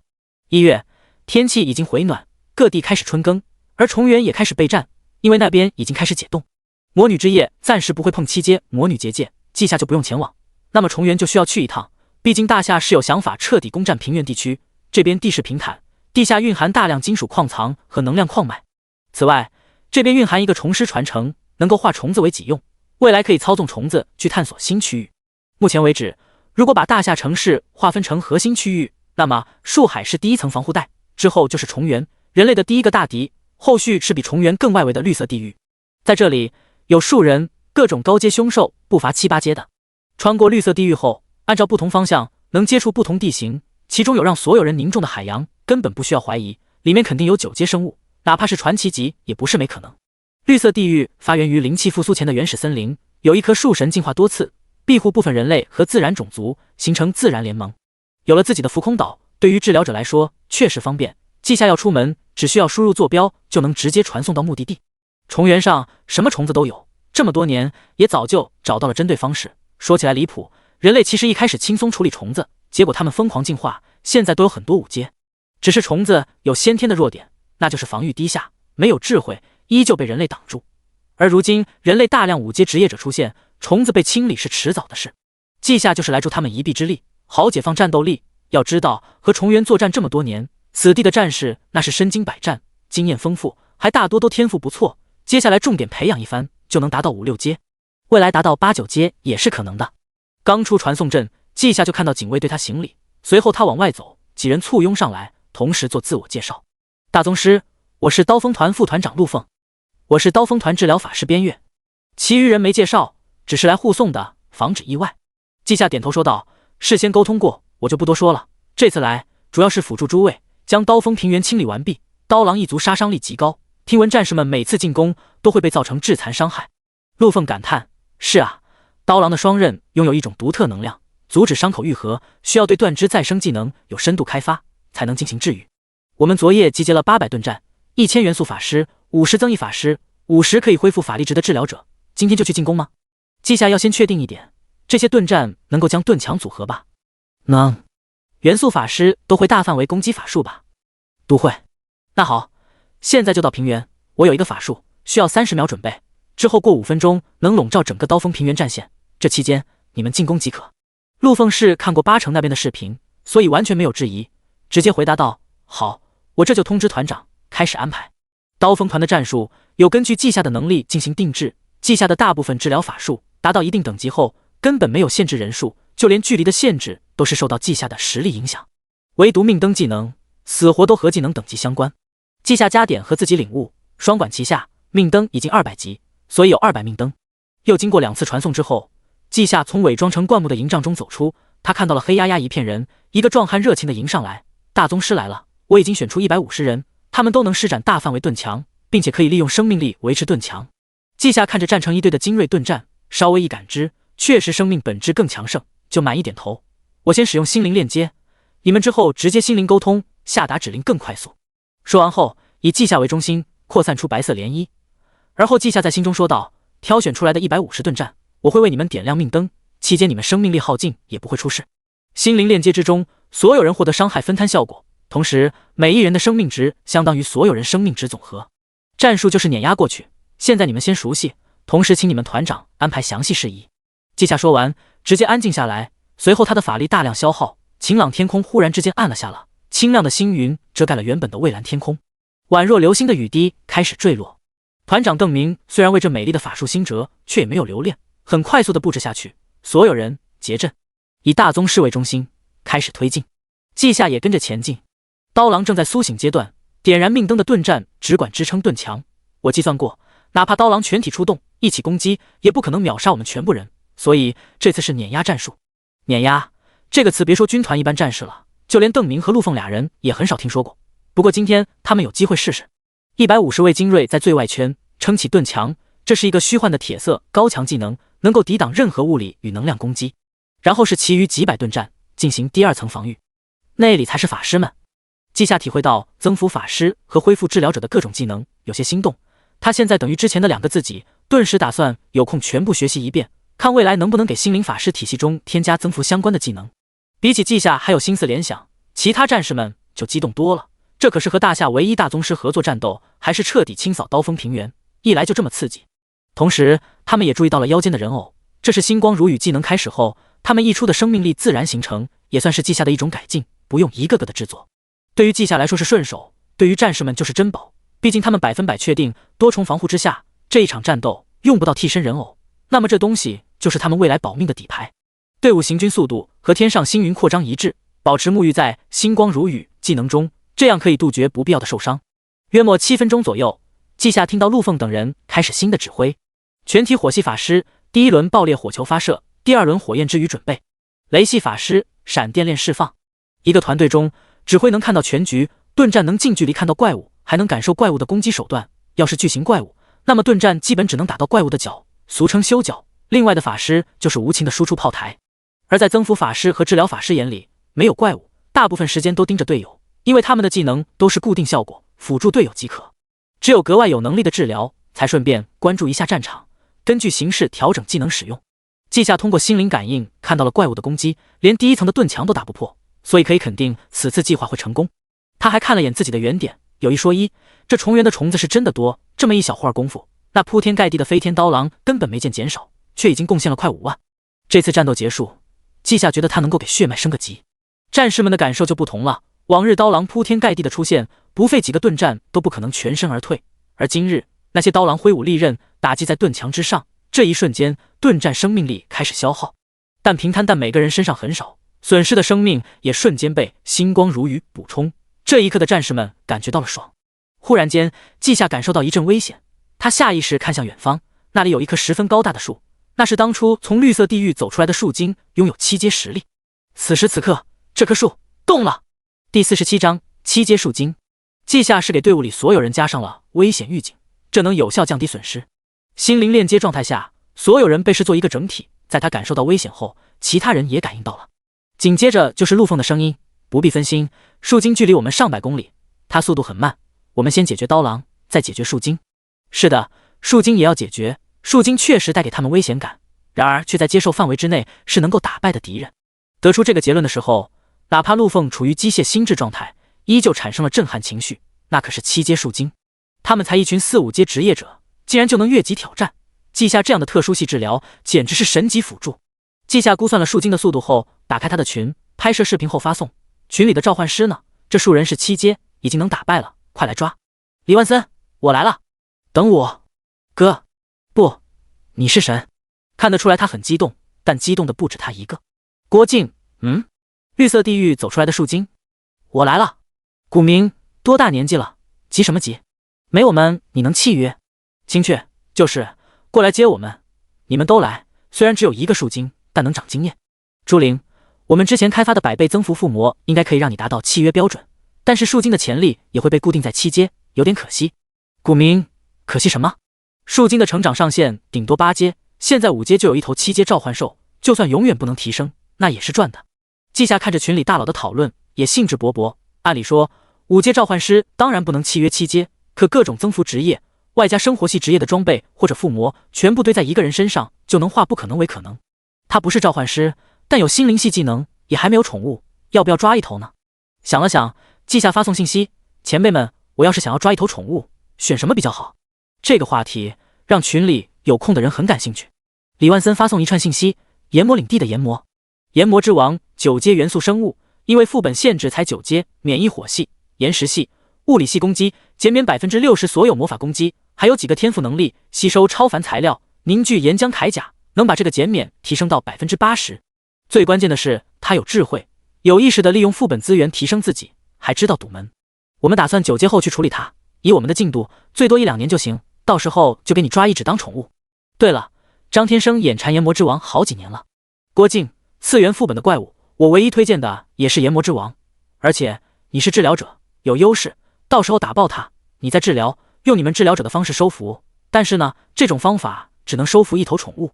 蓝星本土凶兽也有一些很强大，适合当宠物，比如迷幻龙蝶、天空飞羽、深海游龙之类的，不过他们都挺强的，打不过。深海游龙，季夏知道这个在加密资料里面至少史诗级，可能传奇级，拥有大海的眷顾，不能用常理来判断。它的外形是神龙模样，颜色是深蓝色，曾经出现过一次，被自然联盟称为海神。按照林星两兄弟的备注，没有意外的话，深海游龙可以成长为真正的海神，但前提是它比人类发展的更快。目前来看，他要让位了。季夏分心聊天的时候，队伍在稳步推进。说实话，他这个特殊系治疗，把各种技能加满，根本就不用管过程。这种没压力的战斗，平推即可；而有压力的战斗，只需要结束后把盾战救回来即可。总的来说，季夏只需要开头忙一点，战后忙一点，中途没事。不过刀锋平原并不小，推进到深处后，左右两边还有其他布甲、蠕虫、飞虫前来骚扰，让季夏他们的速度减缓。不过再怎么慢，也是傍晚时分彻底解决重源最危险的刀郎。季夏有注意到，他们后勤专门几百人运送储物装备，可见这一趟收获多么丰富。他的原点忠实地记录了死去的虫子数量，原点3580394，足足350万。这仅仅是重源一个小区域的收获，季夏都不知道他怎么花。不过他没膨胀，毕竟传奇到传说级血脉就要100万，说不定到半神之后更多，比如1000万什么的。任务结束，一群人兴高采烈地回到营地。由于团长不善言辞，所以是陆凤在和季夏交流。大宗师，您真是替我们解决了心腹大患啊！没了刀郎，之后的虫巢就起不到威胁。不过虫源之中还有一种毒虫，极为可怕，它的毒素沾之必死，但它们格外分散，只在虫巢出现。不知道到时候能够邀请您合作吗？季夏知道这些怪物的资料，就没拒绝。可以，到时候提前告诉我，虫巢有一定预兆，我也会随时关注。陆凤乐开了花，连忙道谢，那就提前多谢您嘞。季夏看了看群聊，还有距离50多公里的参天大树，就直说和诸位大夏守护者的合作很棒，接下来我还有事，先告辞了。陆凤没有挽留，他给季夏带路，那我送您去传送阵吧。好，毕竟是真有事，季夏没有回去，而是到了重源地龙区域。地龙比较安全温顺，大夏进入绿色地域采集资源都是从这里进入。树精的方向在重元和绿色地狱的交界处，季夏撤去星光如雨之后，树精就停止移动。当季夏传送完毕，就看到李万森和郭靖二人都在等他。李万森笑着打招呼：“季夏，好久不见，我们走吧。封印团已经在目的地架设传送阵。”季夏也回道：“是有1-2个月没见了，这位是郭前辈吧？”看起来顶多20多岁的女性横了季夏一眼，叫他名字，叫我前辈，对我有意见是吧？叫静姐。季夏从善如流，静姐。对了，您二位谁契约树精？李万森看向郭靖：“是你静姐，她可是比我强一些，我这次来是学习契约经验的。”郭靖伸出食指摇晃：“不是一些，是很多。我靠着残缺超凡知识直接进阶6阶，你才5阶。我有自创草木御兽法，你没有。”他神采飞扬，面上洋溢着得意，却不招人反感，反而显得肆意洒脱。李万森无奈摇头：“行吧，是强很多。那么，这位强大的召唤师，请为我展示您的力量。”郭靖飒然一笑：“小李子，跟上。”李万森示意季夏跟上，季夏在内心感叹：两位前辈的关系是真不错呀。他们没走几步路就到了前哨站，这里的传送阵散发着光芒，意味着可以使用。三人踏上其中，瞬间来到树精附近。这里有1000多人，安静地隐藏着。不过在季夏眼里，他们的生命之光如同火烛，非常容易看出来。这对于树精来说同样如此，只是树精懒得动。而季夏也在这近处观察树精，它高大无比，有700-800米高，宛若小山。这体型让季夏惊讶万分，有些离谱。他挥舞一下树枝，就能打破魔女的结界吧？郭靖到来后就格外严肃，听了季夏的话，他点头：“是的，树精的攻击力很恐怖，当年禅境号称防御第一，结果被树精轻易破防。另外，树精体内蕴含巨大的自然能量，幸亏他并没有智慧，否则我们也不敢现在对付他。”两位先知已经解析过树精弱点，已经夜晚了，他进入最弱状态，开始攻击。季夏点头，心灵链接，危险预警，伤害分摊，生命共享，一个个技能使用，刹那间众人气息连成一体，而后天上荡开清亮的星之云朵，千丝万缕的星光化作雨丝飘落。这一刻，树精动了，而封印团的人齐齐出手，上千漆黑锁链纠缠，将树精缠绕。郭靖伸手，密密麻麻的透明藤蔓扎进树精体内。李万森站在季夏旁边，他突然说道：“你知道树精的来历吗？”季夏点头，看过。树神的影响下，许多古树生灵变成树精，有智慧的留在树国，没有智慧的不被认为是同类，是怪物，被放逐。李万森欣慰，季夏成长得很快，他还担心季夏的见识和阅历等不足，现在看来不必多想，这孩子不仅有天分，还自律，连这些记载都看过。他笑道：“树精本能的被大量聚集的人类吸引，又被你的法术吸引，这其中有他需要的物质，那是让他获得智慧的途径。”轰！他们聊天的时候，忽然地面动了一下，树精感受到生命的流逝，根须纠缠形成的脚抬起，一条腿移动了一下，藤蔓瞬间被扯断，当腿落地就造成了小范围的地表震动。那些锁链让树精讨厌，他挥舞一根树枝手臂，却穿过了锁链，没能触碰到。不过他本能知道那些小蚂蚁是进攻者，于是他抬起脚朝着封印团踩踏。第48章传说及血脉。1000多人站在一起，看起来黑压压一片，实际上相对于树精并不多，他的脚掌就能覆盖大半。就这么踩踏下来，没有任何能量，非常朴实无华。但封印团不敢丝毫大意，齐齐伸手，诸多奇特法术组合，让那脚掌的下落速度越来越慢，最终停顿下来。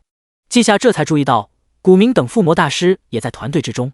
封印团队限制了树精的行动，锁住他的能量，还减缓树精的速度。郭靖肆无忌惮的输出，他借助某种植物飞了起来，身边一朵朵蒲公英种子凝聚，朝着树精飞去。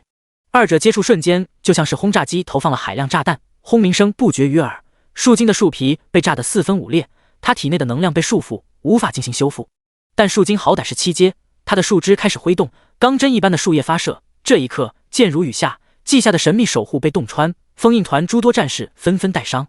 季夏已经预判，无缝补上防御技能，治疗倒是不用，星光如雨一直在持续治疗。那些树针经过神秘守护削弱，也就扎进身体1-2厘米，除却几个倒霉蛋眼睛之类脆弱器官被扎爆了，都没有大碍。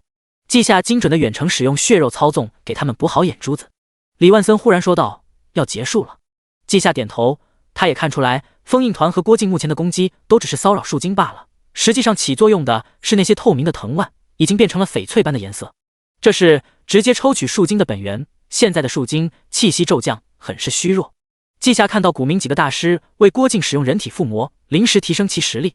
这一刻，郭靖气息暴涨，让周围起了风，这是控制不住力量才会形成。他趁机契约树精，记下屈指一弹，一份元质落到郭靖眉心，融入进去。这是一种小技巧，蕴含生命本源的治疗会让职业者生命上限增加。于是记下利用元质去临时增加另一个人的元质上限。此时此刻，郭靖的元质不仅超越了树精，外来元质还迅速燃烧，帮助他进行契约。大概3分钟后，树精的气息猛然平和起来。郭靖展露笑颜：“各位辛苦，可以收手，我已经成功契约树精。”没想到这么顺利。李万森则是发现新大陆，没管郭靖，而是盯着季夏。刚刚那是什么新的自创技能吗？我感觉一开始是树精强，郭靖弱，哪怕被增幅，也只是表象变得强大，实际上还是树精本质更强。但你弹出去的光点，让郭靖在本质上也比树精强大，不过只持续了1分钟，但足够召唤师契约强大召唤兽。郭靖还以为是附魔效果。季夏解释，那是元质，上次大会解释过，刚才就是元质加持，1分钟消耗1份，而就一个4阶大师也就 0.1 份。李万森瞬间心疼起来，1分钟1份，有些不舍得。季夏微笑，想开点，一头7阶树精能减少更多的伤亡，完全值得。况且每个怪物都蕴含元质，也就是收集困难，未来不会缺。也是。李万森点头，有你在，以前的大问题也都是小问题了。走，此地不宜久留，我们先回去再说。这里靠近绿色地域，危险很大。李万森从头到尾都没参与战斗，就负责保护季夏。通过传送阵，众人很快回到人类地盘。郭靖只抽空来感谢后，就忙着后续，毕竟是7阶树精，需要快速给他恢复实力，然后就带去副本乱杀。季夏也回到星辰岛，不出意外的话，接下来他都不需要去副本，就能收到后续的超凡知识。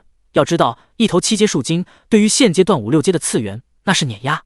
但是季夏只猜中了一半，树精对于正常次元确实是碾压，魔女之夜却不在之内。这个副本是非常奇特的，魔女们实力不高，但能力诡异。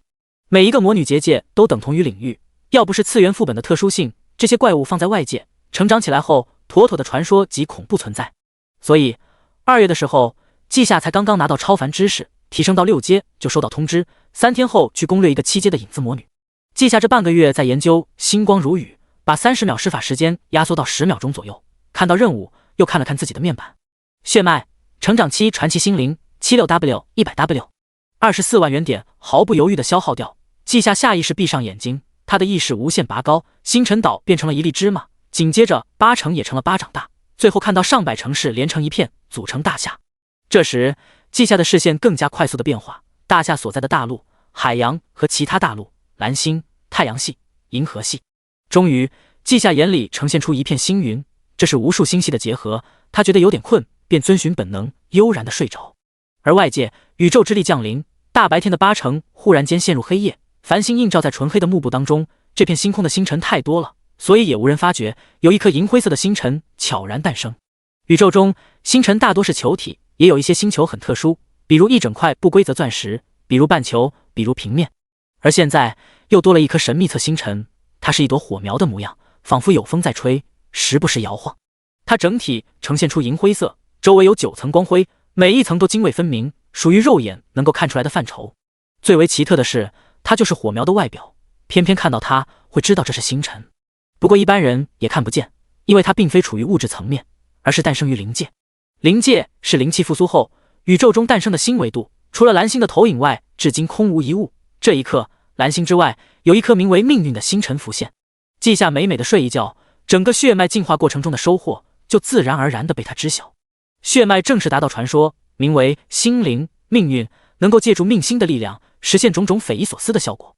季夏6阶心灵法师，血脉幼年期传说心灵 00.5 亿，元质780，传说天赋1命星，拥有属于自己的命星，命星不灭，自身不死。2星辰的底蕴，每次晋升命星壮大，增加1000点元质。3传说之主，星辰在文明中被赋予了多重意义，你能汲取对应概念，创造相关神术，掌握完整体系的神术后，血脉晋升为神话级。4命运心灵，身为传说级心灵，掌握命运治愈、命运进化、命运的增物。大宗师级技能命灯、修补术、连接、心灵感应、备用血包，每提升1级需要800元点。神术星光如雨01000，衍生秘法残缺神术7星续命灯，星光分身命星。原点383万0690。看到血脉进化的需求，饶是记下之前有准备，还猜测需要1000万，都有些无语。0.5亿不就是5000万吗？在他猜测的基础上翻了5倍。倒是他的技能格子空出来3个，变成了他的天赋。不过这些空位都需要用神术填满，星光如雨自动归类到神术，这算是恢复和进化分类。记下还需要其他类型神术，而衍生秘法就是残缺神术，相当于给了参考方向，只要它完善就能形成真正神术。重点，那时候就能加点增益型、防御型，甚至攻击型都要有。传说级血脉是各方面都很完美，每个方向都比传奇血脉最擅长的还要强大，没有短板，然后在某一个方向格外出色。现在的我只凭借天赋法术就能做到7星续命灯的效果，血肉操纵的修复身体也能被命运治疗做到，除非我将技能加到法则层次才能比肩天赋，那是属于神的领域。说是传说级血脉，实际上和露西他们说的半神级血脉相差无几，这加点太值了。下次点数够了就提升吧，没必要省了。血脉的提升真的恐怖，看来不论什么事件，投胎都是重要的，投个好胎，拥有高级血脉，少奋斗多少年啊！季夏感叹着，打开设备看了一眼，今天是第3天早上，他蜕变用了2天，明天就去副本攻略。说实话，这次季夏心情很复杂，因为他自己就能单独通关7阶魔女结界，不需要其他人输出。自己这么强，拥有神级血脉的灵星灵瑶兄弟俩又该多么强大！目前已经见识灵瑶的时间暂停，季夏只能说无解。不过他们兄弟的原质很低，季夏感觉对方的神级血脉恐怕特色都在2个自带的技能上面，所以其他方面不甚出色。还剩半天时间，季夏没继续修炼。其实他感觉自己的那些技能可以进行优化，这次提升很大，看出过去的不足。明明大宗师级别的技能可以领悟更加强大的秘法，就因为实力拖了后腿。于是季夏打算不急着提升技能等级，反正天赋够用了。就是一想到自己天赋技能的使用方式，季夏一阵无奈，有点中二。只要我不尴尬，就是其他人尴尬。明天再看看我有多强。第49章，我即是命运。记下，这个副本的魔女是个主体，拥有悲叹之种，她的使魔有多个，让她长成后格外强大。前几次试探摸清她的能力，那就是标记，被标记的人会直接流失生命，10秒必死，不管是谁都一样。经过分析，是每秒流失1/10生命值，只要补充的生命高于她，就能拖延下一次点名。魔女还有配套能力，每次杀死人就会增强实力，所以只要不让她杀人，就能轻松解决。魔女结界外，胡说正在给季夏介绍魔女的资料。他早上过来后，先把那几个依靠人偶吊命的人救活，然后就到了次元内部。和上次看到的次元不同，如今次元内外围区域已经恢复城市模样，只有内圈才是一个个漆黑的泡泡，都是魔女结界。季夏抬手给众人加上技能，然后问道：现在他增强了多少实力？3倍。行，一会儿进去我先削弱他。胡说顿时高兴起来，新技能，我就知道找你准没错。季夏就没解释了，这是就技能的升级版。检查各自的准备后，发现没问题，20人一同进入其中。和上一次不同，虽然魔女结界还是抽象派拼接风格，但是季夏这次进入后受到的冲击并不大，甚至季夏还能勉强看透本质，这是现实世界被扭曲的规则。不过现在消灭魔女要紧，因此季夏板着脸忍住尴尬，缓缓飘起来，他的衣服无风自动。随后季夏开口：我以命运的名义对你进行审判，剥夺你的一切。话落，季夏身边变得幽暗，一点微弱的星光浮现，它越来越明亮，对应的是魔女的气息急转直下，竟然降低到了6阶，这是推测中此魔女最初的等级。领队的胡说见到这种情况，直接兴奋，快攻击，解决他。被点名的靠近季夏，季夏却道：不用了。他直接认准我点名，不过对我无效。是的，魔女一眼就看出季夏对她的威胁最大，所以试图干掉季夏，可惜的是直接无效。不过季夏这时候不是觉得天赋果然强，而是环视四周，每个人都在对周围进行饱和式攻击，毕竟魔女并没有出现一个实体，这个魔女是无形的，所以大家都很小心，就没注意到季夏刚才的中二发言，那就是命运系法术的使用方法，我即是命运，用宣判的语气说出来，效果更好。当然，季夏猜测也有可能是他们觉得这样的施法方式并不奇特。稍微安心后，季夏也观察四周，不得不说，天赋法术真好用，只要心中指定一个目标，且在范围内，根本不管你是不是有出现，都会被影响。但那个法术，季夏100%确定，其实根本不足以涉及命运的力量，而是命运的一个分支的皮毛。仅仅如此，就效果恐怖。季夏知道了自己这个心灵法师职业的前景格外广阔，就看他能不能彻底开发。无形的魔女在结界消散后都没出现，倒是开箱的时候，季夏发现自己的运气真的变好了。他挥舞了一下手中的技能书，我觉得咱们大夏有3%的职业者都想要这本书。众所周知，战士职业占据整个职业者体系的32%，法师8%，治疗者1.8%，生活系职业56%，剩余的就是其他奇奇怪怪的职业。于是，当季夏说完后，队伍里几个战士瞬间看过来，然后呼吸粗重起来。大佬，我卖身，我厉害，买我！几个人激动万分，开着玩笑。无他，实在是技能太厉害。杀戮意志，战士职业特殊技能，每次进阶后，击杀的前3个怪物将会永久性增强自身，后续击杀将会临时增强自身，持续1小时，可叠加，根据身体素质确定上限，堪称无敌技能。只要身体素质够，意味着可以增强好几阶，先去杀普通怪物，叠加到极限，再去挑战强敌。季夏化身不粘锅，然后进行一个甩锅，技能书直接扔给胡说：“你们找胡说吧，他们博学者负责后勤。”胡说失笑：“你呀，行了，这是战士技能书，迟早还会有的，别急，咱们先把几个积累下来的高难度副本给解决掉，再去讨论其他。”众人令行禁止，立马安静下来，前往新的结界。不过新的魔女是真的难搞，她名为守护之魔女，身子是城堡，有一张大嘴和抓取一切生命的手，试图把生命抓到城堡里保护起来。她是一个想要守护生命的魔法少女，却无能为力，只能眼睁睁看着一切在乎的人死亡。最终，她的灵魂宝石被污染，化作悲叹之种，成为魔女。想要打败她，必须要拥有守护的意志，这个简单。在场的每一个人都想守护大夏，守护自己的家人。真正难点在于那个城堡几乎无法打破，这次还专门换了个人进来，就是上次一起契约树精的郭靖。季夏，又见面了，上次合作，我可是很想再和你并肩作战，没想到这么快就有机会了。静姐，我也好奇您的战力，李万森可是夸了你好多。哈哈，是吗？那我可得尽全力才行。短暂的交流后，他们迈步走进结界。先是阴森狭窄的洞穴，能看到各种跳舞的食品箱子和包装袋，这里直通一个地下庇护所。等到走出头，就看到一座城堡，屹立在黑暗之中，这里的一切十分契合守护魔女。众人的到来让周围的岩石、钢铁等震动起来，他们凝聚成手掌，开始抓人。郭靖走上前，召唤阵法散发光辉，紧接着数百的树精出现，在召唤师的指挥下，浑身树枝一起打下来。砰！城堡裂开了，仅仅一个交手，在绝对的力量之下，魔女的身体被摧毁。呜！魔女在哭泣，生前作为魔法少女保护不了人，堕落成魔女后，竟然依旧无法保护。结界四周留下血色的水流，这仿佛是血泪。那破碎的城堡碎块聚拢起来，一双超级大手拍向季夏等人的位置，树精抬腿一踹，手掌被打破。那组成手掌的碎块坠落，几个法师释放法术，精准的狙击碎石。术业有专攻，守护之魔女拿下。其实魔女之夜就是个5-9转的副本，魔女再怎么特殊都不会真的设计法则，只要找到弱点就能轻松应对。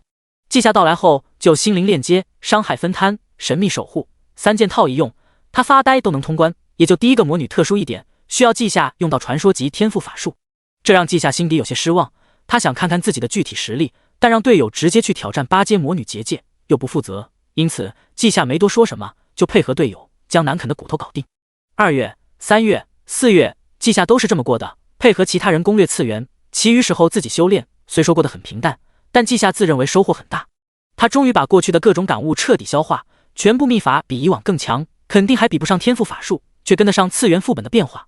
还有比季夏变化更大的，那就是云中异人族，他们就相当于时时刻刻泡在宇宙之音中，等级从过去的领主级提升到如今史诗级，其中血脉优秀者成年即是史诗。露西作为族长，还拥有曾经族长的传承，实力悄悄达到8阶。这下子季夏知道了没有副本束缚的强大怪物多么可怕，这成长速度离谱。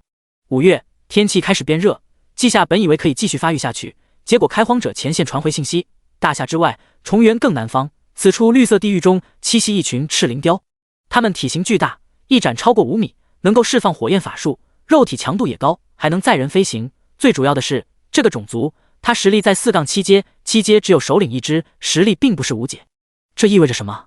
意味着大夏可以捕捉收服，然后自己培养打造空中军团。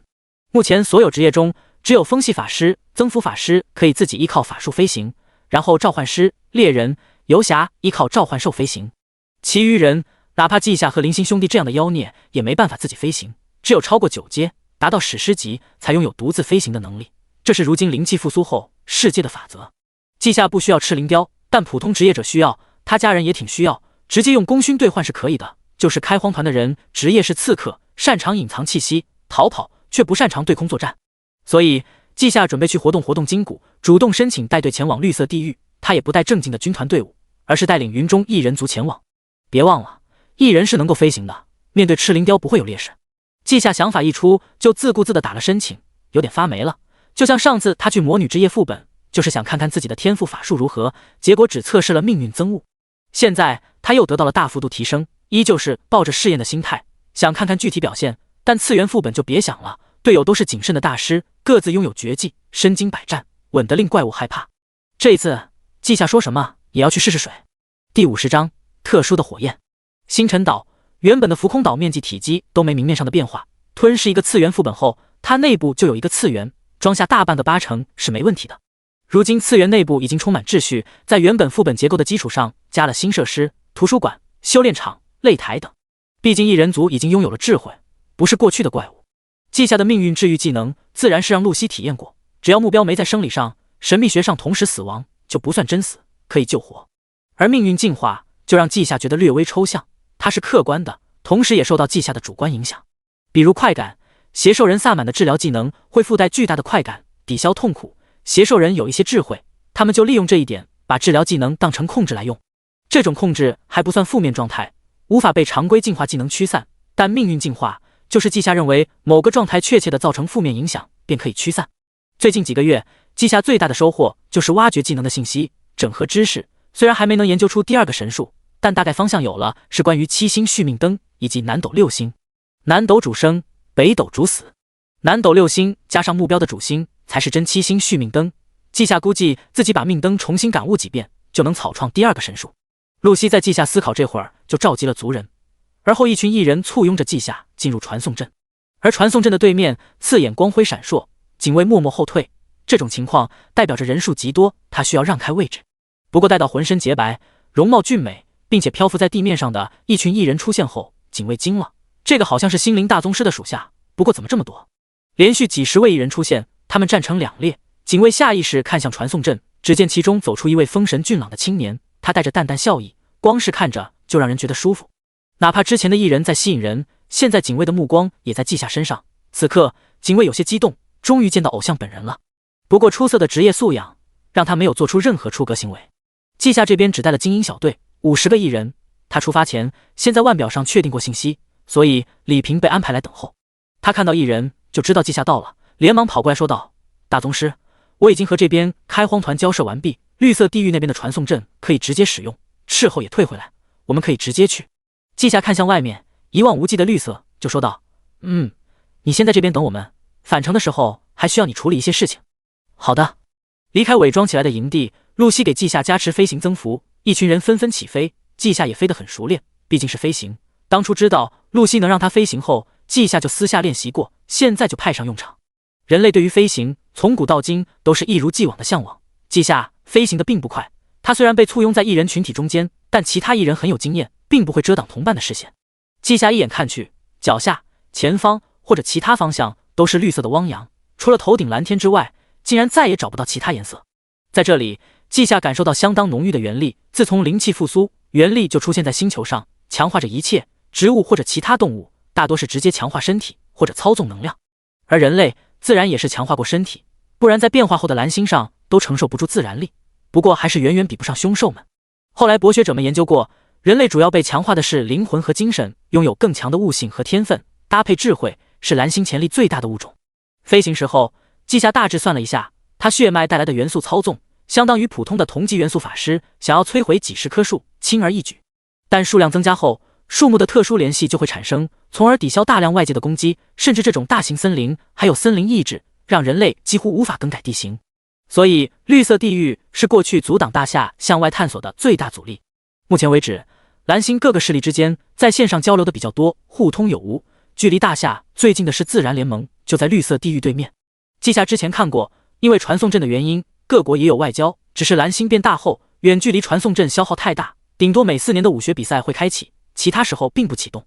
说起武学，其实挺有趣的，因为面对未知危险，所以各大势力并不直接出手，而是比拼新一代，以此来划分公共次元的资源划分。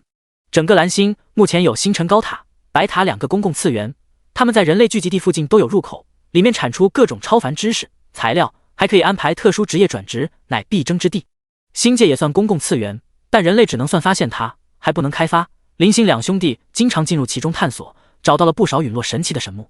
按照众神世界的记载，神奇陨落后，只要还有信仰，那么星界中的神木会慢慢变化，最终让神奇复活。基于这一点，各国都约定好，给普通人以及职业者教授的课程不同，因为普通人更容易对强大神奇产生信仰，这是信仰神的特性，而且超凡世界中某些信息的存在本身就能带来危险。这时，露西忽然提醒殿下，前方有火焰原力汇聚，是赤灵雕的领地，其中应该孕育了一件火属性宝物。季夏也已经感受到了，只是他没相关经历，并不知道会有宝物。不过不要紧，解决赤灵雕之后，自然能看到宝物。技能早已经使用，季夏询问，现在能够感知到赤灵雕，你们有信心解决吗？有。露西相当自信，殿下，我最近略有所得，已经正式达到8转中期，赤灵雕首领仅仅是霸主血脉，实力是7阶，哪怕有荒野意志的压制，也不是我们的对手。季夏满意点头，好，既然如此，就开始进攻。异人们统一张开翅膀，露西是8翼，其他异人全都是6翼。在各种增幅法术的神圣光辉下，异人族全都打上特效，看起来就引人瞩目。而季夏同样如此，但又有些不同。那赤灵雕首领感受到季夏等人出现，没脑子的凶兽，只知道攻击，于是季夏就看到一道赤光从树林中射出。但是靠近季夏1公里后，赤光忽然停顿，一头一盏快10米的炽热火鹰显露出来。他双眼盯着季夏，羽毛都仿佛炸开了。救！并不霸气，但充满威慑力的叫声让季夏露出笑容。他看着露西他们进攻，自己则是欣慰，总算知道魅力被消耗到了何处。自己弱小时，魅力带来亲和；自己强大后，魅力就化作血脉的威压。比我血脉等级低的生命，对我产生敌意后，就要被我压制。魅力也还有其他作用，就比如现在，异人们手持神圣长剑和赤灵雕缠斗在一起，而季夏单独一个人停在空中，露西隐身保护，看上去就是落单了，却没有赤灵雕来偷袭季夏。赤灵雕首领在异人精英联手攻击下，只坚持几秒钟就彻底落败，而后一大群赤灵雕飞上天空，足足上百只，却不能伤异人分毫。但异人也不能速战速决，因为在荒野中，异人这来自异世界的种族是转职体系，被压制了。季夏施然观察着，忽然间，季夏伸出右手，手掌对着异人们，命运的星辰净化罪孽。一团银灰色星光浮现，照射在异人身上，在命运净化这个天赋法术的作用下，他们身上的压制陡然消失。刚才还势均力敌的双方，瞬间一转攻势。救！救！一声声急促的叫声宣告赤灵雕的落败，但这种火鹰很是倔强，还在抵抗。季夏又开口了，我以命运的名字宣告，你们将失去火焰的青睐。一头赤灵雕正张开嘴，巨大的炽热火球被他凝聚，眼看着就要发射。忽然间，火球迅速缩小，赤灵雕对于火元素的亲和变低许多，都不能使用太强大的法术。一方增强，一方削弱，一人使用光之束缚，将赤灵雕纷纷捆绑起来。一个异人飞向树林，过了一会儿，他捧着一朵赤红色火焰来到季夏面前。殿下，这是此地孕育出来的火系宝物，蕴含爆炸的特性，火属性职业者可以吸收，将自身释放的火焰变成它。露西现身，将火焰接过来。他道：殿下，我可以将火种放到转生池内，让它被光属性侵蚀，同时拥有圣光属性，到时候您再吸收。季夏摇头，我并不需要。他是真不需要。季夏已经很久没有为自己的技能刷过词条，倒不是忘记，而是他几次血脉提升后，已经只专注特殊系技能。特殊系技能对于他来说根本没有极限，偏偏只有 Max 等级的技能才能被刷词条。就这些特殊的圣光、爆裂属性的火焰，季夏其他系技能慢慢刷，总能刷出来。本来都放弃了词条，现在季夏有了新思路，他决定试一试。第51章树精王。季夏对词条记忆深刻，当初他的基础增幅技能每一次可以加点后，都是立马加到上限等级，然后刷新词条，给他带来了不少属性。后来基础增幅并入到血脉天赋中，而后季夏主攻特殊系技能，不再将精力放到其他技能上面，甚至没准备学，自然不存在刷词条。还是几个月前，季夏打算自创技能，才一股脑把各种技能都学了，但季夏想要的仅仅是技能提升附带的知识，词条带来的效果，季夏完全不知道原理。而现在正是这未知，让季夏有了探索的冲动。会不会是词条的本质太高级了，才让他无法理解？这样一来，岂不是词条是未来可期？想清楚这一点，季夏就道：露西，安排几个族人回城，把这些赤灵雕交给李平，他会处理好。我们去里面看看，里面有棵树不简单。季夏直接看透树木的原质，其中有一棵格外厚重，让季夏确定有问题。露西对季夏的安排不会有异议，他让几个艺人离开，随后继续跟着季夏降落。赤灵雕的存在还是对环境造成了影响。季夏降落后，发现这片区域的温度较高。当他找到那一棵特殊的树之后，更加觉得有兴趣了。这是一棵仅20米高的榕树，明明阳光被高层的树冠挡住，却依旧很是茂盛，树叶青翠欲滴，原质起码有5点左右，这是异常。他当初晋升传说级血脉后才拥有原质，偏偏这棵树就有。他根系下方并没有宝物，榕树被季夏使用精神力扫描，还是没有特殊，但季夏有心灵感应，他发现这棵树有情绪，还是复杂情绪。季夏忽然开口：“你是分身？这是绿色地狱，难不成是树精王、树神？”树叶微微抖动，树皮也发生变化，竟然浮现一张人脸，发出苍老的声音：“聪明的年轻人，你不怕我，看来有所依仗。”季夏确实有底气，死不了就是挺任性的，所以他就笑着说道：“只是一个猜测而已，但你直接现身，倒是让我肯定下来。”榕树开口：“哦，你猜到了？”季夏点头：“树精王，没想到你竟然是传奇生物。”树精王感叹起来：“现在的年轻人当真了不得，不过你的实力强大，在大夏已经是顶尖，这次来绿色地狱是想走出此地。”季夏摇头：“只是抓一些坐骑而已。”阁下果然如同记载中的那样，分身万千，遍布森林。先是沉默，接着树精王略显羡慕，想要进阶真正的传奇，只能如此。倒是你们人类真是天眷之族，根本不需我等繁琐手段。季夏笑了，树精一族身躯强大，天然掌控木属性能量，还能操纵植物，智慧也不低，恐怕是因为你们底蕴太深厚，进阶才显得难吧。虽然被恭维，树精王却没有太开心，他感受到了来自血脉的压制，足以说明人类又出现一个强者，而且还是个治疗者。如此一来，他们自然眷族引以为傲的恢复能力也被碾压。他倒是好奇，人类100多年前出了一批先行者，50多年前出现了炎星，10多年前又蹦出一对妖孽，如今则是眼前的年轻人。气运真的如此眷顾人类吗？树精王想了想，忽然就惆怅起来。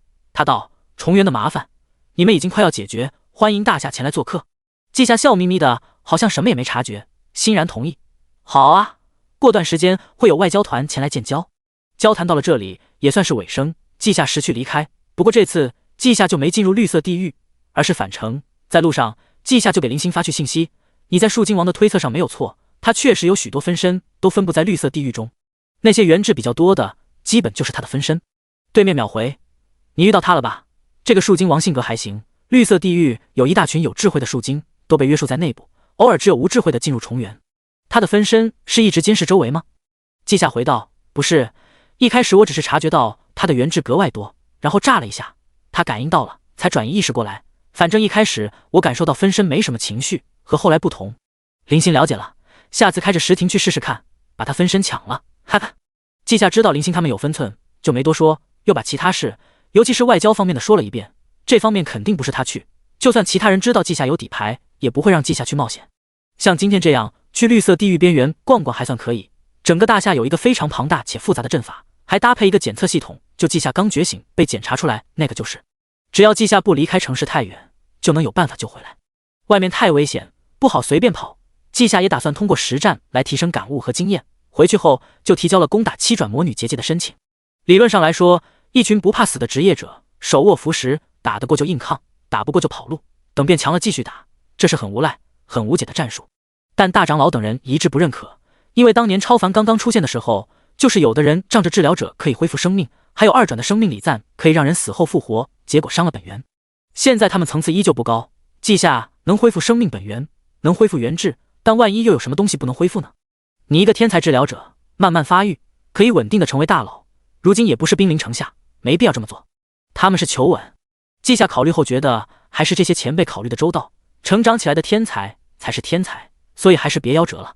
经过此事，季夏又成长了一些，他还有很多不足，将来要更加稳重。季夏的申请自然是由大夏最高领导团体查看审核。胡说这个博学者属于万能工具人，他就担任日常审核，不过需要他审核的不多，并不累。他看到季夏提交的资料，下意识严肃起来：“已经将血脉进化成传说级了吗？正好，我们的虫师也培养出来，可以去探索星界，到时候找点神级资源给他堆到神级血脉。命运治疗、命运进化，还有命运增物，有意思的法术。按照测试数据，确实可以处理7阶的魔女。既然季夏想去，那就批准吧。”他打开文档，编辑起来：“批准，队伍成员已就绪，明日前往次元副本即可。另外，不要把自己的信息全部说出来，可以选择性保留。”季夏看到申请通过是平静的，毕竟他的能力强大，不批准才奇怪。就是那个提示让他忍不住笑了。看了林星林瑶留下的资料，我会不知道这些？有没有一种可能，我暴露出来的信息已经是筛选过的？只要我不暴露加点面板，那么现有的一切数据都可以一个瞬间发生翻天覆地的变化。当然，季夏的笑还有欣慰，如果不是真在乎他，是不可能叮嘱这些。大夏的老前辈果然都挺好，就是新一代，尤其是治疗者，待遇太好了，导致都格外的高傲。也就季夏的出现，把人们对于治疗者的认识拔高了太多，让一些治疗者认清事实。你会续命吗？你会给人捏一具新的身体吗？你会制作能替死的人偶吗？季夏无形中进行了一次整顿。这个夜晚，季夏睡了一觉，让自己恢复到巅峰。毕竟7阶魔女不简单，当然击杀后好处巨大，能够掉落特殊的文明启示之光，可以用来推演技能，季夏很需要。早上6点，天已经亮了，季夏准时起床。职业者强大之后，可以用精神力给自己进行暗示，连具体什么时候入睡、什么时候起床都能设定，几乎不存在不守时，除非不重视亦或者意外情况。吃了早饭，季夏7点就去集合，副本内人已经齐了。成员：季夏、林星、林瑶、郭靖、归海，大家都是6阶，郭靖还有7阶的树精召唤兽，这个阵容堪称豪华。之所以不带更多人，是他们这次攻打的第一个魔女能力特殊，敌人越多，他越强。季夏抬手，各自的命灯出现，然后就是生命分摊、原制人偶、星光分身、神秘守护、危险预警，种种法术使用出来，众人安全感十足。林瑶一马当先，走吧，按照计划行事。我进去看到魔女就实停，你们攻击。好，我们进去吧。5人一同踏入黑色的结界，瞬间进入诡谲的魔女领域。白色的剪纸人手拉手在地上跑，在天上跑，他们一共5组，每一组5个纸人，对应的就是记下他们的人数。结界中央，一位长相奇特的魔女在剪纸，她的双手是剪刀，头是超级大号的橡皮擦，2条腿是水彩笔，身上涂满暗红色颜料，结界其他地方则是泼满白色液体。5人进入的一瞬间，魔女朝着纸人的头剪去，咔嚓！第52章领悟领域。在剪刀即将接触纸人的那一刻，整个结界内一切原有的物质停止了运转。林瑶一副后怕的模样，能停7秒，吓死我了！我感觉我的头会被剪掉。林星已经靠近，几颗炼金炸弹启动，塞到魔女身上，还把纸人给换了。树精被召唤出来，身上的自然能量开始积蓄。归海凝聚一柄水刀，放到魔女体表，调整好角度，随后就坐在地上休息，看得出来消耗很大。此时才过了2秒，搞定了，搞定！几人在心灵链接中快速交流，之后林瑶解除时间暂停，水刀瞬间穿透魔女身体，而后是树精的一道能量光束笼罩魔女，最后炸弹爆炸。季夏却皱眉，快速把感受传递给众人，他没死，小心！一把剪刀朝着林瑶剪过去，5人生命本源剧烈消耗，但剪刀也没能够剪断林瑶。以命运之名治愈伤痛，一句话，消耗的本源补满，还提升了上限。树精的枝桠生长将魔女紧紧束缚，本来魔女要用剪刀对树精进行攻击，但她此刻无法动弹。不过魔女也很惨，她没了大部分身体，剪刀手臂也只剩1只，下部分身躯也消散，切口平整。季夏指尖浮现1点元质，注入归海体内，瞬间补满其法力。归海不需多说，再一次凝聚水刀，这似乎是超限招式，根本无法控制。水刀出现后，就再次把魔女洞穿，而且这次瞄准的位置很特殊，竟然连带着悲叹之种一起打碎，整个结界顷刻间破碎。一道纯净的光辉从悲叹之种碎片中升起，林星用一块晶体保存，然后给了季夏。你这么惦记魔女，就是想要她吧？季夏拿着晶体感受了一下，只觉得大脑都更加清晰，便说道：这就是希望的奇迹，文明启示之光。林瑶点头，没错，就是这东西，貌似对我们俩无效，应该是悟性到了顶点，也可能是我们积累不够。你对他有想法，是要推演什么？季夏收起晶体，我已经传说集血脉，按照命运给我的提示，我需要创造一个系列的神术，就能提升血脉等级。星光如雨是一个神术，以前的7星续命灯之类是残缺神术，摆在眼前的提升方法，自然想试试。归海恢复过来，他道：那你先消化收获，等你厉害一些，更好攻略7转魔女结界。季夏却摇头，笑道：暂时不用，我能感觉到目前的7转魔女我能对付。林星用奇特的目光看向季夏，突然说道：你的血脉很特殊。林瑶赞同，非常特殊，我们2个的血脉就很极端，你的血脉太均衡了。林星拿出一只银色怀表，其指针在倒转，他感叹道：神级血脉以及真理天赋让我们可以学习所有技能，但都无法达到法则层次，大宗师就是极限。然后我们就只能走时间的属性。血脉将我们的能力限制，当然，并不是说血脉是坏的，毕竟没有血脉的话，我们无法接触时间力量。但你不同。林瑶带着惊讶，我感觉随着你的血脉提升，对天地的亲和就越高。现在你的元素亲和比传奇级更高一些。季夏听到二人分析，先点头，然后摇头，不，你们有部分没有说对。我也被血脉限制发展，其他方面被血脉提升，只是因为我是特殊系，所有能力都是为了特殊系而服务。我被限制的不是常规属性，就比如我自创技能星光如雨的出版就是完善的，但是没特殊力量，所以一直无法成功，只有在后续添加心灵力量后才成为面板上的技能。不过也有个好处，在血脉力量下，明明就几种力量稍微融合，竟然让星光如雨技能接触领域的力量。季夏讲的算详细，主要是想给几人一些灵感。林星灵瑶听完对视一眼，我们明白了，竟然是这样。正常的晋升血脉是能力决定血脉的属性，等到血脉成型就变成了血脉左右能力属性。当自身某方面能力达到了极致，就可以化作独属于自身的血脉。他们俩是使用神级资源，直接一步到位拥有了神级血脉，所以并不清楚，有了季夏的参考，立马得出结论。把这告诉胡说之后，后续全民血脉的计划就能更加顺畅，甚至能够主动调配血脉，让大夏子民拥有血脉的选择权。其他人也若有所思，归海更是有了想法。你们说的应该是对的，我就这个感觉，水系法术走的是博大的路线，我个人更注重技巧，二者结合。目前我的血脉力量和其他几个水系法师都不同。郭靖听着几人的话，也发表意见，我的血脉进化是朝着植物亲和。话说这么发展下去，大夏以后怕不是会诞生许多家族，要提前注意，别让上升渠道被垄断。林星语气平凡，但内容霸气。无妨，我们会开放血脉的构建方法以及提升方式，只要有能力，自己就能创造一条顶级血脉。林瑶接下后续，以后抽空给血脉来个等级划分，谁要是能自创顶级血脉，我们资源管够。接下来既然记下可以，那我们继续吧，不过要小心，其他魔女可不弱。其他15人快速进入副本，和季夏他们会合，进行各种增幅后，众人来到一个特殊结界之外，这是个红黑相间的结界。胡说作为博学家，在挖掘副本信息上很强，这次依旧有他根据建筑、文字等文化信息分析，整个次元的原型是一个早已经灭亡的岛国。我们要进入的结界，其中存在庆典魔女，在魔法少女时代，她守护和平和安宁，将一切灾祸击退。她很孤独，似乎是因为不是本地人，但她看着热闹的节假日就会满足。魔女之夜摧毁了一切，她也在其中绝望，化作魔女。她的能力是强行让结界内的一切进行表演，维持虚假的节日庆典。想要摧毁她，需要心中有和平的概念，并且自身能够经受孤独。我们这些人没问题，就是不清楚季夏能不能抗住孤独。季夏心中闪过上辈子，便点了点头，这个没问题，况且来自心灵层面的影响会被星光如雨抵挡。检查一次后，20人同时进入结界，周围一切扭曲起来，天上不断绽放烟花，四周有不知道什么物种的使魔在手拉手跳舞，他们的头有发光的星星，有圣诞树，有礼花，有彩带，还有红灯笼。最诡异的当属庆典魔女，她是门框的模样，还贴着喜庆的对联，右联上书天下太平，左联上书一箭生财，横批生死有命。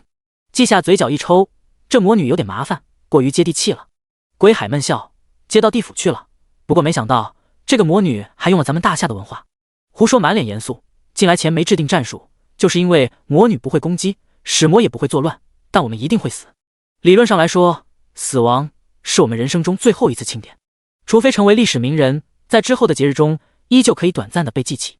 季夏看了看四周，表面上没异常，他抬手之间，烟花被星云遮掩，光之雨降落，在雨幕之中形成特殊的场，抵挡外界影响。同时季夏解释，这么做也是试探，不知道他的庆典被破坏后会怎么样。胡说笑道，不管你怎么做，庆典都会继续，只要不穿过这个门框就不会出事。季夏眼睛一亮，真的？胡说沉默，他看着季夏，你又想干什么？嘿嘿。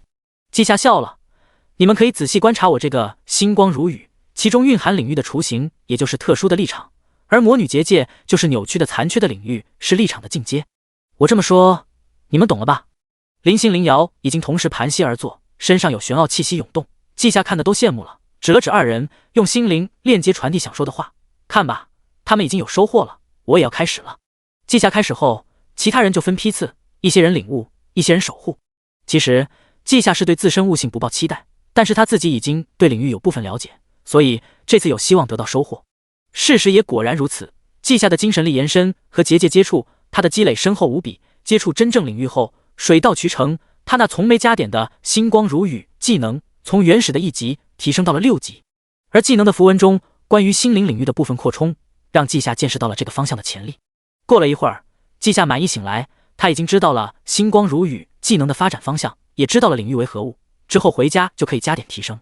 至于现在还处于一个危险的次元副本中，尽量少作死。第53章归乡的魔女。对于稷下的收获，感受最明显的就是这些队友了。禅境虽然是大夏最强的肉盾，但他还没自创技能，也没法领悟领域，因此是守护的那一批。在稷下醒来后，禅境就发现他的心灵感受到安宁，即使此地是魔女结界，也没让他感觉到危险。他发现流星雨之中形成了很明显的一个光的领域，这光属于心灵之光，抵挡外界的侵蚀。这就是领域吗？禅境在心中向稷下询问。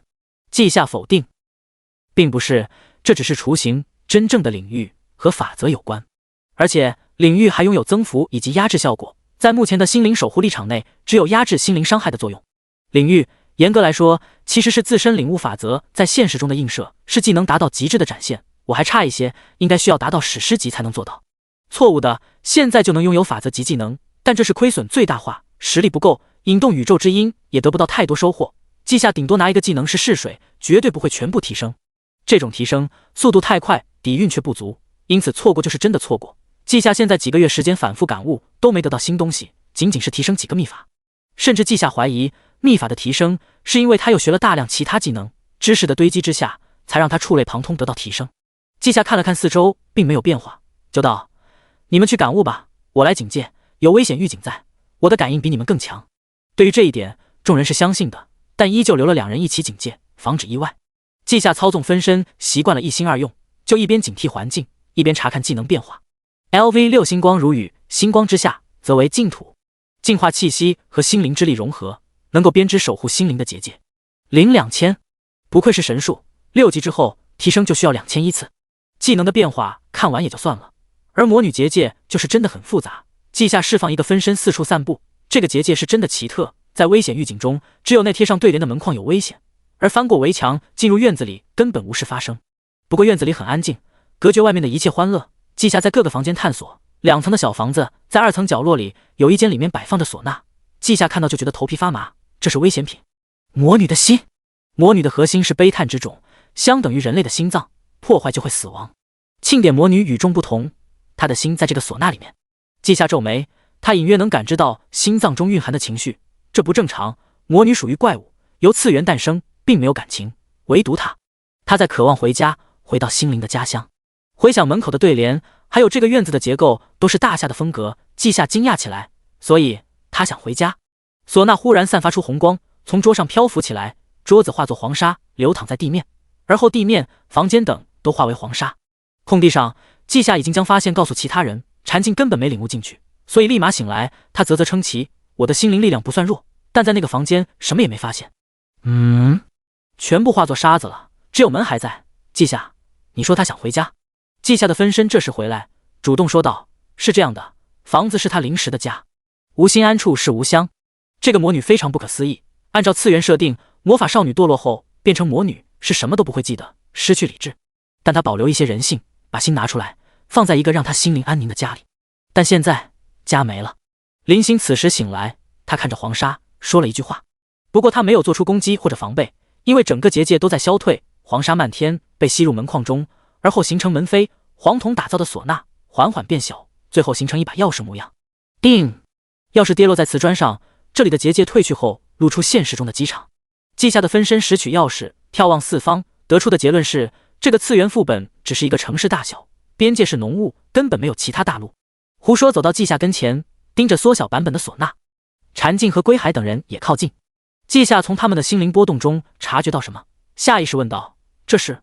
归海伸出双手捧在一起，叹息一声：哎，给我吧。稷下看了眼其他人，胡说点了点头，于是他才照做。当唢呐落到归海手中后，散发出淡淡红光，这让归海的神色变得温柔，那眼神仿佛看的不是器物，而是什么至关重要的人。下一刻，一滴晶莹的泪水滴落在唢呐上，让其红光忽然间收缩，唢呐重新变成原来大小，也不发光了，从中飘出一颗漆黑的灵魂宝石，内里只有微不可察的一点光。仔细看去，那光点是泪滴的形状。忽然间，季夏从灵魂宝石感受到强烈至极的情绪，也顾不得这东西和归海有关系，瞬间将宝石拿过来捏在手中。他的元智吸出一份呈现淡金色的元智，一点点进入乌黑的灵魂宝石，最后化作一个淡金色光罩，将泪滴保护起来。呼，长吐一口气，季夏放松下来，对着安静的归海说道：“抱歉，事出紧急，我感觉里面的执念快要消散了，再不出手就没有机会。”重新把灵魂宝石交给归海，季夏又掏出拳头大元智，这是从怪物身上收集的，一并交给归海。你应该是他很重要的人，每7天呼唤他的名字，然后用元智温养，7、9、63天之后再带给我看看。如果能有记忆之类浇灌，不需要多，也是7天一次，那么到时候效果会更好。归海一手握住灵魂宝石，一手握住季夏的手，谢谢你。她是红灵，我亲妹妹。她……季夏瞳孔放大，他知道这个人当初封印这个副本是2个拥有时间或者空间天赋的人，一个在外，一个在内，里应外合之下将副本的时空封印。其中内部的人叫红灵，外面的人叫董文祥。武云生始终问不出口那个问题。旁边胡说直接就问了：“你刚刚让他那么做，时间到了后会发生什么？”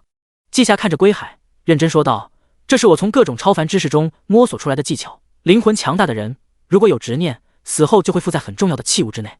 正常来说，类似于董前辈，执念消散，没有灵魂残留，那么就是真的彻底消失。这位红灵前辈也类似，但他竟然有灵魂宝石，没有变成悲叹之种的灵魂宝石。这个宝石中的愿望是想要活下去，变成魔女就是原来的自己死亡。在冲突的愿望之下，他没有彻底死亡，还残存灵魂之力。这时候有元智滋养，能让他的灵魂壮大。如果是关系亲近的人，以记忆之类浇灌，就可以让灵魂之种发芽，大概就是拥有了一次灵魂重生的机会。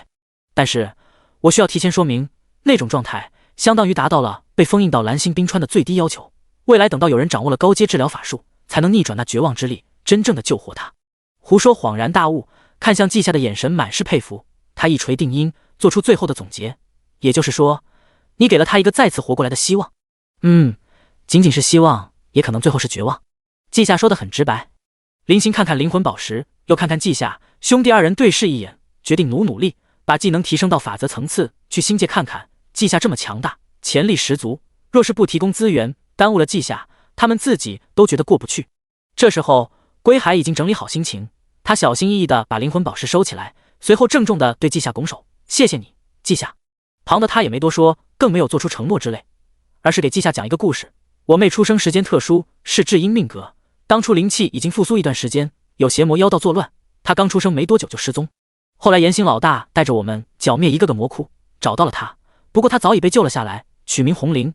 把她养大的人去世后，她也没改名。当初魔女之夜次元出世，探索之后发现不能力敌，只能封印。她是当时少有的时间天赋者，主动留了下来。我一直觉得自己亏欠她的。故事有始有终，剧情格外简洁，都没把其中曲折讲出来，但季夏能懂其中的情绪。季夏转身走向新的魔女结界，不过他的声音依旧清晰传给后面的人。我的小目标是将蓝星冰川的冰关清空，所以除了攻略次元，其他时候就算我闭关，也会用分身去叫醒3、4个。走完流程后，就让他去冰川睡一觉吧。睡醒了，就用团圆作为故事的结尾。他季夏是喜欢逼文学，却不喜欢逼现实。第54章6个神术。经过红灵的事，队伍里众人心情并不是多好，但也不差。见到当初的战友成了如今状态，是该悲伤的。但一个认知中早已经牺牲的战友还有活着的希望，又由衷的感觉到高兴，这给了他们动力。在下一个7转魔女结界内，人鱼魔女唱着诡谲多变的歌，她的使魔是一个乐团。季夏等人进来时，结界内在举行盛大的音乐会，而巨大的人鱼魔女坐在舞台正下方，100米多的体型，青灰色的鱼尾，锋利的牙齿，鲜红的嘴唇，光是她的外形就带来可怕的冲击。不过林瑶进来就使用时间暂停，而队友们因为心灵链接是做一体自由的行动，季夏进来的一瞬间就感受到声音有问题。而关于人鱼的传说提到，他的声音会魅惑水手，所以季夏直接展开星光如雨，提升等级后，仅仅3秒钟就让天空降下光之雨，净化力场全面铺开。季夏安心地做一个辅助，等到时间暂停结束，音乐果然开始动摇心神，却没有效果。人鱼魔女手握一柄指挥权杖，看向季夏这群人，音乐更加激昂，音符化作实质，飞舞到众人身边跳跃，如同跳舞。不过武云生头顶有一个旋转的水球，释放大量螺旋水箭，穿透音符，将其打散。还有其他雷法火法释放远距离法术，将乐团使魔全部化成灰。啊！刺耳的尖锐叫声比指甲划玻璃更让人觉得难受，这是纯粹的生理不适。我宣判，你有罪，无法得到庇护。命运告诉我，我们才是被庇护者。切割之刃，爆破火莲极冻之风。命运增物让人鱼魔女的气息跌落，勉强算是七转，而后各种元素攻击，按照先后顺序攻击人鱼魔女，不同的元素会发生反应，把伤害最大化。人鱼魔女的躯体瞬间残破，但她手中挥舞的指挥权杖还是指向一个队友。记下的声音已经提前响起，以命运的名义治愈。噗！众人齐齐吐血，但紧接着就是体内涌动的暖流把伤势治愈。人鱼魔女一击不成就要开始第二次攻击，但这并非回合制，所以记下这边的攻击已经发出，魔女被粉碎，无数音符化作密密麻麻的子弹朝着众人发射。这次记下没有开口，禅静主动站在最前面，光墙浮现，把音符都挡住。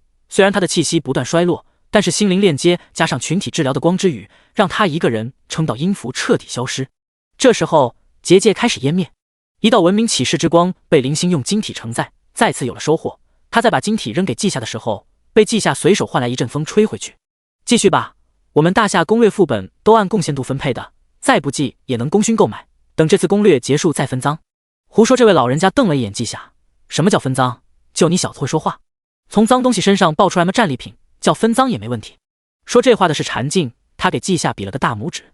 厉害了，生命共享，伤害分摊外加群体治疗，这能力太变态了，是不是人够多？我们现在就可以去打八转魔女。记下伸出手，停！幻想时间结束，那是不可能的，我是挂着危险预警观察战场，能够分摊的伤害才分摊，不能的我就让一个人单独承受。八转魔女恐怕不行。禅静有些遗憾，他和各种怪物相杀这么多年，就只有几次感觉到了爽感，这次就是如此，一个人将怪物所有攻击抗下，简直成就感满满。不可行。这时谭振龙忽然插嘴，配合吴山河应该可以，他擅长守护法术，我记得他的庇护所技能已经宗师级，穿过庇护所的伤害会被削弱 1% 至 20%， 再加上生命上限提升，神秘守护，伤害分摊，理论上可以。尤其是有的怪物并不以攻击见长。胡说听完，下意识点头，不错，算是一种战术，就是用到的机会不多。毕竟什么场合能用得上一位治疗大宗师和宗师？这个从大夏所有强者中挑选出来的20人团队，可以说是理论上的最强队伍。他们强强联合，虽然称不上摧枯拉朽，但一群六阶依旧把后续7转魔女击杀。这次最大收获，从价值上来看是超凡知识，哪怕众人没有专门收集，然而击杀的7转魔女高达3位数，所以所有普通职业的知识已经齐了。不过这次消耗的时间也不短，目前已经到了8月，也只有记下觉得时间长，在其他人看来，1个多月时间攻略如此多的高级副本是很难想象的。记下作为主要贡献者之一，分文明启示之光的时候拿到了大头，足足20分，然后林星灵瑶他们用不上这东西，将他们的一部分给了记下，现在记下有40分。到手之后，记下回到星辰岛，制作大量替身人偶，就开始闭关。在异人族次元世界中，记下捏碎一枚晶体，其中光辉散发，将它笼罩，他掌握的知识不断闪现，开始产生灵感。记下本以为最先有所触动的是最早得到的7星续命灯，谁知道是血肉操纵，或许是最近他用的比较多，毕竟面对7转魔女难免受伤，缺胳膊断腿什么的很是常见。连续消耗6道文明启示之光，记下有了第2个神术 LV1 血肉操纵，对不反抗的目标进行肉体改造。因为这个技能，记下顺带着有了新技能的雏形，文明启示之光管够的情况下也很快研究出来。LV1 灵魂修复，对目标进行灵魂治疗，二者融合。LV1 元智操纵，可以对目标进行全方位治疗改造。掌握生命法则后，如目标无法则之力保护，可强行操纵。记下一直闭关，都快8月的时候才正式出关，此时记下已经发生翻天覆地的变化。记下7阶心灵法师，血脉成长期传说心灵 1877W 0.5亿，元智1928，传说级天赋略，大宗师技能略，神术 LV6 星光如雨， LV1 元智操纵， LV1 7星续命灯， LV1 7杀夺命灯， LV1 心灵控制， LV1 心灵感应。5个新神术，7星续命灯和过去的完全不同，可以使用老版本的用祭品改命续命换命，也可以使用新版本以南斗6星的生机之力注入主星之中，进行彻底的本源恢复。7杀夺命灯攻击型法术，只能对虚弱的目标使用，看起来很弱，但是它的效果是彻底灭杀一个目标，甚至严格到1天只能使用1次。但记下觉得很强，因为它克制分身流派，也不怕假死或者复活手段，是从命运层面上进行击杀。心灵控制有些让季夏又爱又恨，他强，毋庸置疑，但是他很坑，消耗了季夏最多的文明启示之光。它的作用是集成类型，在使用心灵链接后，可以看到其他目标看到的，可以读心，可以把一个目标彻底控制。如果目标没有智慧，季夏可以控制比自身高一阶的怪物；如果是智慧型生物，季夏只能操纵低一阶的。不过目标虚弱的话，同阶也可以操纵，哪怕不为了操纵，这个技能也能当做控制技能，因为心灵力量入侵的时候，目标必须防守。最后就是心灵感应，季夏给他取名的时候，觉得这是最适合的名字。遇到危险，能感应敌人要放大招，能感应该怎么做？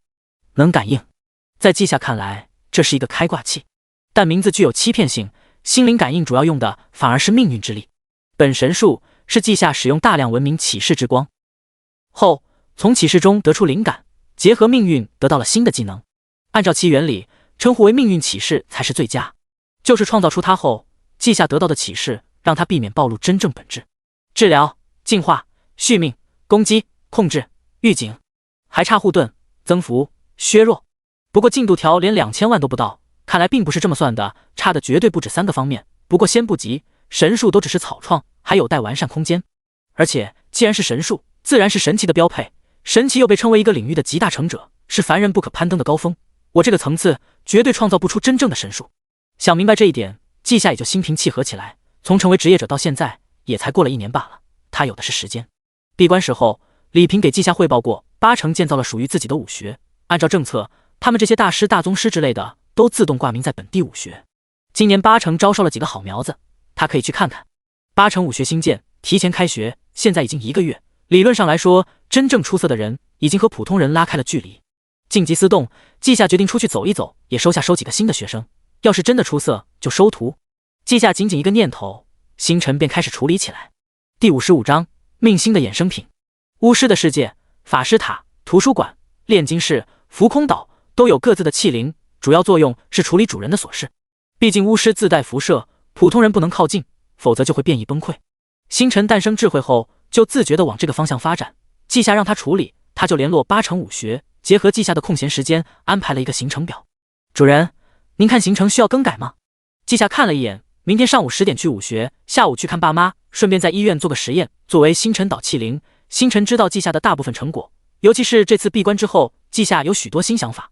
想了想，季夏把自己的储物装备整理了一下，受到替身人偶的启发，季夏想要制作便携式的补给品，还想开发一个神术。补给品有成果，神术却没头绪，或许需要学习炼金知识。星光结晶浓缩的星光如雨，光之雨，这个神术超大范围，实际上造成的浪费极大。季夏想着不浪费，就在开发后让多余光之雨形成结晶，保质期3-5年吧。星核，一颗高纯度能量核心，可以帮助季夏的传承者快速凝聚核心，完成血脉蜕变。续命灯，7星续命灯的产物。这是个意外，在季夏的7星续命灯达到神术层次后，季夏位于灵界的命星周围发生变化，南斗6星浮现。之后季夏领悟7杀夺命灯，又浮现北斗7星。心灵感应成型后，出现新的一颗命星，就如同卫星环绕主命星环绕。而后北斗7星勺子柄指向的地方是命星，南斗和北斗有一定重叠，却在不同高度。季夏判断自己神术肯定不够血脉进化的原因，除了升级需要的原点外，就是命星的变化。他的技能包括第一个神术星光如雨都没形成星辰，一看就知道不够资格，搞得季夏都没法安心去升级。但是2个7星系列法术可以结合之前血脉天赋中的那句话，季夏彻底的明白过来，他的血脉是心灵，职业也是心灵法师，所以要根据星辰来修改神术。要问季夏为何不在一开始就往这个方向发展，是季夏不想吗？不是，季夏想着能创造出神术，就算成功，之后慢慢来。到第2天还有些时间，季夏开始给7星续命灯加点。2级，季夏明白了什么是生之力。3级，多了些生之力的运用方法。4级，生之力的来源和本质被季夏知晓，原来那是生命本源，只是格外纯粹，还带有命运的特质，可以逆转生死。5级，季夏彻底明白如何融合出这种生之力。6级，季夏迷迷糊糊的感觉自己和某个无法形容的东西接触了，他懂了许多，特别是把外来生命力转化的方法，能让其他生命吸收。一直到10级都是提升季夏对生命的认知，快到11级的时候，季夏停下了。心灵感应告诉季夏，再继续加点，他就能够接触法则的皮毛，起码要传说级实力或者神级血脉才能承载法则，否则就会被同化。稷下顺便留给七杀夺命灯加点，这个神术主要是代表杀，深层次代表死亡的力量，但现在低等级还是杀，杀的一干二净，杀的彻彻底底，杀的寸草不生。总结：杀性极重。这两个技能层次很高，稷下按照领悟到的知识凝聚纯粹的生之力，使用神术的技巧凝聚，得到了油灯一盏。它没有主人，谁的生命能量注入其中，就能为谁带来庇护，在3天内保持不死状态。七杀夺命灯就有趣了，稷下制作出一把漆黑小剑夺命剑，作用是增加伤害。本来你能打残的怪物，将小剑镶嵌在武器上，就能直接击杀怪物，还是断绝挽救机会的。稷下用了怪物做实验，被七杀夺命灯攻击，那么续命灯一瞬间就会熄灭，二者的强度取决于稷下的造诣。这些造物，星光结晶库存最多10多立方，夺命剑就3把，续命灯7盏，星核50多颗。其实元智操纵神术也有衍生品，那就是血肉胚胎。濒死时候用心灵链接，可以将灵魂转移到胚胎之中，实现复活。但是胚胎只能存活3天，还需要稷下转移灵魂，这不如稷下直接动手操作，更节省时间。晚上睡觉前，稷下下载了大夏关于星辰的记载，打算之后慢慢研究。这一夜，稷下做了一个梦，梦中稷下都在想一个问题：他什么时候才算成年传说生物？只有成年才能完全掌握天赋法术，在命星周围形成星辰投影。稷下的灵魂太过强大，即便是睡醒了也还记得梦境内容，所以白天他派遣分身前往蓝星冰川的时候也在惆怅。以他赚取原点的进度，到时候铁定直接升级血脉，而每次血脉提升都会重置到幼年状态，所以他啥时候成年？根据众神世界和巫师世界的定义，传说生物成年后自动成为传说级，还可以通过修炼、奇遇等提前达到传说级，也算成年。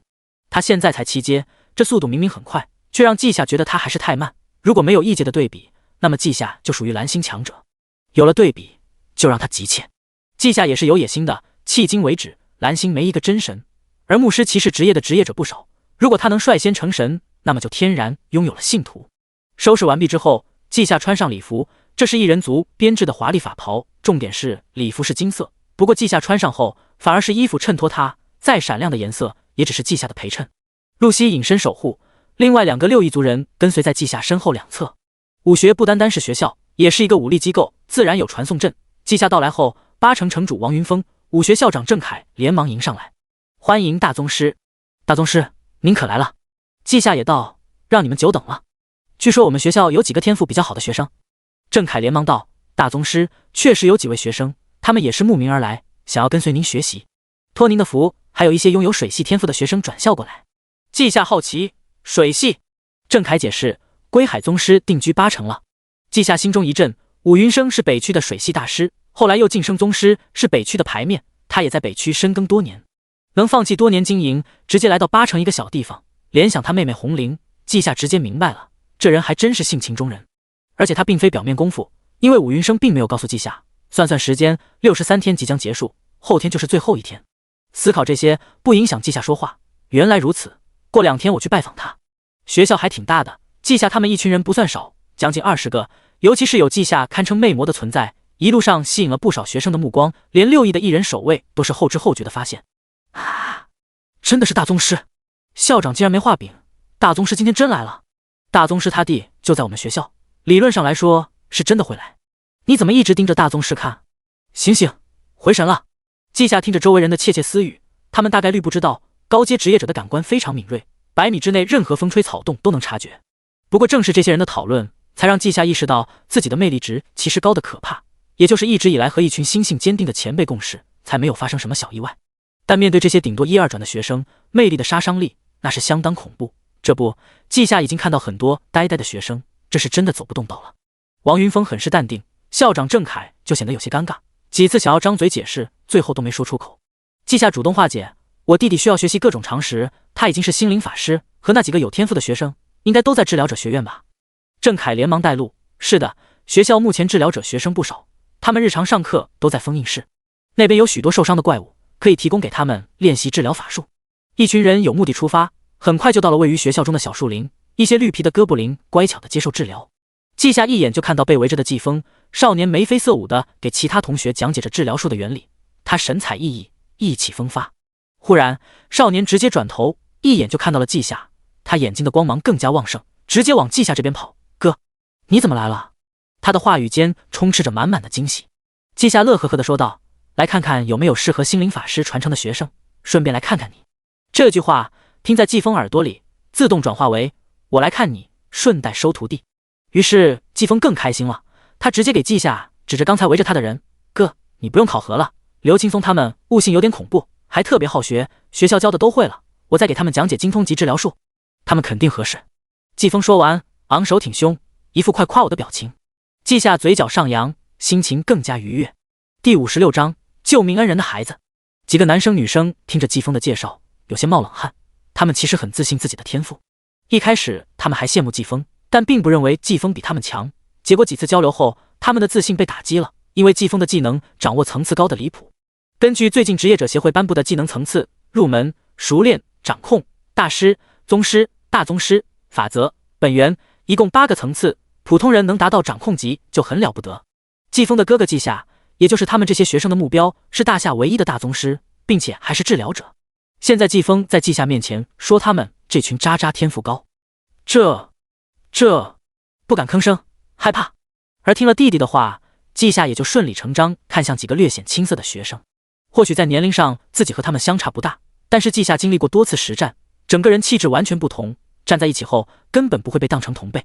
说起来也确实不是同辈，这几个月季夏彻底获得老前辈们的认可，差不多是同辈的相处方式。加上林星、林瑶他们也没达到真正大宗师境界，让其他人更加理解了季夏的恐怖天赋。所以说季夏已经是老一辈，是大夏的领军人物。在季夏的注视中，刘青松等人不自觉地站直了身体。按照武学的定义，此刻的他们就是待检阅的战士。季夏在仔细打量后，确定一件事：这些学生基础扎实，天赋也出众。他不动声色地使用精神力连接设备，这是最新款精神腕表，适合5阶以上职业者。在里面，季夏找到了几人的背调信息，以及真实学习的时间。被弟弟提到的刘青松是个普通人家的孩子，全民觉醒计划中觉醒厨师职业，但他以前在学校门门第一，悟性极高，就被吸纳到武学中进行阶位体系的学习，也只有这个体系能够摆脱职业的桎梏。另外几个花自清、林木北等人也是真材实料，不过家境更好，是凭借天赋在一群关系户中脱颖而出。确定结束后，季夏带着温和的笑意说道：“你们好啊，能说说你们为何想成为治疗者吗？武学的老师学识渊博，都是博学者，他们肯定告诉过你们，阶位体系的治疗者并不具备觉醒治疗者的特殊能力，比如3阶后没有魅力属性，比如对怪物使用治疗术也不会被友善对待，这意味着未来不能培养自己的附属种族。还有，你们不能使用治疗者的技能书，只能自己学习。”虽然季夏的语气让人如沐春风，但说的话很真实。几个少年都思考起来，郑恺这个校长也没干涉，他明白这是大宗师的考验，但他还品出一些意外。本以为只是收几个学生，留下心灵法师传承，但看这情况，怕是会收徒。一想到此处，郑恺就心跳加速。光是让学校出现几位心灵法师，就已经让他满足。真的会有一位大宗师亲传诞生吗？在他期待的目光中，刘青松率先回答：“大宗师，我一开始是想成为强大的治疗大师，救活我爸爸。进入武学后，了解大夏的情况，我想救我爸爸，救下更多像我爸爸那样的人。我想让更多的家庭完整，想要成为一名有用的人。”花子清是第2个，他道：“大宗师，我享受将病人治好的感觉，也由衷的想让伤者治愈。对于成为治疗者，我有很大的兴趣。”季夏听着一群少年少女讲述完毕，微微点头。他趁着宇宙之音降临，制作了许多普通的职业传承水晶，放在一个盒子里，现在直接拿出来。心灵法师蕴含命运的力量，现在你们每个人上前感应，让水晶发光就算合格。这是真的。最近季夏发现，没有命运的偏爱，这条路不好走。前3个人不用担心，他们几个最早得到命星法师传承，毋庸置疑合格。季风是第4个，就算不合格，季夏这个开挂的都能让他合格。那么后续的学生就必须经过考验。第1个上前的仍旧是刘青松，他站在盒子面前，这些晶体都开始发光。季夏满意点头，先到我身边来。刘青松毕竟是少年，是经历过什么，但是并不是多么成熟，所以完全没按捺住激动，走路都轻飘飘的。而后其他几个人也依次上前，有的能让全部晶体发光，有的能让几块发光，有的则是发光更加强盛。10几人中就4个人没有让晶体发光。测试完毕，季夏从盒子里抓出一把晶体撒出，刚好飞到那几个人面前。你们和命星法师职业是契合的，休息好之后使用传承结晶即可。你们的信息我已经登记，以后就是我的学生，可以查看命星法师的技能心得。至于另外几位同学，不用灰心，我们大夏治疗宗师也有几位，等到他们成为大宗师，也会传承自己的职业。这些小年轻激动的连忙行拱手礼，左手在外，双手过额，齐齐称呼老师好。那没被选中的4人多少是有些羡慕的。季夏又拿出一些星光结晶，这是星光如雨，技能凝聚的星光结晶，在7阶之前，你们受伤之后，哪怕濒死也能补充本源。希望诸位好好学习，不忘刚才说的话。谢谢老师。不得不说，当老师还是有些成就感的。季夏都真心笑了起来。不过他也该离开了，就对郑凯说道：“郑校长，下午我还要去医院做一个实验，就不打扰了。不过我想带着刘青松一同前往，不知可否？”刘青松刚才没有拿到传承结晶，但又被带到季夏身边，整个人患得患失。他一时想到自己是不是要被大宗师收为徒弟，一时又想到自己是不是不能得到传承。这也是他实在聪慧，才容易想太多。不过还好，一切多虑都在此刻烟消云散。郑凯听到季夏的话，顿了一下，才反应过来，同样笑了起来。当然可以，恭喜大宗师喜得家徒，家徒是重音，同喜。叮嘱季风好好学习后，季夏就在几人簇拥下出了学校。医院可没有传送阵，所以李平已经在校门口驱车等候。到了车上，季夏放松许多，不过刘青松反而更紧张了。车里空间大，后车厢有沙发和小桌子，看来他没听懂郑凯的暗示。季夏看出刘青松的局促不安，就倒了一杯安神茶，说道：“先喝点水吧，顺便给你说一件事。”刘青松下意识拿起水杯，随后又意识到哪有让长辈给他倒水的，就更紧张了。不过季夏当作没看到，已经开始讲述：在我高一寒假时候，爸妈去给我买生日礼物，路上遇到一位职业者驱车回城，那位职业者被怪物影响，开车没注意，我爸妈因此出了车祸。当时的医院离得远，根本来不及治疗。就在这时候，一位刚觉醒的圣骑士路过，使用治疗法术将我爸妈救活。那位圣骑士，我在成为大师后就查询过信息，他叫刘守成，和一个冒险团签订契约，工作5年后才得到觉醒机会，成为圣骑士。刘青松此刻已经惊呆了，他双眼定定地盯着季夏，他的思绪仿佛一瞬间回到了多年前。那一天，他的爸爸刘守成格外早地回家，特别高兴。他说他觉醒了圣骑士职业，还在路上救了2个车祸受伤的人。也是那天之后，他们家条件越来越好。可惜爸爸在前段时间为了救队友，如今还昏迷不醒。他爸爸那么好的一个人，一直践行圣骑士的道路，如果好人有好报，那他爸爸怎么会这样？一路上，刘青松迷迷糊糊的，直到走进熟悉的医院大门，还有那个熟悉的主治医生，他才彻底的反应过来，他爸有救了。病房只有季夏和刘青松一人在门口守卫。李平应对医院那些管理人，这种事季夏会做，但并不喜欢做，还是干老本行比较快乐。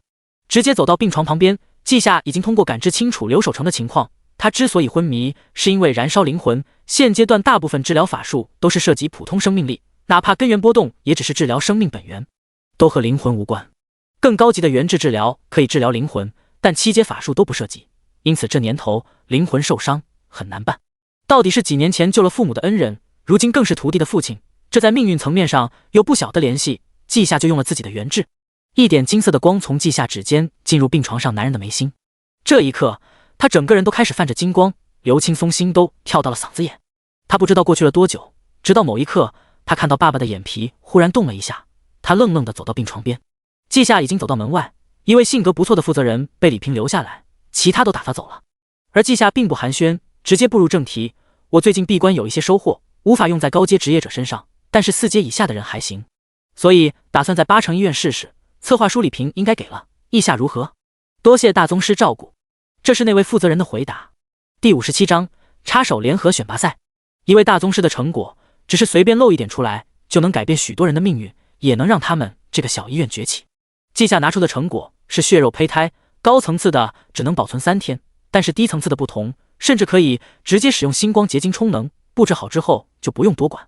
如今已经是大宗师的季夏，考虑的更多，已经不局限于自家1亩3分地，还会考虑造福社会，这就是他的第一步。众人来到负责人准备好的空置仓库，看各种痕迹，明显是临时清理出来。不过这不是大事，哪怕之前带来一些麻烦，但季夏相信计划落实后利益大于付出。只见季夏释放生命能量，快速布满这个6000立方米的小仓库，随后能量实质化，变成通红的血肉，看起来很有视觉冲击力。起码那位医院的负责人后退了一步。接着季夏将上百颗星光结晶融入血肉之中，在能量充盈的情况下，猩红的血肉之墙变成了晶莹剔透的玫红色。最后季夏收尾，让这个仓库中的血肉塑形。从入口进去后，共9条通道，通向9个低级的血肉胚胎。改造完毕，稷下对负责人说道：“这一座特殊建筑能维持1-2年，时间到了换结晶即可。我用星光结晶维持的血肉胚胎，能治愈包括5转的大部分伤势，尤其是针对身体残缺。你们先慢慢启用，之后把使用结果写成报告发给星辰岛。现在可以让愿意的病人来试试效果。我本人在这里，更加保险。”负责人连忙说道：“我立马安排，请您等候几分钟。”急诊、手外科等几个科室忽然接到通知，如果有断肢之类身体残缺的病人，可以询问是否愿意前往新设备治疗。看到这句话，这些医生都觉得莫名其妙，除了特别贫困的病人，恐怕没人愿意当小白鼠吧。而后一句，这些医生忽然面色震惊，思考自己是不是也应该受个伤，去体验一下。这一句是稷下大宗师莅临我院，合作展开新计划。骨科一位副主任遗憾地看了看自己的手，现在折断，大概率是不会被选上，只能等会儿问问其他患者的体验感了。事情和负责人、医生们的预料差不多，听到是稷下大宗师的计划，并且大宗师还会亲自兜底，医院的病人都开始报名。是的，哪怕其他科室的病人听到后都跃跃欲试，还好被阻止了。就这样，第一批9个受伤程度不同的病人被带到，其中2个，一个没了2条腿，一个干脆肚子以下都没了，竟然在看到稷下的时候还笑得特开心。那个被腰斩的笑得瞬间吐出一口血。稷下，要不是为了看这座血肉胚胎的效果，他差点本能的使用治疗术了，见不得有伤者出现在面前。然后才过了几秒钟，稷下听到惊呼：“我的腿长出来了！”死，这也能长出来？这是那个腰以下都没了的。过了一会儿，9位病人中只有1位被抬了出来，其余8个自己走出来，个个红光满面。稷下仔细检查后，确定点头，不错，是真正痊愈。还没等稷下说话，那个唯一躺下被抬出来的就解释：“大宗师，我也好了，但我没穿裤子。”噗，哈哈，周围传来善意的笑声。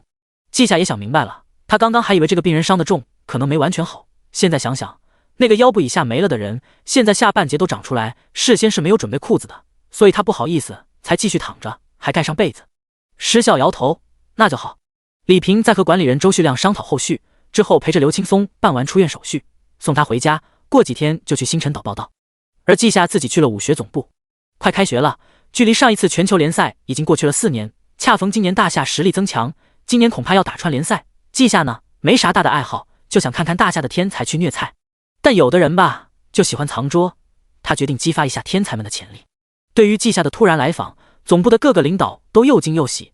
你怎么搞突袭啊？都不给巴结的机会。没办法，稷下明摆的独自来，就意味着并不想高调，所以低调的指几个人在大门口迎接。比他们无语的是稷下，通过情绪感知，他读懂这几个人想低调。但你们把几位大师和宗师的阵容叫低调？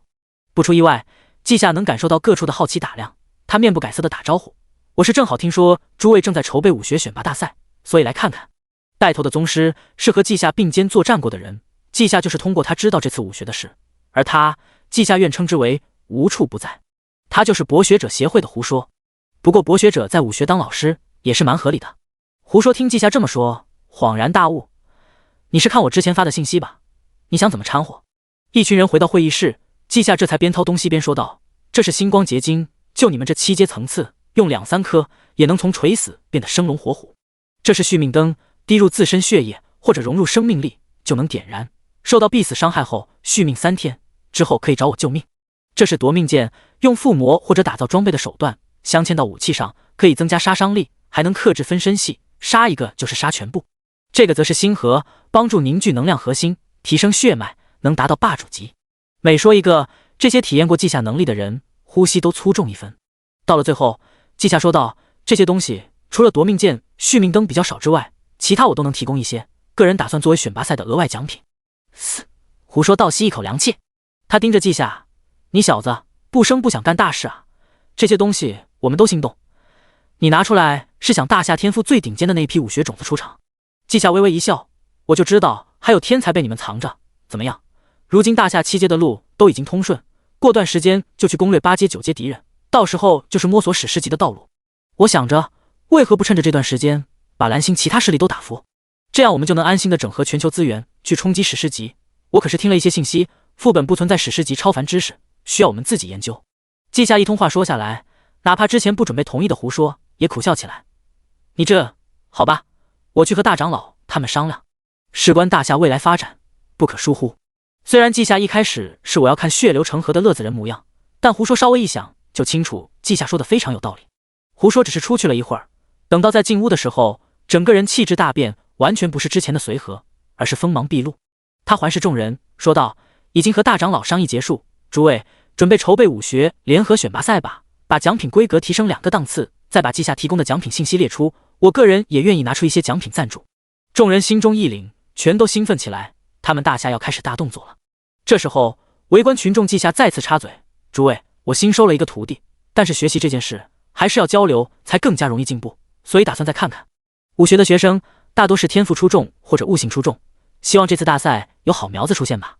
你们忙，我就先不打扰了。”放下大雷的季夏施施然离开，会议室的人则是震撼无比。作为大夏唯一大宗师，可以说目前5、6、7阶的超凡知识获取，季夏都占据一大部分功劳，并且这几次攻略都没减员太多，季夏就是绝对核心。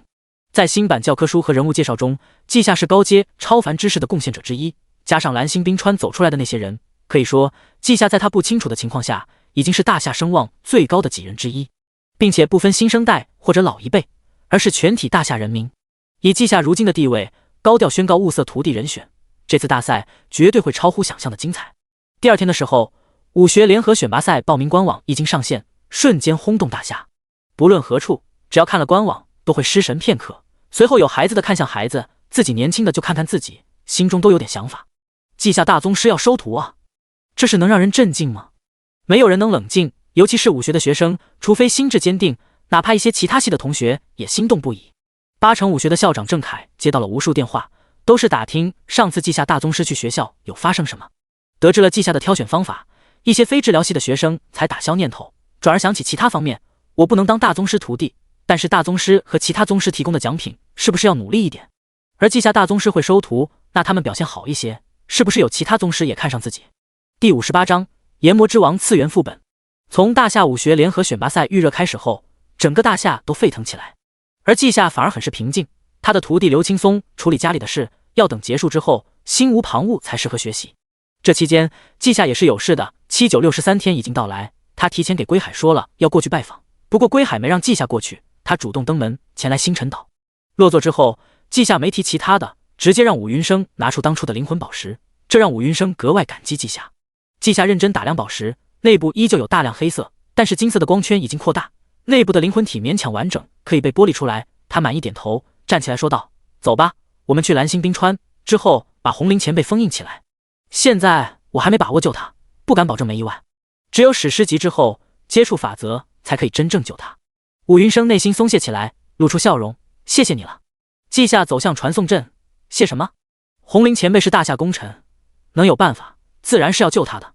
我们出发吧。”作为蓝星冰川的常客，还有如今的地位，季夏来这里都是畅通无阻，根本没人阻拦。通过次元传送门，两人来到冰天雪地之中。灵魂宝石忽然破碎，其中的金色灵魂被一个血肉胚胎包裹，不过这个胚胎没有演化出人形，就是单纯的灵魂载体。此地的封印阵法，由于看得太多次，季夏都会了，升起冰柱将胚胎封印。季夏转头看向武云生：“现阶段只能先封印着，你去和负责人登记信息吧，等我史诗级再来解封。”武云生想说谢谢，但没说出口，而是释然呼出一口长气：“好啊，到时候再麻烦你一次。”季夏离开，去了另一处位置，准备先复苏5个人，顺便给武云生道别的时间。毕竟从外人的角度来看，史诗级的影子都还没有，那不知道是多久之后的事情。季夏也在思考一些事，特殊系很神奇，但限制也很大。命灯的斩数与命灯技能等级有关，7星续命灯的使用次数和季夏的层次有关，5阶是1天5次，7阶了还是如此。此技能和命运有关，超过次数就会影响自身。因为副作用，季夏明确知道要提升自己命运方面的强度，才能继续提升次数。然而这玩意儿怎么提升？大夏有灵星灵瑶，倒是对时间有部分理解，命运就只有季夏一个人。唉，所以学生和徒弟们都好好提升嘛，我就只能加点什么的，创新还是要看你们。季夏无聊的吐槽，随后回到星辰岛，进入次元之中，正好有空，他要把需要做的事都搞定，给自己加持清风术，能短时间内低空飞行。季夏的目标是一座修建在最核心位置的纯白色神殿，它是次元中最醒目、最高大的建筑，从外表看就是简单的纯白。但季夏进入内部，就能看到蓝星的星空被附魔术重现在墙壁上，而天花板最中心的位置是一颗悬浮的星河，神殿的光源就是它。季夏到了这里，就将风元素散去，整个人自然的漂浮起来。这里被加持了重力牵引附魔，他能够自由的空中漫步。来到最顶端之后，稷下将自己关于心灵法师的感悟填充，伴随着录入。唯的星空中，部分星辰开始闪亮。这个神殿并不简单，是露西使用自己传承记忆中光明神的神殿打造方式建造，还用了许多珍贵资源，如果不是稷下身为大宗师，都拿不到。这里的星空代表的是稷下成神的距离，当它完全点亮，就达到光明神的层次，也就是伟大神力，而点亮整个穹顶就是真神。目前稷下也就能点亮穹顶的1/10。异人族费心打造神殿，是因为他们种族非常特殊，信仰稷下后，就会慢慢诞生契合稷下的异人，传承稷下的职业，然后这些职业还会衍生天赋法术，让以后诞生的异人天生就会。就是这种特殊，异人在异世界脱颖而出，被众多神奇喜爱。稷下把自己200多级的命灯感悟注入其中，上次还是200级，今天已经206级，在特殊系的天赋上，稷下都不好意思再说自己天赋不好了。这可是纯自行提升，并非加点。若是给自己特殊系天赋也分个层次，那么命运是第一，心灵是第二，生命是第三。至于备用血包这个技能，虽然被归类在特殊系，但稷下用了这么久，觉得它和基础增幅很类似，属于强化系。每次提升，从宇宙之音中领悟的秘法都是强化自身。如今稷下的身体强度等远超同级，法力更是雄厚，身体各方面都会影响元智，而元智同样反过来影响身体。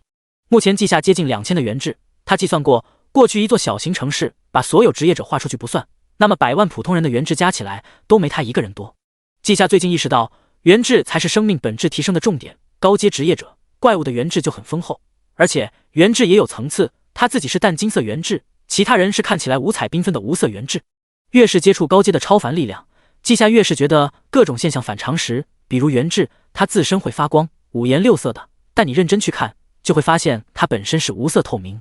到了稷下的淡金色元智，更加了不得，它竟然会对身体产生影响。在稷下的内视之下，他的血液也变成了淡金色，其中有星光点点，看起来还挺好看。稷下严重怀疑，等他再继续提升，会不会和普通人产生生殖隔离？如今去塑造血脉的方法也已经开始普及，未来每个人都有血脉，那么不同血脉的人结合生下的孩子，会是融合血脉，还是只继承强大一方的血脉？哎，真的是越强大，越对世界好奇。以前我也没这么有探索欲，如今却想对每一件未知的事进行了解。这或许就是法师吧。等到将自身感悟全部注入后，稷下降落下来，穹顶的星光洒落，一座透明雕像在光芒中浮现。这雕像并非实体，也不是虚幻，是基石的一种蕴含法则力量的光，能让它显形。接下来，稷下掰着手指算事情，联赛赞助已经送过去了。接下来1个月是各个城市自己比赛，总决赛把前3名送到武学总部后进行最后比试，那已经是10月。红绫前辈已经封印到蓝星冰川，徒弟明天就到星辰岛，爸妈在进行系统的学习。魔女之夜已经靠近内圈，只有8个8阶魔女，一旦清理，真正的魔女之夜就会降临，一个拥有灭城级战力的怪物会出现。浮空城应该可以探索了吧？特殊副本并不少，魔女之夜是综合下来危险性最低的一个，因为魔女们是按照实力分布，还处于一个个魔女结界内，不用担心同时面对多个魔女。而其他副本就不同了，坠落浮空城的大地上遍布魔法守卫，一旦发现入侵者，立马群起而攻之，还有各种逃出法师塔的魔物，也是很凶恶。真正最凶险的，当属巫师们的闭关之地。巫师自带辐射，会将无生命的物体活化，将生命体变异，将正常生命击变。还有的巫师拥有特殊血脉，他们比神奇的命还长，比蟑螂的生存能力更强，说不准某个巫师还活着，所以非必要不探索。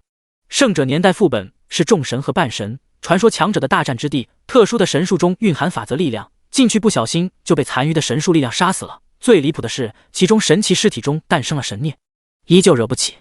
最后就是炎魔之王副本，这个还真可以去试试，尤其是里面的炎魔之王，稷下的内定宠物。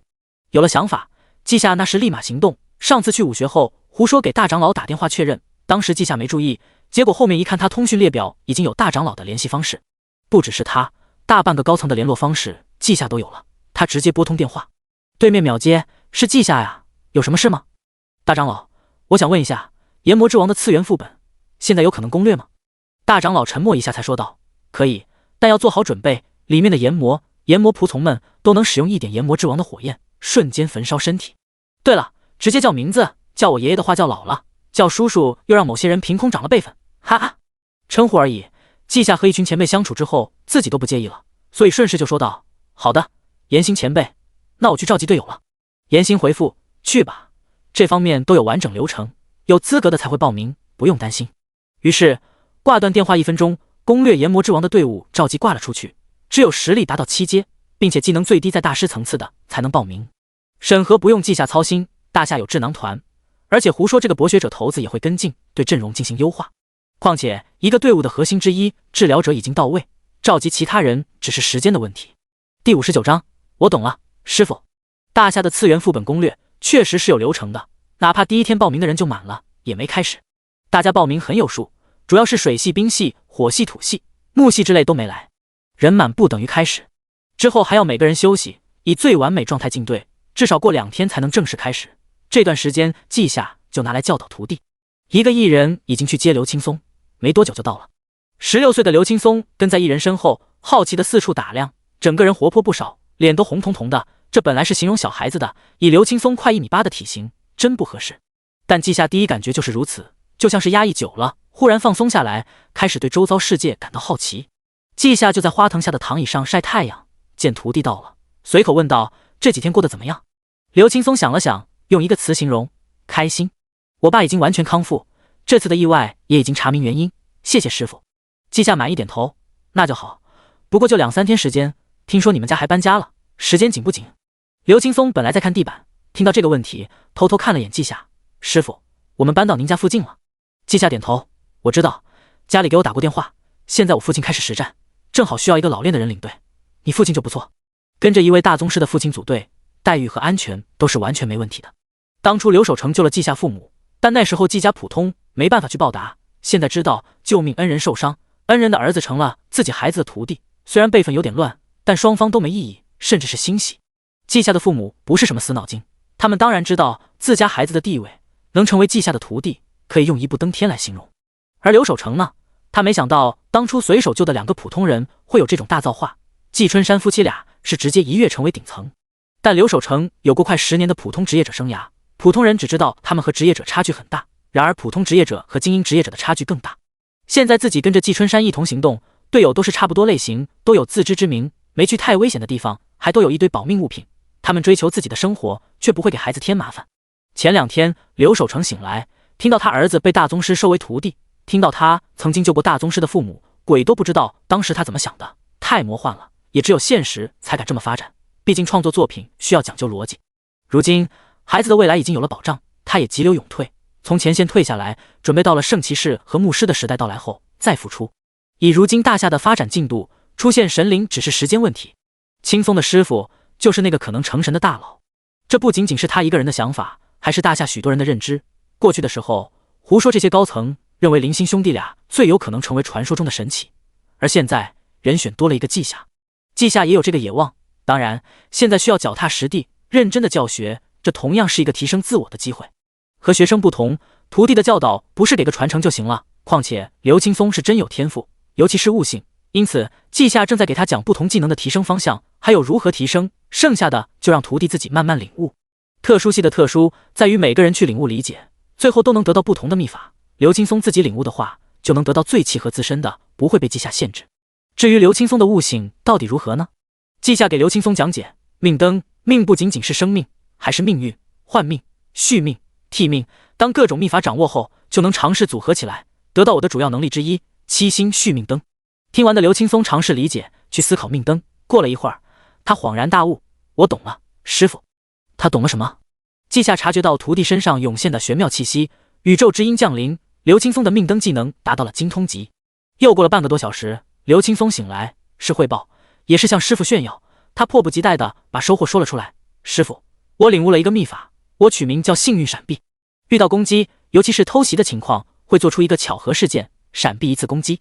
季夏讶然：我还没给你讲心灵感应技能，你这是纯粹的命运类型秘法，效果也不错，看来你非常适合这个职业。我马上就会去一个次元进行攻略任务，你这段时间可以回学校和季风讨论学习，也可以直接看我的心得体会，不懂的问题就发给我，我会解答。刘青松乖巧点头，然后询问：师傅，我什么时候才能参与战斗？季夏直接取出一枚戒指，你现在就可以申请，目前你的治疗术和进化都达到精通级，对付普通怪物不成问题。这是拜师礼，里面有许多星光结晶，你可以直接消耗结晶使用治疗术，7、8阶的伤势都能治疗。刘青松接过戒指，谢谢师傅，我准备回学校和季风师叔一起学习。师叔，季夏忍着笑，没说称呼问题，于情于理，确实该这么称呼。具体怎么叫法，还是让他们自己讨论。希望季风能感受这个惊喜。依旧是一个6亿的艺人送刘青松离开。作为季下的徒弟，刘青松算是圣子之类的身份，在云中艺人族中地位不低。今天季下近距离观察了徒弟，发现刘青松的心性非常的好，虽然兴奋开心，却还是踏实认真的学习，是真正的好苗子。对他，季下很有期待。刚才他就有所收获，知道了不依靠心灵系，也可以单独用命运系做到预警能力。他收徒的做法也果然是对的，能够提升自己。这个方法是他前世给室友补课发现的，给室友讲解中算是温故而知新，查漏补缺，甚至是有某些提问能让他产生灵感。或许知识不适用于2个世界，但经验还是适用。时间过得很快，已经到了攻略开始的日子。季夏早早的通过传送阵前往西区，炎魔之王次元副本就在这边。季夏到了一看，挨个打招呼：胡说前辈、宋云前辈、张哥、武哥，你们来的真早，看来我又是最后一个。胡说精神奕奕，谁不知道你啊？比我们忙多了。今天还是先去了蓝星冰川。季夏点头，毕竟每天也就能用几次7星续命灯，总不能浪费。就是林星不知道又在探索什么地方，大早上来订了一批替身人偶，我抽时间给他做了出来。胡说摇头，他们要做的事情有点多，我也说不准是哪个。对了，宋云妹子你肯定知道，但你们还没合作过。来，自我介绍一下。宋云伸出手和季夏握手后才说道，名字就不说了，咱们这些人基本都知道对方。我是特殊水系专辅，擅长制造水系场地，克制火系。炎魔之王这个次元都是火元素生物，被水系冰系克制，但是次元本身附带规则，压制水系等技能威力，只有制造水系场地才能规避削弱。季夏点头，还是你们考虑的周到。我的进化对付大部分负面效果都有用，但这种来自次元的规则就没办法了。宋云笑道，这还是次元限制太大，竟然只能进5个人，哪怕是10人团，我们也能准备更全面一点。胡说摇头，这没办法，炎魔之王次元根据研究本身就是一个单独位面，其中的主人就是炎魔之王，他对次元有一定掌控，限制外人进入。走，准备一下，咱们进去看看。武云生先给众人套上散发寒气的水盾，宋云展开水之领域，这不是真领域，而是特殊技能。而后季夏进行一系列加持，张天生用火元素召唤物掩盖他们的气息。最后5人进入赤红色传送门，门外一排黑甲战士静静守护，门内张天生召唤大量火元素生命体对付火系元素生物，除了水系外，当然也要算上本系，他们可以无视环境的压制。季夏来到次元内部，第一感受就是铺天盖地的红色，天空是红色，大地也是红色，地面是赤红色，有些看起来就烫脚，还好有水盾，而能够下脚的地面很窄，两边都是流淌的岩浆。宋云的水之领域展开，周围的岩浆迅速凝固，变成黑色岩石。季夏感知了一下外面温度，顿时无语，700多度，离谱，就算7阶职业者也顶多生活在100度中。武哥，这里环境压制大吗？武云生也感知结束，他摇头，不大，我领悟的水有压缩的重水，有灼热的沸水，还有冰寒的玄水，都不会被影响，没2把刷子我也不敢申请过来。这时候汩汩流淌的岩浆中忽然有火焰燃烧，形成一个火焰精灵，武云生随手一道爆裂水剑将其湮灭。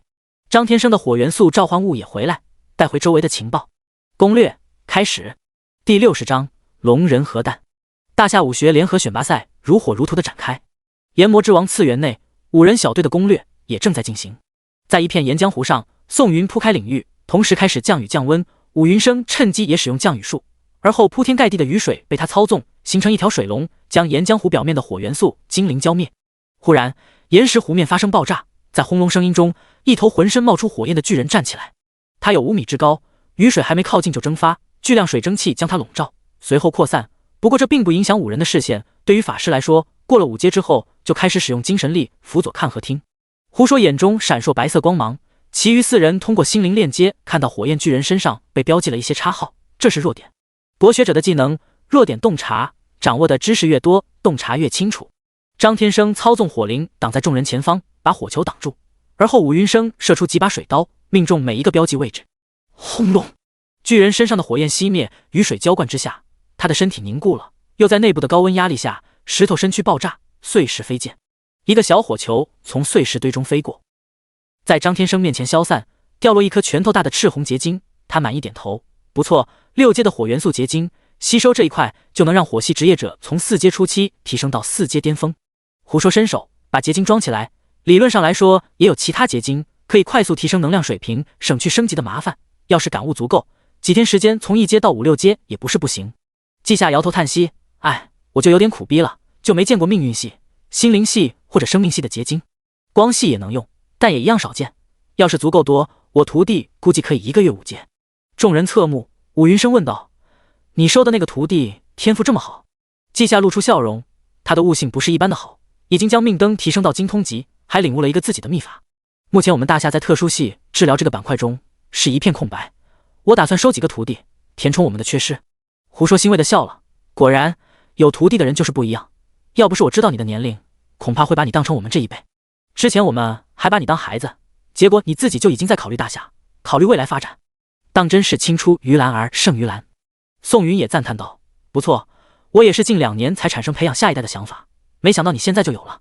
你这个命星法师体系格外强大，在各种场合都能发挥巨大作用，是需要好好培养。”季夏听着也觉得高兴，他解释：“我有一些私心，不过我自己一个人能做的事情有限，所以培养其他接班人不说够用，起码要每座城市一位命星法师，这样也能应对危机情况。”他们这会聊天也是因为本区域清理完毕，休息一会儿再继续。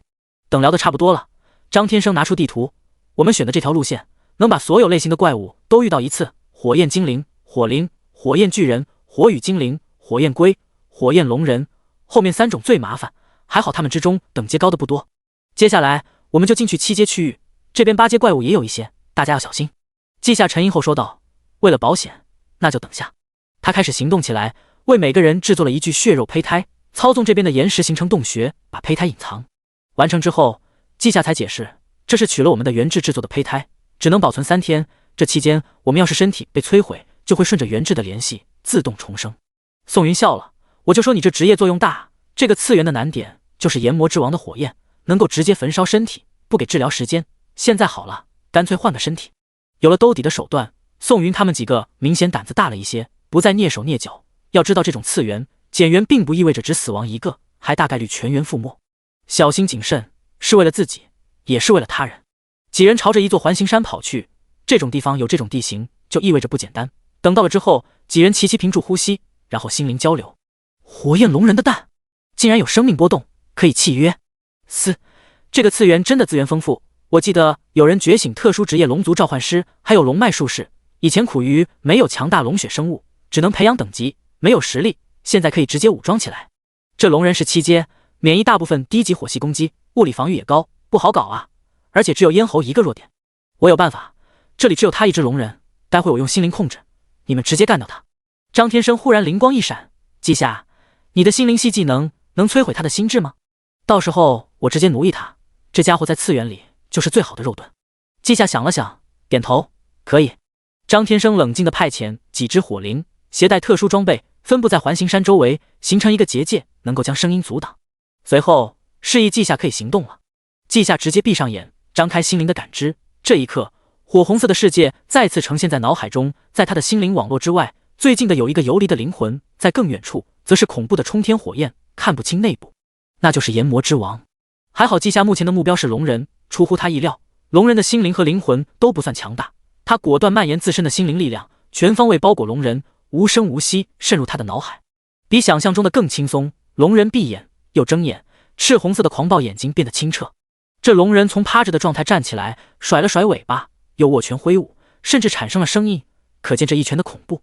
适应之后，季夏的本体也睁开眼，对紧张的几人说道：“他比我想象中的弱，所以直接控制了。张哥，你去奴役他，那些蛋先收起来。”张天生直接跑了过去，交给我，但我也拿着，我有一个特殊装备，能装活物。胡说则开始重新规划，龙人的缺点应该就是灵魂弱小，最强的敌人反而被我们奴役。这么一看，8阶怪物我们都能试试。龙人变弱了。原来就在张天生奴役龙人后，龙人身上的金红色火焰彻底消失，变成赤红色，这代表炎魔之王的力量消退。不过这也算正常，毕竟龙人的主人已经是张天生。张天生走了过来，他摇头失笑：“你们这德性，至于吗？我看了，龙人对于我们最重要的防御能力都还在，这就行了。而且他长期受到炎魔之王力量的眷顾，不怕被特殊火焰焚烧，完美肉盾。”胡说带路，朝着另一处方向走去。他道：“人心不足蛇吞象，这是正常的。走吧，这边有8阶的火焰巨人。老规矩，先封锁岩浆，逼他出来，不然在岩浆里面他就是不死的。”宋云从湖边开始释放领域，黑色岩石一寸寸占领岩浆的领地，还没过一半，忽然间，一个巨大的岩浆弹飞出，朝着5人攻击。然而才飞到一半，大量水蛇缠绕岩浆弹，让其凝固，跌落在岩石上。随后，火焰世界开始下雨，淅淅沥沥中，湖面彻底被封锁。而且这水之领域格外古怪，水流竟然能穿过岩石继续渗透，这让其中的火焰巨人只能破石而出。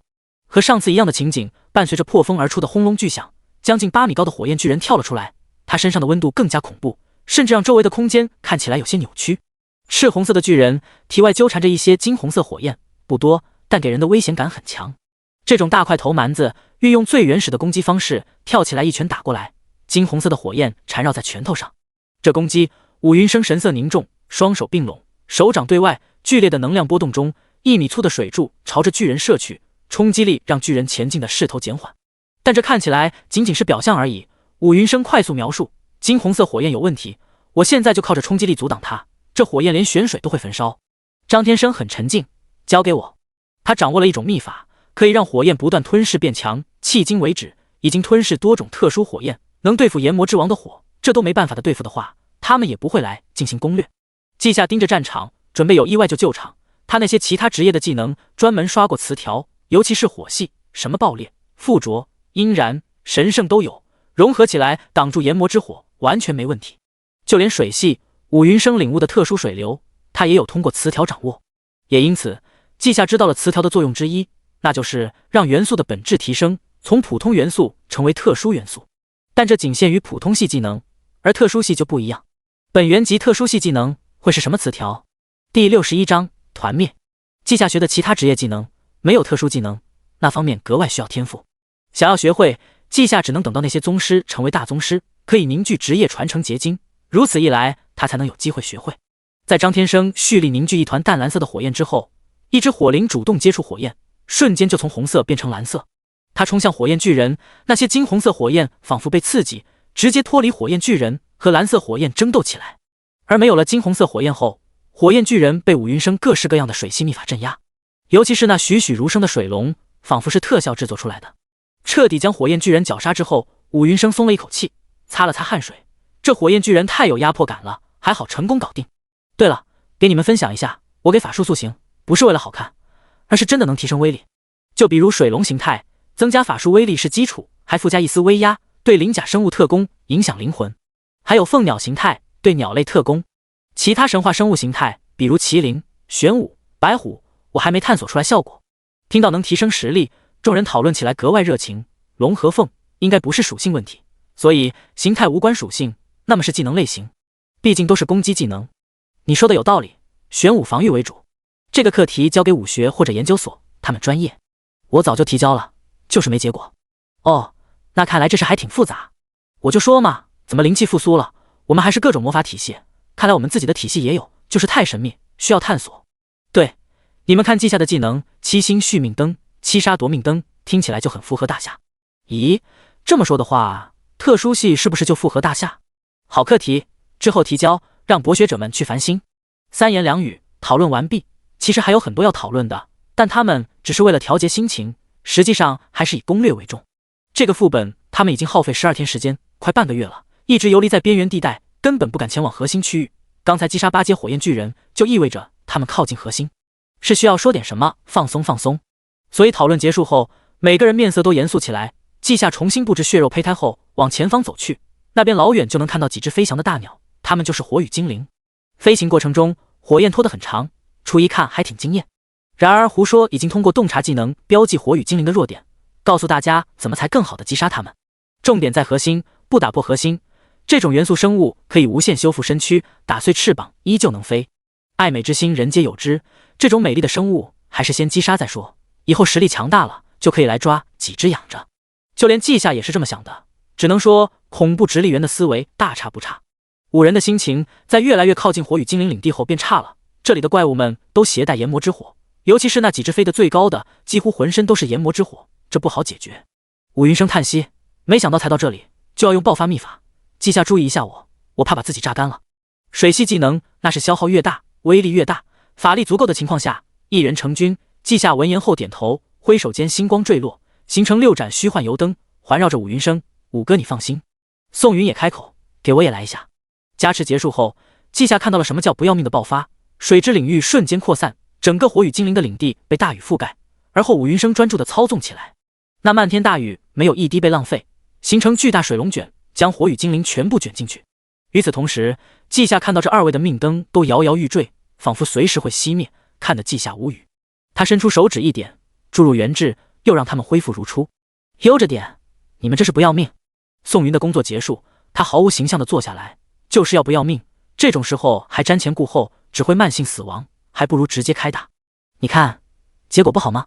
结果很好，火雨精灵的领地内没有一点火焰，只有黑压压的天以及浑浊的水龙卷，地面有石头被卷进去，瞬间粉碎。过了几秒钟，武云生彻底撑不住了，跪倒在地上，都没力气用双手撑地。但众人没动，包括季夏也是盯着两边的岩浆。叽咕，有声音发出，而后一瞬间，岩浆表面凸起又破开，一个3米直径的巨大蛇头出现，喷出大团火焰，将众人笼罩。武云生有被保护，但最虚弱，首当其冲，刹那间身体化作一团火。而后胡说，宋云和张天生都是一样，哪怕龙人挡在前面也没用，只有季夏毫发无损。不过季夏也当机立断，身体化作淡金色光辉，消失在原地。而他们提前布置的洞穴中，血肉胚胎快速蠕动，几人睁开眼，穿戴装备后面面相觑。张天生忍不住吐槽：什么玩意儿？最初的情报出错了，这里面竟然还有其他9阶，不是说炎魔之王是唯一的9阶吗？胡说揉了揉太阳穴，他觉得头痛，麻烦了。我最后解析了一次，那是9阶焚天巨蟒，并非副本生物，而是当初外界进入的凶兽在炎魔之王次元中发生变异，他也使用炎魔之火，恐怕炎魔之王也有什么未知变化。最主要的是，我们一路上都用特殊结界掩盖战斗痕迹，现在焚天巨蟒发现我们，炎魔之王也会知道。季夏好奇询问：可是我们最后不是被他击杀了吗？那么他不会关注我们才对。张天生为季夏解惑：次元之中，所有岩浆其实被连通的，我们的战术会让一些岩浆湖凝固，这巨蟒要是进入岩浆中，就能感应到我们的行踪。这次以为我们死了，下一次再发现我们，他就会起疑心。要知道9阶的怪物智力不会太低，所以我们偷偷攻略的办法很快就不能用。季夏听完又道：那我们暂且退出，拿出样本让其他宗师分析，制作克制的装备物品，再来彻底通关。然而回应季夏的是武云生的苦笑，他拿出符石说道：不行了，你们看，符石的力量被隔绝，这是刚刚检查时发生的。炎魔之王已经发现异常，接下来我们使用符石，至少5分钟启动时间，之后才能送我们离开。这段时间足够怪物们前来。为今之计就是继续，以我和宋云的配合，那焚天巨蟒也能解决，炎魔之王碰一碰吧。只要季夏你能保证我们不死，就算是磨也能磨死炎魔之王。胡说补充，不用太担心，我们攻略副本，外面都有人守着，次元被封锁会被探测到。我猜外面已经有博学者在进行解锁。他猜的没错，确实已经有一批人围绕着传送门进行分析。不可否认，就连有办法保住自己的季夏，在听到这句话后都缓解了紧张情绪。武云生见此，对季夏说道：这种情况我们或多或少都经历过几次，攻略高级次元还是有些危险，不过你放心，接下来你不用跟着我们，只需要制作血肉胚胎即可，反正命灯能远距离给我们治疗。季夏点头，可以。另外，我之前看副本介绍就提示我不要用分身进来，就是考虑到炎魔之王会封锁次元吗？胡说点头，对，这就是我给你留的建议，这种封锁相当于分割成2个世界，你的分身会立马失去联系，还会失去一部分灵魂力。季夏他们换了个地方，重新塑造血肉胚胎，以后4人一同出去。之所以季夏要留下，是因为这里的火焰攻击根本杀不死他，每次还要化作原质转移位置挺麻烦的，那样做大概率暴露安全点，所以还是不要跟随更好。当然还有其他原因，比如季夏就是众人的最后保障，他不出问题基本上就有希望。至于不留下人保护季夏，又不是没有并肩作战过，在魔女之夜次元中，大家已经见识过季夏的能力，要隐藏气息十分简单，把原质伪装即可。没有季夏的生命本质高，根本不可能发现季夏，这时候就反过来了，要是留人保护季夏，那反而是明晃晃的标记季夏的位置。次元很大，季夏一直维持心灵链接，同步感知大家所处的环境还有遭遇的危险，方便他随时治疗。这一回因为知道自己必死，反正是死，所以就没考虑后手，胡说也用出了他参与攻略的最大资本——弱点标记，直接给目标施加一个标记，攻击时能造成更大的伤害。当你找不到敌人的弱点，就自己制造弱点。张天生则是展示自己的另一面，他控制一种特殊火灵，将任何火系攻击吞噬，然后解除召唤，换上新的火灵。法师，也是坦克。阶位体系的强者们几乎都是攻防一体，少有弱点。第62章残缺火系神格。不需要掩盖动静之后，武云生四人爆发出恐怖的战斗力。每到一个地方，宋云展开水之领域，武云生使用水龙卷，招式老套，但好用就行。而遇到了大量8阶怪物，那么张天生就派遣雷火元素在水龙卷里面释放雷电。季夏看到的就是黑云压顶，接天连地的电光水龙卷。这么一套组合拳下去，四人简直神挡杀神，没有怪物能坚持片刻。就是战损也大，如今已经再次过去了7天，他们4人团灭5次。季夏倒是想给他们安排星光分身，然而这几个人使用的法术消耗非常可怕，分身的法力值根本不够，外加他们的独特技能都加入了天赋能力，不是本体，无法完全发挥天赋效果。期间每一次都是遭遇了焚天巨蟒，众人从一开始对巨蟒咬牙切齿，到现在虎视眈眈，因为张天生说了，这焚天巨蟒非常适合当宠物，他也掌握了炎魔之火，而不是炎魔赐予，这就意味着契约焚天巨蟒，那么其主人也能掌握这种特殊火焰，到时候还能让他去交配，后代也是不错的宠物。4人的态度转变，加上怎么也杀不死，让焚天巨蟒最近有点怂了。他总感觉那个奇怪的4人组眼神奇怪，不怀好意，看得他浑身凉飕飕的。这天，他再次通过地下岩浆河流感受到波动，立马游了过去。不过他没出现，而是悄悄观看。那4个怪怪的人在原地收集战利品，毫无防备的样子，就像在等着他喷火。忽然，他看到有个人类看了过来，又转了过去。蛇蛇无语，他明明更强，为什么会被发现？蛇蛇想不通，他大口大口的吞吃岩浆，然后沉入地下。不管了，反正打不死。感知到焚天巨蟒出现又消失，张天生笑了。那条巨蟒不想理我们，走了。胡说也笑起来，要是我遇到这种杀不死的敌人，也会先跑。记下这能力，当真无解。武云生点点头，然后他说道：记下之前过几天就提升一波，最近没提升，我感觉他要憋一波大的。宋云之前没接触过季夏，不评价，但他听了几人聊天，顿时好奇起来，问本人就行了。季夏，你在酝酿吗？季夏本人回答：哦，实力不够，所以压着技能等级，不然领悟不完全，太亏了。等你们谁成为大宗师，我要个特殊系技能研究研究再说。胡说无奈，我突然觉得我牙疼。宋云也无奈，我是不是不应该问的？武云生淡定得很，我大概能猜到。你们想想，他多久就达到如今程度？张天生也觉得还好，自从魔女之夜开始攻略之后，他们这些人每天都在成长，季夏必定是最快的那一小撮人。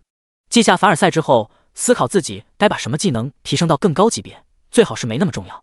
首先命灯涉及命运系，他就没见过其他命运系技能，因此不能现在提升，否则错过了感悟，他能哭死。之后备用血包，他让季夏多了精粹、星河，多了分身之类秘法，是直接强化季夏的底蕴，还让他在血脉上面的强化更加省力。心灵感应这个技能涉及心灵系，捕捉龙人的时候发挥巨大作用，但当时是战斗，所以季夏没有更多的探索，但他知道他可以使用龙人的身体释放龙人的法术，这意味着季夏可以直接体会怪物的技能，从而学会这技能绝不能轻易浪费。接下来是修补术，最初修补的是伤痕，现在直接改造身躯，重新捏一个身体不在话下，后续绝对会进阶成概念性的修补。思考到了这里，季夏已经确定他需要把连接这个技能提升起来，提前掌握法则，接触本源。一步快，步步快。假如他能把一个本系技能提升但本源，就能把光系技能提升到法则，到时候进入星界获取神奇的遗产。季夏相信，就算浪费了连接技能的潜力，但收获只会更大。原本季夏不打算这么做，毕竟他完全可以安心成长，但这次副本的意外让季夏觉得还是走碾压流算了，把当前环境能够遭遇的所有危险考虑进去。只有自己无敌的时候，才能真的安心成长。说个关于治疗者的笑话，把敌人都杀了，不会受伤，就是最好的治疗。同理可得，把一切影响自己发育的危险因子消灭，才能安心发育。在季夏想得很深入的时候，他忽然发现身边的一块符石开始发亮，他的眼睛也顿时一亮，连忙给其他人通知：同志们，有个好消息，符石已经恢复正常啊！禅镜你怎么进来的？季夏将禅镜拉进心灵链接，是破解封印的时候，研究所发现这个副本的 BOSS 已经没了，并且有6个外界生物，于是15天之后，次元之门自动封锁，不是炎魔之王动手。换句话说，炎魔之王已经死了，有一个外界来的生命干掉了他。我能进来，也是因为炎魔之王死亡，他设定的规则失效，5人副本重新变成20人。你们先等等，我大致了解情况了，出去汇报一下。原来刚刚胡说将他收集的信息给了禅镜，他需要立马出去汇报，然后安排后续。禅镜一走，胡说4人连忙来和季夏会合，刚刚记下的位置已经暴露了，他们可以提前回去保护。心灵链接中，几个人都欢快了许多。20人团队啊，太好了！直接让伏魔团进来，布置封印法阵，压制焚天巨蟒的实力。法阵的话，我记得有个龙君法阵吧，可以降雨，改变这里的环境。他们才说了2句，就不得不停下，因为心灵链接频道忽然多出了10多个人。由于这个次元中有一个大宗师治疗者，一个宗师级水系专辅，一个顶级博学者，一个召唤师，一个水系宗师，所以都十分重视，早就安排好了人。现在外边的人能进入，自然是瞬间到位。只是记下有些惊讶于某个人，袁前辈，您怎么来了？袁修之和其他人一起布置阵法，顺带给记下讲解，别忘了我的天赋风调雨顺，搭配龙君阵法，当初我才4阶就能覆盖小半个大夏，如今覆盖整个炎魔之王次元是毫无问题。胡说从对话中知道了来人身份，瞬间惊喜，袁老头，哟，你既然来了，等我，待会儿好好唠嗑。有心灵链接，他们就开始叙旧谈正事2不误，心灵的交流就是一瞬间完成，还不存在传达错误的情况，大大提升效率。不一会儿，记下就看到红色的天空黑了下来，袁修之身上散发白光，雨越来越大。另外一个记下不认识的人一直安静地站着，他笼罩在黑袍底下，一个类似于梯形的符号从他脚下向外蔓延，眨眼间就覆盖了方圆几百米。记下看到特征，恍然大悟，这位就是大夏的顶级封印宗师李子秋，但是他比较社恐，所以从不露面，就算有任务也是穿这种戴兜帽的黑袍。据说是因为他小时候被怪物撕破了脸，一直不敢见人。不过记下眉头一皱，他自己就是治疗者，以这位宗师的实力，过去的白云大师都能帮他复原，为何会拖到现在？记下决定回去再问。现在他看着这批专业人士布置阵法，把一个充满火焰和岩浆的次元变成大雨倾盆的泥泞地方。不一会儿，宋云回来了，他的水之领域在雨天能够100倍扩张。一来就说道：“那条蛇在附近的地下，炎魔之王所在的地方我无法探测，从外表看过去，炎魔之王还在。”记下也发表看法：“我也能感受到炎魔之王的存在，但你们能进来，还有次元的反应，都说明他死了。”胡说若有所思，这种情况比较少见。我懂了，炎魔之王的躯体还在，灵魂消散。张天生，你派个召唤物看看吧。实际上，张天生已经派出会飞的火灵前往，已经快到了。等等，他将火灵的视野共享出来，只见瓢泼大雨中，始终有金红色的一团火焰在燃烧。靠近后，才发现那是红色晶石形成的王冠，上面燃烧烈焰。下方是金红色的岩浆池，也是炎魔之王的身躯，但他一动不动，只有火焰在燃烧。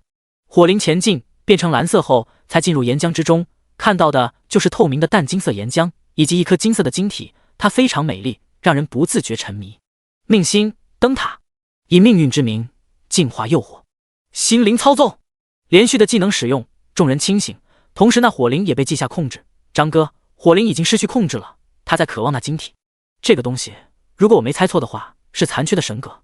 我算是明白了，炎魔之王在次元内想成神，但是失败了，灵魂异常，残留一颗神格。你们火系有福了，这神格不能让人成神，但达到传说级是可以的。谁都能感受到记下这些话中的羡慕，换他们知道后也是羡慕。这什么运气啊！第63章，孩子名字都快想好了。炎魔之王次元，还有一条9阶焚天巨蟒，拥有秒人的能力。也因为他，记下暂时不能离开，尽管现在的记下在见识残缺神格后，迫切的想要回去加点。据露西说，想成神就需要掌握法则，哪怕是最粗浅的也行，不过粗浅的法则只能依靠信仰成为信仰神，然后一点点的提升神格等级，慢慢变强。而法则分为不同的分支，直接掌握一条分支就是下位神，掌握全部是下位神巅峰，全部融合是中位神。必须掌握正反2条法则才能成为上位神。不过这些距离记下太远了。静下心来，记下让火灵溶解在金色岩浆中，众人前往炎魔之王的区域。焚天巨蟒不知出于什么心思，主动探出头，跟随着众人一同前往。张天生好笑地看着巨蟒，我看到神格都想占有，这巨蟒能克制住，还是很有天赋的。他跟上来恐怕有些小心思。我记得早些年我们收获了一件锁龙绳，专门克制龙蛇，待会给他玩个捆绑绳艺。记下。他听懂了，耳朵不干净了，不对，这是心灵交流，所以心灵被污染了。禅境这些老辈子什么话都能接，放心，知道这里情况就带上了，等会你捆好，给我们看看技术有没有长进。远处的焚天巨蟒根本听不到心灵的交流，一如既往的跟着，殊不知这些内心险恶的人类已经商量好了怎么对付他。很快，一群人到了之前看到的岩浆池旁边，张天生惊喜满满，哈哈，这岩浆也是好东西，蕴含的能量超过8阶，应该是9阶，在旁边修炼都能提高效率。要不要让副本和蓝星融合？胡说直接做出决定，地火城建立之初就留了空位，这个次元正好，以后地火城就是火系职业者的修炼圣地了。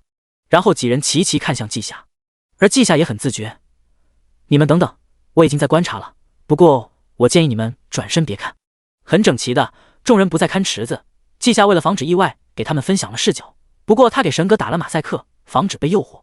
精神力、心灵力量、元素力靠近神格后都会消散。季夏制作一块石板，扔进岩浆里，控制石板把神格拖起来。回到岸上后，季夏取出一个封印盒，不管有没有用，把神格装进去，动作之快，一气呵成，就连季夏本人都没看得很清楚。他也感受到了诱惑以及神格中的波动，所以封印好了之后，季夏松了一口气，好了，可以正常活动。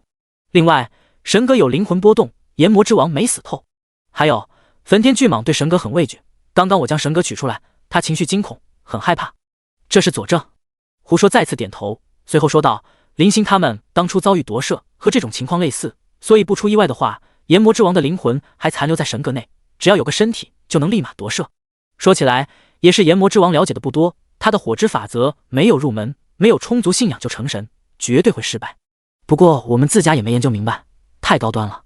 大夏这些最顶尖的人是共享那些高端知识，因为一个人的见识有限，无法解析，只能群策群力，若非不适合普通人看，曾经的大长老甚至想当成教材发不出入。毕竟从小接触这些，岂不是以后更好成长？但结果是相反的，实力不够就接触，反而影响未来的路，悟性好的人都能废掉。这就是知识的诅咒。季夏目前也有一些知识不能看，也就林星灵瑶负责整理，他们俩有蓝星意志眷顾，不会被影响。以前季夏会觉得问题也不大，他就一家点开挂玩家，不在乎，但现在他觉得幸好没去看，幸好大夏的管理者负责任。如今季夏已经知道自己在特殊系的天赋，不加点也能提升，这种自己领悟的感觉真的很美妙，令人着迷。季夏不想让自己失去这种体验。季夏拿着盒子放了神格后，就不能放入储物戒指，甚至盒子也越来越烫。季夏神色莫名地看着盒子，然后放在地上的石头上，再控制石头漂浮。这情况让众人看过来，胡说更是猜到原因，他想夺舍你。这东西算了，虽然有价值，但它算副本 BOSS， 直接灭杀保险一点。你等等，我找灭魂针。不一会儿，他掏出一根20厘米长的黑色长针，闭着眼打开盒子，直接刺下。神格爆发金红色的光，很快就弱下去。紧接着，众人就看到面前的空地上出现一个宝箱，很好，由规则认证，炎魔之王死掉了。死！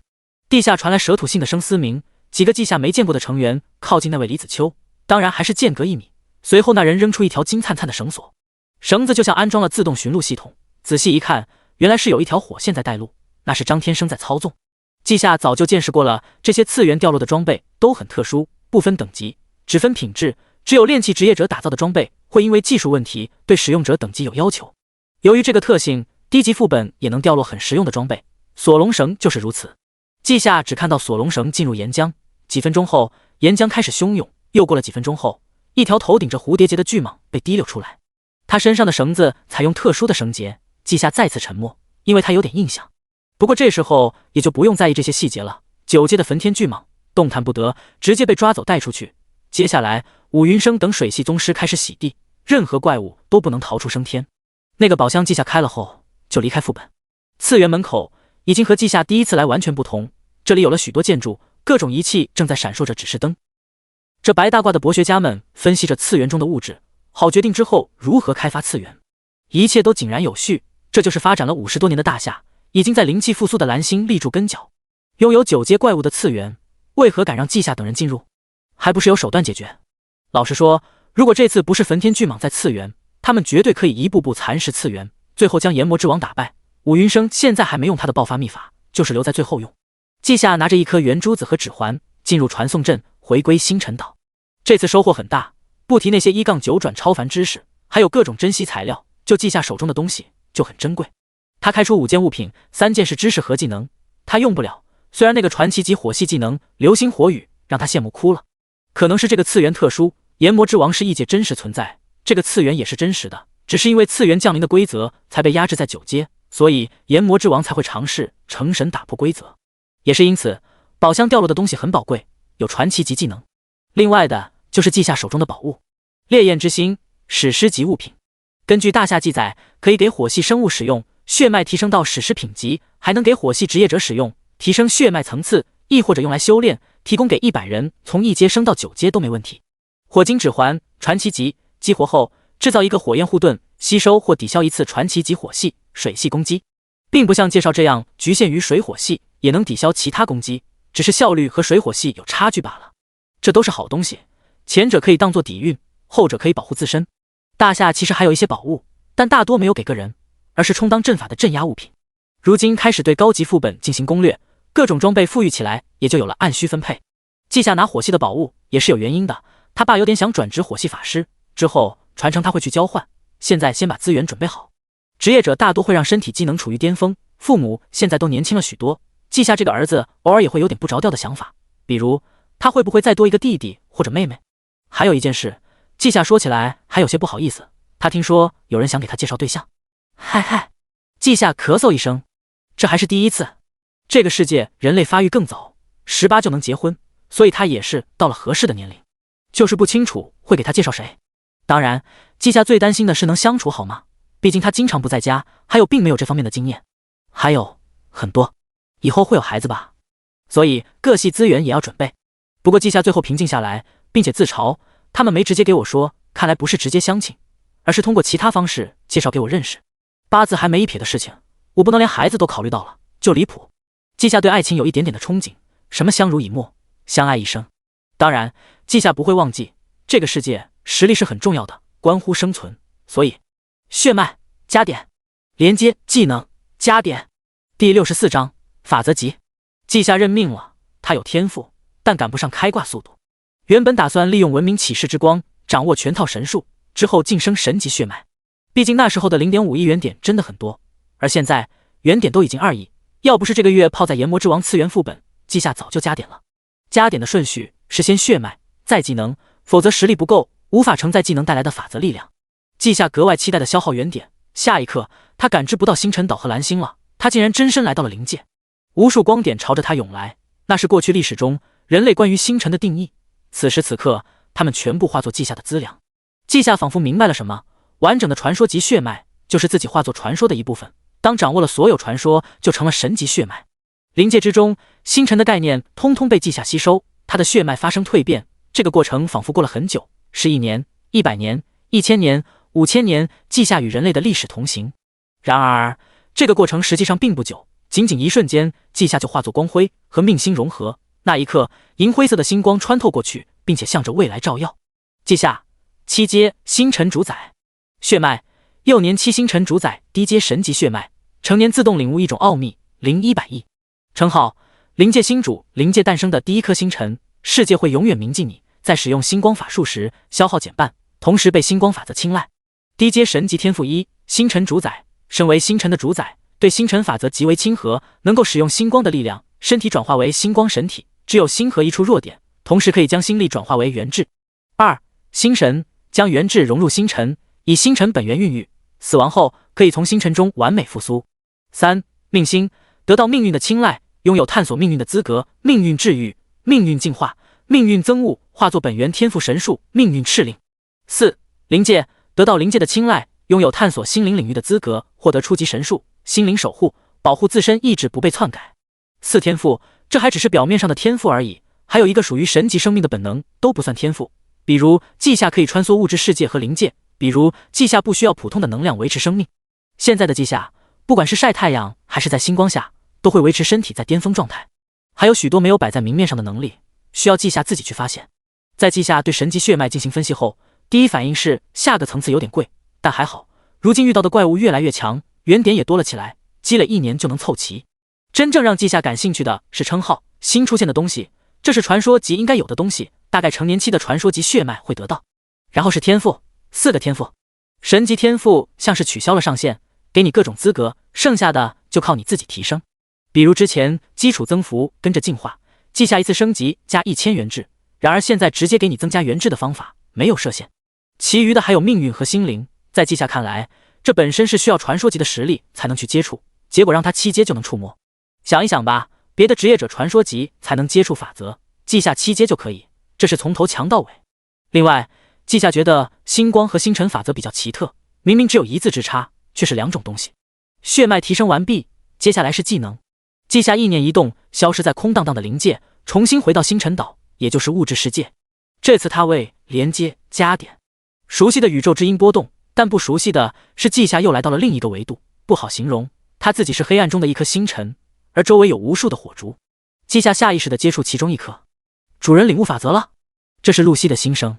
这一刻，稷下才有了明悟，这是心灵世界，光点是所有生命体的心灵之光。仔细看，他们被自身的心灵岛屿保护，只要不离开，就不会出事。但稷下有心灵守护这个初级神术，因此可以在这里自由穿梭。连接这个技能被加到法则级别后，为稷下带来第一个奥秘。同一种法则也有多种分支，这个分支就叫做奥秘。根据法则的不同，奥秘的数量也不同，具体有多少，需要全部明悟才清楚。连接是复合属性技能，包含空间、心灵、增幅法则。目前稷下从连接中得到的奥秘是心灵扩散，可以将一个点扩散成多个点。比如稷下给自己使用风之翼，能够飞翔。本来这个法术不能给别人施加，但稷下可以利用心灵扩散奥秘，将不可能的事情变成可能。这就是法则奥秘。不过稷下也发现面板上的技能有点奇怪。连接已彻底领悟，目前层次1重天，获得一个奥秘。011此技能共36重天，达到极限后失去技能，化为神纹。这证明大宗师境界确实是对技能本身的完全领悟，就像异世界为大宗师定义为完美，之后就是从技能本身拓展出法则奥秘。就是让稷下奇怪，36重天都是属于法则层次吧？加满了就是本源，为何达到极限会失去技能？本源级呢？神纹又是什么？想不通的问题，稷下暂时放下，等到未来接触更多信息后才能解析。现在的原点还能加一次，他干脆继续加到2重天。有意思的是，这次感悟的又是新法则，不再是心灵，效果是从一点到另一点。稷下知道自己形容的很简单，很像瞬移，但还真不是，因为稷下才刚刚领悟，还没完全理解。要他给新奥秘定义，那就是天涯若比邻，亦或者空间桥接，即把不重合的坐标甲和坐标乙连接到一起，达到甲就是达到乙。稷下忽然灵光一闪，连接技能本身和这个空间桥接结合起来似乎很有意思。于是稷下精神力扫描星辰岛，找到星辰所在的位置，按照刚才的想法直接运用奥秘力量，唰，稷下消失，又在浮空岛核心控制室出现，在他旁边小光球星辰还很惊讶的样子。此时此刻稷下一脸欣喜，原来这才是神术，拥有奥秘的参与属于初阶神术。他看向面板中技能的部分，天涯若比邻，初阶神术，可通过心灵定位让目标进行空间位移。011法则级神术，实力不足不可提升，实力达到下位神方可提升。本身仅仅是稷下自己进行空间移动，但结合心灵扩散之后，稷下可以让连接的目标也移动，不过有限制，别人身体强度不够，也没有掌握空间奥秘，就仅仅能1天1次，否则身体会崩溃。稷下就想到了血肉胚胎，身体坏了好像并不是什么大事。只是这么想着，稷下沉默了。为什么感觉我这个体系的技能搭配怪怪的，真血腥。不过这空间系能力真的把保命能力拉满了。另外心灵扩散是个好奥秘，有很多技巧运用，哪怕达不到神术层次，也比原来的秘法更加好用，不过不值得。确实不值得，因为使用奥秘力量消耗极大，直接使用出来也强的有限，只有在形成神术之后才值得一用。就比如天涯若比邻，它目前的范围是整个蓝星，稷下能看到心灵感应到的范围通通可以传送。其实稷下对奥秘神术的了解还是不够，只能去使用，想要开发恐怕还是需要实力，或许不需要神级，但起码也要传奇或者传说。加点外挂还是偏科了，实力一起加上来才好。不过问题不大，血脉提升后修炼会更快，实力提升不算难题，真正的难点在于如何从9阶提升为史诗，这些知识次元副本并不产出。原点消耗的差不多，稷下也停手了，这次提升是比较大，也让他知道什么是法则和奥秘，更让他知道实力才是基石，没实力一切皆休。慢慢来，进入灵界，星神天赋、空间能力都让我保命能力增加，现在需要提升实力，这样才能把那些技能升上去，最后用法则来完善神术。这段时间我就凑原点升血脉，然后多余的原点把其他技能加到法则级，把法则和本身的技能结合，或许有意外惊喜。稷下没有忘记他的血脉，因为他最初的职业和技能更加偏向治疗者方向，可以发展其他方面，但只能拓展宽度广度，而不能提升深度高度。一个各方面擅长的普通人和一个专精一道的神，稷下自然选择后者。或许等到他到了真正的极限之后，才会把其他方面当作兴趣爱好来培养。利用宇宙之音和法则降临的余韵制作一些特殊传承晶石后，季夏前往童话镇，那是灵星兄弟的浮空岛。刚才通过心灵世界看到了许多有趣的东西，当然是要记录下来。那些可能是大夏的朋友，也可能是大夏的敌人。第65章情谊和礼物。童话镇3道人影在云彩中闲聊，主要是林星和林瑶在讲。你一来，我们就知道你达到神级血脉了，只有神级才能感知到这种特殊，那是为你打开了一扇门。有的神级血脉是为你带来恐怖的成长，有的是给几个天赋或者神术，再或者是某个属性的亲和。一般情况下都会在度过成长期后自动领悟奥秘。不过这个成长期看看就得了，动辄几百年几千年，我们进入超凡时代都没100年呢。季夏听着也在观察，他确实看到林星林瑶身上有很独特的力量，神秘无比，他们仿佛和什么连接着，那大概就是时间法则的青睐。提到成年，季夏就问道，有什么方法能让我们提前达到成年期吗？说实话，我不是天生神级血脉，而且已经掌握奥秘，理论上来说我应该已经到了成长期甚至成年期，然而我感觉还在幼年期。林瑶摇头，你还要算实力，神级血脉带来的是全方位蜕变，比如你的寿命起码1000年起步，随着时间流逝，哪怕你整日睡觉，到了时间也能掌握奥秘，拥有成神资格。异界倒是有方法，那就是吞噬另一个成年神级生物，或者吸收世界本源，再或者就是吸收同系的神力结晶、法则结晶。除此之外，就是蕴含法则的宝物。如今蓝星可能存在，就是所在区域危险。巫师世界留下的记载更详细，他们一个多元宇宙也才121种神级血脉，其中只有13种是普通血脉自己提升上去。我们大夏就有我们3位，共2种，很夸张。我们人类的种族天赋就是悟性，到了神级直接蜕变成法则青睐。如今的大夏和林星他们同一个层次的，也就大长老严星几人，但他们太忙了，之后就是季夏。或许季夏本人不觉得，但林星2兄弟已经把季夏当作知己，他们受到蓝星意志青睐，悟性非凡。其他职业者甚至不把他们当人看，不是阴暗想法，而是把他们当作神，是季夏未出现之前的救世主。被捧得太高，自然也就寂寞，整日陪伴的也就各种超凡知识。而现在季夏不仅先他们一步成为大宗师，更是在如今达到神级血脉，而且他们看得清晰，季夏还掌握了多种奥秘。心灵扩散奥秘虽然并非感知型，但季夏的心灵法则造诣被动提升了很多，起码别人不知道的心灵世界他已经来去自如。林星林瑶的心灵波动很丰富，季夏大致看出点意思，尤其是2人格外热情地给他讲解，这让季夏产生奇妙的感觉，他有朋友了。不是说曾经遇到的人不是朋友，而是季夏从最初定下人设的时候就知道自己会提升很快，会遇到很多人，但他们大多是过客。而现在不同，以林星林瑶的天赋，绝对会是一直同藏的朋友。俗话说，以真心换真心，很多人不愿意这么做，就是不确定自己的真心能否换来真心，但季夏不同，他已经确定对方是真心，这时候只要他愿意，就能收获这一份真心。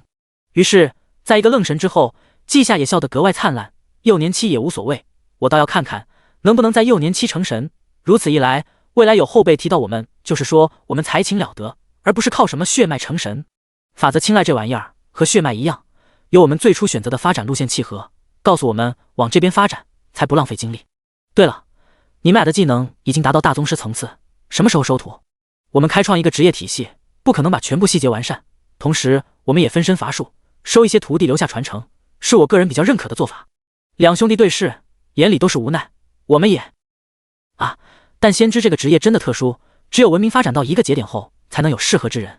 而且先知没什么倾向，文明缺什么我们就学什么，我们职业契合的知识法则、进化法则，而我们的血脉契合时间法则。对了，送你一件东西。2兄弟一人掏出一颗银色晶体，放在季夏面前，淡淡的法则气息附着在上面，他们都是大宗师凝聚的某个特殊技能晶石，炼化后就能使用。季夏好奇的都拿起来，在触碰的那一刻，他内心深处生出一阵渴望，但感受到2人的期待情绪后，特意压制，把感受说出来。外形一样，不愧是你们2兄弟制作的，不过属性不同，这颗是知识或者神秘学属性，这一颗有点奇怪，太复杂，需要你们解惑。林瑶有些郁闷的说道，你猜出来的那个是鉴定术，另一个是洞察术，不过都是我们特有的版本。林星补充，2者一起使用，会形成我们先知独特的技能，真知对你肯定有用，甚至让一位上位神产生贪婪。季夏若有所思，当初你们特意引诱一位神灵夺舍，有的神宁愿永远死亡也不会选择这么做，但他却被吸引，就是因为你们这个真知能力吗？林星对季夏的推理赞赏极了，就是这样。林瑶说起用意，毕竟是神级血脉，那些神器绝对会夺舍你，真知能够保护你的灵魂不被污染，拥有纯净性，这样你就能提前接触神奇知识，还可以跟我们去星界探索。季夏内心有点感动，他们二人不知道自己已经有心灵守护，此前他自己都只给季风凝聚一枚特殊传承水晶球，就是知道涉及特殊技能很难制作成传承结晶。朋友送了这么珍贵的礼物，虽然朋友本身是无常，但季夏讲究一个礼尚往来，他庆幸这次提升到法则层次，从而利用更高级的法则力量凝聚了传承。于是季夏取出2枚银灰色晶体，里面是雀跃燃烧的小火苗。季夏笑意盈盈，那么现在轮到你们来猜测。谁知二人齐齐说道，那就让你见识一下真理法则的威力。说罢，他们双眼变成纯白，对晶体进行解析。只是看着看着，他们就郑重起来。这什么鬼东西？这玩意哪来的？呼吸，二人深呼吸，左手右手紧握，再一次使用能力，一个直径2米的纯白色圆球出现。过了几分钟，他们一起盯着季夏，蓝星意志竟然没换人。法则级，你这个妖孽，我们解析出来了，是空间传送或者瞬移之类的能力。季夏点头，这是特殊系初阶神术，你们学习后估计会退化成空间移动，不过再怎么说也是位移能力，涉及空间法则，不亏的。林星摇头，亏。林瑶点头，亏的是你。不行，我们去把法师之神的神木掘了吧，好给你补偿。法师之神，真是谢谢您嘞。季夏笑着摇头，你们啊，先抽空学习技能吧，我也需要回去学习。不瞒你们说，你们送的东西我很需要，至少我的本能是如此提醒我。哈哈，好，二人都高兴起来，最好没骗我们，赶紧回去吸收传承，结束后我们再联系，一起去星界。季夏点头，使用传送阵离开。哪怕开始修炼，季夏仍旧嘴角上扬，今天是好日子，他的血脉提升，领悟奥秘，交了2个朋友，还得到了需要的技能。伴随着2颗结晶的使用，一个新的技能浮现，季夏总算知道他刚才的感觉为何如此强烈。星界奥秘，神奇凝聚神格，高举神国，化作星辰。星界是星辰的最终归宿，你是星辰之始，亦是星辰之终。当星辰诞生或者终结，你将获取部分知识奥秘。011新技能让季夏的职业更加完善，或者说本来就是完整的，现在更上一层楼，往后有人成神，季夏就能知晓，并且得到一些知识，更透露出一点意思，星界和季夏的未来有关系。他开始期待之后的星界之旅，可能是季夏真的也被某个存在眷顾，在他清闲的时候接到了研究所的电话，大宗师您好，之前您捕获的赤灵雕已经在召唤师协会的帮助下彻底驯服，请问我们将赤灵雕送至何处？季夏想也没想就道，送到星辰岛，谢谢。等到电话挂断，季夏群发信息，来星辰岛，你们的坐骑到了。群发对象父母、弟弟、徒弟张天生，前面4人是亲属，张天生就是战友，也是朋友，虽然有作弊器一般的魅力，但季夏个人认为朋友还是要有往来。张天生是火系召唤师，赤灵雕是天赋不错的火系飞行兽，还能培养繁殖，送给他一对算是核心的礼物。消息发出后出乎意料，季夏以为最忙的张天生最先到，刚出传送阵，他的声音就传出来，季夏老弟啊，什么坐骑？该不会是你之前抓的赤灵雕吧？正是，张哥厉害，料事如神，你得等等，协会那边才送过来。第66章历史的一角，协会送来10对赤灵雕，都是精挑细选的，有召唤师作为专业人士，哪怕季夏从原质角度挑选，也不得不承认这是真的无可挑剔，所以他就让人自己选，就是这些，因为是我捕获的，所以最好的一批在我这里，张哥你自己选吧。张天生就随意指了最近的，他们吧，我带回去繁殖培养。年初全民觉醒之后，我没想到那么多人选择御兽体系，不过我也明白，他们大多是生活系职业，又想战斗，那就只能依靠外力，御兽就是个好选择，就是能够契约的兽类很稀有。季夏笑着摇头，那你可以放松一些，我有些突破，对大夏周边的情况有些了解，不会缺的。通过设备，季夏将脑子里的信息绘制成地图，发给张天生一份。本来他打算直接给林星，结果那会聊的开心给忘了，现在补发也不晚。张天生没立马看，他将一份小册子交给季夏，这是一些培养心得，还有坐骑指南。赤灵雕你应该是给你家人，那就让他们学学，可以更好发挥其战斗力。我刚才打算进一个副本的，没想到去之前还能得到这么一份不错的礼物，谢了，回头再聊。季夏点头，把人送走。都是知根知底的战友，他们有尊崇的地位，同样也很忙碌，经常需要出任务，客套会有，但更加直接，所以说有事那大概率是真有事，因此不用留人。又过了一会儿，季风和刘青松来了，看他们有说有笑，似乎相处的不错。哥，才出传送室，季风就看到季夏，格外大声的喊人，而刘青松到了近处才恭恭敬敬的打招呼，师傅好。季夏都没站起来，随手指着旁边笼子，赤灵雕火系飞行凶兽5-7阶都有，选一只当坐骑吧。季风立马跑过去，近距离围观。每一只赤灵雕都有2米多高，浑身赤红，鲜艳如火，靠近就能感受到灼热气息。它们双目炯炯有神，却并没有攻击性，显然是已经被驯化。2个少年一前一后打量，从第一眼就喜欢上了。怎么挑选他们不会，但他们知道哥哥师傅对自己很好，不会坑他们，所以不用多想，这肯定都不错，随便选即可。哥，我要这只。师傅，我选这一只。季夏抬手，笼子的门锁打开，门也敞开，2只赤灵雕乖乖巧巧地走出来，面对季夏低着头，不敢叫，也不敢飞行。直到季夏说话，跟好你们的主人，保护他们。啾啾啾啾，赤灵雕鸣叫，表示听到了。这一幕看得另外2人惊奇不已，在武学补充了大量知识的他们，怎么会看不出这一幕的神奇呢？不过这是大夏的大宗师，他们距离这个层次还很远，不理解也正常。选择好了坐骑，季风才说道：哥，爸妈他们在重渊保护区进行实战训练，本来打算回来的，结果发现一头落单的3阶不假，所以打算打完再来。季夏点头，行，那就只能让他们自己来选了，我估计晚上就会出发。然后趁着有时间，先看看你们进步了多少，来使用一遍技能。季风熟悉的感觉仿佛回到了曾经的学校，不过还好，他直接从传承中汲取知识，主要是熟练操作，没有大问题，就是小问题一堆。你这个治疗术竟然还要使用法诀，不是抬手就行？熟练度不够，回去练。净化竟然也需要法诀，这不行啊！治疗者很需要预判和微操，瞬间释放才能增加容错率，不然你不可能去开荒，只能对付已知的怪物。你这个7星续命灯怎么有点怪？献祭7轮才能进行1次救治，看来对命灯的理解不足。算了，直接学新版的，把水晶球拿出来，给你换一个。看着这边不断挑错，刘青松一开始有点紧张，但他发现他没有这方面问题，立马放松下来。果然，轮到他的时候，季夏的评价很高，很好，比起我当初也不差。5阶前，我先不干涉你的技能，先自己领悟。等你构建自己的基础血脉后，再给你传承，否则你的血脉达不到最契合的程度。这些星核可以帮助血脉凝聚，你们拿去分吧。讨教完毕的季夏只觉得格外舒爽，有个不操心的徒弟真的安逸，以至于他下午出门的时候都还是神清气爽。在传送门位置录入一串复杂的坐标之后，季夏就到了一片漆黑的地方，周围是一片死寂的黑暗。随后2道黑影逐渐成型，灵星灵瑶从中走出来。星界比较特殊，被永恒的寂静包围，这里的光都会被沉寂，你看到的黑暗不是黑暗，是永眠。走吧，我们去法师之神的神墓，有知识方面的神术就能进入其中。行，先说说禁忌。法师之神名为奈祖，同时还是魔法女神的属神，掌握部分法术魔法的权柄。权柄就是法则和奥秘领悟到一定程度，成为某方面的掌控者之后，就能得到权柄。在他的神墓只能使用神术，否则其他任何法术都会被压制。当然，特殊系是例外，以你的造诣，想必能猜测出原因吧？季夏点头，我猜测特殊系是蓝星自身诞生的超凡体系，只是太残缺，目前只有基础技能。你看我给你们发的蓝星战力分布图吗？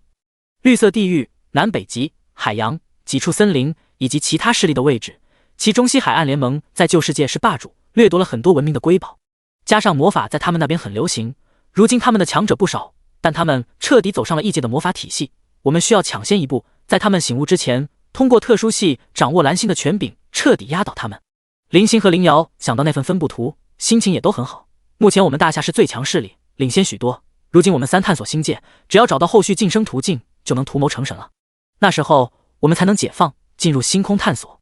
季夏略微诧异，吗？你们果然知道，如果不是领悟心灵奥秘，我都不知道我们大夏还有他们。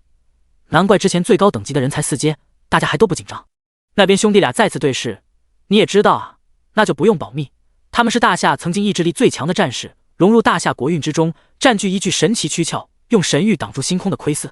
而且，他们说到这里，一个停顿，思考后才继续说道：次元降临，其实是我们主动的设计。季夏精神一振，感觉有大秘密。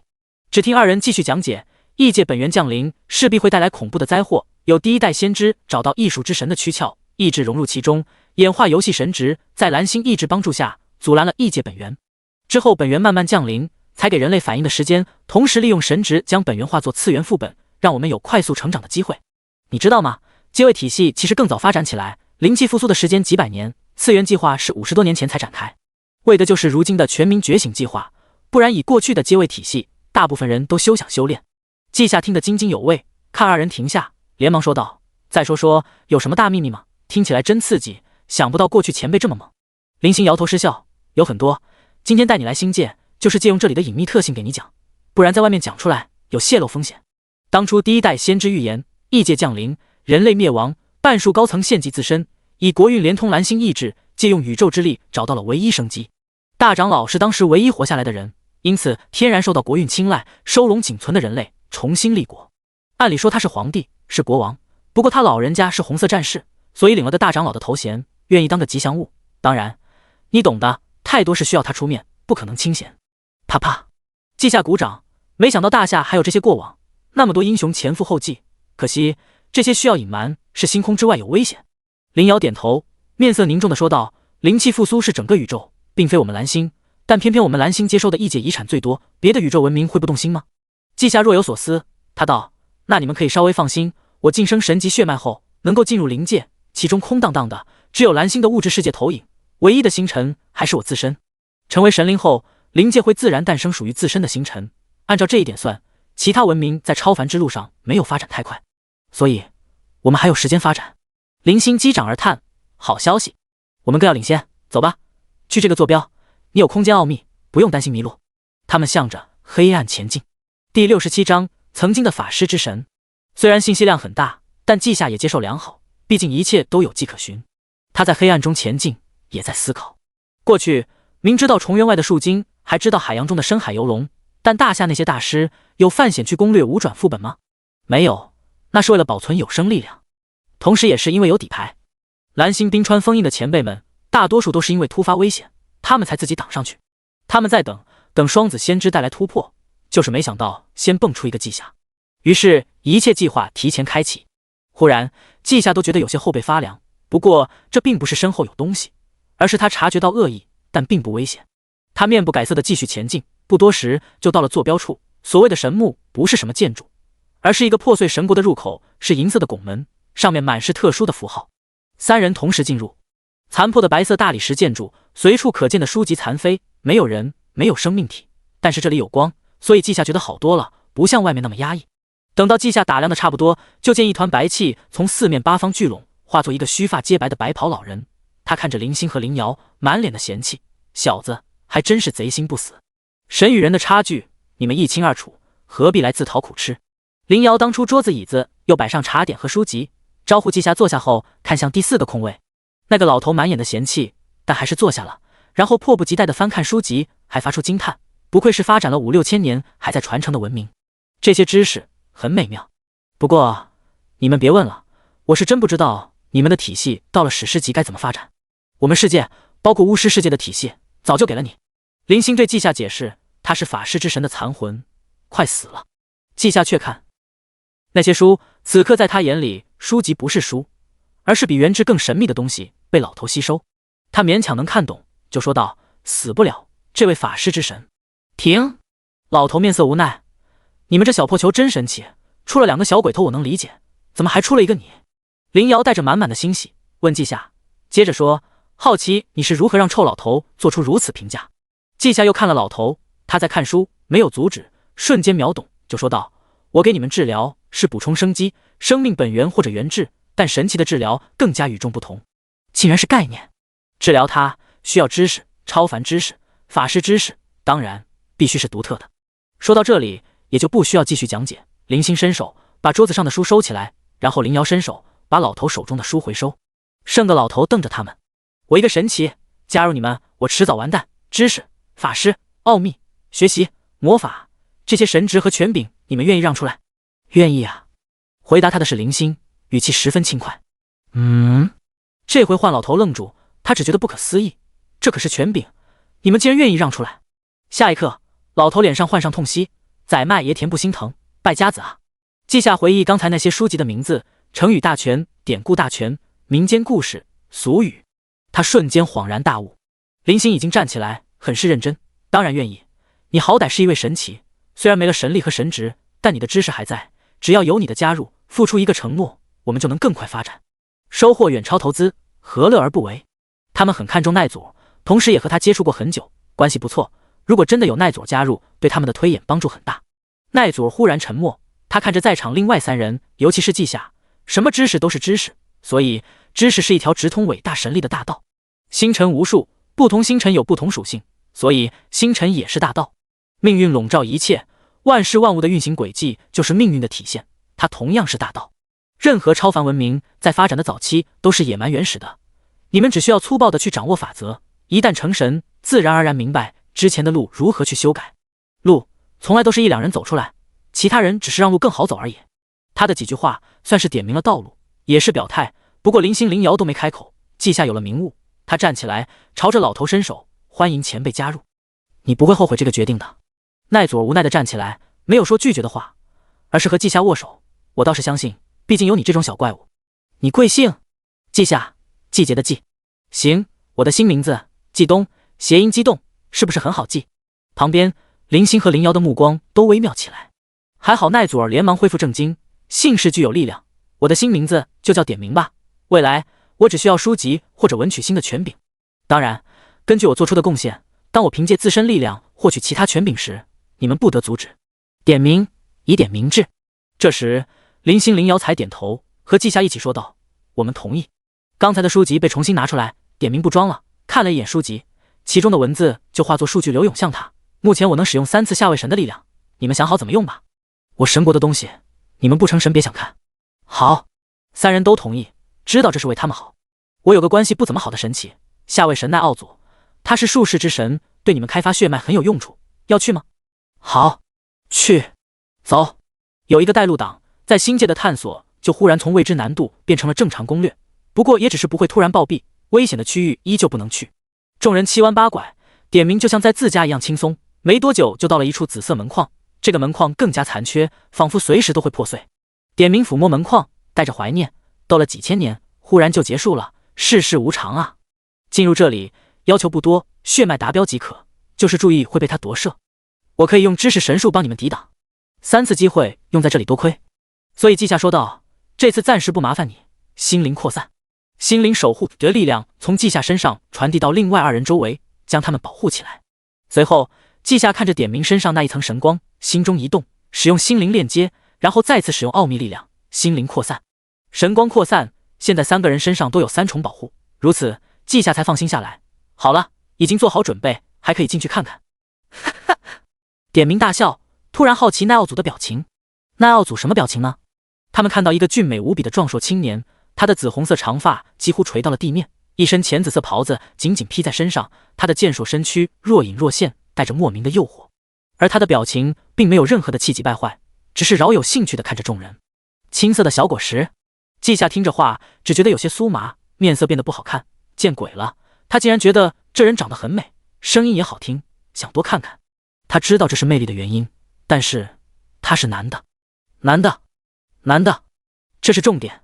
奈奥祖伸手想要接触稷下，点名也伸手刚好挡住，这让奈奥祖觉得可惜，不要被表象迷惑。性别重要吗？神奇已经是另一个层次的生命体，性别只是一念之间。最后几个字是女生，稷下呆呆地看着一个长发大美人对着他笑。还好奥秘力量产生波动，让他清醒过来，以命运之名进化，将影响解除。3人齐齐退后一步，都对这个女人十分忌惮。那女人眉头轻皱，让人产生保护欲。她道：没意思。话落，人影淡化，最终彻底消失。点名此时才开口，看来看不到他的表情，只依靠血脉和信仰，死得很彻底。走吧，打碎神国核心，拿走他的神格，这处神墓就算是没有意义了。他依旧轻车熟路，走进地下，找到一扇门，这里都是紫色，看起来不太舒服。神力在点名指间流淌，画在门上，形成金色的符文。开门术，门开了，并非神术，而是一种很独特的奥秘运用。稷下只觉得长了见识，给他带来启发。就是门后的场景不太美妙，竟然是血肉构成的墙壁和通道，上面还有青色的血管，地面微微起伏，它是活的。此时点名往后一退，后面的你们就能解决，我在外面静候佳音。不用，就像在神国门外一样。稷下依旧叫停，然后7盏红色的灯浮现，七杀夺命灯。红色的诡异油灯猛烈的燃烧，然后熄灭，血肉遭遇仿佛失去了颜色，从鲜红变成暗灰色。呼！稷下换来一阵风，灰尘四处逃逸，只露出一方血池，一颗心脏。第68章合欢宗的术士之神。术士之神是欲望汇聚诞生的神兽，血池是他的血液失去了种族特性，只是纯粹的血脉能量，可以帮助你们血脉成长。心脏，欲望之心。双生子别想要心脏，这东西会废了你们的先知道路，而且你们魅力不够，无法使用它。记下倒是合适，就是要小心欲望、美、诱惑、魅惑等法则会对你敞开怀抱，你也可能会因此沉沦。虽然林星二人对点名的主动介绍很感激，但更多的是对季夏的好奇。林星直接问：“你这能力多少有些超纲了？”季夏面色如常，这不是给新加入的盟友展示一下吗？而且限制不小。如何？点名微笑着抚摸胡子，很厉害，你们世界的独特力量非常不可思议。说起来，你们这个宇宙大得让人难以置信，超凡诞生后，资源几乎无穷无尽，比我们所在的世界更加广阔。灵界、元素世界等还在诞生，我很好奇，你们未来能走多远？按照点名的建议，分好战利品之后，几人离开，重新回到星界。季夏忽然询问：“你知道谁对我有恶意吗？”点名保持微笑，看起来高深莫测，一位有些特殊的神。不用管，严格来说，众神全部陨落，我也陨落。要不是他们俩给我带来书籍，让我改变身份，我也是陨落状态，顶多向术士之神留下幻影。不过你们需要注意，别让外人进入星界，一旦他们产生信仰，诸神就会归来，术士之神除外。他已经被你们破坏，神格都被取走，彻底无法复活。季夏停了下来，语气微妙的询问：“神格？”点名的微笑终于变成了大笑，哈哈哈！心脏内就有他的神格，完整的下位神格。他为季夏解释，欲望有许多种，当初欲望神兽诞生，从中分离出求知欲，那就是我。欲望归属于心灵，发源于心灵，甚至和智慧有所关联。我会为他找一个好归宿，这个归宿就是季夏。而季夏已经重新取出盒子里的心脏，他怎么看都没发现里面有神格，兴许是差距太大。忽然，季夏感觉自己的心跳开始变慢，随后与神心的跳动同步，双方自然而然地建立联系。不等季夏反应过来，心脏竟然化作血流融入季夏体内，他的身体开始发烫。林星灵瑶紧张地看着季夏，同时也用余光盯住老头。那一组究竟怎么回事？老头饶有兴趣地摇头：“我叫点名，虽然我们之间没有契约，但你们清楚，掌握奥秘的人说的每一句话都是契约，尤其是在命运的见证之下，绝对不可违背。”季夏拥有非常夸张的魅力，他被奈奥族选中。我说过，他已经陨落。看到我的瞬间，他清楚不可能有复活机会，因此只想留下传承。神奇，你可以相信，我们作为神奇的操守，哪怕是蜘蛛女皇，卑鄙之神，也并不卑鄙。季夏此时气息不断波动，整体状态是越来越好，确实没有意外发生。林瑶对于点名的话是相信的，根据发掘的信息，他们大致清楚众神的世界，类似于 D&D， 也就是龙与地下城的设定，但又有很多不同，比如神奇。他们强大无比，同时凡俗的欲望已经被他们抛弃，有更高的对于伟大的追求。神奇们达到上位神就是巅峰，能将神国化为一方世界或者开辟世界，等同于创世神。他们的追求已经转变成内在，并不需要外界的信仰，只为踏入传说中的伟大神力。对于他们来说，哪怕自己死了，也要让传承留下，然后由一代代传承者成为伟大。这种追求，一般人是无法去理解。所幸双生子是懂的，他们静静等待季夏的蜕变。魅惑、欲望洞察、散播欲望、狂热。季夏正在接收巨量的传承，本来以他的精神力是不可能处理，但他体内并非物理上的身体内有一颗36面体神格在帮他处理。神格并不对季夏进行改造，只是给他知识，季夏需要就吸收，不需要就算全部舍弃也无所谓。术士就是研究血脉的职业，给了季夏很大的启发。他的神级血脉有巨大潜力，有了传承指导，季夏有信心开发出来。只是他慢慢的发现，这位术士之神的传承多少有些不正经。如果用仙侠世界的说法，他就是不走正道，全是歪门邪道，划分到合欢宗那种。但季夏另一方面也不得不承认，这位很厉害，欲望、魅惑等法则被提升了上限，可以和生命、心灵等法则接洽。这里面涉及的东西更加复杂，季夏是没办法现在就去研究。他还记得自己在何处，所以大致给传承分类后，季夏清醒过来。他知晓外界发生了什么，就对双生子说道：“我没事，确实如同点名所说，这是大好事。从奈奥祖的传承中，我看到一件有意思的事情。我虽然还没掌握命运奥秘，但是我的血脉是星辰和命运属性，还是神级血脉，因此在我面前说话或者做出承诺，最好是认真做到，否则这一辈子别想有所存进。”说着，季夏看向点名，而且对于神奇来说更痛苦，他们会降低对法则的感应，比杀了他们还难受。点名点头赞同说道：“所以我们很少发誓，更不轻易做出承诺。走吧，还有一处神墓，我们有机会得到神格。只有你们都得到传承，知晓神奇，了解神奇，你们才会更加信任我。点明活了很久很久，远超蓝星任何一个文明存在的时间，哪怕在星界沉寂多年，也还保持着一定的智慧。忽然，点明一呆，他摇摇头，让自己清醒一点，瞬间觉得有什么更加清楚。等等，我们离开星界。他的话太过急切，稷下三人在心灵中对话，主要是稷下在说，我能感到他的情绪是真的，非常紧张。我们先离开。好，可以，你回忆自己的浮空岛，产生离开的想法即可。稷下点头，顺带给点明也传输星辰岛的模样。下一刻，四人一同消失，而稷下刚刚回到自己地盘，就立马说道同意。星辰此时才出现在稷下身边，有些迷茫，他还没说，主人就回答了。不过无所谓，他只需要照做。于是传送室启动，两位客人到来。旁边的点明一直站着，眉头紧蹙，仿佛在思考，又仿佛在对抗什么。等到刚才的探险小队到齐，点明才疲惫地睁开双眼，看向稷下他们。唉，先告诉你们，星界是什么地方？那是众神之墓，是星辰最终的归宿。众神世界，星辰是用来代指神奇。神奇死后，沉寂在星界，如果还有信徒，并且形成一定规模，就会让陨落的神奇复活。虽然有缺陷，但终归是复活，可以慢慢弥补。而信徒也消失后，神奇就会陷入真正的永眠。我此前就是如此，在这个阶段，记忆、智慧、创造力等等都会慢慢被磨灭，最终化作纯粹能量，返还世界。这是星界的作用，消化一切，就算是你们这种生者进入其中也一样。所以要少去，起码在记下你没掌握它之前。最佳做法是想办法得到坐标，直接从外界进入，而不是在里面慢慢寻找。总之，少进入。他说完，胸口浮现七彩神光，一颗48面的晶体浮现，它看起来就十分美丽，吸引人的视线，但它并不完美，有许多裂痕。这一次，在场的另外3个人都呆住。神格是法则和权柄的凝聚，神奇死后，神格依旧不会毁灭。巫师世界的巫师得到神格后，无论什么办法都不能奈何神格，点明这颗神格就在毁灭边缘。展示完毕后，点明没有结束，而是看向稷下。我为了让你们信任我，是打算带你们去另一处神墓，但是我竟然不告诉你谁对你有恶意，这真的非常不对，违背我的初衷。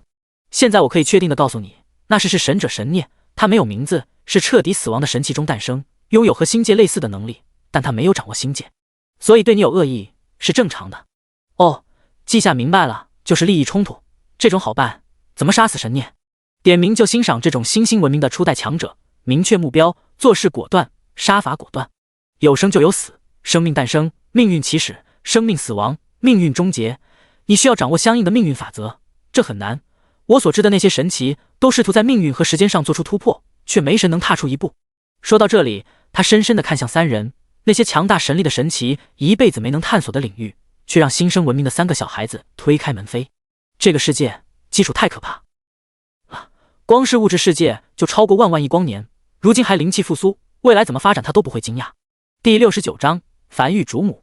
有的人说，就是聪明人才怕死，其实不对，怕死的人不管智商如何都怕死。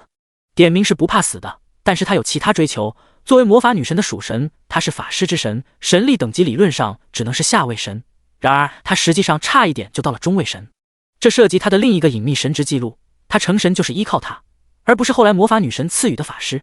术士之神试图从血脉中找到生命法则的道路，他也从记录中找到历史，这是时间的分支。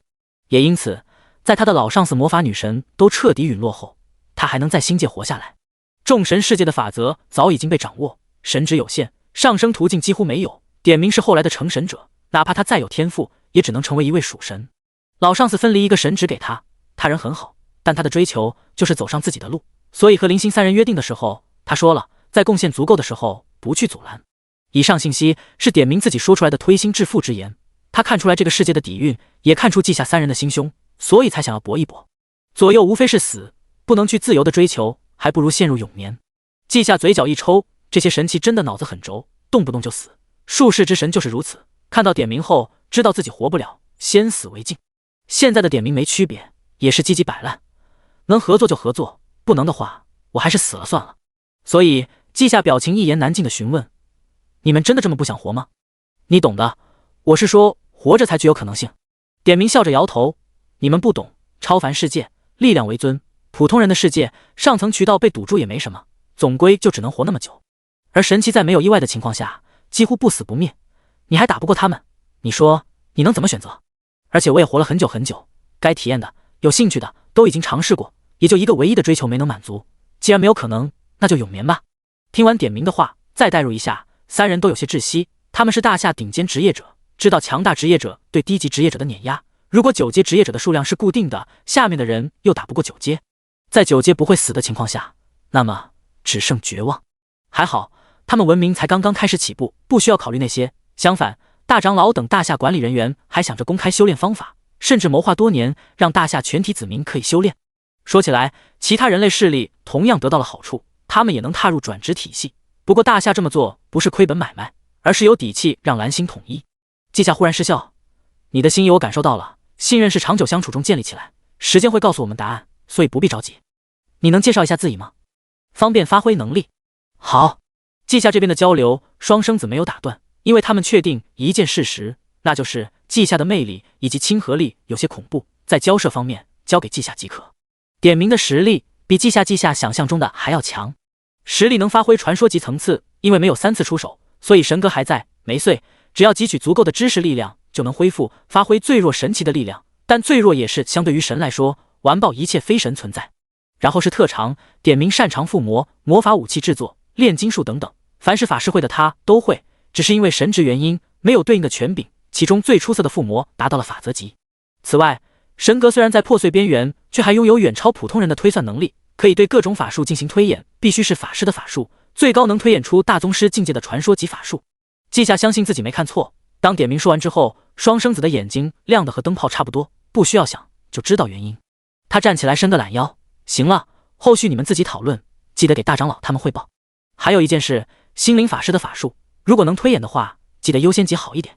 行，还不知道你吗？宅法师一个，不过8阶职业者也有几个，到时候会去尝试攻略8转的魔女结界，你需要派个分身前往。林星在走之前给季夏叮嘱。对了，再多看看关于圣者年代的卷宗。传送阵是空间上的隔绝，因此声音戛然而止，不过也说完了，所以没影响。季夏在听到圣者年代后，就立马意识到林星要做什么，其中和炎魔之王次元一样，都是真实存在的位面，受到规则影响，因此变成次元。里面曾经是有半神存在的，虽然实力仅仅是9转，但想想炎魔之王试图成神打破枷锁，那么本就是半神的存在呢，他们绝对有办法绕过限制。不过季夏这一方有一位点名，让事情变得简单起来。季夏相信大长老等人知道有点名的存在后，绝对会搞定那几个高危次元。季夏觉得很舒服，因为他预感到了之后许多副本不再需要他前往，那么他就有了空闲时间，可以做自己的事。他回想领悟心灵法则时候的看到的场景，意念一动，顿时制造一个分身出现。身为神话级生命体，还是和星辰有关的血脉，季夏的分身如今在蓝星任何一处都不会失联，除非是发生意外。这个分身直接使用传送阵到达绿色地狱之外的前哨站，随后季夏就在原地踏出一步，整个人进入黑暗世界。这里有无数光点，在不同区域密集的簇拥，也能看到一些光点孤零零的自成孤岛，但无一例外，这些单独存在的都更加明亮。如今的蓝星还没有什么生物探索心灵维度，季夏是第一个，加上又获得了术士之神的传承，季夏胆子变大，就想要来试试一件事。他对比势力分布图，锁定神圣联盟的位置，自身无视距离，瞬间进入一片光点之中。伟大的光明神庇护我们。小5岁了，可以学习牧师知识了也。天哪，罗莎夫人风韵犹存啊！该死，这烂透的世道什么时候才能终结？上千心声同时涌入心中，季夏觉得有点难受，他稍微屏蔽一些，然后走出黑暗的心灵世界。不过他出现的位置是一间洁白的卧室，金色神圣，白色纯洁，在神圣联盟最是流行。不过床边的少妇与房间格格不入，因为她穿着一身紫黑色的纱织镂空睡袍，雪白的肌肤若隐若现，甚至因为衣服的颜色衬托得更加白皙。她就是罗莎夫人，在她的内心充斥着巨量亵渎的言论。那群愚蠢的圣骑士连欢愉都不能抵挡，何谈对神的信仰？哈哈，新加入骑士团的小伙可真青涩，我要为母神好好雕琢。联盟有3000牧师，如果能信仰母神该多好啊！这位罗莎是一个邪神信徒，住在教堂不远处的独神者，可见是有些背景的。不过那些都不重要，季夏是来做实验的。他再次进入心灵世界，对着几个虔诚信徒的心灵岛屿一指，淡淡的光辉照亮四周，罗莎的心灵被完全覆盖。而现实中，罗莎忽然跪下，面色苍白。不行，我怎么能有那么亵渎的想法？无神庇护我们，我应该感恩，请伟大的光明神原谅我。身为大骑士的妻子，我竟然信仰邪神。罗莎的心灵和之前完全相左，一个邪神信徒竟然改变信仰，只能说匪夷所思。但季夏一脸的不出所料，果然啊，心灵扩散是可以这么开发，能把好的扩散，也能把坏的扩散。像我之前扩散法术的力量，虽然没错，但也不完全对，因为它本质是心灵系奥秘，自然更适合心灵系。想法被验证后，季夏顺理成章创造出一个新的神术——心灵同化。这个神术，季夏觉得叫它心灵瘟疫更加合适，但是瘟疫往往让人想到不好的东西，而同化可以掩盖神术本质是扩散，还没那么邪恶。最关键的，季夏还明白了另一点，那就是当初领悟的秘法，其实都算是神术的残缺版本。这个心灵同化就是最初心灵灯塔的神术版本。实验结束后，分身化作原质融入星球，而另一个分身重新降临，主要是使用奥秘的消耗太大了，季夏不得不随时更换电池。这一次，季夏直接向着神圣联盟的野外赶路，那边有一团格外明亮的心灵之光，那就是梵域主母，一位邪神。蓝星在复苏之前死亡的生命可不少，如果还是普通世界，自然无事发生，顶多有瘟疫。但超凡到来，大量死亡就会催生邪灵，他们有一定意识和智慧，类似于图腾神，本能的引诱智慧生命去信仰。这些邪神并非真神，容易被信徒的意志改写意识。季夏就在想，他要是让一位邪神的所有信徒都改变想法，能否间接性改变邪神的意志？炎魔之王没弄到手，导致邪神当宠物也不错。第70章天魔手段。就像在星界表现出来的实力，季夏晋升神话级血脉之后，已经没有任何短板，攻击、防御、治疗等全面发展，每一方面都比同阶更强。只是治疗方面属于血脉天赋，又比自身其他方面强，并且季夏未来的路也应该往治疗者方向走，否则会发生冲突。但是这并不意味着季夏就彻底放弃其他的方面，有的东西可以不用，但必须要有，攻击能力就是如此。梵域主母拥有史诗级血脉，实力8、9阶，季夏对付他绰绰有余。除了他是邪神，对付起来无压力之外，还有个原因，这位邪神脉象着实不错。其外形是一头纯白的母鹿，但它又长了很长的脚，是褐色的树枝外表开满粉色的花朵。能力是魅惑，并且让人产生繁衍的欲望。作为没有太强正面作战能力的邪神，他的速度很快，逃命功夫一流。当然，能力也重要。邪神诞生后会掌握一种残缺不全的东西，经过和术士之神的传承对比，那东西类似于权柄，也和神旨很像，达不到生命法则的程度，却很适合季夏研究。所以在季夏看来，梵域主母就是很不错的坐骑以及实验品。在野外赶路一段时间后，季夏越靠近目标越是诧异，他还以为邪神的所在地并不怎么美好，结果他在一片森林中看到方圆1000米的花海。这里的植物非常有特色，不管种类如何，花瓣都是心形和粉色，空气中充斥着甜蜜的芳香，并不腻人。但季夏伸手按住胸口，感受加快的心跳。这梵域主母也和术士之神一样，不走正道，他算是天赐的伪半神吧。只要努力钻研，成为生命之神都是有可能的，哪怕退而求其次，正经的姻缘，生育之神也不差，毕竟关乎名声。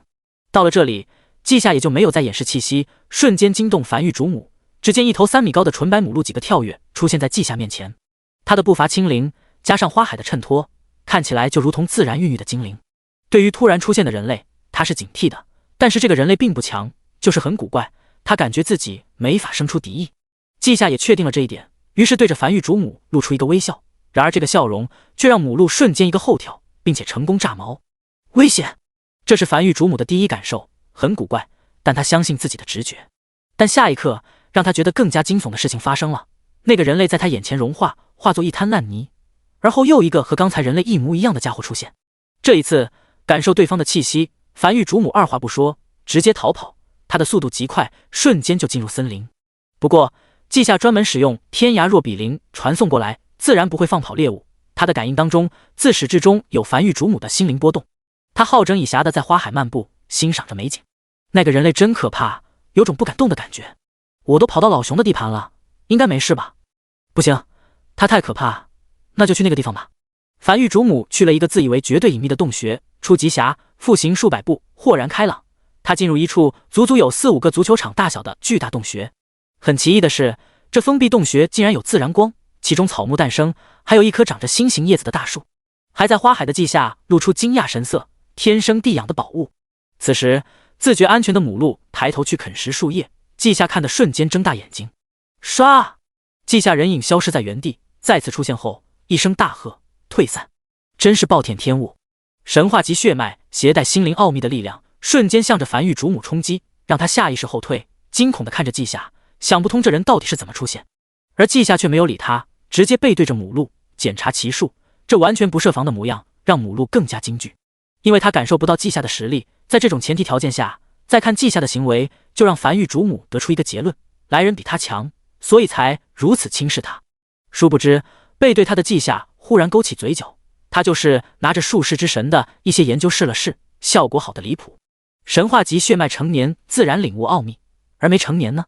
神话级依旧是神话级，并不会因为没成年打折扣，因此可以用特殊方法激活血脉中蕴含的神威。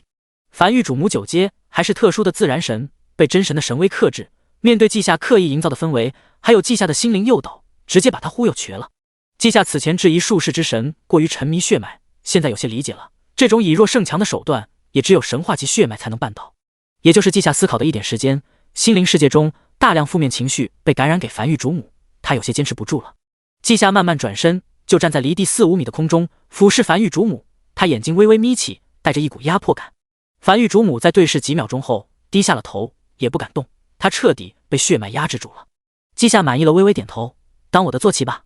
樊玉主母垂着头，似乎在挣扎，实际上稷下感觉他松了一口气，只是想着待价而沽，还有一丝身为神的故作矜持，所以才没有立马答应。你还真以为自己是神？不过9阶的特殊型生命自然灵而已。稷下的口吻中充斥着不在意，或者说轻描淡写，并没有蔑视，却让樊玉主母心都提到了嗓子眼。他认命了，并且在心内中，他觉得成为这个人的坐骑没什么不好的。这个心灵波动被稷下捕捉到，他继续从心灵世界对樊玉主母进行干涉。他的那些信徒和他有一张联系起来的网，稷下就顺着网为每个信徒注入新的想法，从而影响到樊玉主母。可怜的母鹿完全不知道，他从头到尾都处于稷下的陷阱当中，他的想法也不是自己的想法，是稷下通过他的信徒进行诱导。所以母鹿彻底妥协，甚至不敢多想，因为眼前这个人连他想什么都能知道。于是樊玉主母卑微的弯曲前蹄，跪在稷下面前，我愿意成为您的坐骑。冥冥之中，契约诞生。稷下有一点点坏心思，撤销自身所有掩饰，他身上神秘莫测的力量消散，呈现出普普通通的7阶实力。然而诡异的事情发生了，樊玉主母竟然颤抖起来，头埋得更低，这让稷下错愕。他的打算是让母鹿知道自己被骗了，他的主人实际上才7阶，怎么不对劲？稷下直接利用契约去更深层次查看母鹿心灵。窒息，死亡的感觉。怎么会？我不是已经成为主人的坐骑，为什么还要杀我？啊！稷下满头问号，他为什么会觉得我要杀他？稷下意识到自己可能发生了某些变化，他自己不知情。翠没做什么，直接看向樊玉主母，等待他产生后续变化，以此来反推具体情况。瑟瑟发抖、不敢动弹的母鹿很快虚弱起来，他头顶的鹿角上花朵逐渐凋零，这位曾经的邪神正在走向死亡。稷下若有所思，重新将气息掩盖，这是对你过去所作所为的惩戒，从今天起，你要修改你的教义，你是能带来新生命的樊玉主母，而不是单纯的繁衍行为。一个侧重生命，一个侧重欢愉，本质上就不同。母鹿如获新生，压制对稷下的恐惧，连忙叩首，尊敬的主人，我立马就传下神谕。通过心灵世界，稷下听到他确实传达了。随后稷下凭空消失，但是他的话准确无误地通过心灵世界传递给樊玉主母，等你处理完毕信仰问题，就来此地守护其树，这是任务。那棵树会在近期开花，必然引起外界生命探索，有樊玉主母守着，就不必担心损失。已经回到星辰岛的稷下没心思管其他的，而是闭上眼来到灵界，看着属于自己命星周围的阴影，他算是明白了，星界和他很有渊源。上次进入星界，就算是有了联系。这个异世界的众神之木是实体存在，并非次元，宇宙灵气复苏，但各种维度才开始发育，并不健全。如果能吞噬星界，如今的宇宙会更加完善。所以察觉到稷下和星界的关系后，宇宙的意志会帮助稷下掌握星界。现在命星周围的死亡之力是宇宙赐予，为的是让稷下更加契合星界。因为这些力量还没有被稷下彻底掌控，会被动的对周围一切生命进行影响。还好稷下发现的及时，他开心的同时还懊恼，虽然是大好事，但宇宙意识好歹提醒一下。他意念一动，那些死亡之力汇聚，化作一颗漆黑的暗星，缓缓的旋转，向外释放吞噬之力。就叫它冥王星吧，代表死亡。此刻稷下的命运星系内再次诞生新的星辰，距离完整更进一步。现在还差太阳、月亮这些非常重要的星辰，就是稷下不知道如何凝聚。第71章稷下大祭司。太阳这些都和光有关，稷下尝试着给当初的微光技能加点，虽然仅仅是猜测，还不确定是不是，但原点从来是不缺的，并且加点得到的领悟属于自身，哪怕对于验证猜测无用，也不亏。伴随着原点消耗，微光技能开始不断提升，其蕴含的信息被记下知晓，大部分是关于光的治愈力量。光是这些，记下就能得出结论，这次领悟的奥秘会是治疗相关。通过上次给连接加点，记下就十分清楚，在实力不够的情况下，把技能加到法则级，如果自身掌握相关能力，那么就会得到对应奥秘；如果没有掌握，就是完全随机的奥秘，不利于构成体系。甚至领悟的奥秘还很单调，是领悟了，但不够通透，就像小孩子拿着一把大宝剑，用出浑身力气挥舞，确实可以造成杀伤效果，但自己很累，也用得不够精准。接下来，记下需要让小孩子长大，只有作为健壮的成人才能掌握武器。也就思考了一瞬间，记下就彻底沉浸在全新的奥秘之中，光之海洋将它包裹，并且这一次的奥秘并不是心灵或者空间那样隐秘，光就是肆无忌惮的照耀一切黑暗，以星辰岛为核心，带来治愈的暖光朝着整个大厦辐射，所有沐浴在其中的人都被治愈，这从身体到灵魂再到心灵，甚至是本源都被治愈。老李，地火城规划局的一个材料登记员，为人和善，看起来就是个慈祥的小老头，小区的小孩子还会叫他李爷爷，他都亲切的回应。然而无人知道，老李并不老，他才49岁，在职业者之中正值壮年。但是他46岁那一年，地火城中火山爆发，其中被镇压的存在突破封印。身为城防军的统领，当初的老李自觉责无旁贷，顶在最前方，抵御火焰之灵的攻击，甚至不惜燃烧生命。他们撑住了最初的1分钟，众位大师赶来，重新封印星火之灵。老李虽然在治疗大师的治疗下保住性命，却本源枯竭，只能以老态龙钟的普通人面目继续生活下去。事后他被安排在一些清闲但重要的位置当差，如今已经过去了3年多。然而这一天很普通，老李在窗口仰望星空，他总觉得星空很神秘，充满未知，就连旧世界发展出火箭能够离开蓝星，也没对星空有多少了解。新时代后，大夏禁止使用仪器观测星空，从小的生命教育让大夏人不惧作死，但肉眼观察还是可以的。老李在想，天上有北斗7星，还有南斗6星，大宗师的技能就因此而取名，天上还有那么多星星，什么时候会有新的技能呢？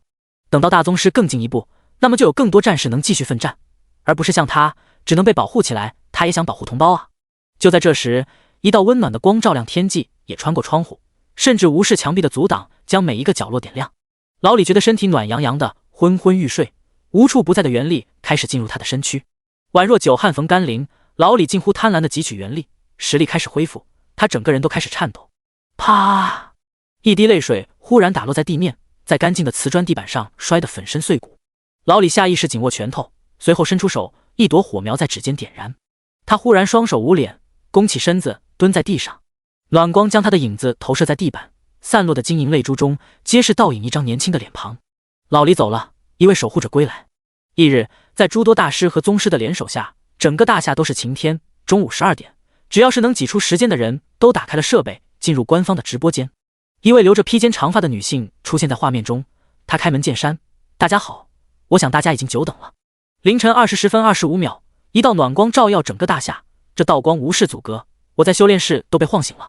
据统计，约12万人原有的旧伤被治愈，甚至一些老者返老还童。我和大家一样好奇发生了什么，所以这才有了今日的一则拜访直播。而我们要拜访的人，就是如今大夏唯一的治疗大宗师。不，原谅我的口误，或许大宗师的称呼需要更新了。说到这里，主持人已经走到传送室，小兵已经获得进入星辰岛的权限，接下来对记下大宗师进行采访。传送阵的光辉亮起，将主持人小兵笼罩。资料室，看着直播的年轻人激动万分，我就知道是大宗师。老李昨夜彻底被治愈后，联系了过去的几位战友，他们曾经也受伤严重，都恢复完全，就超级好奇发生了什么。他们还没猜测，官网就发了一则通知，大夏历79年10月28日12点会对大宗师记下进行拜访，全程将会以直播形式播出。那时候老李这些人就有了猜测，这个时间点的通知外加有治疗作用的光，不是明晃晃的指向记下大宗师吗？伴随着直播界面再次有了画面，观众们的视线随着全景镜头来到了一片花园，一位年轻人带着温和的笑容，端着一杯茶，朝着屏幕前所有人举杯。大家好，我是记下。简单的开场白却让所有人感觉到如沐春风，心灵都被净化。大宗师您好，我是大夏新闻主持人小兵，感谢您为大夏做出的一切。他说完就鞠了一躬。星辰为客人倒茶，记下说道：请坐，放松一些，接下来我为大家慢慢解答。他的话有着奇特的力量，不论是面前的小兵，还是亿万屏幕前的人都平静下来，他们听着这位传奇人物娓娓道来。入门、熟练、精通、掌控、大师、宗师、大宗师、法则、本源，这就是如今大夏对于技能境界的定义，境界不到位都无法提升实力。昨夜我对微光技能有了新的理解，正式达到法则级，领悟关于光之治愈的奥秘，也因此自信了光之法则降临，覆盖整个大夏，治愈之光能抚平伤痛。大家若是看到某个老人家忽然年轻起来，不用奇怪，他们都曾是大夏的守护者，耗尽本源守护我们每一个人。屏幕前严星闭上眼，一脸满足，随后继续处理文件。而童话镇林星林瑶默契对视，哥，他好离谱，爹，我们不能落后，加油加油。图书馆点名面色复杂，他的血脉真的只是低阶神话级吗？契合一切关于治愈的法则，不论属性，几乎接近于治愈概念。血脉是助力，也是枷锁，就像神职也是如此。稷下能走到哪一步？对稷下采访，也就是拜访，还在继续，主要是稷下在说，这些都是凌晨和大长老等人商量好的。大夏的治疗者很少，也大多是转职体系，无法对一些伤势进行治疗。另外，治疗者体系繁多，技能效果不一。如今我作为治疗者协会会长，决定做一些改革。稷下才知道自己还是个会长。改革很简单：一、治疗者采用新的头衔制度，设置不同的考核标准，分为见习治疗者、正式治疗者、大师、宗师、大宗师、大祭司。二、与头衔对应的福利制度不再像过去一样，只要是个治疗者都高人一等。三、治疗者协会开设课堂，医务人员可以前来学习，并且有适合医生职业的新法术，只要学会就将其正式纳入治疗者这个定义中。这就是最主要的，还有其他旁枝末节，这多亏了点名，他直接拿出现成的知识，为大夏解决了治疗者稀缺的问题。要知道，医生并不少，等到他们成长起来，未来能保证组队都能有个治疗。正是因为治疗者会很多，才有了考核分级，还会颁发专属职业服装、荣誉徽章，都是特殊装备，有一定加成，同时更是身份象征。几乎是才宣布改革，各行各业就开始配合，比如从大师级治疗者开始，都能免费获取一套房，还有城市落户福利等等。其实这个分级，稷下是有意见的，为什么他的等级叫做大祭司？他又不负责祭祀活动。不过林星也说了，因为稷下的能力，以后盛大节日都会举行庆典，稷下到时候需要出场进行全国范围的治疗，也就是使用蕴含光之治愈奥秘的治愈之光。这个神术的范围很夸张，能够覆盖整个大夏，所以才会这么安排，不会对稷下造成负担。另外也有个惊人好处，那就是信仰。现在大夏高层都默认稷下会第一个成神，那么信仰方面，稷下虽然不需要，但还是要给予资源倾斜，万一稷下成神不成功，还能通过信仰继续成神，不至于失败死亡。大家都为自己考虑，稷下也不会不识好歹，欣然接受。当拜访结束，主持人离开，稷下依旧在院子里喝茶。他在想，希望那些治疗者了解考核标准后不会骂他，哈哈哈。第72章成神的条件。光之治愈奥秘让稷下的治疗手段再次提升，但这并不是稷下此次最大收获。灵界、命星之外已经有一片光点，他们都是星辰虚影，为稷下带来指引。只要稷下下一次领悟光之预言或者任何命运奥秘，都能让指引具体化，这也是指引的一部分。同时稷下也知道了法则潜力这个东西，像常规的金木水火土光暗风雷法则，任何一条全部领悟都能达到中位神，领悟相邻或者相反的法则就能顺利进阶上位神。这种上位神实力中规中矩，算是标准。而时间、空间、命运等法则，仅仅是领悟其中大半奥秘就能成为中位神，之后不需要去研究其他法则，继续深耕，彻底领悟后就能成为上位神，而且还是特殊的大圆满上位神，比普通的更强，甚至还有机会通过法则接触规则，踏足伟大。突然知道这么多来源于光之法则的特殊性，那就是概念光通常有希望、信息、未来等象征意义。宇宙灵气复苏，灵界无人掌控，权柄分散，稷下一个才接触光之法则的人都能得到法则的主动灌输，这些知识都是宇宙的赐予。甚至因为如今宇宙底蕴太过恐怖，衍生出众神世界都没有的新道路，常见的法则哪怕不领悟相邻相对的法则，只要掌握它延伸出来的象征概念，也能成为上位神。如果之后再继续按照传统方法去掌握，那么本宇宙的上位神比众神世界的上位神更强，这是世界底蕴对超凡力量的影响。知道这么多，稷下的野心也越来越膨胀，这可是一块还没被燃脂的大蛋糕，作为先行者，他只要领先就能一口吃掉大半块，不说点名等众神追求的伟大，至少上位神绰绰有余。稷下平复心情，他认真地思索起来，光之治愈奥秘，术士之神的传承中，众神世界内，不论是光明神还是黑暗神，又或许是大地之神、水神，甚至是死神的死亡法则，都有治愈的一面。我能感觉到，领悟光系的光线、光速、灼烧，甚至进化奥秘，都对我提升不大，唯独光之治愈很重要。我是否应该也收集一些不同系的治愈技能，专门领悟各种治愈奥秘？想到此处，季夏愣了，他身上产生一股玄奥的气息，他掌握很久的天赋法术命运治愈，其符文在此刻释放银灰色的光芒，从体内飞出，进入灵界，化作一颗全新星辰，停留在命星附近。这颗星辰最初只有虚影，和周围散落的光点差不多，而后光之治愈奥秘融入其中，虚影凝实，释放出暖黄光辉。概念神术、治疗术，拥有完整基础符文的概念神术无级别，随着更多治愈奥秘融入，神术会越来越完善，最终成为蕴含治疗本源的概念神术，任何伤势都能治疗。仔细的去研究这段信息，季夏彻底有了明悟：治疗者，治疗，所以治疗才是我的本源，也是我血脉的方向。我有3个天赋法术，所以还有对应的概念进化、概念厌气。同理，我达到神级血脉后，多出来的心灵守护，加入其他方面的奥秘，也能成为概念守护。季夏想通了之后，只觉得不可思议，这就是风口吗？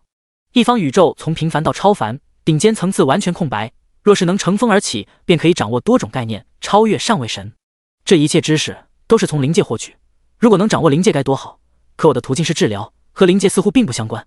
季夏心知，他的首要任务是将自己的本源途径掌控，之后时间足够、条件满足的情况下，可以利用加点把灵界之类掌握。但是宇宙这么大，智慧生命无穷无尽，他能够得到启示，其他生命体呢？所以等到他掌握本源后，说不定灵界已经有主。因此季夏必须分清主次，不能贪多，否则就成了掰玉米的猴子，最后什么也没得到。整理好了心情，调整了心态，季夏接触全新治疗星辰，体悟其作用。融入光系治愈奥秘后，治疗术提升了范围，轻松覆盖一城，全力覆盖一国，并且这是一个概念神术，因此它可以为所有光系存在进行治疗，比如光元素精灵、光系的傀儡、光系的幻境、光系的阵法、光系的装备。当然还是对光系的生命体治疗效果最好，不管维持它们存在的是生命力还是石油还是法力，都算在治疗范围。对无生命的物体治疗效果一般，需要季夏继续为治疗术融入奥秘。可即便如此，季夏也是感觉到匪夷所思，忍不住感叹，这就是概念性的神术吗？治疗真就是一个概念。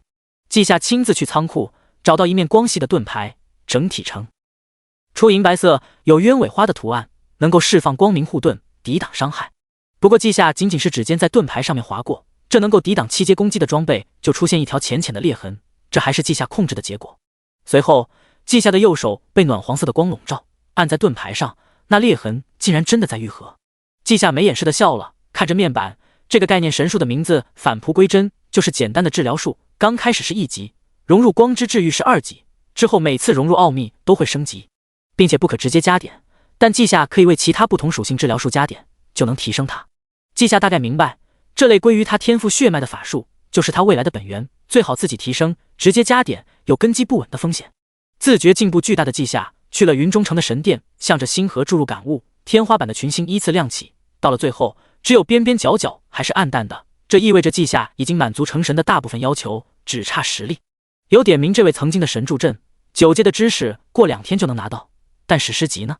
生命的进化在基础阶段都是一个流程，那就是强化提升身体和精神，都达标之后再研究其他，所以异世界的体系也能用。但9阶之后的史诗就不是基础，而是对于自身本质的进化，必须根据本世界来调整。本宇宙还没有相关方法，如果能创造方法，说不定会得到宇宙的眷顾，还有奖励。不过就连点名这个异界的神也不推荐直接创造方法去晋升，而是建议先领悟诸多奥秘，直接大力出奇迹，成神了再反推。而这种成神条件是这样的：凝聚一个神职，掌握一个权柄，领悟权柄对应的奥秘，拥有足够的积累。4个之中，季夏只有最后一个达标，他的元智在每天坚持炼化星辰之力下已经破万，并且还会继续增长，已经比肩一些真正神奇。4个条件，季夏根据自身条件从难到易排序，奥秘领悟的足够，就能自然而然地得到权柄。又因为这事才诞生超凡的宇宙，所以神职没有现成的，需要自己收集概念去创造。因此想要大力出奇迹，也不是一般人能做到。林星他们俩都需要足够时间去领悟。季夏依靠加点，虽然前期省去很多功夫，但后期还是要考验自身悟性。不过还好，季夏喃喃自语，他在暴乱森林的分身收服了梵域主母，这位自然诞生的邪神属于自然灵，有他纠正道路，已经在尝试凝聚生育或者姻缘神职。这就是稷下的实验，做起只是顺带的，用来观察才是主要目的。神职这玩意儿太过陌生，既然摸着石头过河容易落水，那么就先看别人趟过去。不过母鹿说过，暴乱森林还有大地暴熊、沼泽毒蛇、酸叶飞龙，这些家伙都是自然灵，得找个机会全抓了，用来做对照组实验。甚至蓝星上还有其他自然灵，都是宝贵的材料，得找个机会收服，不然未来都是隐患。但最近应该没时间了。昨夜他们讨论了许多事，其中一件就是异界本源最近波动得很厉害，游戏之神已经挡不住，他们即将坠落蓝星，这将会是规模最大的一场本源降临。过去时代这种情况也有发生，当初古明去解决的那个次元就是突然降临。这次有了提前预告，所有大夏高级战力都停止不重要的任务，安静等待，就等着这次的未知危机。昨夜治愈之光让许多老兵都恢复，今天就收到召回通知，这也算稷下做了件大好事，让大夏的有生力量恢复，增加抗风险能力。稷下就抽空拿到8阶超凡知识，给自己提升1阶。他觉得自己9阶后绝对会怀念这种随便提升的感觉。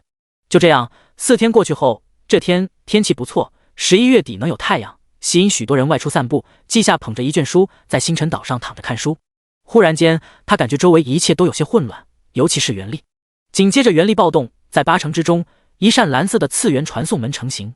第73章大斧带电。刚刚成型的次元副本，它的传送门没有任何封锁，一股气势从中扩散。8城暴动的元力都安静了一瞬间，所有普通职业者都感受到沉重压力，有些喘不过气。稷下已经消失在原地，传送到次元副本门口。与此同时，心灵力量释放，覆盖8城，将每一个人链接。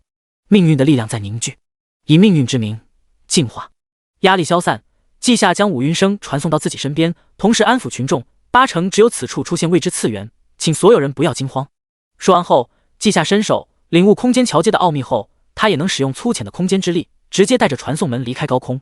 他也在开口给武云生解释，这个次元放在这里还是很危险的，我先把它弄到城外，有什么怪物出来你就解决它。武云生点头，盯着次元之门，没问题。掌握空间之力还是很方便的，过去大夏迁移次元之门很麻烦，要先封印，而现在稷下单手就能操作。甚至他还在使用心灵同化，将冷静情绪传递给8城的人，让他们不会太紧张。同时在心灵世界，整个8城的情绪也向外扩散。虽然稷下还不能对全国进行心灵链接支援，却可以让人冷静。在如今情况下，冷静下来，各司其职，就能将危险降低到最低。严兴和胡说等人正在大夏守护阵法中心对各地进行观测，一旦哪里支撑不住，立马去支援。不过他们很快发现，这一次的情况非同一般的好，和前几次的慌乱完全不同。要知道，这种慌乱并非低阶职业者本身能够控制，而是高阶怪物带来的压迫，所以提前演练都没用。但随着总频道的信息被他看到，也就了解了原委。那是稷下的发言：诸位，我有心灵奥秘，会让整个大夏民众冷静下来，你们安心布置就行，没人添乱。胡说，收到。然后又是稷下的发言：需要支援给我说，确定人员我可以帮忙传送过去，但是每个人一天只能1次。古明，你是帮了大忙啊，我都提前给传送阵用了稳固附魔，结果元力波动太厉害，还是不能用。阳光，这就是有大斧的好处吗？大祭司，把我传送到重元边界，那边出现一个新副本。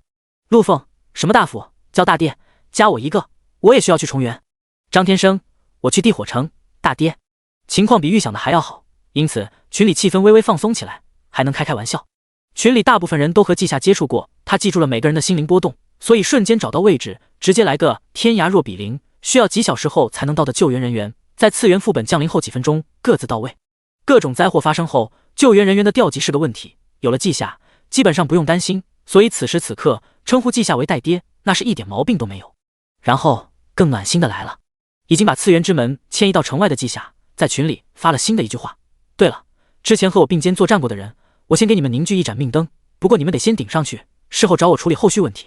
古之灵，你这么说我可就不困了，我现在正愁这个次元的怪物是什么底细，但它太怪了，我不敢动手。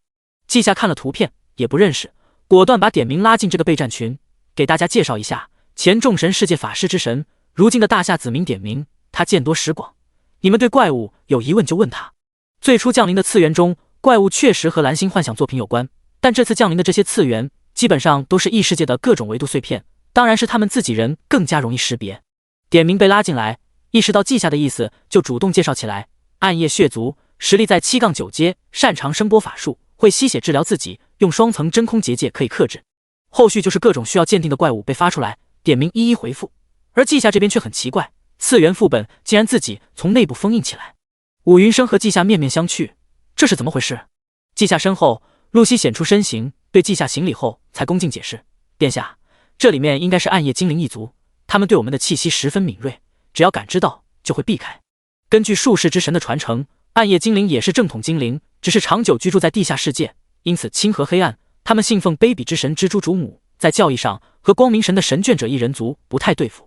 当然，仅仅是看不顺眼的程度，实际上异人族也认为在地下世界不能太光明正大。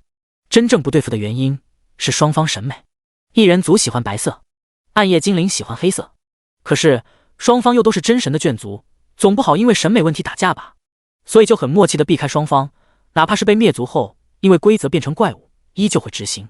听完解释，不论是武云生还是季夏都挺无语的，但季夏又想到了什么甜咸辣豆腐脑，什么肉粽白粽，什么饺子汤圆，觉得也没什么。他问道：你现在是9阶，我们直接进入其中清理吧。武云生指了指自己：那我呢？季夏把备战群投影出来，你看呗，地火城星火之灵又暴动了，还多了个火焰魔窟次元，对应异界深渊世界，你这个专业对口的能不去？武云生点头：好，那边确实更需要我，麻烦你送我过去。季夏先给武云生布置一个替身，随后才让他传送。下一刻，替身七窍流血，身体破碎，而后又一个替身出现，同样死亡。连续4次之后，季夏才停下。传送是限定每个人用1次，但是吧，代价也可以通过替身来豁免。这就是有一个体系的厉害，各种缺陷都能弥补。可惜季夏目前有的是蕴含奥秘的神术，有的是普通神术，还有的是秘法，所以失衡严重，就只能像刚刚那样用数量去弥补。要是再发展不均衡，质量差距过大，数量也会失去作用。随后，露西主动走在季夏前面，进入次元，季夏紧随其后。他只感觉环境从明亮变得暗淡无光。看周围环境，这里没有天空，500-600米高处是一层岩石，众神世界地下洞穴就是这种构造。地下世界并非荒芜或者空旷，也有它独特的生态圈，比如地面是潮湿的苔藓，会发淡蓝色的光，然后生长着许多灌木，还长出不起眼但是闻起来清香的果子。殿下，这是刺梅果，制作魔力恢复药剂需要用到它，一般生长在暗夜古树的范围之内，这也意味着暗夜精灵在附近。季夏点头，准备迎战吧，他们已经来了。话落，一波箭雨从天而来，四面八方无处可逃，但是他们也不需要逃，甚至季夏确定敌人后，将之前从魔女身上感受到的绝望散播。只要是活物，都有心灵世界，区别只是心灵是否活跃。这种怪物心灵力量薄弱，被季夏的心灵同化轻易影响。露西化作光，冲进暗夜精灵的族群中，雨刃风暴，成千上万光之飞雨朝着周围席卷。一招之后，露西下意识地使用圣盾防守即将到来的攻击，然而意外发生了，竟然没有任何攻击。露西也是反应快，意识到殿下使用了法术，所以下一刻她再次使用大招，半月形的光刃飞出，将沿途所有没有抵抗的暗夜精灵灭杀。季夏在远处看得啧啧称奇，果然法则奥秘的力量，对付这些怪物就是碾压。一群已经彻底绝望的怪物怎么会动手呢？露西如入无人之境，轻易将暗夜精灵们处理。最终她回到季夏身边，殿下，暗夜精灵一族的圣树拥有奇特的能力，和异人族的转生池一样，能够孕育新生命。您需要移植吗？季夏微微点头，带走吧。据说精灵母树会根据属性诞生不同的精灵，略微改造一下就能诞生森林精灵，是种植的好手。这涉及血脉，季夏得到术士之神的传承，怎么也要实验一下，不然他手痒。况且这是一位下位神的经验，他不好奇才怪。露西按照吩咐，将精灵母树周围的泥土一起打包带走。季夏带着宝箱内的战利品离开副本，顺手在群里告诉众人8成已经解决完毕后，季夏就回到星辰岛，随时待命。当然，也是看露西处理精灵母树。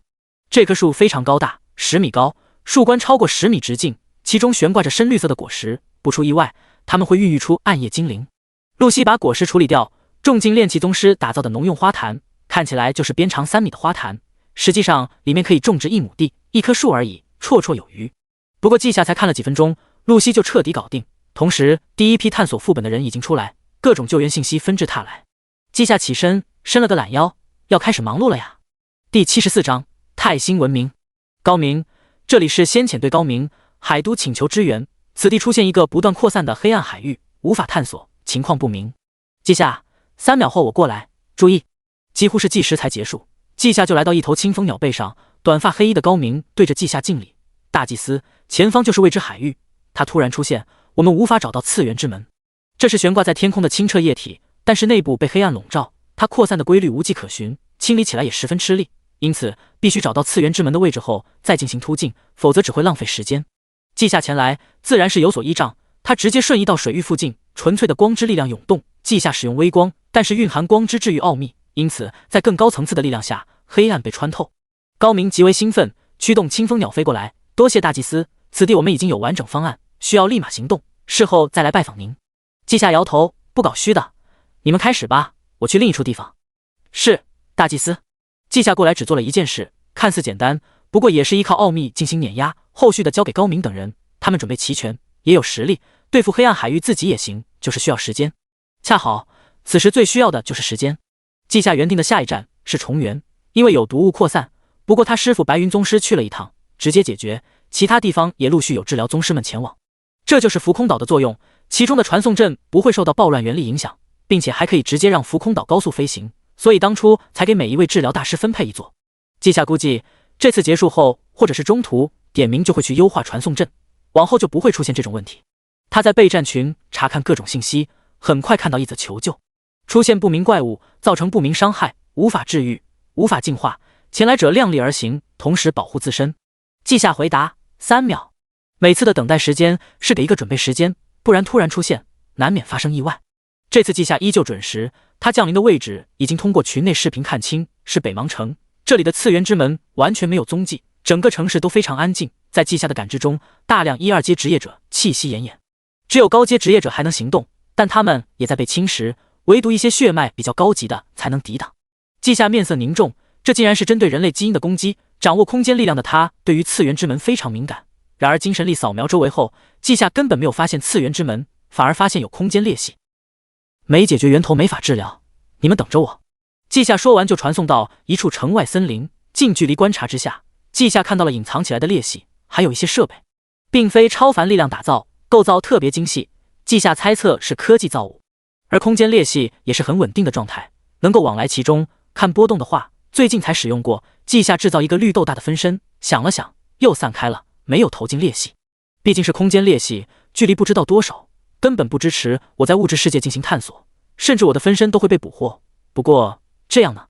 季夏分离一份元质，投入到裂隙之中，随后整个人进入灵界，根据灵界的感应，元质按照心灵血脉的本能融入附近的星辰。而后，季夏运用星神天赋制造一个分身，通过星辰去观看。这一看，季夏惊呆了。那是3几10颗行星组成的特殊星系，一颗恒星在中心散发光热，而星系之外还有数十颗恒星。不过这些恒星被科技造物覆盖，抽取其中能量，转化为文明发展的动力。这竟然是一个层次较高的科技文明，季夏也能感受到其中修炼的痕迹。只看能量层次顶多5阶，但是他们结合科技力量，自身本源和肉体非常强大，比肩8阶。不过他们这样的方式虽然可以快速强大，却对修炼有阻碍。假如一位神奇结合科技与修炼体系进行融合，那么这种方式必然强大。但问题是，这个文明根本没有完整的修炼体系，他们结合科技造物掌握力量，会阻碍修炼体系的发展。当然，这对于季夏来说算好事，科技的攀升并不容易。大夏要战胜这个新文明，只能在修炼体系上弯道超车，毕竟这个文明一看就对大夏心怀不轨。季夏颇为好奇地进入心灵世界，近距离观察这里的人，他们真的是人形，只是因为星球原因，身体密度等不太一样。而且因为科技层次高，已经涉及基因方面，全人类都优化过，个个长相不差，身体强度哪怕不修炼也有2阶程度。那些使用过基因强化药剂的，最高达到了6阶，修炼与基因药剂同时使用，则达到了8阶。季夏其实以为科技文明的心灵领域没有任何防护才对，但真的观察后，才发现所有公民都连接他们的星际网络，会对每个人的情感激素等进行屏蔽，不让外人探测。甚至一些重要人物身上还有特殊的科技设备，能够抵御精神波动。季夏在心灵世界详细查询后，才知道基因进化后的人类有概率增强精神力，最强者能够精神力干涉现实，达到念力的程度。季夏看得津津有味，他得把这个文明摸透，看看能不能控制起来。实际上，除了一开始的担惊受怕，后续的季夏很平静，因为这个文明也就恒星级文明罢了，还没有发展到星系级。季夏潜藏在心灵世界，将绝望情绪传播开，就能让这个文明的人全体自杀。掌握力量后，救人与杀人都在季夏一念之间，唯一的问题就是这个文明执行者们的具体态度。季夏一头扎进心灵世界，进入黑暗空间，周围的无数光点就是一座座心灵岛屿。在物质世界，稷下肯定是会被高科技检测到，在这里则是比较任性，直接走向目标。最初母星的议会正在开展交流，稷下就是感受到这边的心灵波动和他有关，才前来。0. 空间裂隙的文明是什么等级？2. 他们还达不到行星级，但是他们的能量非常充盈，如果能拿下，会更方便我们研究新的进化体系。0. 你错了，根据监测，217年前，宇宙原力忽然出现，改变宇宙部分规则。我们的生命星球上度过1天的时间，慢慢统一，这是未知体系的伟力。对面的文明还没有摆脱原始蒙昧阶段，因此他们会更快地踏入进化体系。这么多年过去了，我们又只能通过裂隙派遣小队基因战士，不一定能打过，还有可能惊动他们。那么3，你是什么想法？我的想法是派人接触，进行正常的外交。0，你为何不说话？我想已经来不及，我已经投入碳基生命基因瘟疫。0，你太极端了。稷下一脸嫌弃地看着0号这个老年大叔，他的年龄起码300岁以上，就是外表看起来年轻而已。通过基因层面的手段，他的寿命得到了延长。但是如今世界是超凡时代，除了身体有寿命，灵魂也有寿命。再过几十年，这位议员的寿命就会走到终点。正是如此，他略微激进，先下手为强，逼迫其他人站在同一条战线上。不过3很有想法，我没记错的话，1级文明以下还没有统一星球，因此对面可能有多个文明，派人去交涉吧，扶持或者结交一个国度。平心而论，这个3的做法在稷下看来是最佳的，因为不知道对面情况就擅自出手，并不明智。稷下仔细听取他们的心灵波动，确定一件事，他们并不知道蓝星的具体情况。这个空间裂隙也是偶然间被发现，甚至这个文明还研究出原因，是因为蓝星的能量太过丰富才导致。要让稷下来说，那么可以拓展一下，蓝星一个星球接收2个世界的本源，质量巨幅增加，引起空间弦震动，从而导致空间裂隙出现。不出意外的话，蓝星上还有其他空间裂隙，而且必定通往一个文明，这是必然。宇宙的本能让它将能量分到每一个生命聚集地，从而平衡又稳妥的发展。问题是，宇宙这么做对大夏只有坏处，若是正常情况下，蓝星人都没办法。然而稷下可以操纵空间力量，虽然粗浅，但封锁裂隙绰绰有余。不过不能蛮干，毕竟这是宇宙本能，堵住了裂隙，还会有新的裂隙，所以稷下眼中闪烁金光。这个恒星级文明人口300亿，曾经高达1000亿，只是宇宙规则发生变动后损失巨大。稷下还能从某些老一辈的心灵波动中读取有趣的信息，比如过去的泰星文明正在朝着星系级文明进发，甚至开始研究空间曲面、空间褶皱，只要成功就能殖民一个星系。只要等到他们适应新的宇宙规则，晋升星系级不成问题。稷下准备把这个文明收入囊中。